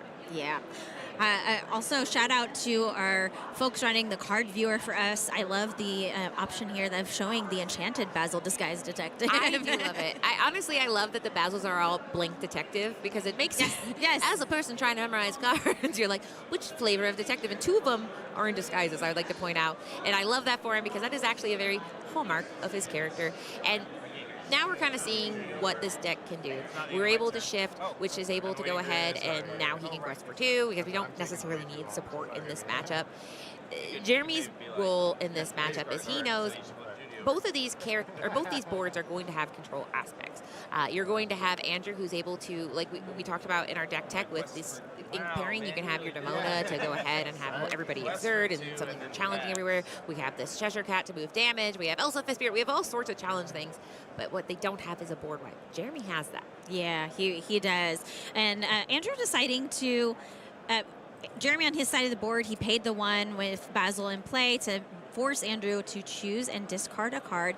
He chose the Hades Infernal Schemer. I'm assuming it's because that's a high-cost card. That's uninkable. And so he decided, that's the one I'm going to get out of my hand. Yeah, and it's tricky, right? Because I talked about it. I don't know if this is a legal term, but there's certain cards that feel pretty heavy in your hand because you're like, listen, I want to use this. I really do. But can I wait 2 or 3 more turns? We're going to exert Judy Hopps with that Elsa Fifth Spirit who has come down. We're going to sing into the unknown onto Basil, which does give Jeremy some extra ink, but that cleaned up Jeremy's side of the board. It did. Now, here's something that's kind of interesting, though. Is one of the downsides of playing Detective build is a little bit slower. Into the Unknown says, don't worry, buddy, I'll help catch you up. So, unfortunately or fortunately, depending on what he draws here, he might have said, all right, I'll let you do it. And so I think I see a Prince fill up, but here we go. We have another Basil of the Detective variety. This one, when he comes into play, you can go ahead and return a card to your opponent's hand.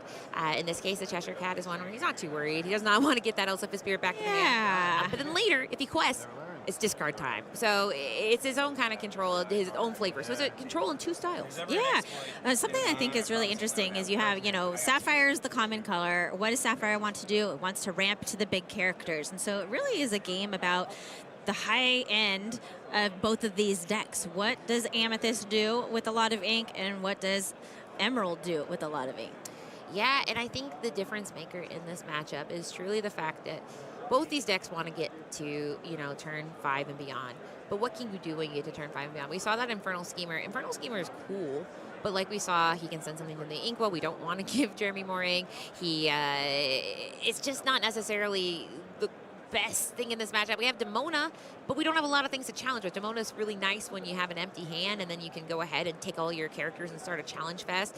That's a pretty sizable body there at 5/4. So it's not ideal. He has 3 cards that just don't work great right now. Not right now, yeah. He's really thinking through what he wants to do here on this turn, inking the Madam Mim Elephant, and he is going to go ahead and play the Demona. We're going to draw some cards. Drawing cards is great. Does it give him anything? It gives him the ability to draw more cards. I saw a Junior Woodchuck Guidebook. I also saw a Genie in hand, so there are some options there to find some more answers. And it kind of forced his hand to go ahead and do this Demona play, because at the end of the day, Elsa's evasive, and he needs to draw cards because that Basil, if he's on board, he is going to go ahead and quest. You have to discard a card, so you need to start building that buffer of how are you going to make sure you keep refilling that hand. And that is a hallmark of this Amethyst Sapphire deck, is making sure you keep drawing cards. You cannot run out of cards because that is how you lose. Right, yeah. Drawing cards is important to winning. Yes. Imagine that. Yeah, and especially in control decks, because, we just talk about that.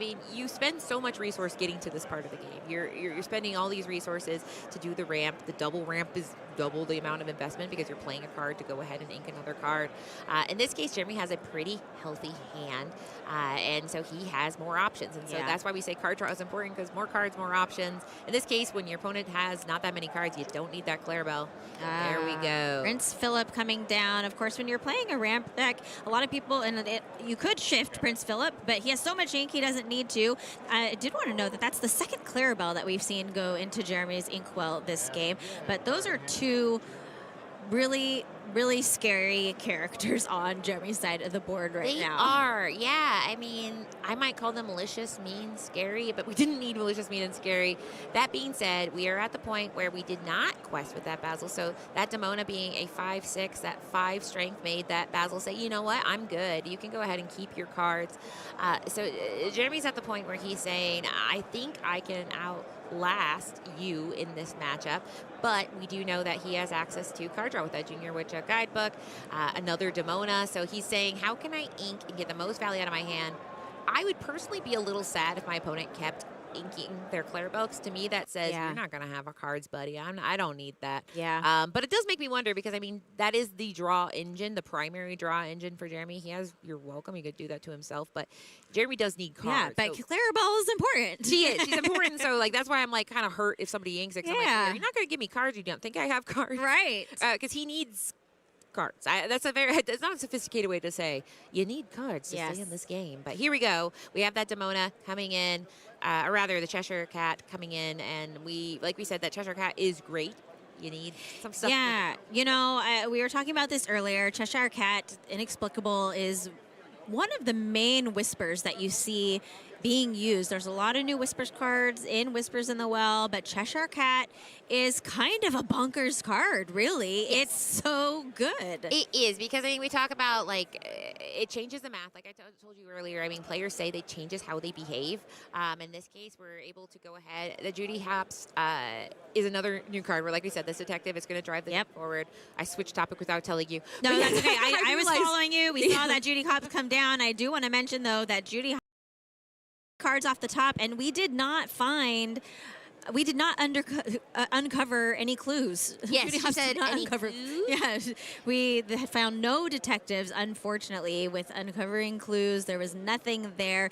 And Jeremy has 2 cards in hand. There's an Under the Sea, and he just picked up a You're Welcome. I can't see what the other card that he has in hand. But now this board on Andrew's side is starting to look kind of scary. We have that second Demona coming down. The first one taking care of Basil, and then the Cheshire Cat going to challenge into Judy Hops. That Prince Philip is still there, but Janie going to sing into the unknown to send Philip away. If you know that Prince Philip is out there, you have to have an answer for him, and Into the Unknown is an excellent way to take care of that huge evasive character. It is, and that was a very efficient way to navigate that deck, because he's able to retain that value. My favorite thing is he still has that Junior Woodchuck Guidebook, so he's able to do that while still kind of investing in his future. We see him doing, Jeremy's filtering through his deck here with 2 things, that Vision of the Future and then another Judy Hops. Another Judy Hops, uncovering more clues. This time he did find a detective. I think it was that Basil practice detective. We're seeing something where this is one of the reasons people might not want to play this detective build. Because in the middle of the game, drawing more detectives is nice. At the end of the game, how do you win this deck? You win with the combo. So when you play this Judy, you draw 3 cards. If you see Malicious, Mean, and Scary, and you see Prince Philip, you can't keep it. Those aren't detectives. So it's one of those things where Judy is nice, but she does not draw any game-winning pieces other than Basil, which Basil's just, I consider it a control piece, but it's not a game-winner piece. Sure. So it's one of those things where you have more consistency, you do have stability in the mid-game, but now he's kind of having a hard time in the end game. Yeah, and Andrew is paying the 1 ink to banish Junior Woodchuck Guidebook, draw 2 cards. Andrew's hand is looking really nice right now. I see a couple of Hades looking for a deal. Over on Jeremy's side, I did want to note he has Under the Sea in hand, which will do him no good. It's kind of a rock in his hand. It's not going to do anything. But man, Andrew has so much lore on his side of the board. Yeah, I mean, we see Horseman Strike, which is 3 costs to get rid of evasive. In this case, it would be 8 to get rid of a single genie. Oh, goodness. And so, I mean, he could technically Under the Sea exactly 1 card, but you are so correct that, I mean, this is just unfavorable town here. And here we go. Yeah, I was going to say, he played Sail the Azurite Sea and was able to pull that Hades Infernal Schemer off the top and sending that 1 character that Jeremy had into the inkwell. So, wow, Andrew at 8 lore now, and he has 9 on board. So this is looking a little scary. Interesting. Okay, so yeah, talk about what Jeremy just did there. He said, I need cards bad. So he went ahead and played a Basil and immediately played You're Welcome at the full as an action cost, paying 4 ink to play You're Welcome. So You're Welcome is used, we've seen it a lot, to have your opponent draw cards so your Clarabelle gets enriched. Yes. Draw cards. In this case, he says, I need the cards right now. So he goes ahead and get that Basil back in his deck. He gets to draw 2 cards, and he's like, I really, really hope these are the 2 pieces I need. You know what's interesting, Katie, is I don't know that I've seen, okay, I was going to say, I haven't seen the little Clarabelle at all, and so I wonder if he wasn't playing her, but there is a little Clarabelle in his deck, but we know that 2 went into his inkwell. He inked 2 Clarabelles, but I bet he wishes that he had them so that he could draw some cards. Yeah, and that's why, I mean, one of the things that can be very difficult in the Sapphire Emerald deck is deciding which of these uninkable tools you like. For example,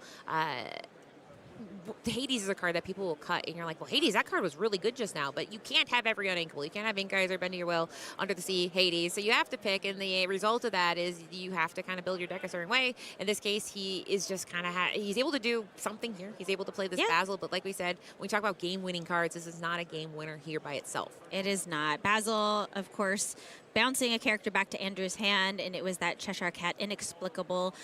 8 lore on the board. These big characters. We're going to quest for what did I? Well, I got excited because this Demona, Demona got ready. And Yes. Wait, how many cards? How many cards? So Stone by Day. Let's talk about Stone by Day for a second. So this is ability is a strange It's a little bit of a downside. Yeah. It's a contractual term. Right. So of course the gargoyles are stone during the daytime, right? They are stone by day. And so if you have more than 2 cards in your hand, then those characters cannot ready. Yeah, so interesting interaction here. If you go ahead and get something back to their hand, then oops, sorry, you went ahead and exceeded your limit here today. That being said, it is just a kind of tempo thing because ultimately he has to keep making sure that Andrew keeps his hand full, and he went ahead, he did some boosting. We had 2 Cheshire Cats, we boosted twice. We have a resplendent amount of cards, 12 lore, and presenting enough to win the game next turn if Jeremy does not find both combo pieces and deploys them right now. Yeah, I think that he does only have those 2 cards in hand, which means that this next turn, Demona would be able to ready up. But yeah, sitting at 12 lore, all those characters on board, Jeremy needs, what does he need here? I'm not even sure what he could do here. I mean, he's got to wipe this entire board ASAP. But let's look at how much ink he has here. He's doing a Vision of the Future, looking for the combo pieces. Now, traditionally, you would want to have somebody to be able to sing that Malicious, Mean, and Scary. You don't. Yes. It's not hard because it is a 3-cost song, so a lot of people can sing it. The problem is he doesn't have anybody on the board right now. He can go ahead and pay. Oh, boy. Go to You're Welcome onto the Genie. And this is just, I think, just to dig a little bit further here because, I mean, looking at the math, we have more than 8. Yeah. Exactly 8. The other benefit here of, having Andrew draw 2 cards is that now Demona can't ready, right? So now he has 3 cards in hand, so that will prevent him from readying up those glimmers to win this next turn. That changed my mind. We talked about it. We're like, let's talk about Stone by Day. And there we go. Because, yes, like you said, Demona suddenly it has that ability where you have your Elsa freeze. You have your They Never Come Back. But in this case, it's you have cards, but at what cost? But it only buys a little bit of time because he's still able to quest with the rest of his glimmers. So, yes, that 4 lore is staying frozen in time. But when he has cards in hand, it really is just saying Jeremy's going, okay, let's see how much ink he has here. Does it enough to do a 3-cost song and his... Yeah, I mean, if he doesn't do something, even if those Demonas don't ready next turn, that's still 4 lore on the board between Hades and Cheshire Cat, and that is enough to get Andrew to 20. So the answer needs to come now, and that he doesn't have it. He did not have it. Andrew taking the win with his Amethyst Sapphire Blurple deck. The detectives didn't quite uncover all the clues for that game for Jeremy, not able to clinch the win in game 3. Yeah, and I mean, that is one of the hard parts is, I mean, it's a trade-off. When you're building these decks, you're saying, what do I hope to be the strongest things about this deck and what are the weakest things? And in order to do the detective synergy, which has its benefits as we discussed, you're also losing some of that top end power, the card draw, and you're kind of, there's always a trade-off. And that's one of the things I love. That's one of the things I love about Inkability or not, is there always is a cost at something good in the game. And then we saw that, yeah, if you're not drawing cards as fast as your opponent, it can be a problem in a control match. Yeah. I mean, we do know that the detectives deck is doing well. Jeremy was 4-0 going into round 5. So good luck to Jeremy the rest of these rounds. And congratulations to Andrew for that wonderful win. What a round, Katie. Round 5. That was some great games. I liked it because we got to see we've seen a lot of different of the decks, right? We've seen decks where it's like a lot of times we're like, it's that deck again. But all these decks have had their little signature on it. And that's one of the things I love in a more mature format. This format has been out for a little bit. And in the time, we've seen CCQs, we've seen some set champs have already started and are happening right now. Yeah. And through the 25th weekends, all the way through January 25th. So. And people are still innovating. People say, is the meta solved? And today we've learned, no, people are holding back stuff. And we're seeing it today. They're playing Amber Champion, Ink Champion. Yes. There's whales, there's Amber Champion, all of it. And I love every moment of it. Yeah, well, I have to get back into the lounge to keep things under control. So we're going to go to a break, and we will see you all for more Disney Lorcana.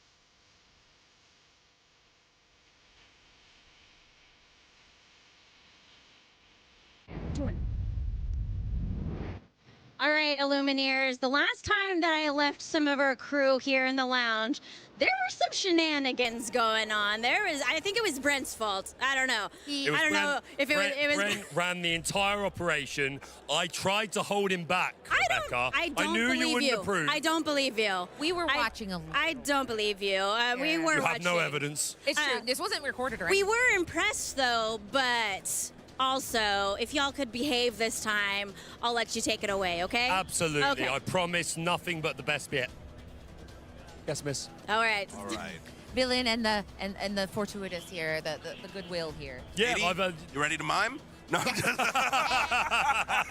I'm being told off already. Welcome back to the Disney Lorcana Challenge here in Richmond, Virginia. I am joined by two wonderful, beautiful people. We have Katie, the head of the Law Keepers Inn. Are there any spare rooms at the inn, Katie? No, and the only person that works there is my dog. So. Just your dog. Yeah, I will service. Hey, that sounds like fantastic service. I would love to meet your dog. And we are joined by the newest member of the DLC cast, Brent Mackay. How you feeling, guys? Feeling great. Yeah. It's so fun casting with you. Like, you are just like, you're a riot. I'd say you're a riot. Well, thank you. Yeah, that's my favorite part. When you cast, it's kind of like you're dancing, and you lose each other moves, and you're like, all right. So Is that the next? Are we doing Dance the Card? Oh, yeah. I don't have an earpiece, but I hear Rebecca screaming no. Don't tell her, it's fine. All right. But we hope that you're having a wonderful time. If you've just joined us, where you been? You've missed a lot, but there is still some more Disney Lorcana action. 8 total rounds of Swiss today. Tomorrow we will be back 4 more rounds of Swiss, and then our top 32 players will be cutting off into single elimination. Those top 32 players will earn their invitation to the National Championship here in North America, and our winner, where they're going, Katie? Oh, Not to the inn.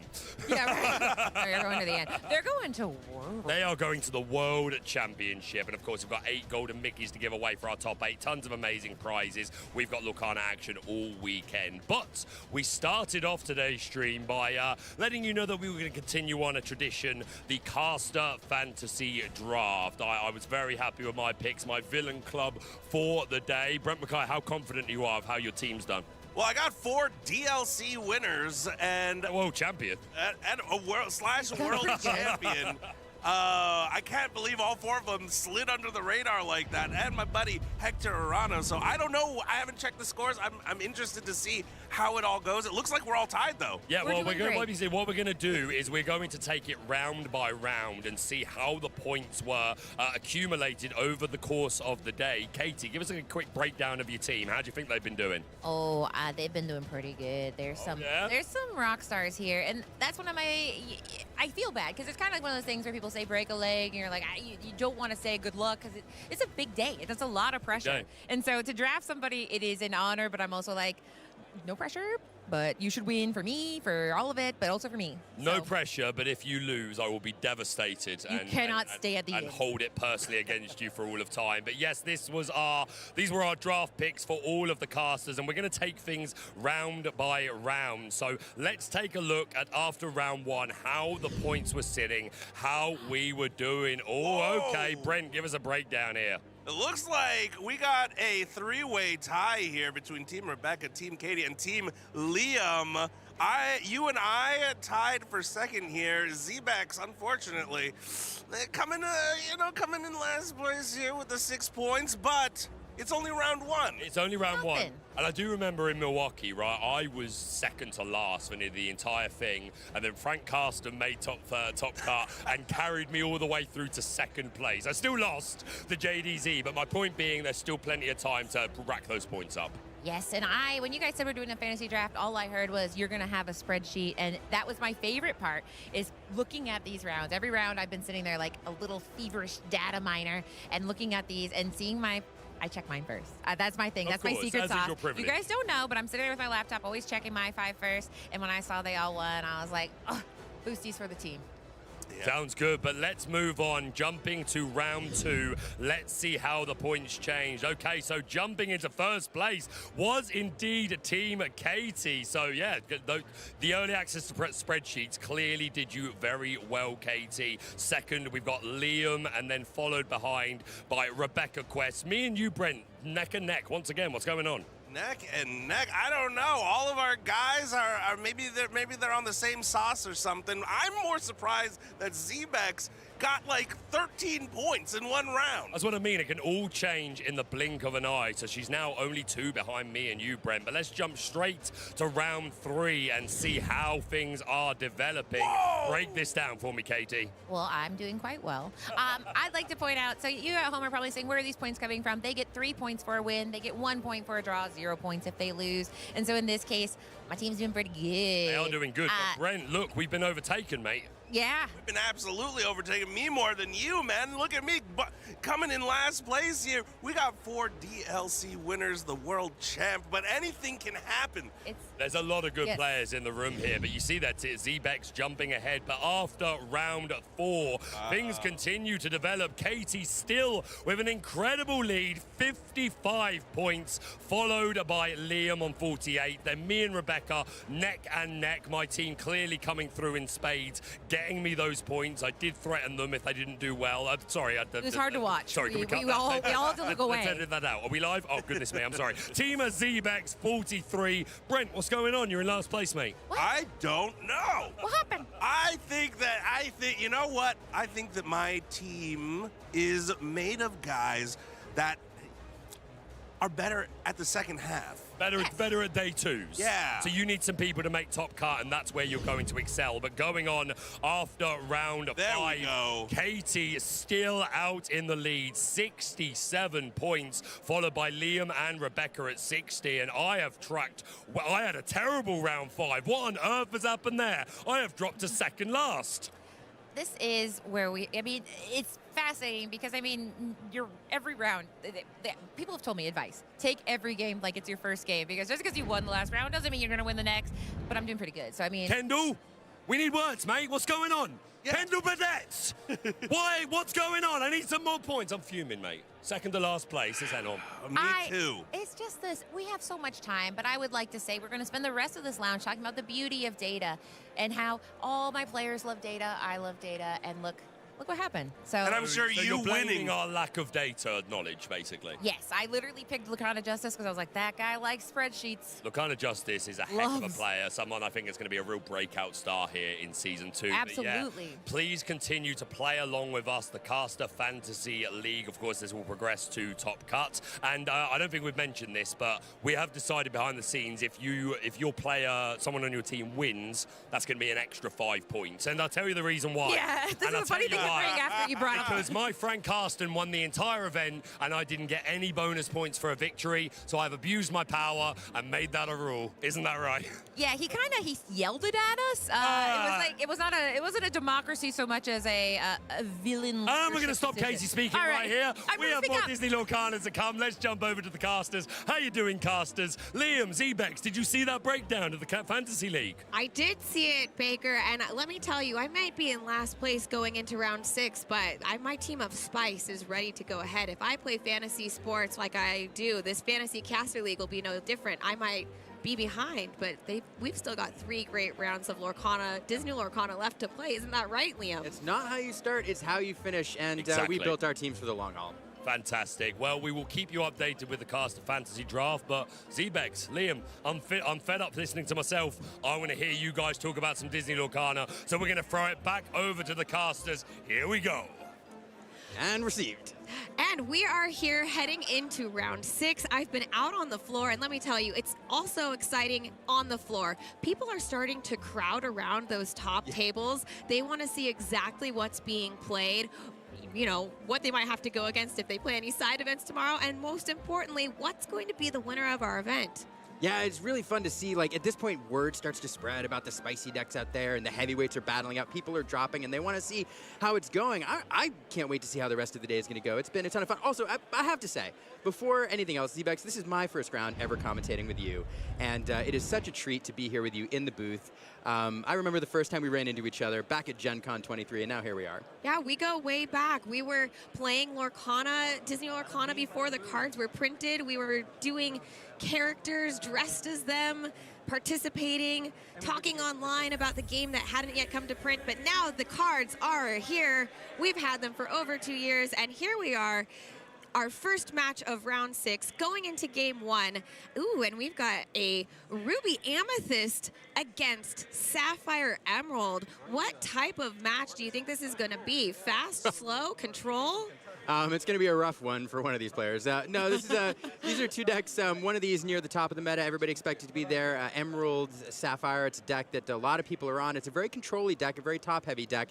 It wants to ramp, and I can see immediately with the Cinderella in hand that we're on the 2-4-6 version that wants to ramp multiple times to get to the end game.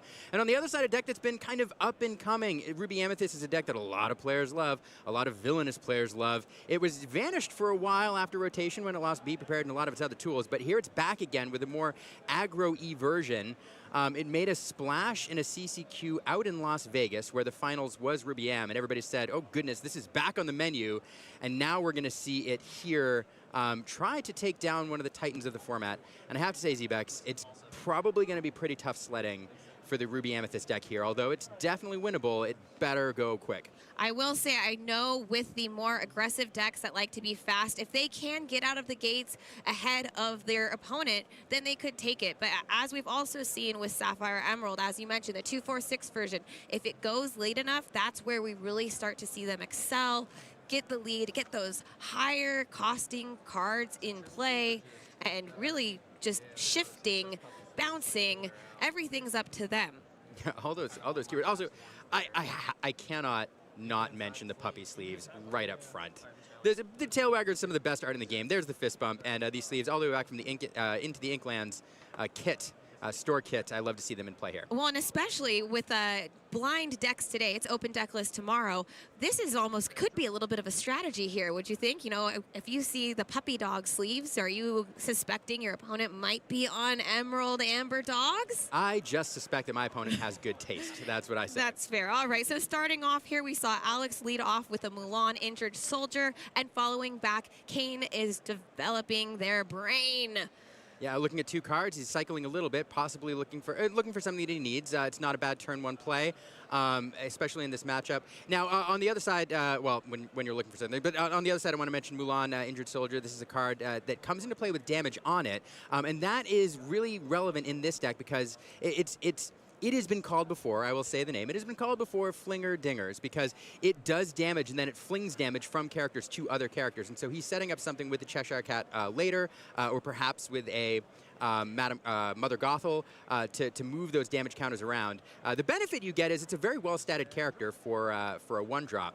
And Diablo Watchful Raven is the second character that we see Alex play. This card is so on curve. It only costs 2. It's uninkable, but it does quest for 2 as well, which is a huge start for Alex. This is exactly what the aggressive Ruby Amethyst deck wants to do, right? Yeah, absolutely. So for the longest time, Smee, Bumbling Mate, was a card that everybody loved because it was a 3-3 that quests for 2 on turn 2. Very, very well statted, very aggressive card. It was one of the most popular cards in the game. And here, it had a drawback. He did take damage if he didn't have a captain in play. And here, Ravensburger gave us this Diablo, which has the exact same stat line. The drawback here is it's uninkable. But it is played because of its aggressive nature. And this is exactly the start that Alex wants. He wants this Diablo on turn 2. He wants to race ahead. He needs to close this out quickly because inevitability here is with the Emerald Sapphire deck.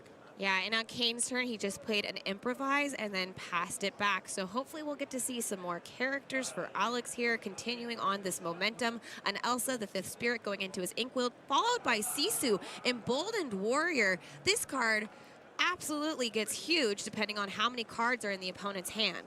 And I have to apologize. Zebex, I was staring at the cards over on Alex's side, talking all about Diablo, and I think we missed ramp on turn 2 there. Which is an important note because if the Improvise did come out on turn 2, we did miss ramp, so now it's turn 3 and we'll get the Tipo coming out here. But that's a very important note in these decks. They want to go 2-4-6, and they have enough cards if they're playing the 1-jump to hit that ramp like 93% of the time, and 91 if you're just running the 8. And so missing it is significant. And that is definitely an avenue that Alex can use to get in. If I didn't miss it, I may have. I think you're right because otherwise, he's putting down his 4th ink this turn. It could have been putting down his 5th. Then that could have been like a Cinderella into a 6th for the next turn. We see Clarabelle, clumsy guest, coming here, preparing for what's to happen on that turn 6. Absolutely. So or 6 ink. Right. Because it's fast. Right.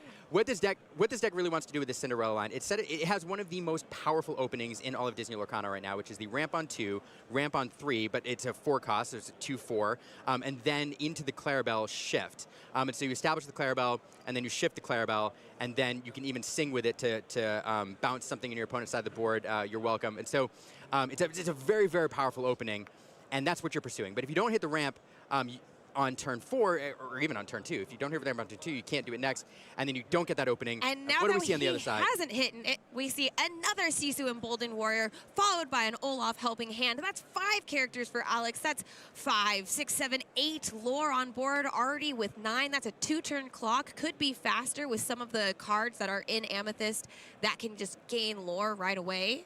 Yeah, it's really tough. I said it would be tough sledding for Alex, but this deck can go fast, and going fast it is here. And we do have to remember Alex was on the play. So that is a huge advantage as well for the aggressive match. Absolutely. Kudos to Alex for his altar here, or luck perhaps of getting a very strong opening with the 2, and then having the Sisus there with that 2 lore. So how many cards do you think's in Kane's hand? So how strong is Sisu? Should Kane come back and be able to play any of these 2, 4, 6 cards that are so powerful and have such big strength and willpower stats? Looks like 6 cards in hand, 5, now down to 4 after inking a Donald Duck. Oh, this is really good, though. We do have an answer here. So challenging is not going to be the answer. What you really need to do is establish... Oh, we are going to play Mother Knows Best. Okay. Returning a character to the hand. Yeah, and that Sisu is going to head back. But the way out for Kane here, so we talked about the combo of the Clarabelle getting that out early. But the other combo everybody knows, and it's one of the reasons you run Emerald Sapphire, is to play the Malicious Mean and Scary combo into the Prince Philip. And that's how Kane wants to answer this board. But Elsa, fifth Spirit is going to be exerting Clarabelle, taking her out, leaving Kane with 0 characters on board right now. Yeah, and that's at an empty board on Alex. It's going pretty well for Alex. This deck is all gas, no breaks right now, and Kane in a bit of a spot. Yeah, we see Snowstorm is stopping us, only using those frozen characters to our advantage. Yeah, and let's see if he has John Silver. That will help. John Silver will give Reckless when he comes into play. Yeah, that Sisu, I think, was the choice. Yep, he chose Sisu, the Emboldened Warrior, which is good. Make Sisu challenge at least one of the characters that can quest for 2. I love that. And we see the library gift for Belle coming down. Now, this location is really cool in this deck. Can you tell us about it? Yeah, this is a 1/8. It's a card that's been very popular since it came back out in Shimmering Skies, I believe. So it's been around quite a while. But when you have a character here, when it is banished, you get to draw a card. So not a Well, there's a decent amount. I was going to say there's a decent amount of card draw, but it's very, very well statted. It gets you lore, and it also can win you the game, like it did here. Yeah, and that was it. The game 1 done and headed for Alex. I blinked. Normally I have time, Zebex, to talk about like lines and game plans and all that, but we were moving so fast. That's what game 2 is for, Liam. Right? That's what game 2 is for. That was quick. So. Into an aggro matchup, and you often see this in the dogs. Kane's game plan here is not necessarily to pursue that Clarabelle line. You want to, if you can, but you're really trying to pursue that Malicious Mean and Scary line. You need to hit that combo as fast as possible. Under the Sea is also a possibility against aggro decks. The problem, if you're running it, the problem here for Ruby Am is they're running cards like that Diablo, like that Sisu, which are too strong for Under the Sea to hit. So that's not an answer. The big thing you need to go for, if you think your opponent's going to go wide, which Alex does want to do, is the Malicious Mean and Scary into the Prince Philip. And so finding the 3-drop Philip and that Malicious Mean and Scary is Prince pretty big. Philip, Royal Explorer, for those of you at home, that's what we're going to be watching for this game to see if Kane can get the extra edge here and be able to take game 2 as a victory and take us to a game 3 for this round 6 match. And there's that fist bump. So now Kane here on the play. Again, we did miss ramp. The thing is, Zebex, like, the interesting thing about ramp, like I talked about the percentages, 91% with 8 in the deck, 93-something%. It's pretty unlikely that he missed it unlikely. there. But with 9. But a lot of players choose to play the 9th ramp, the 1 jump ahead, in order to get that extra 2%. It's that important to hit ramp. You're giving away 2 games out of 100. All right, starting off here in game 2, we do just see Kane passing after doing some ramping, and then Tinkerbell, fancy footwork, a nice character, lots of strength there, a 3-1, just vanilla otherwise, and then more ramp from Kane. And did we miss it again? No, he did hit the ramp on 2. Okay. It's perfect. He's right on track, and actually had extra because he did Inca and Azurite Sea, so insurance ramp there. So he is on track and feels extra good on the play, able to pursue that combo a little bit. We do have that Diablo now. Another one, the Watchful Raven. That's who we like to see coming down. So again, another fast start here for Alex with that turn 2 play. We'll see if he can follow it up with the Sisu next turn. Kane now back over. He does have the Cinderella as well. So this is when we say 2, 4, 6 is what we're talking about. It's a 2-drop, a 4-drop, and then a 6-drop. And here she comes, right? There she is, Cinderella, dream come true. And of course, that's the ability that you're referring to, where if you do have a princess that you played this turn, she counts herself, then you get to put an extra card into your inkwell. And draw a card, which is incredibly So impactful. many things. Incredibly impactful. She is legendary, so let's give her that credit. She is a dream come true for Sapphire players, isn't she? Came out in Whispers in the Well. Everybody knew she would make a big splash, and she did, making an appearance in a good chunk of the Sapphire build. So Kane now, we're seeing exactly what his deck wants to do. Game 1 was kind of clunky. Game 2, though, we have the 2, they have the 4. We'll see what there is on the 6. And we're inking Dumbo, 9th Wonder of the Universe, into a Cheshire Cat. Inexplicable. I love this Whisper. Yeah, and this is a great card here. Now, does the damage moving strategy in this matchup help very much? Because I feel like some of the Sapphire Emerald characters have such strong willpower. It can help a little. Oh, it's all of a Especially sudden when you just- shift into Clarabelle, light on her hooves, and look at that foil. Oh, so many foils. They're so beautiful. This is the textbook opening for this deck. It is Oh. Clarabelle on 6 and having that Cinderella to then sing your welcome. We're going to choose the Cheshire Cat, send it back to hand. That means, back to hand, only to go back to the deck. Alex is going to draw 2 cards, refilling his hand, which means that at the end of turn, Kane will benefit from those extra cards, able to draw a good chunk. And when you're talking about this, this is one of the strongest openings in all of Lorcana right now, Zebex, and getting to see his deck do exactly what it wants to do. This is why you play Sapphire Emerald. It's for this opening. Yeah, I love it. I love that we get to see the cards doing what they're supposed to do and how timely. Apparently, he didn't want the Cheshire Cat to stick around. Much easier to deal with these other smaller characters that came out first. Yeah, absolutely. And so now Alex, again, the game plan here is go wide. He does have a decent amount of cards in hand, but once you're at this point of the game, Kane has a lot of removal answers available. He does have the You're Welcome. Well, and especially with Clarabelle's ability, light on her hooves, Kane's constantly going to be able to match up to any additional cards that Alex will have in hand until that Clarabelle is banished. Yeah, when we watch these Clarabelle matchups, and it's usually in Emerald Sapphire right now, there's this sub-game of hand manipulation that is going on. You constantly need to pay attention to the number of cards in your hand. If you're Kane on this deck, you're constantly eyeballing the number of cards in your opponent's hand and then trying to manipulate your hand down every single turn in order to maximize your draw. And so one of the things we watch in this matchup is that exact thing. And here comes Hercules, Mighty Leader. Love that. Oh, and we've got another reader. He does have some really cool abilities on him, both for himself and for your other characters. This character can't be dealt damage unless he's being challenged, and while he's exerted, your other hero characters can't be dealt damage unless they're being challenged. So that will work in concert with several cards in this deck. But at this point, yeah, it's not a bad card in this deck. It's one of the reasons you won. Yeah, I think it could definitely still be relevant and let him get through some challenges depending on what other cards come down into play. And wow, the foils in this deck, we have there it is, the Malicious, Mean, and Scary being just... Oh, wow. Two pieces of removal back to back. We see Alex's board is completely cleared now after a You're Welcome and a Malicious, Mean, and Scary.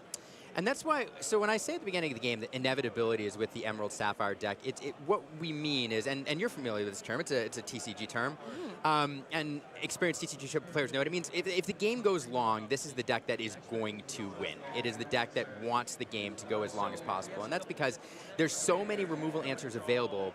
Once this deck gets going, it can draw so many cards, it finds everything it needs to keep both individual targets and then mass targets under control once you have that. Now that we have that board wipe available with the MMM and Prince Philip. Well, and that's why we describe these decks as aggro, because we want them to win in the first parts of the game. Otherwise, we do see your opponent who's on that more mid-range deck taking the win or taking the lead. But you do have to note, your games might go longer throughout the day. So we are playing an 8-round tournament here. We're only in round 6. So that could be a lot of mental strain on our player. Of course, our players are practiced here and skilled, so we're not worried about that. That's true. Headless Horseman coming down now. Terror of Sleepy Hollow will banish a 2 strength or less character upon entering play, so sending that Cinderella to the discard pile. It does have an effect where it gives your opposing or your other character strength, but it wants a wide board, standing alone there, not where it wants to be. Kane now, Visions of the Future, digging 5 cards deeper, and he's just, everything's online now. Yeah, and here we see, oh, we've got Basil. Another removal on a body here, bouncing that Headless Horseman back to hand. Yes, another very strong piece, a little bit higher cost, but it doesn't matter at this point in the game that we've gotten to with the Sapphire Emerald deck. Yeah, in this game, it's just going to be tough sledding for Alex. I mean, what he wants to do ideally is to drop a bunch of characters on the board to force Kane to have that wide removal, but Kane has taken control of the dance floor. He says Clarabelle is going to be light on her hooks. He's taken over the aux cord. The DJ booth is now set up, and Basil is there as well. The library, they don't like loud music there. no, and just trying to dump everything on the board here. They don't like it in the library. You got to be quiet. They say, shh. Except in Belle's library, because Beast is there yelling. And well, that's true. But over here, so that library, you ideally would love to slide those characters over, but just trying to put stuff on the board to force Kane to deal with it. Not going to be super impactful right now. Yeah, both players' lore totals, we see Kane at 2 and Alex at 5, but that is likely to change soon. I expect Kane to start making the move, questing with characters, especially as we see Prince Philip, Vanquisher of Foes, coming down here, able to just take care of another character, constantly clearing off Alex's board. Yeah, you just when you dig this much and when you're drawing this many cards, you just have, I mean, there's just a lot of answers here. I feel like we might get to see a game 3. We'll see. I mean, it is definitely possible. So Alex also part of the problem with Clarabelle is in this game. I'll finish that thought in a second because we do see your welcome come down. Just going to send that library back to the deck, force Alex to draw 2 more cards, and Kane here happy not only to get that off the board, but even happier to send an additional 2 cards into Alex's hand, which is going to benefit even more with that Clarabelle. Yes. It's a combination that we've seen work together for a while and being used to maximum effect here. But Alex's way, as I mentioned before, back in this game is going wide, forcing him to have that combo. Other than that, it's really tough sledding. And one of the things that makes Clarabelle so frustrating and Diablo before him is, as a player, oftentimes your route back into the game is to dig, is to look for cards, is to fill your hand, to be able to go wide. And you get punished for doing that when your opponent benefits from your card draw as well. And so Clarabelle, just a frustrating card to play against if you can't deal with it. And Alex's deck, not a lot to deal with it, unless he can find another Elsa, perhaps. So let me ask you something. There is a newer card that we got in Whispers of the Well that might be in Alex's deck. First, we see Hercules, Mighty Leader, coming down, followed by Sisu and Borderland Warrior. So he's doing his best to catch up with these characters and fight that removal. Diablo is going to go ahead and quest and take him up to 5 lore. But with a card such as Demona or some of our other gargoyles that we have, that would even out the hand sizes a little bit. Is that something that you think would benefit him in this particular state of the game right now? I think absolutely. Kane's been digging for cards that he needs. He's been drawing a ton of cards, and so Demona would kind of level things out if he could find it. Ooh, but, another malicious, mean, and scary. Ouch. There it is, coming down, placing 1 damage across the board. Prince Philip going to follow it up, removing everything with damage counters on it on Alex's side of the board, and all of a sudden, Kane, I mean, that's again, that combo is one of the reasons you play this deck, and I think Alex here just gonna... Oh, no, we're doing... okay, so that's what happened. I'm sorry. Basil discards a card at random, so we have to shuffle it up. And Kane just doing the choose method. Instead of rolling a die, Cheshire Cat going to be hit there. Great card to hit, too, randomly. And again, Basil, a card that synergizes well in this deck. Kane is a player who's going to, benefit from Alex drawing cards, and Basil is going to force you to discard those cards. So this hand manipulation subgame in action. Well, now look at the lore on board. Yeah, we already had 10 lore represented, 2-turn clock, so we're just going to scoop and go to game 3 here. Yeah, it's Tale of Two Games, and really the difference is ramp on 2 versus no ramp on 2. when we talk about why it's so important, everybody says like you start the game on game 3 when you're playing these Sapphire ramp decks. The reason is because like if that's when you know if it's going to be a game or not, because when you miss it and you can't pursue your key lines, the game is very, very tough to come back from. And Kane not having a game 1 but a game 2 on his perfect. Yes, perfect we've opening. seen now probably one of the least optimal draws that the Sapphire Emerald deck chose to give Kane in game 1, and then one of the most optimal draws in game 2. So it's really anything could happen here in this third game. We're about to see what cards they're going to draw after our players finish altering their hands, giving them a moment to make sure that this final game will take them to where they want to be.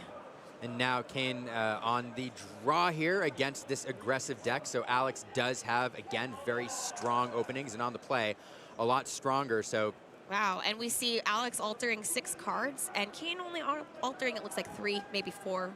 yep. So indicator Kane's got the ramp he needs, and maybe another of the key. And Alex does not like what he had in his opening hand. He wants some lower cards, get those characters that we can just play down really early. No Headless Horseman or Hercules Mighty Leader right off the bat.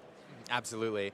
And so really, really important for Alex to play on curve here if he can. So probably shifting to find a turn 2 play, I would guess, or a turn 1 if he didn't have it.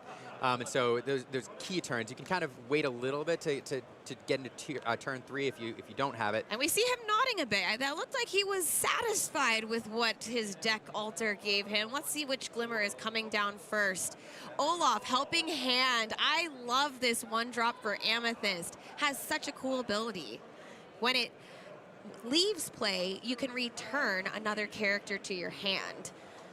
Yeah, bounce has been such a powerful mechanic for Amethyst for a long time. We did lose the Madamin package, but when players saw this particular bouncy card come back into play, I'm very excited because it synergizes very well with a lot of cards in Amethyst, particularly the Whispers that we saw come out recently. Cheshire Cat. Absolutely. Yeah. And so it'll sit there as a little toolbox card for a while. Alex will quest for it while he can scoop up some lore, and then hoping to set up a very favorable bounce He did get the Diablo Watchful Raven on turn 2, so that is looking good for him. This is the same line that we've had all 3 games, though, so it really depends here as we see what happens on turn 2 for Kane and turn 3 coming up. What can he follow it up with? Yep, hopefully a Sisu, maybe even 2 cards on 3. We do have the ramp here, Tipo coming down. We're going to put another card in the inkwell, so right on plan here. There's the 2. See it. Love to see it. And on the other side here, let's see what that nod was all about. It's, man, this game could go long, but these first like 3 or 4 turns is where all of it could be decided. Oh, and there's Demona definitely going into the inkwell because we'd rather play Sisu Emboldened Warrior. Yeah, Sisu, another great card to get out here. It does quest for 2. It is very strong, but the lore is what we want right now. Kane likely to follow this up with a Cinderella if he has it. Is that an enchanted version in the bottom? He has a lot of really beautiful enchanted cards in his deck. Let me tell you, I love seeing a deck that's foiled. It is not. So Kane thinking about this here. I do imagine if he had that Cinderella, it would be kind of a snap play. I think that is a Cinderella down there. On the All bottom? the little, the pixie dust that floats around her. I don't know what you want to call it. The fairy godmother. Magic. Magic, yes. Magic sparkles. Making her dream come true. We'll see. And a quick break here. We're looking at a screen. We'll see what's going on. Now, something I do want to mention while we're getting this. So we did see Tipo Growing Sun here. We have a little bit of a surprise tomorrow. Yeah, a little bit of what? We have a surprise tomorrow. We do? Yeah, so if you happen to notice what Disney property Tipo is from. Oh, I see what you're doing, yeah. Yeah, so you better be watching the rest of the rounds today and tomorrow because all of us casters have a surprise for you. Yeah, fun little Disney, a nod to one of my favorite Disney films. So it's a lot of fun. But yeah, so I don't know.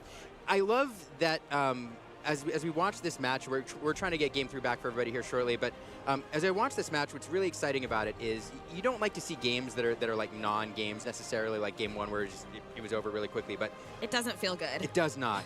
But we got to see both decks do what they want to do in this matchup, and we also got to see what happens when you miss ramp in game 1. And so I love these matches where you get to see one deck like on its ideal game plan, you get to see the other deck on its ideal game plan for that matchup, and in this case it's go fast with Ruby Amethyst. And then we get to go into game 3 and kind of see like how that how it all plays out.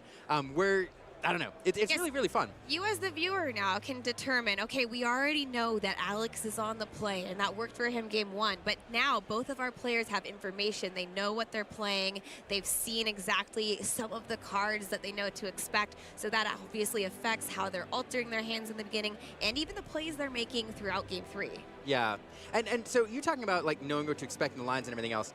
Something else worth mentioning is, as we saw, for those who didn't see the meta breakdown earlier, Ruby Amethyst is about, was it 5% of the? It's very, very low. I think it was 4th.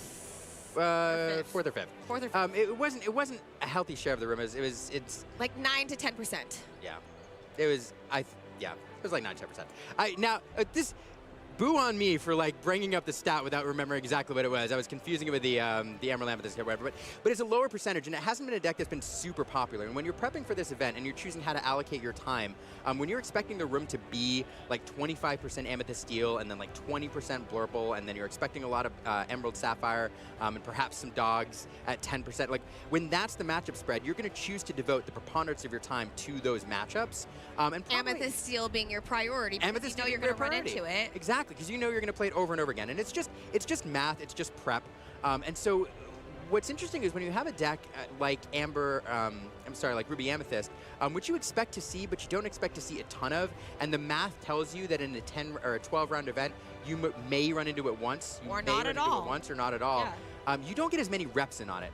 So it is interesting to think about how often the Sapphire Emerald player in this particular matchup may have actually practiced against this deck, because he's not as familiar with it probably as he would be with decks with larger meta shares. Well, and this Ruby Amethyst deck definitely has been making a comeback. As you mentioned it earlier, it was played in a competition in November, and the top 2 players of that tournament were on that Ruby Amethyst deck. So now that we're going to another Disney Lorcana Challenge here in Richmond, we're seeing people go back, get that tech, bring it, and see if it can take them all the way to day 2 and to the finals. Yeah. It's possible. I know one person on our casting team would like to see that happen. Baker. Yeah. And it's funny too, because and this is a good chance to talk about like these people who love ink colors. Because they just love the color identity. Sorry, this is a tangent, but as we get back to the game here, Ruby Amethyst has changed so many times since it debuted in it Set 1. doesn't even have the removal that it used to. Yeah, it's a completely different deck now, and it is aggressive. And people who love these colors no matter what form it takes. So it's really fun to watch these players just synergize with these ink colors and want to play it no matter what it looks like. Sisu Emboldened Warrior is a great example of a card that we had in Season 1 that's now making a reprisal in Season 2. She's taking on a new form, if you'd like to say, as Sisu does. Yeah. And speaking of newer cards, Malicious Mean Scary, another card new to Whispers in the Well, making an appearance again here. Kane having it to do some damage across the board, clearing off that Olaf. Not using the bounce there. Fulfilled. And Genie Wish Fulfilled, the card that people either love to love or love to hate. He's everywhere in all Amethyst builds, pretty much, unless you're Ed Chu in the North American Finals. But Genie Wish Fulfilled, you want to play that on turn 4, refill your hand here. Although, again, like you do have that Clarabelle in mind. Amethyst usually wants to refill its hand in the mid game. That's its game plan, as it were. And but keeping that Clarabelle in mind. But not a bad card to establish here. It is evasive. Not a ton of evasive answers on Kane's side of the board. But the evasive removal isn't as effective in this matchup because we do see just a bunch of bouncing and vanquishing. All of the Prince Philip with Malicious Mean and Scary's combo. He's just going to use Genie to quest. He wasn't worried about a challenge battle anyway. Absolutely, absolutely. Again, you're right. Alex just wants to drive this lore total. So getting the real important thing here, getting that card, but getting that 2 lore quester out. Kane here kind of thinking which way he wants to go. You're right, we do see that Cinderella there. And Kane not choosing to play that last turn. Instead, the Malicious Mean and Scary. There's the Clarabelle. There's the You're Welcome. Sisu there goes Sisu. On the bottom of the deck. And Alex, of course, will get to draw 2 cards in place of that. But now we have reached the point where Kane does have a Clarabelle shifted. So almost at the point where we might see him starting to take the lead. But not quite yet. We're still 1 or 2 turns away. Alex is at 7 lore. He has a chance to get ahead.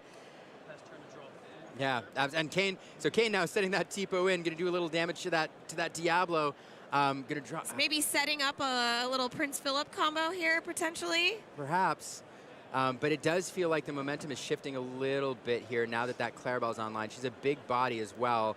And again, the longer this game goes on, the more singers Kane has on board, the more he's going to be able to answer every one of Alex's threats. Alex here would love to go wide if he can, I think. But we're going to see that Bell Accomplished Mystic. Accomplished Mystic, yes. This is one of my favorite cards that Amethyst has in Season 2. We get to see some of that damage, moving. I just love that Amethyst has really taken hold of this. Yeah, and it's interesting. Punished a little bit here, Kane is, for getting that extra damage there on that Diablo, because both those damage counters now available for Bell to slide over there to Clarabelle, removing her from the board. Incredibly impactful play here, cleaning everything up there. Now that 2 lore questers sitting on the board.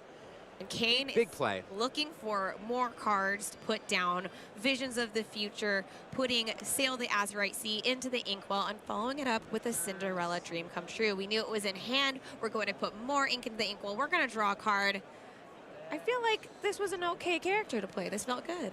Yeah, I mean, you love to play it for the ramp, but even when you're not ramping with it, it is allowing you to cycle your hand a little bit, put an extra card in the Inkwell, draw an extra card. And so when you're looking for answers, when you're looking for combo pieces, she's always an impactful card to play in that regard. Not a big body on the board, though, although she can sing You're Welcome, which could be effective here, but not if she's in the discard pile. Is going to take care of her, banishing Cinderella since her strength is 2 or less when he comes into play. The Terror of Sleepy Hollow. Yeah, this is a card that Ruby Amethyst fans in this particular meta really, really love. The Headless Horseman is a card that you kind of have to play around. You know it's coming, and it's one of the reasons that you play Ruby Amethyst. Well, and a classic Disney property as well. One of the older movies that we see into Disney Lorcana in print as a glimmer. But John Silver, Alien Pirate, is going to choose the Headless Horseman with Reckless. Yeah, upon quest and upon entering play, giving Reckless that Headless Horseman. So John Silver, a great control card in this meta. Kane is, again, at this point of the game, just has various individual and then mass removal options. Alex has put his lore all the way up to 9. Yeah. It's not a terrible place to be, but wants to squeak out a couple lore every turn here if he can. Now, something interesting, we were kind of calling Alex's Ruby Amethyst deck an aggro deck, but currently he's controlling 2 characters, which each cost 5. We're seeing him start to get to more of the mid-range point of the deck here, including Elsa, the 5th Spirit, who will be able to exert John Silver.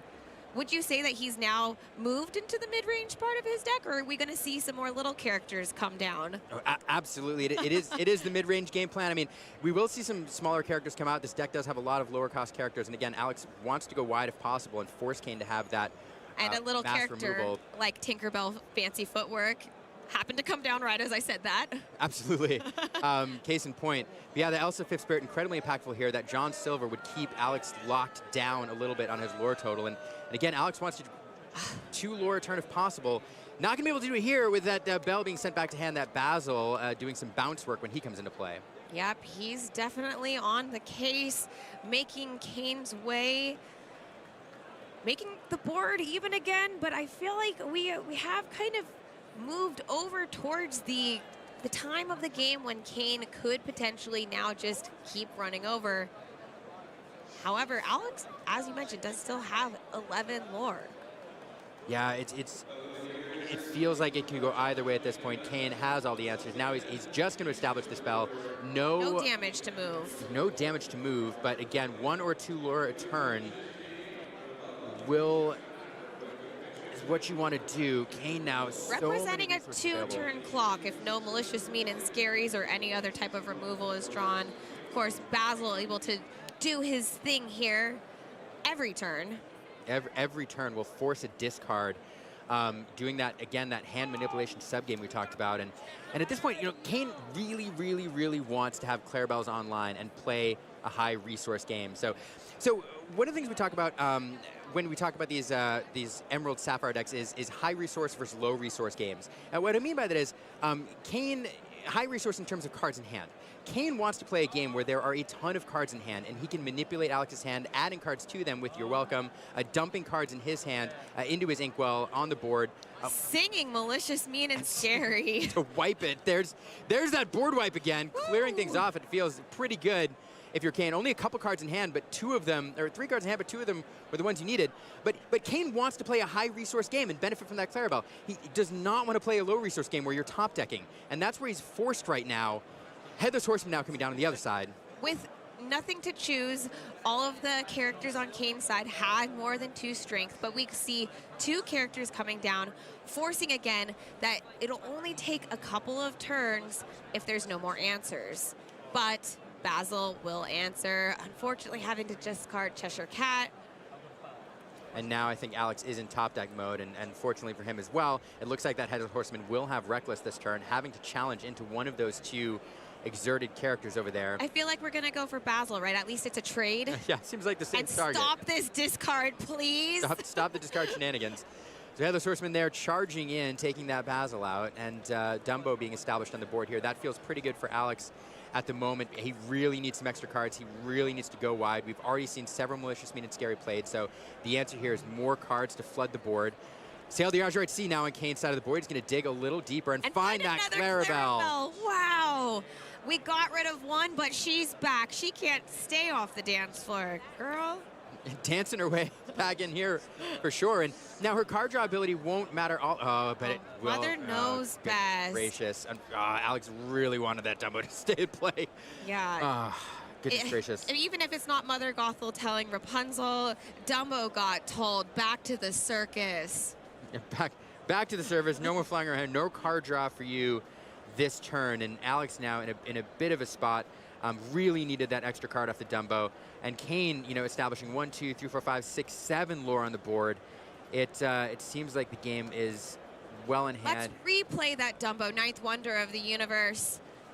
And that Tinkerbell with Reckless had to challenge into that John Silver, I believe, Unfortunately, as well. yeah, she just was immediately headed to be banished with that Reckless decision. Oh, goodness And another John Silver, geez, he's going to be choosing Dumbo, even if he, now Dumbo is forced to challenge. That is not where Alex wants to be. No, now the one bright side is he can use the ability here because the only thing it cannot do is quest Reckless. So we'll be able to draw a card and gain a lore, but not able to remove anything at all. And Kane Marin is going to take this game and the match, overcoming that Ruby Amethyst deck here. I do think it was tough sailing for Alex this matchup. He made a good run of it. Unfortunately, not able to overcome, I think, one of his worst matchups. But we did see Emerald Sapphire finally take a victory here. The other 2 Emerald Sapphire games that I cast for did not result that way. So I am happy to see the deck that I picked to win the entire Disney Lorcana Challenge here in Richmond take a win in round 6. That's a very good chance. It is. This deck has like one of the strongest openings. I've said it like 4 times. I'm going to say it again. This deck has one of the strongest openings in the game right now with the 2/4/6 Clarabelle. Clarabelle, a fantastic card. There's a reason so many players, so many very well-known and very talented players are on it here this weekend, both the 2/4/6 build and the Detectives build. If you've been watching all day, you've seen several iterations of this. You saw the Detectives early. We saw a bunch in the middle. This is the 2/4/6. I like the 2/4/6 a little better, personally. I think it's a little bit stronger. You described all of the lines of play so well, and we definitely got to see them and why it's advantageous for the person choosing to play that 2/4/6 deck. Yeah, and so we're going to see something a little bit different, I believe, in the next match. Ooh. Yeah, it's going to be. I'm so excited. I'm so excited for the next match we're going to watch. Okay, do we have that next match ready to go? I don't think we do. All right. It sounds like, all right. We may or may not see that match I'm excited about. But we are going to go to a quick break here. We'll be just right back. We're going to go to the couch. I can't wait to watch the next round. Z-Bax, this was a treat. Thank you so much. It was so great casting with you, Liam. Over to the couch.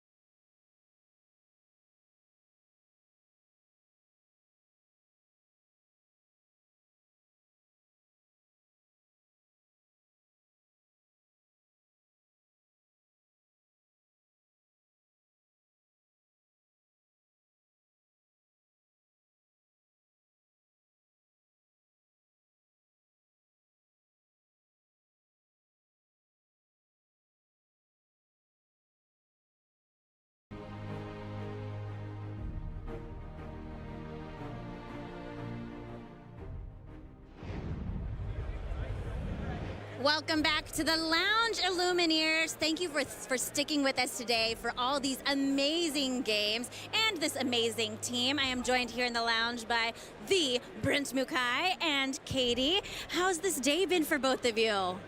I mean, it's one of those days where I was like, when I started this morning, you're like, oh, it's so long. But now I'm like, it's almost over. So, you know, we still have a lot more to go. There is. Just fun. And I mean, I won't speak for you. But This day's gone by in a flash. No, I mean, it's I'm crazy. right there with you. I looked up and I was like, what? Night? Right? I know. People were Yes. like dinner, and I was like, dinner? Dinner time Yeah, already. Yeah. Yes. Well, we do have more exciting games, and it's getting to that point of the day where players are out there trying to get those 18 points, making it today too. So there's a lot on the line in these last couple rounds.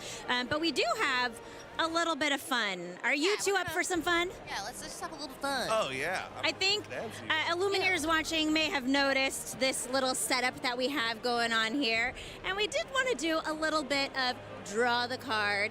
And I knew, I mean, Katie was so good the last time we did this in Milwaukee, so I had to bring you back for it. Yeah, it was very exciting. I mean, you guys still had it on the board when I got here. Did And I we was, really? Yeah, I was so excited. I was like, oh, thanks. But That's now I'm amazing. scared. It's a lot of pressure. Yes, and then we know, Brent, that you are fantastic at Mime the Card, both miming and guessing. The best in the biz. And they so say. I am excited to see how this goes with you. I know that we're going to have a lot of fun. So shall I start? Since I'm here, I will start. I'd love to guess. Okay. I'll take a little All right, gander. and we're gonna let the audience play along, right? We're gonna show them Yeah. the cards. Yes, so they Katie and I will look so they away. can see. Look away, look away. I'm gonna draw. I'm gonna take this one right here. Oh, look at what we have. Okay, I think I can do this one. All right, They maybe good? production can in my ear let me know like a minute so we don't draw too long. Okay, are you ready? You can look. Okay, I was just gonna. Okay. Okay, give me a countdown. Your minute starts now. Oh. Okay, that's It's a Tinkerbell. flower of some kind. No, it's a. not Tinkerbell. Okay. It is Tinkerbell. Tinkerbell. Is Tinkerbell the one that's the fairy that's stomping mad? Light on fancy footwork. Yeah, the one stomping around. The one stomping around. She's stomping around. Yes. Fancy. We had Tinkerbell, fancy footwork. Very good. That was fantastic. That I mean, was- not that a was- lot of characters with little wings and a bun, but No, yeah. but that being said, man, I love that card. And It's people have such been a playing good it in card. Ruby Amethyst, by the way. They It's like have meta been relevant. playing it. Yeah, this three strength is great. Okay, Katie, you're Oh, up. they have it. Yes, here we go. There we go. All right, There's we our gotta show. look away. Look we away, gotta look away, look away. Away. Wait, now I get to. All right, here we go. Show it to the audience, Katie. This is the one. All right, here it is. I'm showing it to the camera. Can you guys see it? I don't know if it's gonna do a tight pan, but either way, I'm doing it. I'm excited. Hey, All right. I'm gonna go over here. Yes, I'll switch well, spots with you. Switch places. Here, Okay, here we I'll go. let Shuffle. you We go. shuffle. We shuffle. Switch I'm gonna go places. Over. All right, here we go. Meeting spaces. All right, and Go. go. It's a couple of mountains. Dog. No, it's a big old cat It's a with a treasure smile. cat. Inexplicable. Inexplicable. Okay. Well, guys, this bit was very short. Turns out we're very good. All right. But you gotta come in. I'm the worst of the artists. Look at so, that. Like, that's perfect. That is like a perfect No, match that was there. you even chose purple. I would choose that as explicable. To be fair, we both accidentally. We're gonna have to, no matter what, it's green. Right. Yes. Okay. And foretold, you don't get these markers. All right. Bear with me, everybody. Okay, we will not look. We will Do not, not look. We will hide our. Oh man. Okay. I'm excited. Whatever. Brent's excited. so Okay. I'm excited. I'm always excited. Oh boy. My secret. Okay. Can I open them? Well, open Are we up. ready? Open You up. let me know. Hold it. Oh wait. Oh, yeah, we have to erase. Where's their? Let's get goodbye, Cheshire Cat. Where's the eraser person that we hired for the erasing? Cheshire Cat. Okay. I'm ready, Brent. I am so ready. Let's go. Okay. We've Okay. got a tree. There's a tree. Or is it Ink Geyser? No. No. It's a something hanging from a tree. A branch. It's a branch from the tree with leaves and something hanging on a Cop. tree. No. Wait a minute. Trust in me. That is a Mowgli man person. man cub? Oh, because it's Look at that man Mowgli. cub. In that- the I love how you tree. said Where is tree. it? Is it? Yeah, The he's tree is so large. One might consider that a branch, and that is the whole I don't know why I made him smiling when he's actually getting chased by Bagheera. Oh my goodness! I wish you love guys that. could type in on that Mowgli here with a tail. This is so He good. has a prehensile. Gotten it, I was going to draw underpants and just be like, Well, I mean, that's a man cub. Boy That's a and man tree, cub. A boy that and is a- tree that is a man equals cub. totally Man cub. We've seen All him put in a lot of work. Brent, since you're already there, Yes. Yeah. and I think you should do it again. I should do it again? Yeah, let's you guys do got one- carried away. One last one. Like, when I was watching you guys, I was like, you guys are having so much fun. I was like, I'm having fun, and I won't stop. Right? Yeah. But- all right, all right, you're going to take it take us away. home with this one. I Okay. know it's going to be good.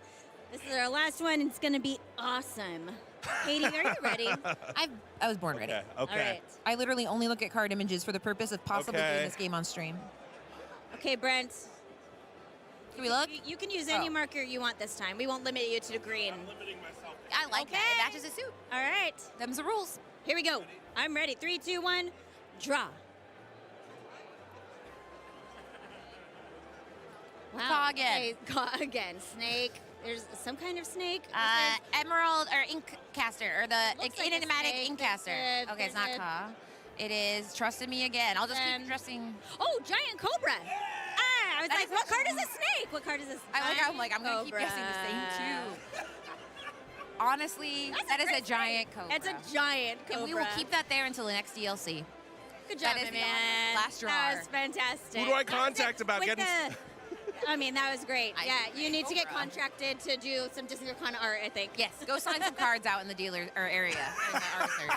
All right, well, thank you so much for joining us for this fun little mini game. But we have some Disney Arcana games, so we are going to throw it over to the booth.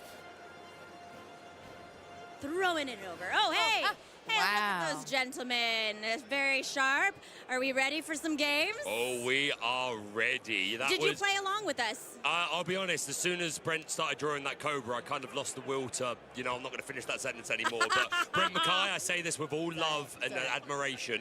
I never want you on the artist team for Disney Lorcana. I'm sorry, let's get them out of here. Brent's dream of drawing a Lorcana Somebody needs to take that card, like clip that card and put it on a giant cobra. I need to see it now. The official proxy for Giant Cobra. Brent Mackay is your man.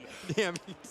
Welcome back to the Disney Lorcana Challenge here in Richmond, Virginia. My name is Baker, and I am joined by everyone's favorite, the incredible Liam Cosma. How you doing? Oh, it's so nice to be here in the booth with you today. Always a pleasure, man. How's your day been? It's been wonderful. These challenges have basically become reunions of sorts. Yeah, it's family reunion. That's it. Absolutely, it's so fun seeing all these people out there. So I've been out of the booth for a while, but able to walk around and meet people, play some games. It's been a lot of fun. Yeah, it's that thing where I know that so many people are in the room because you might see them across the room, or of course we're backstage picking feature matches and stuff. So it's oh, they're here, they're here, they're here. You never get a chance to see them because we're busy, they're busy. So every time I do go out, there's a lot of oh, finally I got to meet you. Lots of hugs, lots of nice moments. So it really is a family reunion.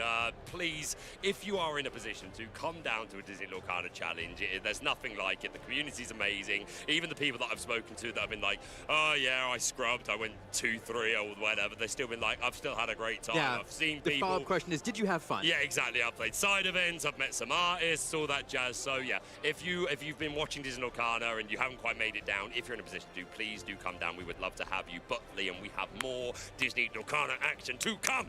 It's been a fantastic day so far. Yes. And we're at that point of the day, Villain, where it's been a long day. There's the last couple rounds now, 7 and 8. Anybody with one loss is still fighting, and anyone with two losses is still fighting their way in. Fighting for their life. Fighting for their life. That's right. So one more loss, and they won't make day 2. So this is where the rubber meets the road. Players have started dropping, and we're about to see some top-tier Lorcana because we've seen top-tier Lorcana all day, but we're going to see some matches where everything is on the line. Well, it's true, and I think we're just going to do this. We're going to build some hype for the stream. Let's do it. I'm excited. We are going to be watching Illumineers Amber Sapphire. Let's go. And it's as a player that you may be very familiar with, the first ever American Disney Lorcana Challenge champion, Josh Poultray. Liam, I know you are very familiar with this young man. Tell us about him. Josh Paul is a fantastic player, good friend too, a wonderful person. Now, the world was introduced to Josh when he won DLC Atlanta, coming out of nowhere, a player nobody knew, and won in a very spicy deck. There was a Fairy Godmother. Fairy Godmother, and Perdita. Nobody was playing Perdita at the time, and I had to sit there and look look up cards during the finals because I was like, what am I watching? What is happening? What am I watching? So Josh Paul, no stranger to bringing in decks that are spicy. He's a fantastic deck builder. He has a great testing team with his locals, and so I'm not surprised to see him bring in something here that only, I think, 16 other players brought into a 2,000-person event. And he always has positive win records. No matter what he's playing, even if he doesn't make day 2, it's or top cut, shall we say, he's always got a really good record. Joshua, definitely someone that has proved himself as a fantastic player. A little dexterity error there with the hand, but we are off to the races. Yes, Amber Sapphire is on the table, 12 points. And the opponent here, we've got Gabe on that good old-fashioned Blurple. Yeah, I'm really interested to see what guy. And so here's the fun for us. Let's go. Like, you know, we study for these events. We look, we read, we learn, we look at the meta, and we learn what a lot of these decks are trying to do. Sometimes there's some spice in these decks, and we're trying to figure out how the game plan is slightly different than the standard build. But in this scenario, I genuinely have somewhat idea of what Josh might be trying to do, but I genuinely have no idea what his game plan is here. We're going to discover it together. Well, we're straight away, we see Nick Wild being played down. This is a 1-cost 1/2, and if you control a character with the support keyword, he gets a +2 strength. 3/2 on a 1-drop is an incredible stat line, Liam. Would you agree? Absolutely, especially in a meta where boards tend to go wide and you're fighting for board control. Chicha coming down now. This is a card we know, we've seen around for a while. Absolutely. The Raw Guard coming down for Gabe, and then we're going to play that Chicha. She has support and the ability, 1 on the way. If it's the second time you ink a card for turn, you may draw a card. So this is a fantastic draw engine, and that support keyword can absolutely come in handy. Obviously, we're also playing Amber, so things like World's Greatest Criminal Mind, a lot of synergy, Liam. Yeah, this is probably the best opening line that Josh, one of his key opening lines in this deck, the character that benefits from support, followed immediately by support, followed by a card that'll let him draw extra cards on the ramp, which will do next turn, but that Nick Wild not sticking around. Yeah, not for too long. The Royal Guard choosing to get rid, but we did find our turn 2 ramp. That is what you want to see as a Sapphire player, unless your name is Joshua. And down comes Ludwig von Drake, a fantastic 2-drop, 1/1. And when you play him, you may look at your opponent's hand and discard a non-character card of your choice. And when he's banished, Liam, what happens? And when he goes into your Inkwell, this is Grandma Tala and Bare Necessities smashed together in a single card. It's a card that I've always said, if players can figure out how to work a deck around this card, it'll be fantastic. And here we see him in play. Making a big impact. And you can see we are slightly speeding up this match again, coming closer to the end of day 1, but we love a quick pace of play. Gabe playing down that Cheshire Cat, inexplicable, a card that has absolutely made its name as one of the meta breakers, a very high impact card in our meta game, one of the whispers with that boost 2, and it's loads of fun being able to move 2 damage counters from one character to another, simply for putting a card under him. Now, what's not inexplicable is why this card is so popular nowadays, moving damage around, and we're probably not gonna stick around here long because Baker, you talk about this card.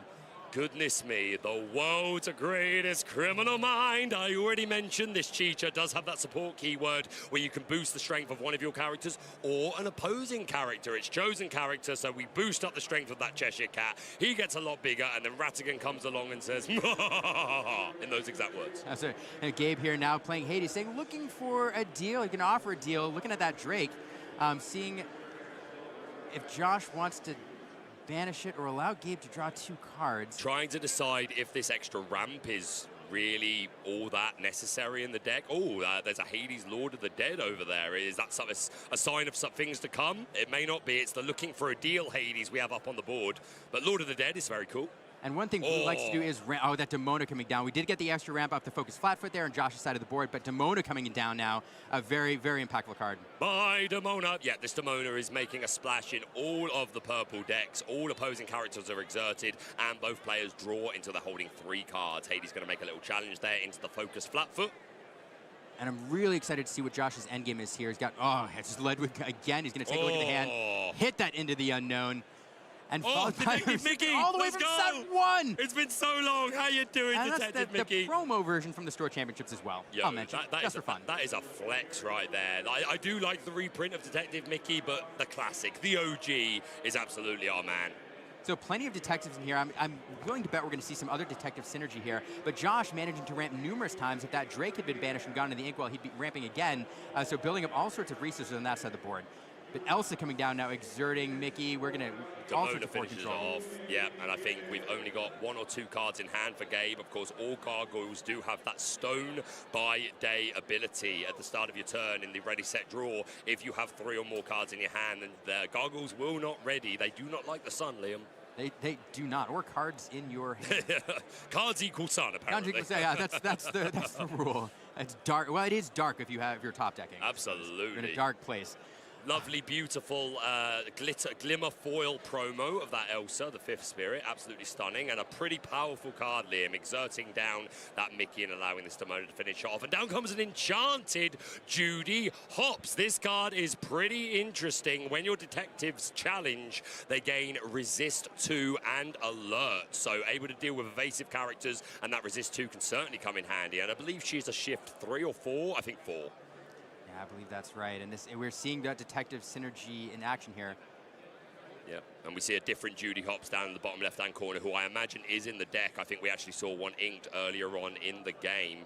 But no, this 6-cost Judy Hopps going straight into the discard zone, courtesy of a second Demona, Liam. Yeah, and it's tough sledding for Josh here at this point. I'm struggling to think of what he would use for wide removal in this deck. I think most of his removal is likely. He does have World's Greatest Criminal Mind, and to do some spot removal, probably the Horseman Strikes as well. I'd be surprised if we don't have some Horseman Strikes in here. That's why you run Amber nowadays. Yeah, Amber is for Horseman Strikes, maybe some Lantern plays, but I think World's Greatest Criminal Mind is absolutely a great reason to play Amber. And of course, this Ludwig von Drake, which has discarded 2 cards from Gabe's hand. And Hades coming down for some removal here. So definitely some individual removal. That's going to feel pretty good, establishing a bigger body on the board as well. You got to think the weak point of this deck, Liam, is the card draw. You think you're really leaning on things like Judy Hopps to find you detectives, and of course we can play things like Vision and develop your brain to kind of filter through the deck a little bit, but not a lot of actual card draw. Yeah, but well, and you say that, not a lot of actual card draw, but this Stitch Surfer is a card that Josh loves to play. He played it in Circle of Life deck last in Milwaukee. Playing it here, it will draw him 2 cards with 2 other characters in play, so recharging his hand a little bit.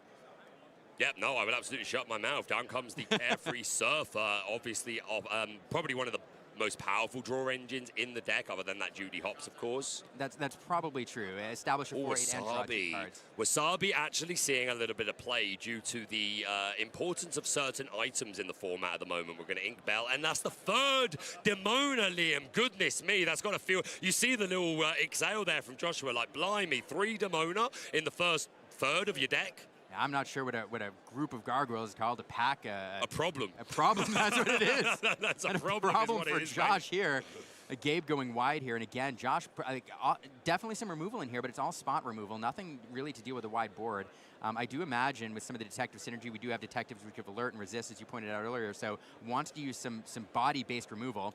But there's an option. And it is the the promo version of Horseman Strikes. Now, I love the Epic, Liam, but that black on the text border, I think is gorgeous. It really makes that pumpkin pop. It really pops. Oh, that was a great sentence. I love that. And here we go. And I say it's all spot removal, but Josh with enough resources right now to play numerous cards each turn, dealing with numerous threats. Oh. Speaking of dealing with threats. Yep, Hades on Hades. Is there a downside to this? Probably not at this point. I don't think an extra ink in the tank is going to make much of a difference. Down comes another copy of that Judy Hopps, the 6 cost, giving alert and resist 2, while your detective characters are challenging. That's very important. You don't have the resist 2 at any other point in turn order. Yeah, fascinating. Fascinating. With 2 of them on board here, it doesn't say other characters, so it does stack with that resist. Well, it includes her. Like, right. she can challenge and absolutely take advantage of that. And it is shift 4, so it makes sense. So resist 4 now on the board for these detective characters. Yeah, absolutely. That's only when challenging, but still, that's gonna offer a lot of advantage. Not sure. Well, to be fair, it's Blurple, right? You got to think there's going to be genies, there's going to be Dumbos, etc. So this alert will come in handy. And then into the unknown, coming down, clearing off one of those Judy Hopps there, so left with 1 standing. Yeah, as I mentioned, this Wasabi finding place in some decks, along with, we've seen copies of Benja as well in certain decks over the weekend. Things like Emerald Chromacon in the Dogs decks, and of course the Burn decks, the Emerald Amethyst Special, playing things like Enigmatic Incaster and Amethyst Chromacon. So there's certainly some very relevant items in the meta, so no surprise to see some more item hate coming into the format. And there's that challenge from the Judy Hopps, dealing with that Hades. There's a Mickey, and that's the Genie Detective. 4/7 quest for 2. What is going on? It's a huge body and it has detective synergies. Not surprised to see it in here. And all of a sudden, Josh has gone wide, but it looks like too little, too late. But what fun to see what this deck is trying to do. Yeah. It's detectives. It is Detectives, and Joshua on the back foot now. Game 1 going to Gabe on the tried and tested Blurple deck. One of the most powerful decks in the game for a couple of formats now. No real surprises here to see it putting in some work, but I'm really hoping for a game 3 here, Liam. If there's ever a time I want to see a game 3, it's when there's blue-yellow on the board. I absolutely agree. And you know, so Josh coming in here, he knows the meta. He's a very talented deck builder. He attacked the meta very effectively in Atlanta. He knows that Blurple and Amethyst Steel are going to be two of the decks he's most likely to play throughout the day. It's what we've seen quite a bit. So Josh, you know, is probably prepared for this matchup, and this deck probably built to deal with it. I do think one of the frustrations for Josh is you do have some spot removal, but if you're taking every single turn playing the Horseman Strikes and World's Greatest Criminal Mind, things like that, you're not developing your board. Josh wants to amass resources, but at some point he definitely wants to go wide. A lot of his removal is damage-based, and just not able to get that game plan online. At least Criminal Mind is a song, so we can like try and get the tempo there by singing it, but you're absolutely right. You won't always have a singer, but you need to play the card. But as you say, the Horseman Strikes is a 3-cost action, a very good one, but you're absolutely right. It's not really contributing towards you going as wide as possible. But going into game 2, Joshua will be on the play. If you're just joining us, we are in round 7. Joshua Poultry, the first ever American DLC champion, with some Sapphire Amber Detectives. Super exciting. Speaking of Detectives, we see Practice Detective coming down on turn 1 here. It's not that Nick Wild we saw earlier, but card very popular, and Detective for Detective.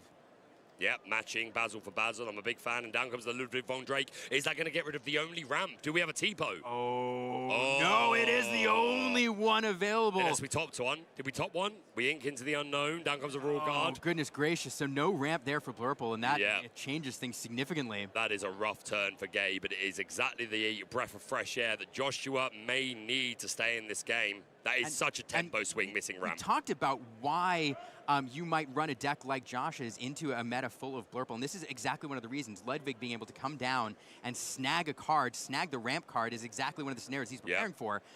Cheshire Cat now down on Gabe's side of the board, and Josh, again, feeling pretty good, I think. And there's Donald Duck, Focus Flatfoot. We're going to see another bit of ramp here again. And let's remind the audience that Ludwig von Drake, when his vanish, will serve as ramp itself. So Josh here with a significant resource advantage, doing the Blurple thing while the Blurple deck isn't.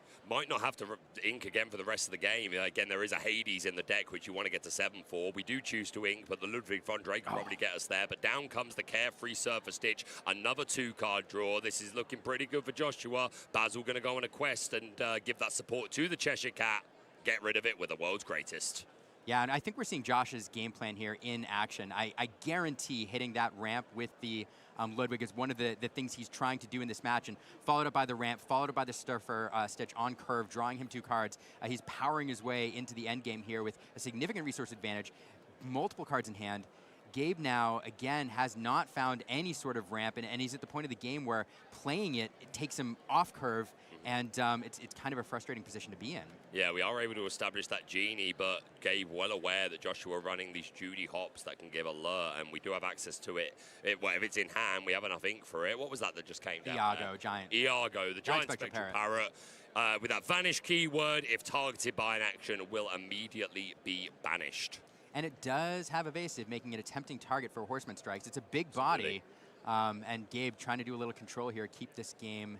But a choice to be made if we do have Horseman Strikes, right, Liam? Because you have to go against, okay, do I get rid of the Iago, who is absolutely the bigger threat in terms of the body, but the Genie is here questing for 2. Joshua seems to be fearing the Iago the most. Yeah, and Josh is trying to take the down roll. Oh, goodness gracious. And Ludwig, Oh, that's got to feel my goodness. Terrible. Down goes the Junior Woodchuck guidebook, and the only other card in the hand was that Demona. And we find another one off the top of the deck. Oh, my goodness. What an incredible top deck here. That kept Gabe going here, I think. Gave him a little bit of energy because things are looking dire. Now, that Ludwig going into the Inkwell. Yep, Demona refreshing the hand. A couple of Cheechas coming down. We are going to keep inking, says Joshua. Oh, my goodness. 2 Cheechas into the Focus Flatfoot with the 2 cards off the Cheecha with a little bit extra ramp. So, Josh, here's the thing about Josh. Josh is a player. Another one. Another one. Another one. Another one. And he did another ramp card. Not super impactful, but just another ink not available to Gabe. So, Josh, Josh is a player, he played the Circle of Life deck. And that's not another deck that's not known for its card draw, those color combos. Josh finds creative ways to draw cards, and he did the exact same thing in Atlanta. That deck is a deck that draws cards in very, very creative ways. And that, since it was out of the discard pile, here Josh stringing together a number of different combos, giving him card advantage throughout the entire game, which is also allowing him to push his ink advantage. This is the exact type of deck that Josh loves to play. Yeah, no, these Cheechas putting in a lot of work with 2 on the board, helping to replenish Joshua's hand. It's looking pretty good so far at 5 lore, 2 Gabe's 5. We're still inking. Ink the Judy. And you know, Gabe does have the more impressive board at the moment, but Josh, all of the options, Gabe, you know, searching for more removal. Yeah, we've got to do something about these Demoners. Only 1 card in hand for Gabe at the moment, so this Demoner will ready up. Cheechas, of course, do have support, so there's a world where we could turn them sideways to boost up the Donald, but then you are risking your Cheechas, which is your draw engine. And there's that Genie again. 4-7, detective classification, quest for 2. I love this, mate. It's just a big body. And in a room full of Amethyst Steel, there's a lot of damage-based removal, and with 7 willpower, it's a lot to deal with for some of these decks. It's no surprise it's in here, and it does have that detective synergy as well. It's one of the finishers in this deck, most likely. Hades going to come down here, and it's another Hades on Hades. We see it all the time. Hades on Hades action. Plenty of Infernal Schemers in the meta. The premier removal in the game, which seems weird to say about a Sapphire card, but that's the world we live in. Absolutely.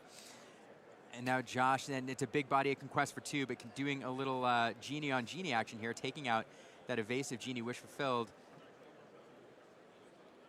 Yep, just having a little read of that Judy Hops. 4-3, 3 cost, and a second Genie. Oh, goodness my me. Goodness. And here he is going wide. And okay. So much to give. I need to remind myself what this card does. I think it's, you know what, I don't even know. It's a draw a card, chosen character gains bodyguard until the start of your next turn. Okay, not often that happens to me. I consider it personal I know. pride. I was waiting for you to jump in and save me. You know? I consider it personal pride. I know most of the library, but no, that one absolutely caught me off. Not a card you see very often. Right, so giving a little bodyguard, fun card. It does any card that says draw a card that replaces itself, and it's a song that can be sung by things like Tipo is fantastic. And coming into play there, a lot of fun. Can you choose any character?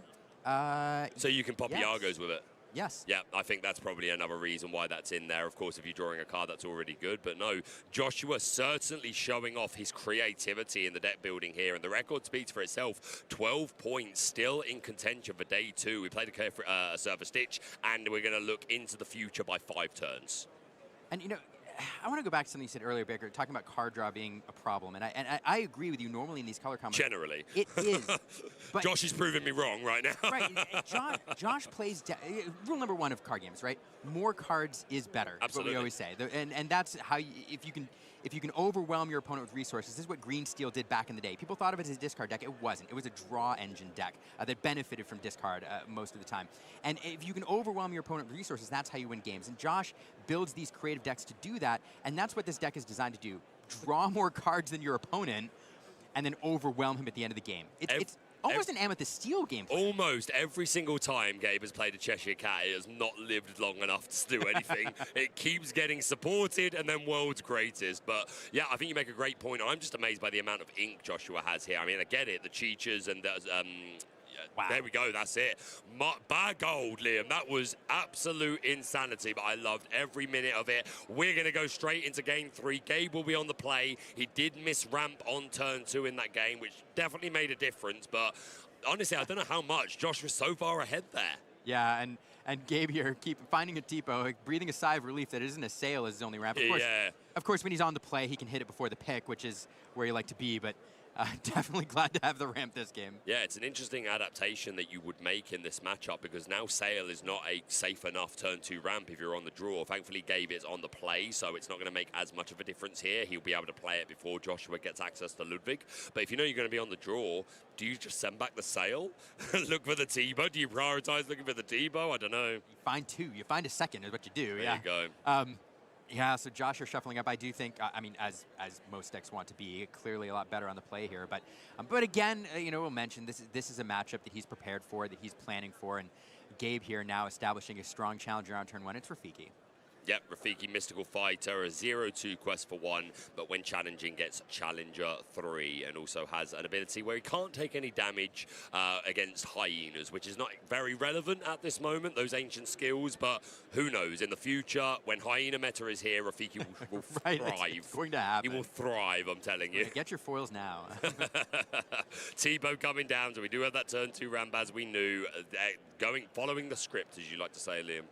Yeah, absolutely. Now, Basil practice detective again coming down. We already saw numerous times now a play that people like to make with Amber. It's the support into the world's greatest. Oh, for once, he didn't hit something. Didn't hit something. There you go. A little bit of a sigh of relief. But getting to do a check, getting some information. Gabe very happy to drop his hand that time. Like, you get nothing. You lose. Good day, sir.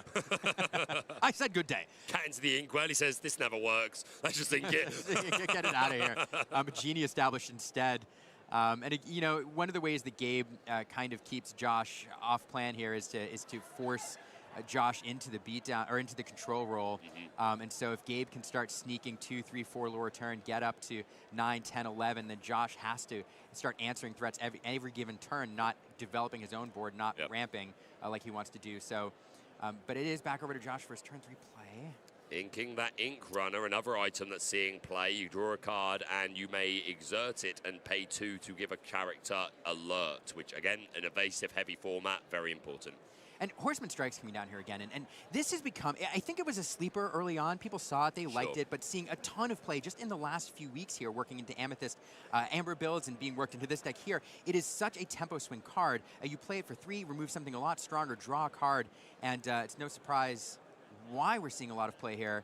Gabe now, with some control of his own, though, one of the best cards in the game. I mean, evasives are some of the most must-answer cards in the game, right? Like Genie, you can't let it sit there forever and quest for 2 over and over again. Dumbos, if you let that sit there, then they're just going to continue to gain card advantage, and things like a Prince Philip that are questing for 3. So basically, Horseman Strikes means that you don't need to be as scared of some of the most powerful cards in our format. Absolutely. It's the evasive wars in the mid-game is what this meta is all about oftentimes. And Josh now, with an empty board, wants to establish a body. And luckily for him, there's nothing too strong, too threatening lore-wise over on Gabe's side of the board. And this being Joshua's, sorry to cut you off there, but I just want to point out this Joshua's slowest turn so far. There's been a really good pace of play, but you've got to identify those turns to slow it down and really consider your options, right? And here we have a 1-2 combo. Justin of Ink to hit the Chicha, then the Detective Mickey to ink a second card, drawing Josh a turn. So again, that's this creative card draw that we see. And speaking of card draw, yep, there is that Dumbo, the 9th wonder of the universe, with breaking records and making history. Breaking records means he may exert, and you pay 1 ink to draw a card and gain 1 lore, and making history gives that same ability to your other characters with evasive. Which is a great point, because you don't want to play him on curve, ideally. You want to play him later after you've established you want other to evasive immediately characters. gain advantage, I think. Absolutely, absolutely, and drawing a card there. You know, one of the things in this game is oftentimes you're forced to choose between, you know, gaining lore and doing another thing. Dumbo says that you can do both. You can do both. Gain lore and draw a card. You don't have to quest. Why not both? Why not both? Both is good. Both works. Both is good. Both is good. Oh, a second miss for Ludwig. Much better. Now we're evening out. Games 1 and 2, this Ludwig was making mayhem for Gabe, followed up by a Donald Duck focus flatfoot. We're going to use that support keyword on Chisha, use it on Dumbo, and down comes Professor Rattigan. I do love these combos. I think the 4th time we've seen Josh use support on an opponent's character to World's Greatest Criminal Minded. A fantastic play there, and we'll point out again, he did get another card off the ramp of Donald Duck Focus Flatfoot. So Josh, every single turn, has been drawing 2 cards, at least the last few turns. And again, it's this creative card draw in action. And Josh is a value player. He overvalues his opponents. We're seeing it here. But that Focus Flatfoot may not stick around too long. Elsa coming in to exert it. Well, it would take a double commitment of Rafiki and one of the Elsas to go in, but we are going to commit to that. The Focus Flatfoot, the biggest lore threat on the board, and definitely want to get rid of that Chicha. She has done enough. Now, we talk about the importance of card draw. One of the things that all of these Sapphire decks, or Amethyst decks rather, want to do in the mid-game is regenerate their hands with things like Dumbos, things like Genies, and Gabe now down to 2 cards. One of those is a Basil, which is not super impactful. He does have another Dumbo, which will set up for a nice turn next turn if things stick around. We'll see if Josh leaves those Elsas on the board, or if he has an answer.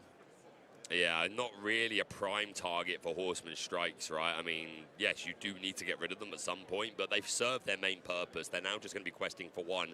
But if a Dumbo comes down, suddenly things might get carried away. Yeah, I'm trying to see what Josh played up there. It's an Ink Runner. It's an Ink Runner giving evasive there, allowing that challenge. Yeah, the alert keyword meaning we can challenge evasive, so that's pretty good. I did wonder if there was that Judy Hops that was going to come down, but Ink Runner is another perfectly good way to do it. Ludwig von Drey getting another miss, courtesy of the, I don't know if it was the Demona or Dumbo in hand, but one or the other.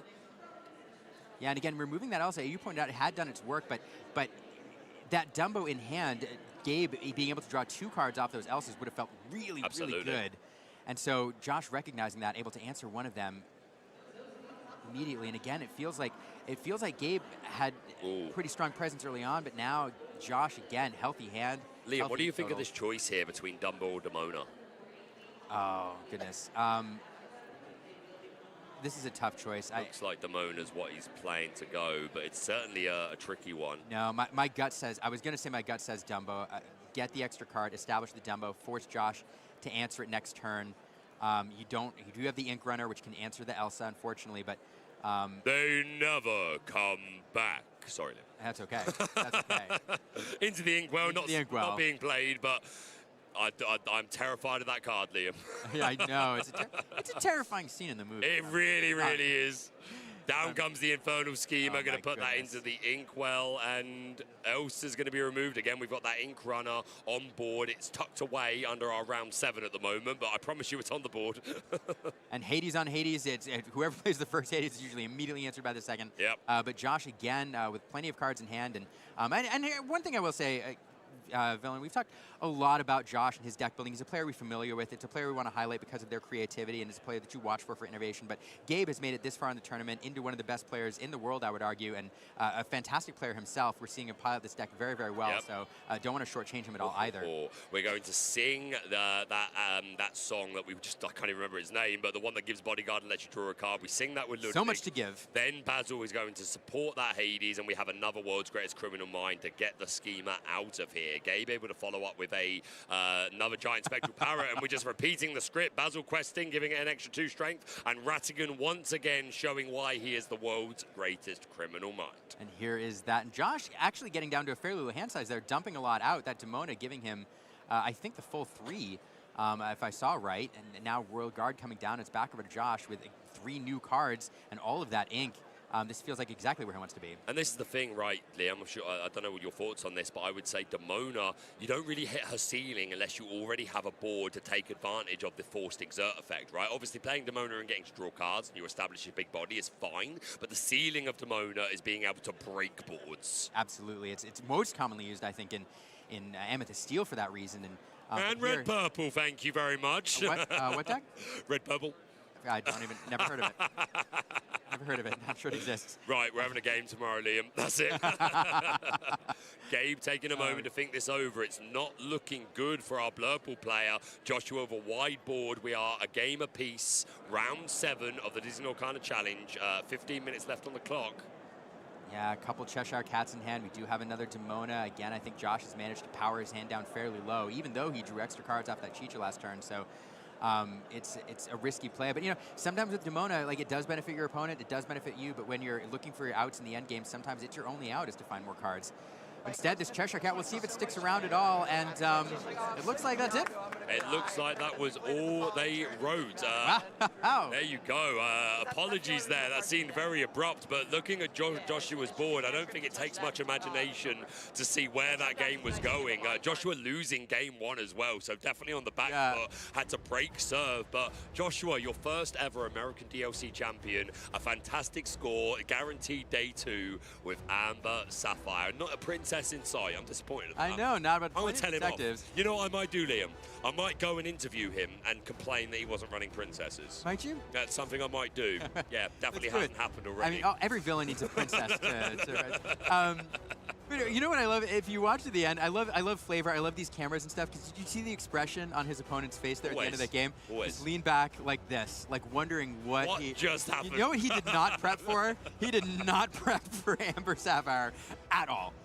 nobody did. Who really prepped for Amber Sapphire? Be honest, chat. Would you have prepped for Amber Sapphire? Because if you didn't, you'd have made a mistake if you run into Josh Poultry. Fantastic. Liam, always a pleasure. I enjoyed that very much. My Thank friend. you so much. It is always my honor. We're going to be going to a very short commercial break, and when we come back, we're going to be back in the lounge. I'm not sure who's going to be there, but there might be an interview with Joshua, with a villain that you might be familiar with. Let's send it back to a break. We'll see you very soon.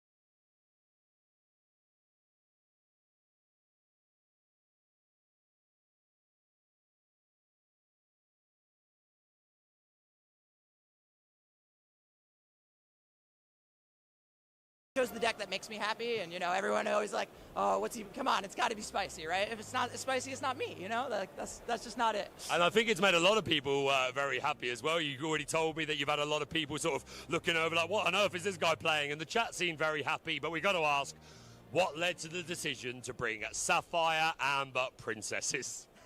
Not princesses, but yeah, it's just a Sapphire Amber, like sort of detective, but not really. I'm not on the 4-drop Judy. There's a couple of reasons for that. But the main reason was because my prior set, obviously in Milwaukee, I think a lot of people had followed that. I was playing Circle of Life dogs. And this new set, I mean, Demona just came in and she's swinging, she's not letting those stalemates exist. So I figured, like, if you're not playing purple, you're not drawing cards, you're, I feel like, kind of a little behind. I saw that yellow-purple was doing well. I love yellow-purple, but I wanted to play something different. I didn't want that same, purple draw engine, and my logic was like, well, if I take the yellow cards, I get those 4 Headless Horseman strikes, which is doing great because that Genie's uninkable, so they're kind of forced into playing it on that turn 4. It kind of leads your path there. And then, some of the Judys and some of the other evasive answers I thought was just fun. And then my logic was like, if I can just play the cards that out the evasives and then my opponent can't, like, Headless Horseman strikes me back because I don't have evasives, I can get there. And, that Judy catches a lot of people off guards, that resist and that alert coming on all those detectives. Some people forget that Genie, the 4/7's a detective. Yep. It's a vanilla, but it's a detective. So. It's still putting in work. I mean, I wish there was at least one princess in there, but we'll let you off. That's already a pretty spicy in combination. But I would ask, what would you say are what matches do you want to see, and what are you afraid of? Yeah. So I was trying to target purple, so most of the purple things I generally like to see, but the ones I generally wouldn't want to are probably Blue Steel. Tinkerbell kind of takes away a lot of the supports and the Chichas, because that's kind of the draw engine when we don't have purple cards, so you got to draw some way, right? And the ability for them to just ramp into that Tink can be brutal. So, if you were allowed to make any changes right now, is there anything that you would swap around? Maybe a tech, maybe change the counts anywhere, or are you happy and locked in?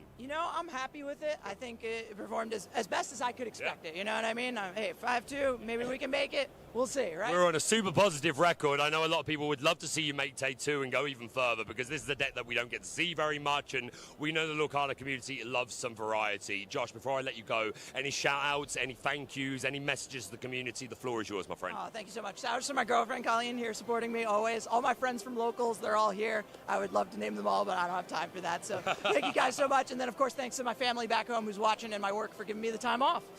Love to see it, Josh. Always a pleasure to have a chat with you, my friend. We've got more Disney Lorcana action coming back very soon. Thanks me and back to me. What a fantastic chat with Joshua, an incredibly creative deck builder and knows how to shuffle a deck of cards. Liam, what are your final thoughts on Joshua and that deck? It occurs to me every time I watch Joshua, and I got a little emotional watching him in Milwaukee when we watched his Circle of Life deck, because one of the things we talk about Lorcana players as competitors, we talk about them as grinders, as athletes, some of a way sometimes, but one of the words that we don't use terribly often is artists. And players, especially when they're deck builders and they're brewers, what they're creating in a deck is a work of art. It is a machine built to do a very specific thing for very specific scenarios. And one of the greatest joys in Disney Lorcana for me is getting to see an artist showcase their art on the world stage for all of us to see. And the same way that a painter putting a painting in a gallery. I made this beautiful thing. I hope you like it. I hope you like it, yeah, and I hope you enjoy it. And for him to be able to spend weeks brewing this up and creating this machine, this work of art, and then getting to show us all what it can do is a very emotional moment for him, I'm sure. Absolutely. And I get emotional watching it. And I hope we get more opportunities to do so, and I genuinely hope he makes it all the way to day 2. But Liam, I'm gonna drag you from one world straight to another. We're gonna do a little bit of a deck breakdown, but I've got a little bit of a challenge that I want to issue you in the way we're going to do it, okay? Normally we can bob up a deck list and chat about it for ages and ages. We're going to throw up a deck list. I've had it arranged, and I want you to break it down in 60 seconds. Go.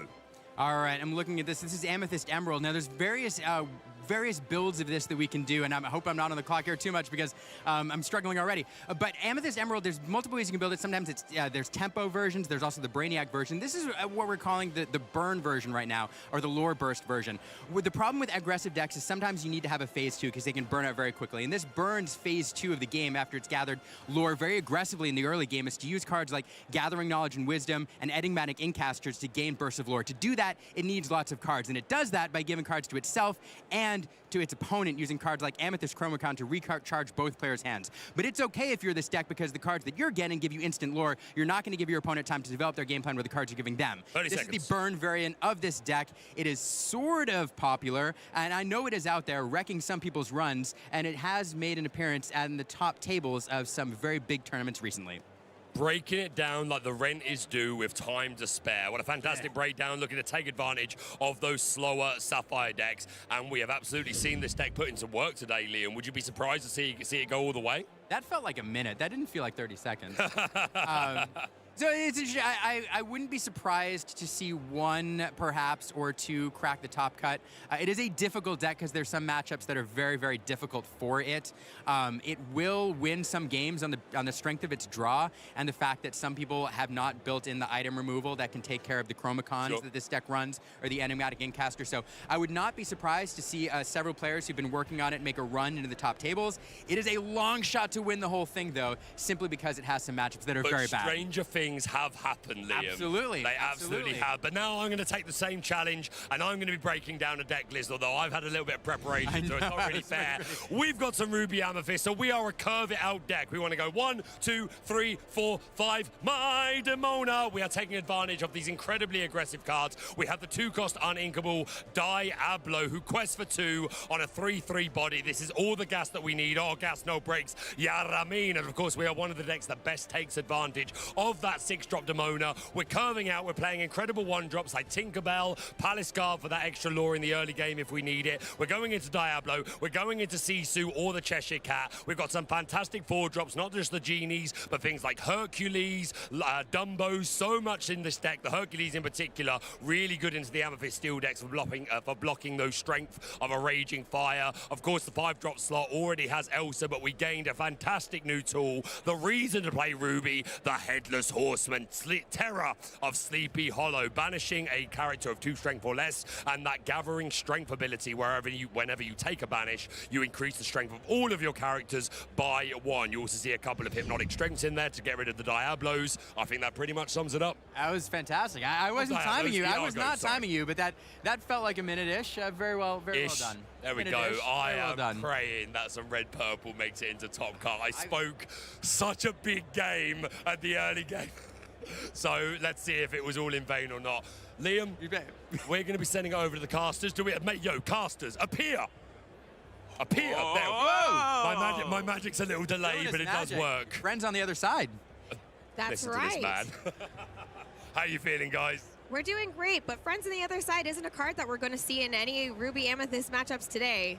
All right, maybe in Infinity, not somewhere in the building. No, that's someone is playing tomorrow. Friends on the other side. All right, fine, tomorrow. There's one out there, man. That being said, we are going into our final round of Swish, and Z-Bex and Brent, I'm going to put you on the spot. I just want to say I'm so proud of you two. I think you two have absolutely smashed it today, and I think you two finishing off the day for day 1 and casting together is a perfect, just a nice little bow around your entire day 1. So I don't want to say anything else. Super proud of both of you. Let's hear you cook.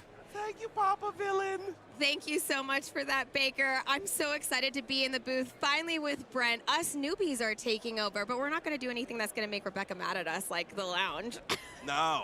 Yeah, you got to stay out of that trouble. I'm keeping it under wraps here. The princess says we shall follow the rules of the kingdom. And, of course, that means that we get to see round 8 coming up here. The final round of the day. Let's throw it. Let's go into round 3. Round 8. Will it 8. be a best of 3? Clearly, it's been a little bit of a day, but I'm so excited for this matchup here. Ooh, we've got some great players here in the field. I am unfamiliar with these players, but I have been assured that they are top-notch because they have made it all the way to round 8. I believe that these two gentlemen are both on 21 points, which means that they have 1 loss each. Now, tomorrow, we have 4 more rounds of Swiss and the top cut to 32 right afterwards. In order to do that, the math says you kind of got to win out. You can go up to 2 losses, and then it gets a little bit iffy on whether or not you're going to make it. You probably will not. So these guys are here, and they are going to be... And right now, as these guys are here, they do not know what each other is playing. Maybe they've seen around the field, around the top tables, maybe they've gotten to peek at what people were playing, so maybe they have a hint, but tomorrow we'll actually get to have open deck lists, so that will also be a big difference going into day 2. That is in the top cut, yes. The top cut, yeah, so that's another part of the day that we'll get to see, but here we do get the advantage of having our lovely production team give us all of the information. We've got Ruby Amethyst, piloted by Gerard, and Dakota on Amethyst Sapphire. Yep, the good old Blurple against Ruby Amethyst matchup. Now, I've looked at this matchup a little bit here. I don't think that Ruby Amethyst is super happy to see Blurple. It feels a lot like the Amethyst cards are going to be pretty similar, but the Sapphire cards are going to allow you a lot more top end. We got stuff like Hades, right? We are going to be ramping with cards like Tipo, with cards like Sail the Azurite Seas. So Dakota will probably have a slight advantage. We'll see, though, if Gerald has any spice, if Gerald has any cards, if he just draws extraordinarily well, and if well, Dakota... we could see Hades on either side of the board in these colors, technically. We don't know which version of the decks these players are on, but we're going to see Ruby Amethyst start us off with a Tinkerbell fancy footwork coming down. I love this one drop. What do you think of the strength of this play? Oh, I mean, it's a typical move, right? It's Ruby Amethyst is going to be going 1, 2, 3, 4, 5, hopefully, and then, as Baker said, my Demona comes down, exerts all of the characters on Dakota's side of the board, refills your hand. That is sort of the strategy. I am seeing, though, that there's a library in Gerald's hand. That is a little bit of tech spice, probably for this kind of a matchup. Cool. We do see Dakota following up with a Basil Practice Detective, also a key part of potentially, you know, supporting other characters so we can get more strength to go into challenges if we need to. Much like the Elsa 5th Spirit, exactly. Yes, and another really strong card for Amethyst. This is one of my favorites that's being played in any deck right now. Diablo, Obedient Raven. He has a great ability that when he leaves play, he's going to get cards for you. Just one, but there's 2 of them on the board right now. Gerald showcasing that he understands the matchup. He has to be the aggressor in this matchup. There are going to be games, much like Dogs, where he can play a little bit more of the control role, but in this, dropping the 3-1 drops is the surefire sign that Gerald knows exactly what he's doing here. Tipo's going to come down. We'll be able to challenge into these Diablos, but it does not ever feel good to challenge into Diablo, banish it, and then allow your opponent to be drawing cards. Dakota now has to play the Tipo. If he had the option between the Sail or the Tipo is the definite choice here because it represents another body that can challenge in and kind of cut the legs out of Gerald's strategy here. Absolutely. Having another character not only to challenge if needed, but this is kind of similar to what we've seen in the Sapphire Emerald lists as well. Ramping into Tipo, being able to get to your higher cards quicker than your opponent. And of course, Gerald now gets to play the library, Gift for Bell, which of course is another great way to draw cards in Amethyst. I certainly love drawing cards. And not only will it draw cards, it'll gain 1 lore at the start of Gerald's turn. Each turn, it only costs 1 to move any of his characters in. He says, okay, go ahead. If you want to trade the Tinkerbell, go right ahead. I'm going to draw 2 cards off these Diablos, though, if you don't have an answer. And it looks like Dakota might be searching for an answer because he's now played Sail the Azurite Sea. Yeah.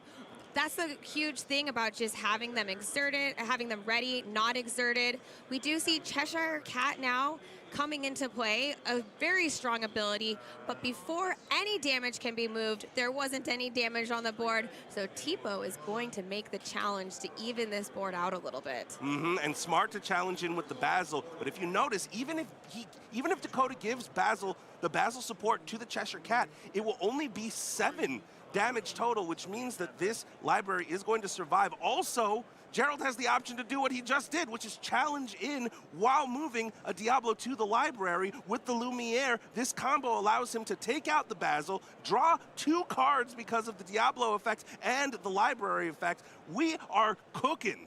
Absolutely. Lumiere Fiery Friend, one of my favorite cards if I'm ever playing a Ruby deck because it gives all of your other characters +1 strength. Great stats. It is inkable if you need to use it, but I think you're always liking to pump up the jam with your characters. It's as if he's saying, be my guest. Absolutely. Come on in.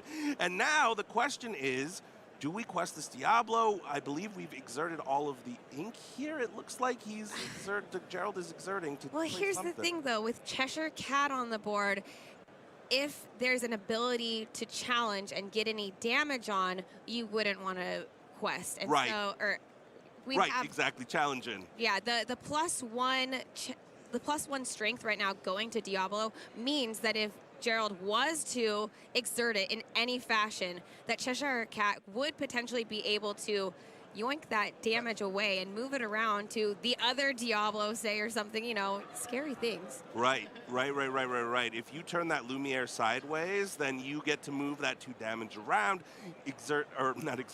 banish some of the Diablos. The Junior Woodchuck Guidebook, though, coming down here. And being popped right away. With that, we're going to see 2 extra cards into Dakota's hand, trying to draw faster than the other Amethyst deck. Dakota I'm just looking at the body language of Dakota. He looks like a man who has a few things to figure out here. First of all, do we quest this Cheshire Cat? It looks like to be the question here. I'm seeing Sell the Azurite Sea. I'm also seeing Hades in hand. But, yeah, you kind of want to draw the card, but you also just need to kind of ink so that you can get to that Hades and understand that if you can take away the tools like this Lumiere, it will only spell good things for you. Or potentially something that's coming in after this Lumiere, because although Lumiere is a great target, making these Diablos potentially strong enough for 3 characters to challenge into Cheshire Cat and trade with it to be banished altogether, we really would rather just see Hades, Infernal Schemer, move the card into the Inkwell instead. Right, he decides not to, and I'm realizing now also the bigger threat is this library, and he was probably wondering if he should challenge into the library or not. Giving 5 damage on 8 willpower is a lot. Yeah, and at some point you might have to use your resources to get rid of it, because this is a card draw race, so to speak. Who can get more cards quicker? And the big problem is, even if you challenge into the library, it does not take it out. You can then move both of your Diablos there. Right? If your opponent has another Lumiere and now these Diablos both have 2 each, you're giving 4 fresh cards to Gerald, right? While taking out the Cheshire Cat. But if Dakota doesn't do anything about this library, it's going to be an issue. It is steadily gaining some lore every single turn. And now Gerald is saying, you want to challenge into my Diablos, take 2 damage back? Be my guest. You go ahead. I'll draw 4 cards. 4 cards. And on top of that, a favorite, Diablo Watchful Raven. You got to have that in any Ruby deck. It is on curve. It is low to the ground. You are getting such value with this. A 3/3 that can quest for 2, already representing, hey, I'm going to draw either 4 cards, I'm going to quest for 3, something's going to happen. Whatever damage you want to throw around might not matter at this point. Already up to 6 lore on board. Also, with this Lumiere, it will become a 4/3. We'll be able to take out the Cheshire Cat. I'm sorry, you're freaking out. Infernal Schemer. I'm waiting for it, because it is, in fact, Lumiere who we need to get rid of so that we can start challenging things. Well, potentially not the Diablos. Challenging things that aren't hanging out in the library. And that's the thing. Now we will be able, now you can't even challenge into the library a turn early, because you don't want your Cheshire Cat getting dismantled here, banished, right?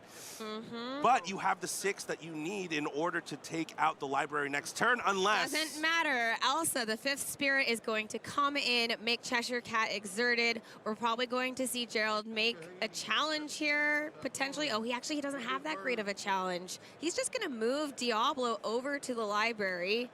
Oh, and he is making the challenge. Okay, interesting move here. Why would you send Diablo in even though he's not going to make it and be banished? Well, your Elsa has the rush, so we'll be able to 2 for 1. I do believe I saw him gesture with the ink to move Diablo to the library, so he didn't physically move it over, but he was able to put in the 3 damage and draw a card, which, it's not the best move of all time for you, but you're still getting that value off of the draw with the library. You're still keeping the library intact, and this is how Ruby Amethyst players historically would run away with games. Back when we had cards like the Queen's Castle, that was what we would do. That 2 lore every turn, this library gaining steady lore every single turn. Dakota flashing his own Elsa 5th spirit, maybe saving it for when there's a character that's just ready.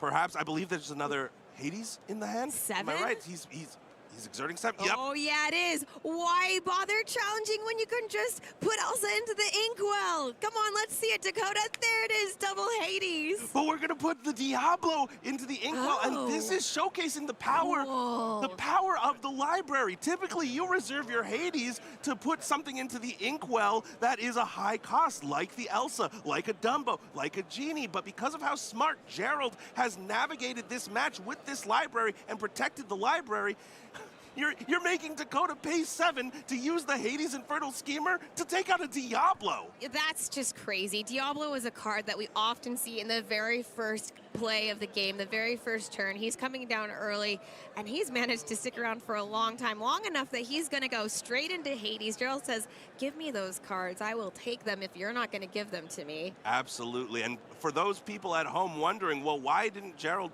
draw 2 off of the Diablo effect only triggers off of a banish. So putting him into the inkwell does not trigger the effect of the library or Diablo. Cheshire Cat, meanwhile, coming down is going to probably move 2 damage over. Yeah, we got to get some damage on one of the Hades, and this will make it so at least one more either hit if he sends Elsa into this Hades, which she would survive. You know, then you only need either one more bout of damage moved from a boost of Cheshire Cat or one more swing with Elsa. Hypnotic strength, though. Tell us about what he did here. We'll give +2 strength to the Elsa to be able to take out the Hades, and you draw a card. We don't even need to wait around. We had it ready to go. Gerald says, who needs to wait? I got all the gas right here. Meanwhile, we got the Cheshire Cat. We move the Elsa into the library, and if you're Dakota, you're looking at the board, you're going, well, I got 0 lore to 10. How am I going to contest this? I really love that we're seeing the library coming back strong. You know, I love to be educated, and our characters are certainly taking their time, reading the cards from the deck, page by page, card by card. You meant you like actual libraries and reading and such. I do. As a princess, I will spend my time reading on the couch all day with a cozy book. Incredible. I was never that student in school, if I'm being honest. But it looks like Dakota has a little bit of a think here, a little bit of a decision to make. And another Elsa, our third Elsa of this game, is going to be trading with Elsa. Elsa on Elsa. Girl, there can only be one. There can only be one, and Dakota says, mine will be the one. I don't know if you saw what is in Dakota's hand right now, but he has the Demona. Oh! Which will be a back-breaking card if he plays it down, because he'll be able to draw 3 cards. He'll be able to ink whatever he puts down on whatever he draws in the next turn, draw 3 fresh new cards, because Demona allows you to draw up to 3 if you don't have 3. I bet we'll see it. He didn't have enough ink available after playing Elsa this turn. But I think you're right. That'll be nice to fill back up, get some more cards in hand, and we see the Headless Horseman, Terror of Sleepy Hollow, coming in. Elsa with only 2 strength is a great choice for the Headless Horseman to banish when he comes in. Absolutely, the only choice, and it looks like he challenges in with the Cheshire. He's going to boost and take out the Hades. So Move now, that damage. Oh, Gerald is smartly identifying here that he must clear the board, because if you leave challengers on the board on Dakota's side, you're walking straight into the Demona, Scourge of the Wyvern Clan. Gerald's so smart here to do that, thinking ahead, looking ahead, and if you're Dakota, you're stuck between a rock and a hard place here. Now, it still is either player's game. We finally got rid of the library and all of those pesky Diablos. We both have established a pretty large amount of ink in our inkwell. And even though Gerald is at 10 lore and Dakota is at 0 right now, we're going to start seeing some cards drop. And here she is, Demona, Scourge of the Wyvern Clan. 3 fresh new cards for Dakota, but will it be too little, too late? Because Gerald is already at 10 lore here. We're already halfway to game on board. I've seen a lot of things happen when players are halfway to game on board. I'm not counting anybody out yet. He'll be able to quest for at least 3 here. This Demona will be able to get in some good challenges, but we might not even see it, because Elsa is going to crystallize this Demona. The 5th spirit, she is so powerful. And Sisu, Emboldened Warrior, also coming down, which A small bonus right now for 3 cards in Dakota's hand. We'll be able to make some decent challenges. Mm-hmm. And now Gerald is saying, all right, I've gotten enough value out of that library. I've gotten up to 10 now. I'm up to 13. I'm just going to turn sideways, put a bunch of threats on board. I don't even need to deal with your Demona. You deal with me. Otherwise, I win the game. Can you get to 20 before I get 7? Yeah, right now Gerald has 6 lore available that he can quest for next turn, which would put him up to 19. So we're still likely 2 turns away because we probably will see some challenging here. Elsa, the 5th Spirit, going against the Headless Horseman. He will be banished, and Bell, Accomplished Mystic, will also come in and move some damage around. Cheshire Cat, you have been banished. We are done with your shenanigans. Bell, Accomplished Mystic, one of the best cards that Dakota could have found there because it's an even 3 to take out that Cheshire Cat. Inexplicable. Which means that Gerald will not be able to keep boosting and moving the damage back. And just like that, the game is kind of turned around. Meanwhile, we got a Genie. Yeah, Genie Wish Fulfilled. Draws a card when he enters, has Evasive, which could be relevant against those Elsas. You know, Belle, I just want to say she's one of the prettiest cards that comes in Amethyst. I love her in that cloak. Absolutely stunning card. I believe that is Malia Ewert. Shout outs to the artist. And Iago, the giant spectral parrot. Mm-hmm. Ooh, and no quest from Sisu. That's a little bit odd to me. I wonder why. Maybe you're just saying I'm gonna... I think you can hold up here. I think with representing 6 lore in play with 4 characters, if Dakota doesn't do anything, the evasive Elsa is not large enough to take care of the other Elsa. Hades can make a difference, though. So now we've taken that clock back. 1 more turn. And, oh, but I mean, the real question is, right, even if Dakota manages to clear the entire board this turn, which I don't think he'll be able to do, will he be able to get to 20 before Gerald is able to put enough threats on the board to be able to lure his way to game? And I don't think the answer is yes here. It's looking a little grim for Dakota. We have gotten up to that 14 spot, and I do agree we might be heading into game 2 soon, but we're going to see Gerald take his turn here. Probably, I mean, okay, we have quite a few big characters now on Dakota's side. If he does just quest out, he might not have what he needs to get there. He's just leaving Sisu back as that insurance piece. And the Headless Horseman will take care of Elsa, the 5th Spirit, and Diablo just for more insurance, coming in to solidify that we can get enough lore by questing, and we are going on to game 2. Yeah, Blurple, not the best color combination to deal with an extremely wide board unless you already have a giant board and you can Demona Scourge of the Wyvern Clan there. Dakota will be on the play this time, which is going to be a huge advantage here. We don't want the faster deck to go first. If you want to win. Yeah, Gerald showcasing how a little bit of tech in the form of the library and knowing how to protect that library can really come in clutch and take out an opponent that, for most people, I believe Ruby Amethyst players would say that Blurple is a very tough matchup. And I see in Gerald's hand, he already has the 1-drop Amethyst Diablo and the 2-drop Ruby Diablo ready to come down. Even a Palace Guard, some really hot cards that we can see from the overhead camera here. It could be a fast start. Looks like 2 cards, 3 cards will be altered. Let's find some new cards. And we get a little peek at Dakota's hand as well. Yeah. I saw Tipo. I saw, well, Sapphire players always happy to see a Tipo. Yeah, right? It ain't a sale, but it'll do. Give us ramp and make us a growing sun, please. Gerald, I don't know if you saw, but it looks like, and I could be wrong, They Never Come Back. He did. I did see that. And because he decided it has Pinocchio on it. Yes.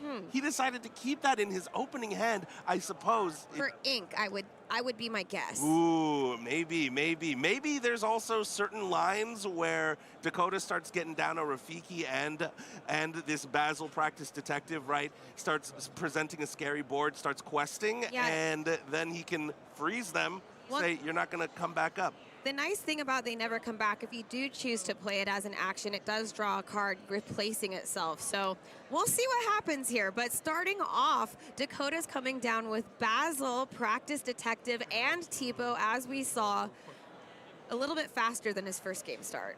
Just a teensy bit here.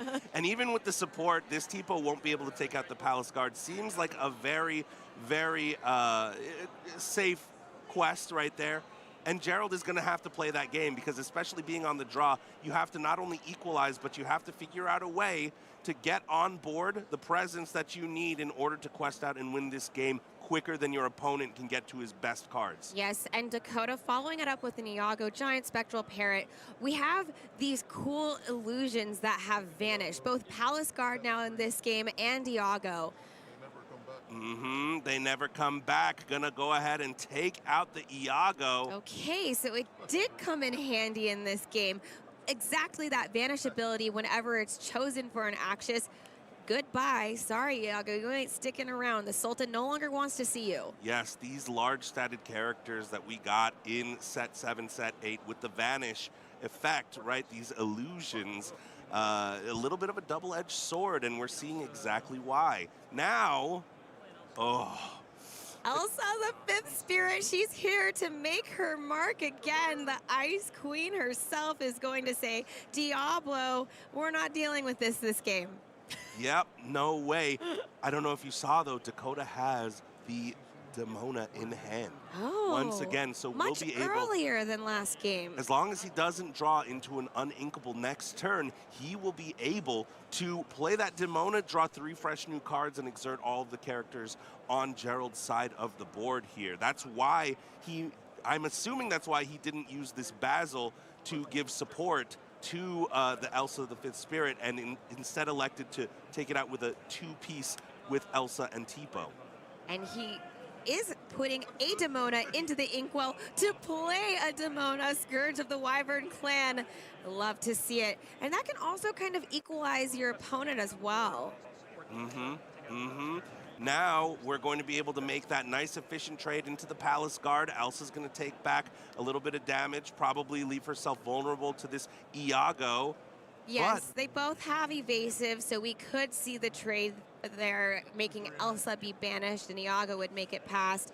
But why not just get rid of Demona? Ooh, and you don't even have to get rid of Demona this turn. Dakota has 3 cards in hand, so those 3 fresh cards that he drew now going to be a bit of a curse because of the Stone by Day effect of Demona. She won't be able to re-ready. Heads up play by Gerald here.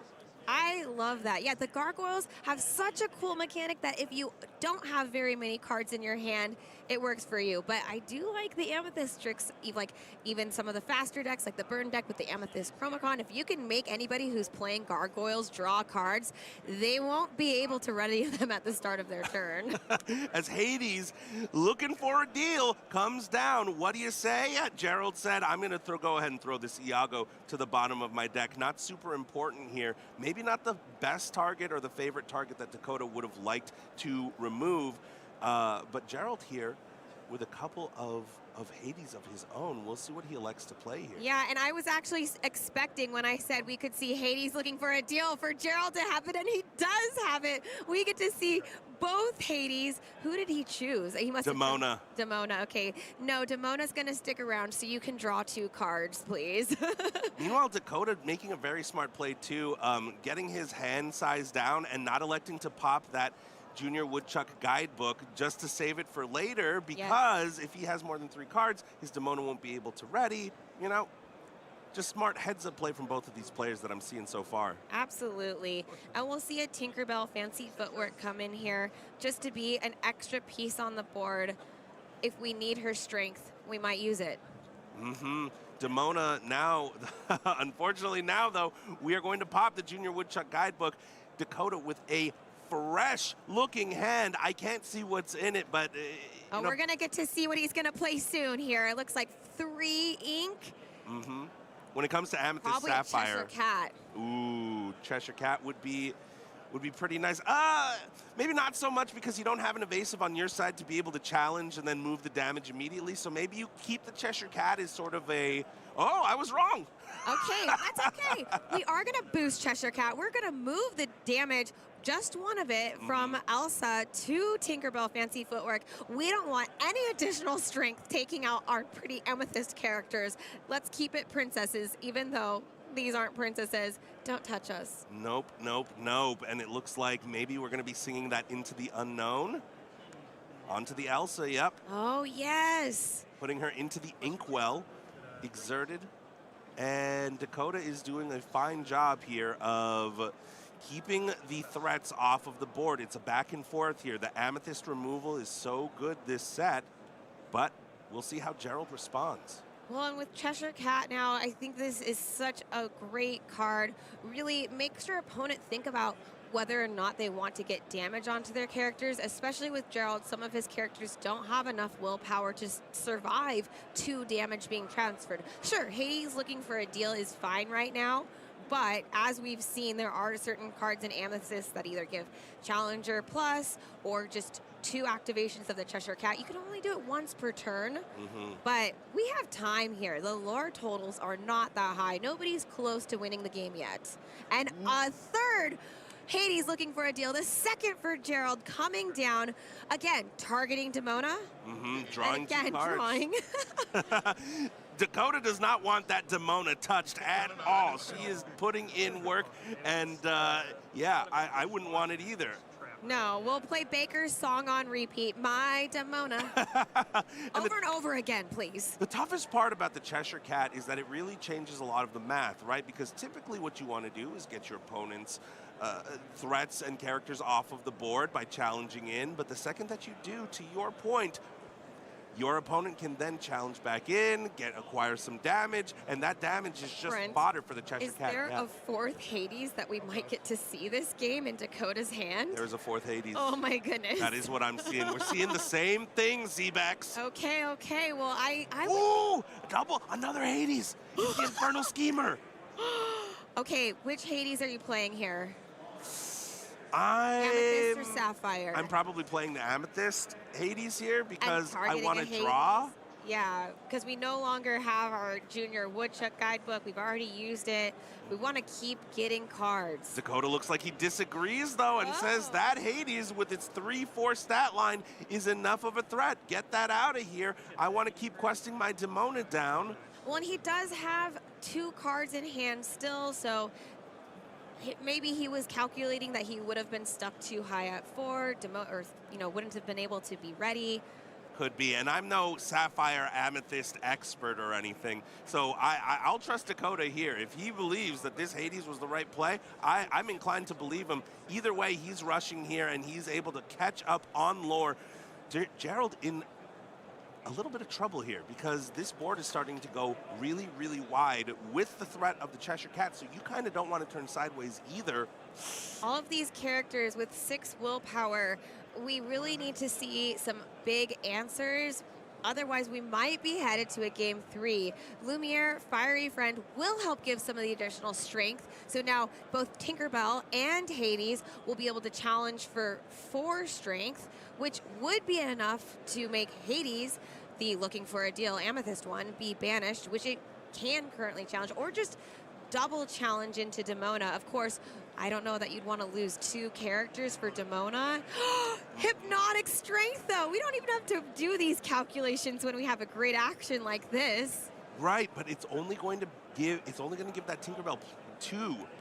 So, with the Lumiere, I forgot about the math of the Lumiere. So that's 6. You saw it before I did. That's okay. I love Lumiere Fiery Friend. As a player who likes to play cards fast and low to the ground, that one works very well with Tinkerbell. Even though she has only cost 1, she was able to have enough hypnotic strength. Oh.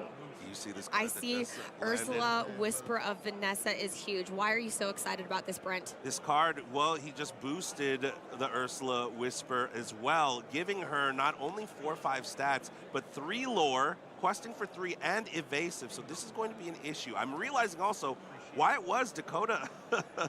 Oh, did he? We just got another Hades. We got a 5th Hades, I guess, technically this. Yeah, this if we're counting both players' deck, this is a match for Hercules, any fans out there, your boy Hades is representing in round 8 of this Disney Lorcana Challenge here in Richmond. And we see Royal Guard, Octopus Soldier, another illusion from Reign of Jafar, as well as another item, the Junior Woodchuck Guidebook. We're really setting up a wide board over here. The perfect board for a Demona. And I was about to say, I know why Dakota now played that Hades Infernal Schemer instead of looking for a deal. He didn't want Gerald to Demona him. Because if he has all of this wide stuff on board, has a lot of ink, can play down a Lumiere, now these Hades are striking for 4, right?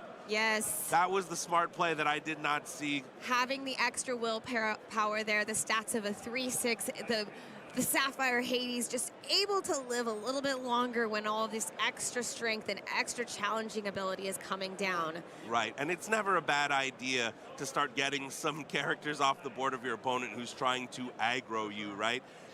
Wow, and another Cheshire Cat. We have several targets that would be great to boost here. We're going to move some of the damage from Hades over to Royal Guard? Hades Infernal Schemer.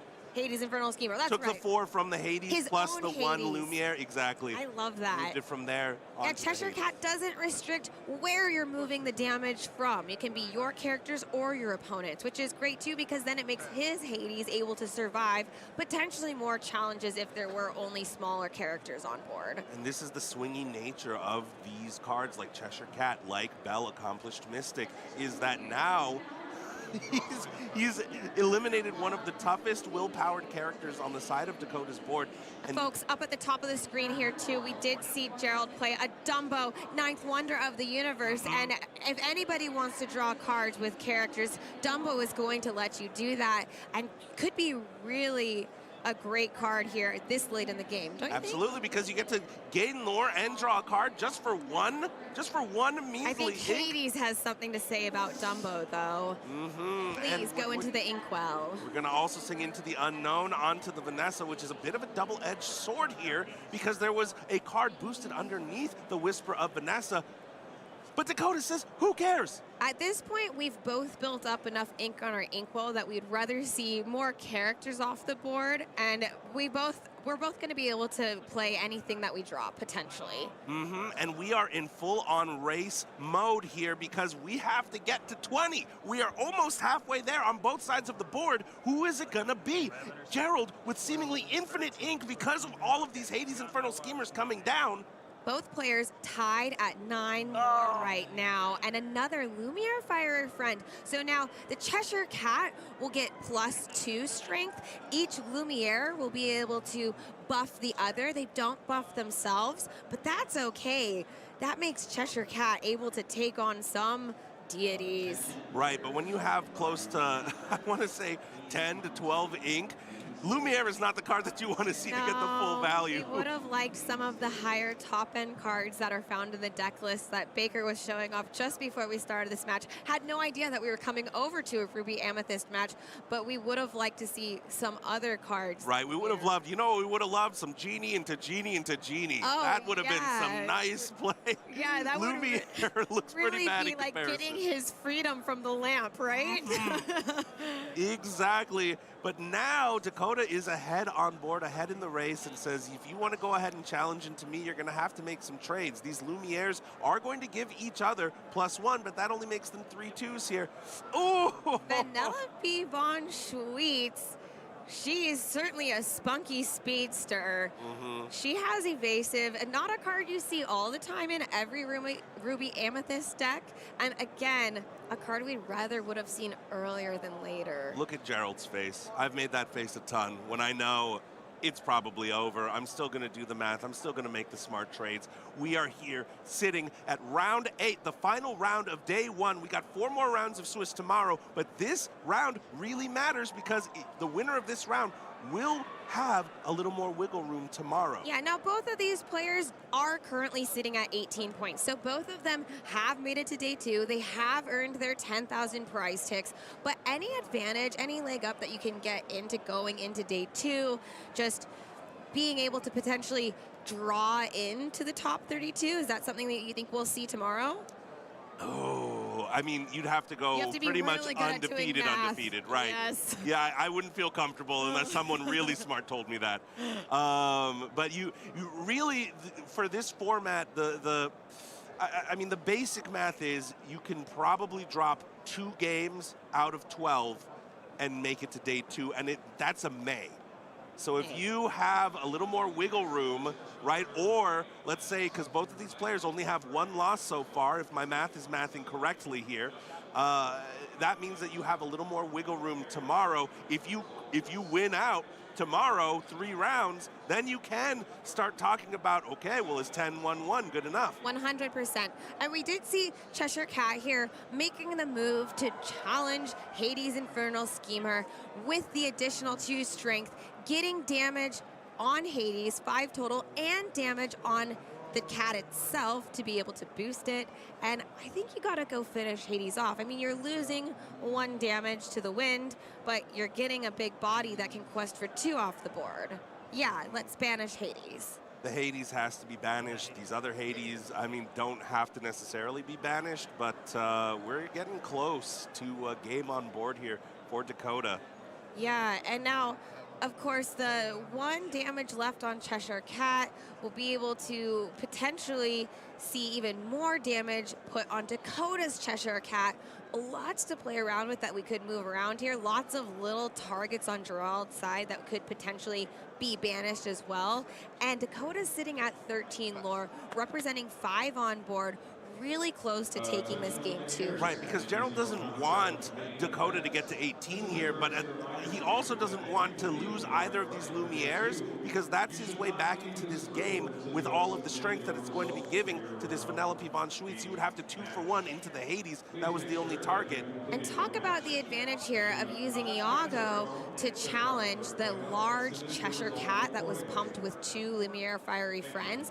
I like that. It puts extra damage on Iago, so that potentially if you wanted to move more over, if Gerald didn't do anything, and Dumbo, 9th Wonder of the Universe, coming in. At this point, yeah, our players are scooping up their cards. Dakota's gonna take this game, and we're gonna head to a game 3. Hey, remember at the start of the match when I said we were going to round 3? I actually knew we were going to game 3. I just have psychic abilities. You just foresaw the future. Am I Belle, accomplished mystic? I am wearing amethyst today. That might be my princess power for the day. Perhaps. Let's take a look. The players look like they are drawing their 7 fresh cards here. I wonder what they're going to alter for. Gerald will be on the play, and that is where you want to be when you are the Ruby Amethyst deck. You are playing the role of the beatdown. You have to go quicker than your opponent can start drawing into their more dangerous cards, which is exactly what we saw Dakota do. I mean, Gerald did a bang-up job last round and even put himself into a position where he has all this ink. He might be able to do something with it. We have 2 Cheshire Cats in Dakota's opening hand. I like that. That only costs 3 to play. So now thinking about that, I hope he's keeping them both in his starting hand. It looks like he is. These are post-alter hands, and we're going to see Tinkerbell Fancy Footwork coming down first for Gerald. But something to note about Dakota's hand, he does not have ramp. He does not have ramp on 2 here. I'm not seeing a Tipo. I'm not seeing a Sail the Azurite Sea. That is going to really put a damper on Dakota's playstyle here. Basil, practice detective coming in, will be able to lend the support. Maybe we're going to go a little bit more aggressive for game 3. The first, in game 1, you were saying, I don't know what Amethyst Sapphire has to go against this. Maybe we need to shift our strategy, especially with having the Cheshire Cats in hand, play out some more characters, be able to challenge in, get some damage over, and move it to the characters like Tinkerbell that only have 1 willpower, where they will be able potentially, soon. And cards like the Junior Woodchuck's Guidebook and Cheshire Cat Inexplicable really are going to give Dakota a little more insurance if he does miss. Ooh. Oh, but miss might not happen. We have the library back in, a gift for Belle, where we get all of that 1 lore at the start of our turn with all of that extra card draw if we move even 1 or 2 characters over. It made a big difference in that first game. Now, here's an interesting line that could be taken here. There is a Junior Woodchuck's Guidebook. That Royal Guard gets +1 strength for every card that's drawn. Heavily Armed is the name of the effect. If he pops that, this turn draws 2 fresh new cards, gives Basil support to the Royal Guard. I believe that adds up to 7, and you're only 1 away. He does not see that line. He instead says, No, I like keep it simple. But I like what you're thinking here. Even though he didn't take that line this turn, it does appear that he's shifting his strategy to be able to challenge whatever Gerald puts into play. Say, no, I'm not going to give you the opportunity to say, hey, I'm going to hold up my birds at the library and just draw a bunch of cards. Yeah, we don't want no birds at the library. No. As the genie wish fulfilled comes down, drawing a fresh card for Gerald here, gaining a lore off the library. And now we get to see exactly what you described, Brent. Dakota is going to use that Junior Woodchuck guidebook. Of course, we don't have any challenges open except for the library, which we would love to knock down. That 8 willpower is just really hard to deal with. The really tough part here, though, is that you would have to exert everything on your side of the board, because you'll draw 1 for turn. That'll put the Royal Guard to 2-2. Drawing with the Junior Woodchuck's guidebook, you get another 2 cards, which will get you to 4. Getting the Basil to challenge in, okay, cool, we're just going to do it. We're doing it. We're exerting everything. We saw in game 1 how much of a problem that library was. We don't even want to chance it. We don't want any additional cards, any characters getting additional bonus, any additional lore, no extra anything. The location is not where Dakota wants to be. Nope, not at all. A Lumiere would be a punishing card here. A nice Lumiere. I don't think that he has it in hand. Just doesn't look like it. Nope. But I do see a Headless Horseman who can at least target, have 2 choices there on Dakota's side, Basil or Royal Guard, if choosing to play it. That's right. And once you put that down, the Terror of Sleepy Hollow will also boost up 1 strength to all of your characters for every character that gets banished, including the character that gets banished when you play him. So, just this like Tinkerbell, Lumiere. this Tinkerbell will be able to take out this Cheshire Cat. We're going to be able to make clean trades all around here. If Gerald sees the line, I don't know. I'm not sure what he's thinking about here. That seems like, oh, he drew the Lumiere, so he's probably debating. Am I going to go Lumiere first, or am I going the Headless Horseman first? They both have a similar effect. It kind of depends on how much ink he's on right now. I got to imagine that the Headless Horseman is a little bit of a better play, just because you're curving out. Yep. I think he agrees. Yeah. Inkwell. You get to banish a character on your opponent's side, which is just a great 2-for-1. Let's have Basil be banished, and then also get our additional strength so that Tinkerbell will be able to take out the Cheshire Cat, as you predicted, Brent. That's so great. And now this genie is going to go ahead and challenge into the Royal Guard. We're still going to quest 2 to boot. The score is 4-1. It's still anybody's game, but it's looking a little scary because Gerald has 6 lore on board, and still the Azurite Sea is something. Look at Gerald nodding. He knows. He's like, oh, yeah, that's what I want to see right now. I don't want to see any of the cards that are going to help you bring this back here. Now you only have 3 lore or 3 ink. Once you sail, you can put an additional card into the inkwell, so you'll have 4, but what do you play? Another Cheshire Cat. That's always the answer, isn't it? We saw it in the opening hand, and I believe we've only seen 1 so far this game. So if we can get more damage on and move it around, I mean, we need something to take care of that evasive genie. Right, but then why put this Iago into the inkwell? Probably Dakota realizing. Okay, yeah. That Let's save our evasive characters, please, for when we need them. But Dakota's being very smart here too, because he realizes that there was they never come back last game or 2 games ago. Guess what Gerald has in his hand? Oh, it's hiding there, and they never come back. I see him flipping through his cards, and I certainly recognize that card. Dakota has to decide here. Does he think that Gerald has it? And if he chooses wrong here, it could be the game. And you really don't know at this point, but let's play Dumbo 9th Wonder of the Universe, which is huge. Way better than a Cheshire Cat. I mean, at this point, also has evasive stats on him, but does have the ability to draw a card and gain a lore, and give that same ability to your other characters with evasive, which we know there's a ton of characters in this deck with evasive. The fact that that genie has 1 damage on it is probably what influenced that decision for Dakota, and he made the right decision. Even though now he's probably feeling down in the dumps, it was actually the right decision, because Gerald would have just zapped away the Iago anyway and drawn a card off of it. Yep.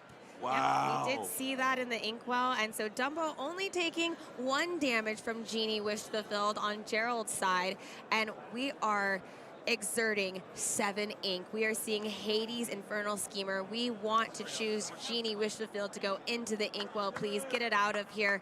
If you're going to get rid of my evasive characters, then I'm going to get rid of yours. Yeah, and a little bit of a, even though we got the Hades down, Dakota notably had to ink one of the most powerful cards in his deck in the form of Demona, Scourge of the Wyvern Clan.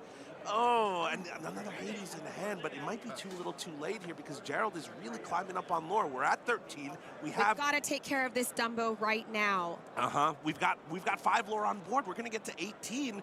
I mean, Dumbo or not, we just got to get lore off of the board here. Probably Diablo a little bit more of the threat here because if... But what about the damage that you could move over from Cheshire Cat? You're right. You're right. But no, you also have a strong argument here because Gerald being at 13 lore. Oh, and the Lumiere's down. Sorry to interrupt, but the Lumiere's down, so it would be a trade. Ooh. Oh, no, it wouldn't be a trade. It's the other Hades. It's That's the other okay. Hades. That's the Amethyst one. This Sapphire Hades with 6 willpower will make it. However, if Cheshire Cat is able to move any damage over, then he will be gone. But a second Hades, yes. I said take care of Dumbo, and Dakota knew exactly what to do. He took care of Dumbo. And we ink the Hades looking for a deal also. Huh. That's an interesting play. I guess because you know that you're basically just going to draw 2 cards and have a 3/4 body on board. But now if you're Gerald, you kind of got to navigate a little carefully here. Okay, they never come back. We do see that action here. And Gerald drew into another Lumiere, which, yeah, okay. So I think that's why the Hades looking for a deal was put into the Inkwell, because as we saw in one of the earlier games, with those Lumiere strengths, you need a character with bigger stats, bigger willpower to be able to survive at least one challenge. Mm-hmm. Drawing into a Junior Woodchuck guidebook here, another fresh 2 cards in hand, probably not bad. But do you play Genie first? That's the question. I would. Why not? Then because maybe if you because if you play the Junior Woodchuck guidebook and then you draw into something that Genie is a character. Need more, yeah. We need the body down. We need to be able to. If right now Gerald doesn't have the win on board, we need more characters down so that once their ink is dry, we're able to make the challenge here. I think that's why we went over the Junior Woodchuck guidebook. Then if we didn't draw something good, but we did, Madam Mim Elephant. You want to tell us about this card, Brent? Yes, a 3/7 body on board that reads, once per turn at the start of your turn, if this character has any damage counters on it, you may move up to 2 to another chosen character. So this is going to be a little bit annoying because if Gerald decides to turn anything sideways, 7 willpower is very, very tough. And Dakota had exactly enough ink to play those 2 characters, so that was super timely. Tinkerbell, fancy footwork. I mean, she is getting buffed by Lumiere, getting a little bit of extra strength, but against that 7 willpower, Madam Mim, all of these characters on Dakota's side, he really has put some thought into making sure the strength is there. The other part that I didn't mention about the Madam Mim Elephant, typically, when you have to bounce a character back to your own hand, one of your own, that's a drawback. Not when it's Hades Infernal Schemer, when you're going to be able to put another card into the Inkwell. So now Gerald in this very awkward position here. Do I start taking things out? It seems like that's the exact plan. And this is where the experience of knowing your deck comes in. If you've play tested, you're going to know exactly which card is going to be exactly when to make those moves. And these players at these top tables, we're going to see top dollar Disney Lorcana games right here.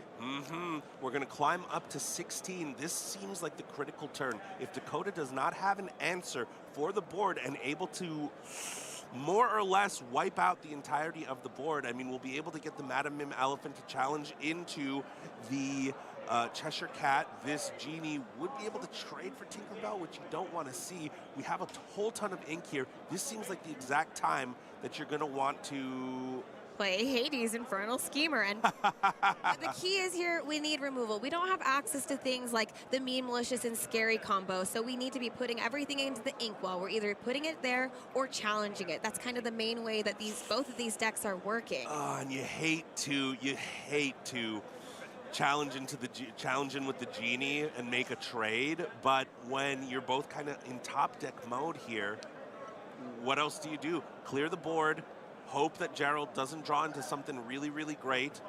You know, last game he kept drawing into Lumieres, into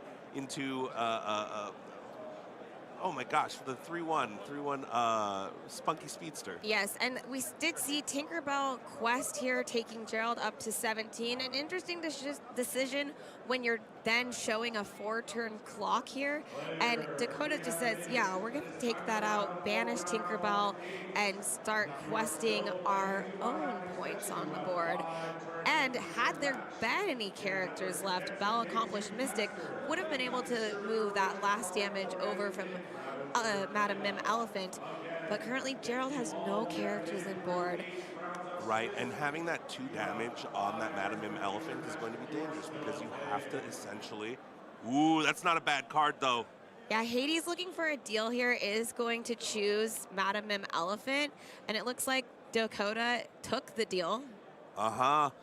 Ooh, and Dakota might regret playing that Bell that turn. I mean, there's nothing you can really do. You need to race. You need to get the bodies on board to start challenging in. That Hades looking for a deal, being able to put the Madam Mim Elephant at the bottom. Here we go. Dumbo closing it out here, securing the fact that we're going to have enough lore. If we weren't going to have enough time for Dakota to catch up there. It turns out Gerald had just gotten ahead there. Wow. What a match and a sigh of relief from Gerald. I've played games like that with way less stakes and just gone, ooh, you know that sigh. You've seen that sigh. Yes, congratulations to Gerald. We'll be going into day 2 with 21 points, and both of those players we saw will be in the tournament tomorrow, so don't count them out yet. Dakota still has a chance to be back in our top cut. Dakota and Gerald, both a lot to be proud of today. You battled your way into the day 2. What about us? A lot to be proud of. We just casted our first duo together, and that finishes our first day of being part of the Disney Lorcana broadcast team. How do you feel like you did, Brent? I feel phenomenal. I feel like I could get a little caffeine in me and I could go all night. I'm full of adrenaline. I can't wait for tomorrow. Tomorrow's gonna be so much fun. Zebex, how are you feeling? I'm also feeling phenomenal. This has been a dream come true. Cinderella, step aside. A new princess is in town. Disney Lorcana, make a card for me. Zebex princess? Okay, fine. I'm not a Disney property. Wonder Twin powers activate. Zebex, this was for sure so fun. I mean, just getting a chance to work with you, right? I've seen your content. I've seen what you do. I adore all of it. And this was so much fun. This was a great time. Let's wrap up the day with our casters on the couch. Hey, Zebex and Brent. Hello, Rebecca and Baker. We're here. Thanks for letting the kids close out the show, huh? Did you have fun? Oh, yeah. Absolutely. I can't wait for tomorrow. Now brush your teeth and go to bed. Right away, Papa Baker. So proud of those two. Man. They've had such a great day, haven't they? It's been a wonderful time working with both of them. I have loved the energy. This whole team has been fantastic to work with. But what a match to end on. I know that must have been just the icing on the cake for the day. A perfect offset to the day. A bad matchup as well. Red-purple with fantastic score. I'm telling you, mate, we are making at least top 8 this event. We're back, man. baby. We're back. I hope so. I hope so. I want to see some Ruby Amethyst in the top for sure. But how are you feeling about your caster draft? We're going to take a very quick look at the standings of our fantasy draft. I need to have words is basically Yeah. the way it is. After round 4 or 5, I was in second place, and I've gone all the way down to last place. My only day 2 player is Jeremy Bertaglioni, which, hey, fantastic. Proud of Jeremy. Thank you, buddy. But Bivens, Kendall, Melissa, Zenulus, we need to chat, guys. We need to have words. Yeah, we have a Team Liam in the lead with 93 points. And let me tell you, he might be taking this home because all 5 of Team Liam's players are making it to day 2, which is super exciting. Team Katie right behind him. But yeah, this has been so fun. I hope that you all have been playing along with us in chat. Let us know which team that you're on. Who are you voting for? Who are you rooting for? And who's going to go all the way and be invited to our next World Championship? Oh, I can't wait to see. Are you still betting on Ruby Amethyst to take it all? Let's, tomorrow, this event? Yeah, this event. Absolutely, we winning, baby. My man there that just got the dub, he's doing it for me. There we go. You are honorary villain club now. I'm still betting on dogs. Yeah, it's a safe bet. I get it. Yeah. Amethyst Steel, though, I will be really interested to see how much of that we see tomorrow. I know that tomorrow everyone will be really excited to see the meta breakdown of the day, of how many, look at those conversion rates for what has made it to those 18 points. Absolutely. And a big, huge congrats to all the players who challenged and quested through 8 rounds to make it to day 2. It's been a long, grueling day, right? It really has. I mean, I talked with so many players out there on the floor that were very tired, but just having the time of their lives. And you said this earlier, I think. There were a lot of players that I spoke with that this was their very first Disney Lorcana event, and they are just in awe of the experience and soaking it all up. It's been really wonderful. It's great to see, and again, I've said it already, but if you're watching at home and you've never been to a Disney Lorcana Challenge, if you are able, please come on down. We would love to have you. This community is beautiful, fun, entertaining, everything. Disney Lorcana, the trading card game, is the best TCG in the world. Hey, there you go. It is. It's such a wonderful game, such a wonderful community, and I can't wait to do it more tomorrow, Baker. We're going to do another 4 rounds of Swiss and then our cut to top 32, single elimination. Those 32 players will be qualified for national championships coming up later this year. And then, we're going to find out who's going to be our next world's qualified player. Yeah, so tune in tomorrow. We will be back here on Twitch, twitch.tv/Disney Lorcana at 11 a.m. Eastern Time. So be sure to tune in, join Baker, myself, and the rest of the broadcast team for all the Disney Lorcana your heart could desire. Don't be late. Don't be late. We'll see you all tomorrow.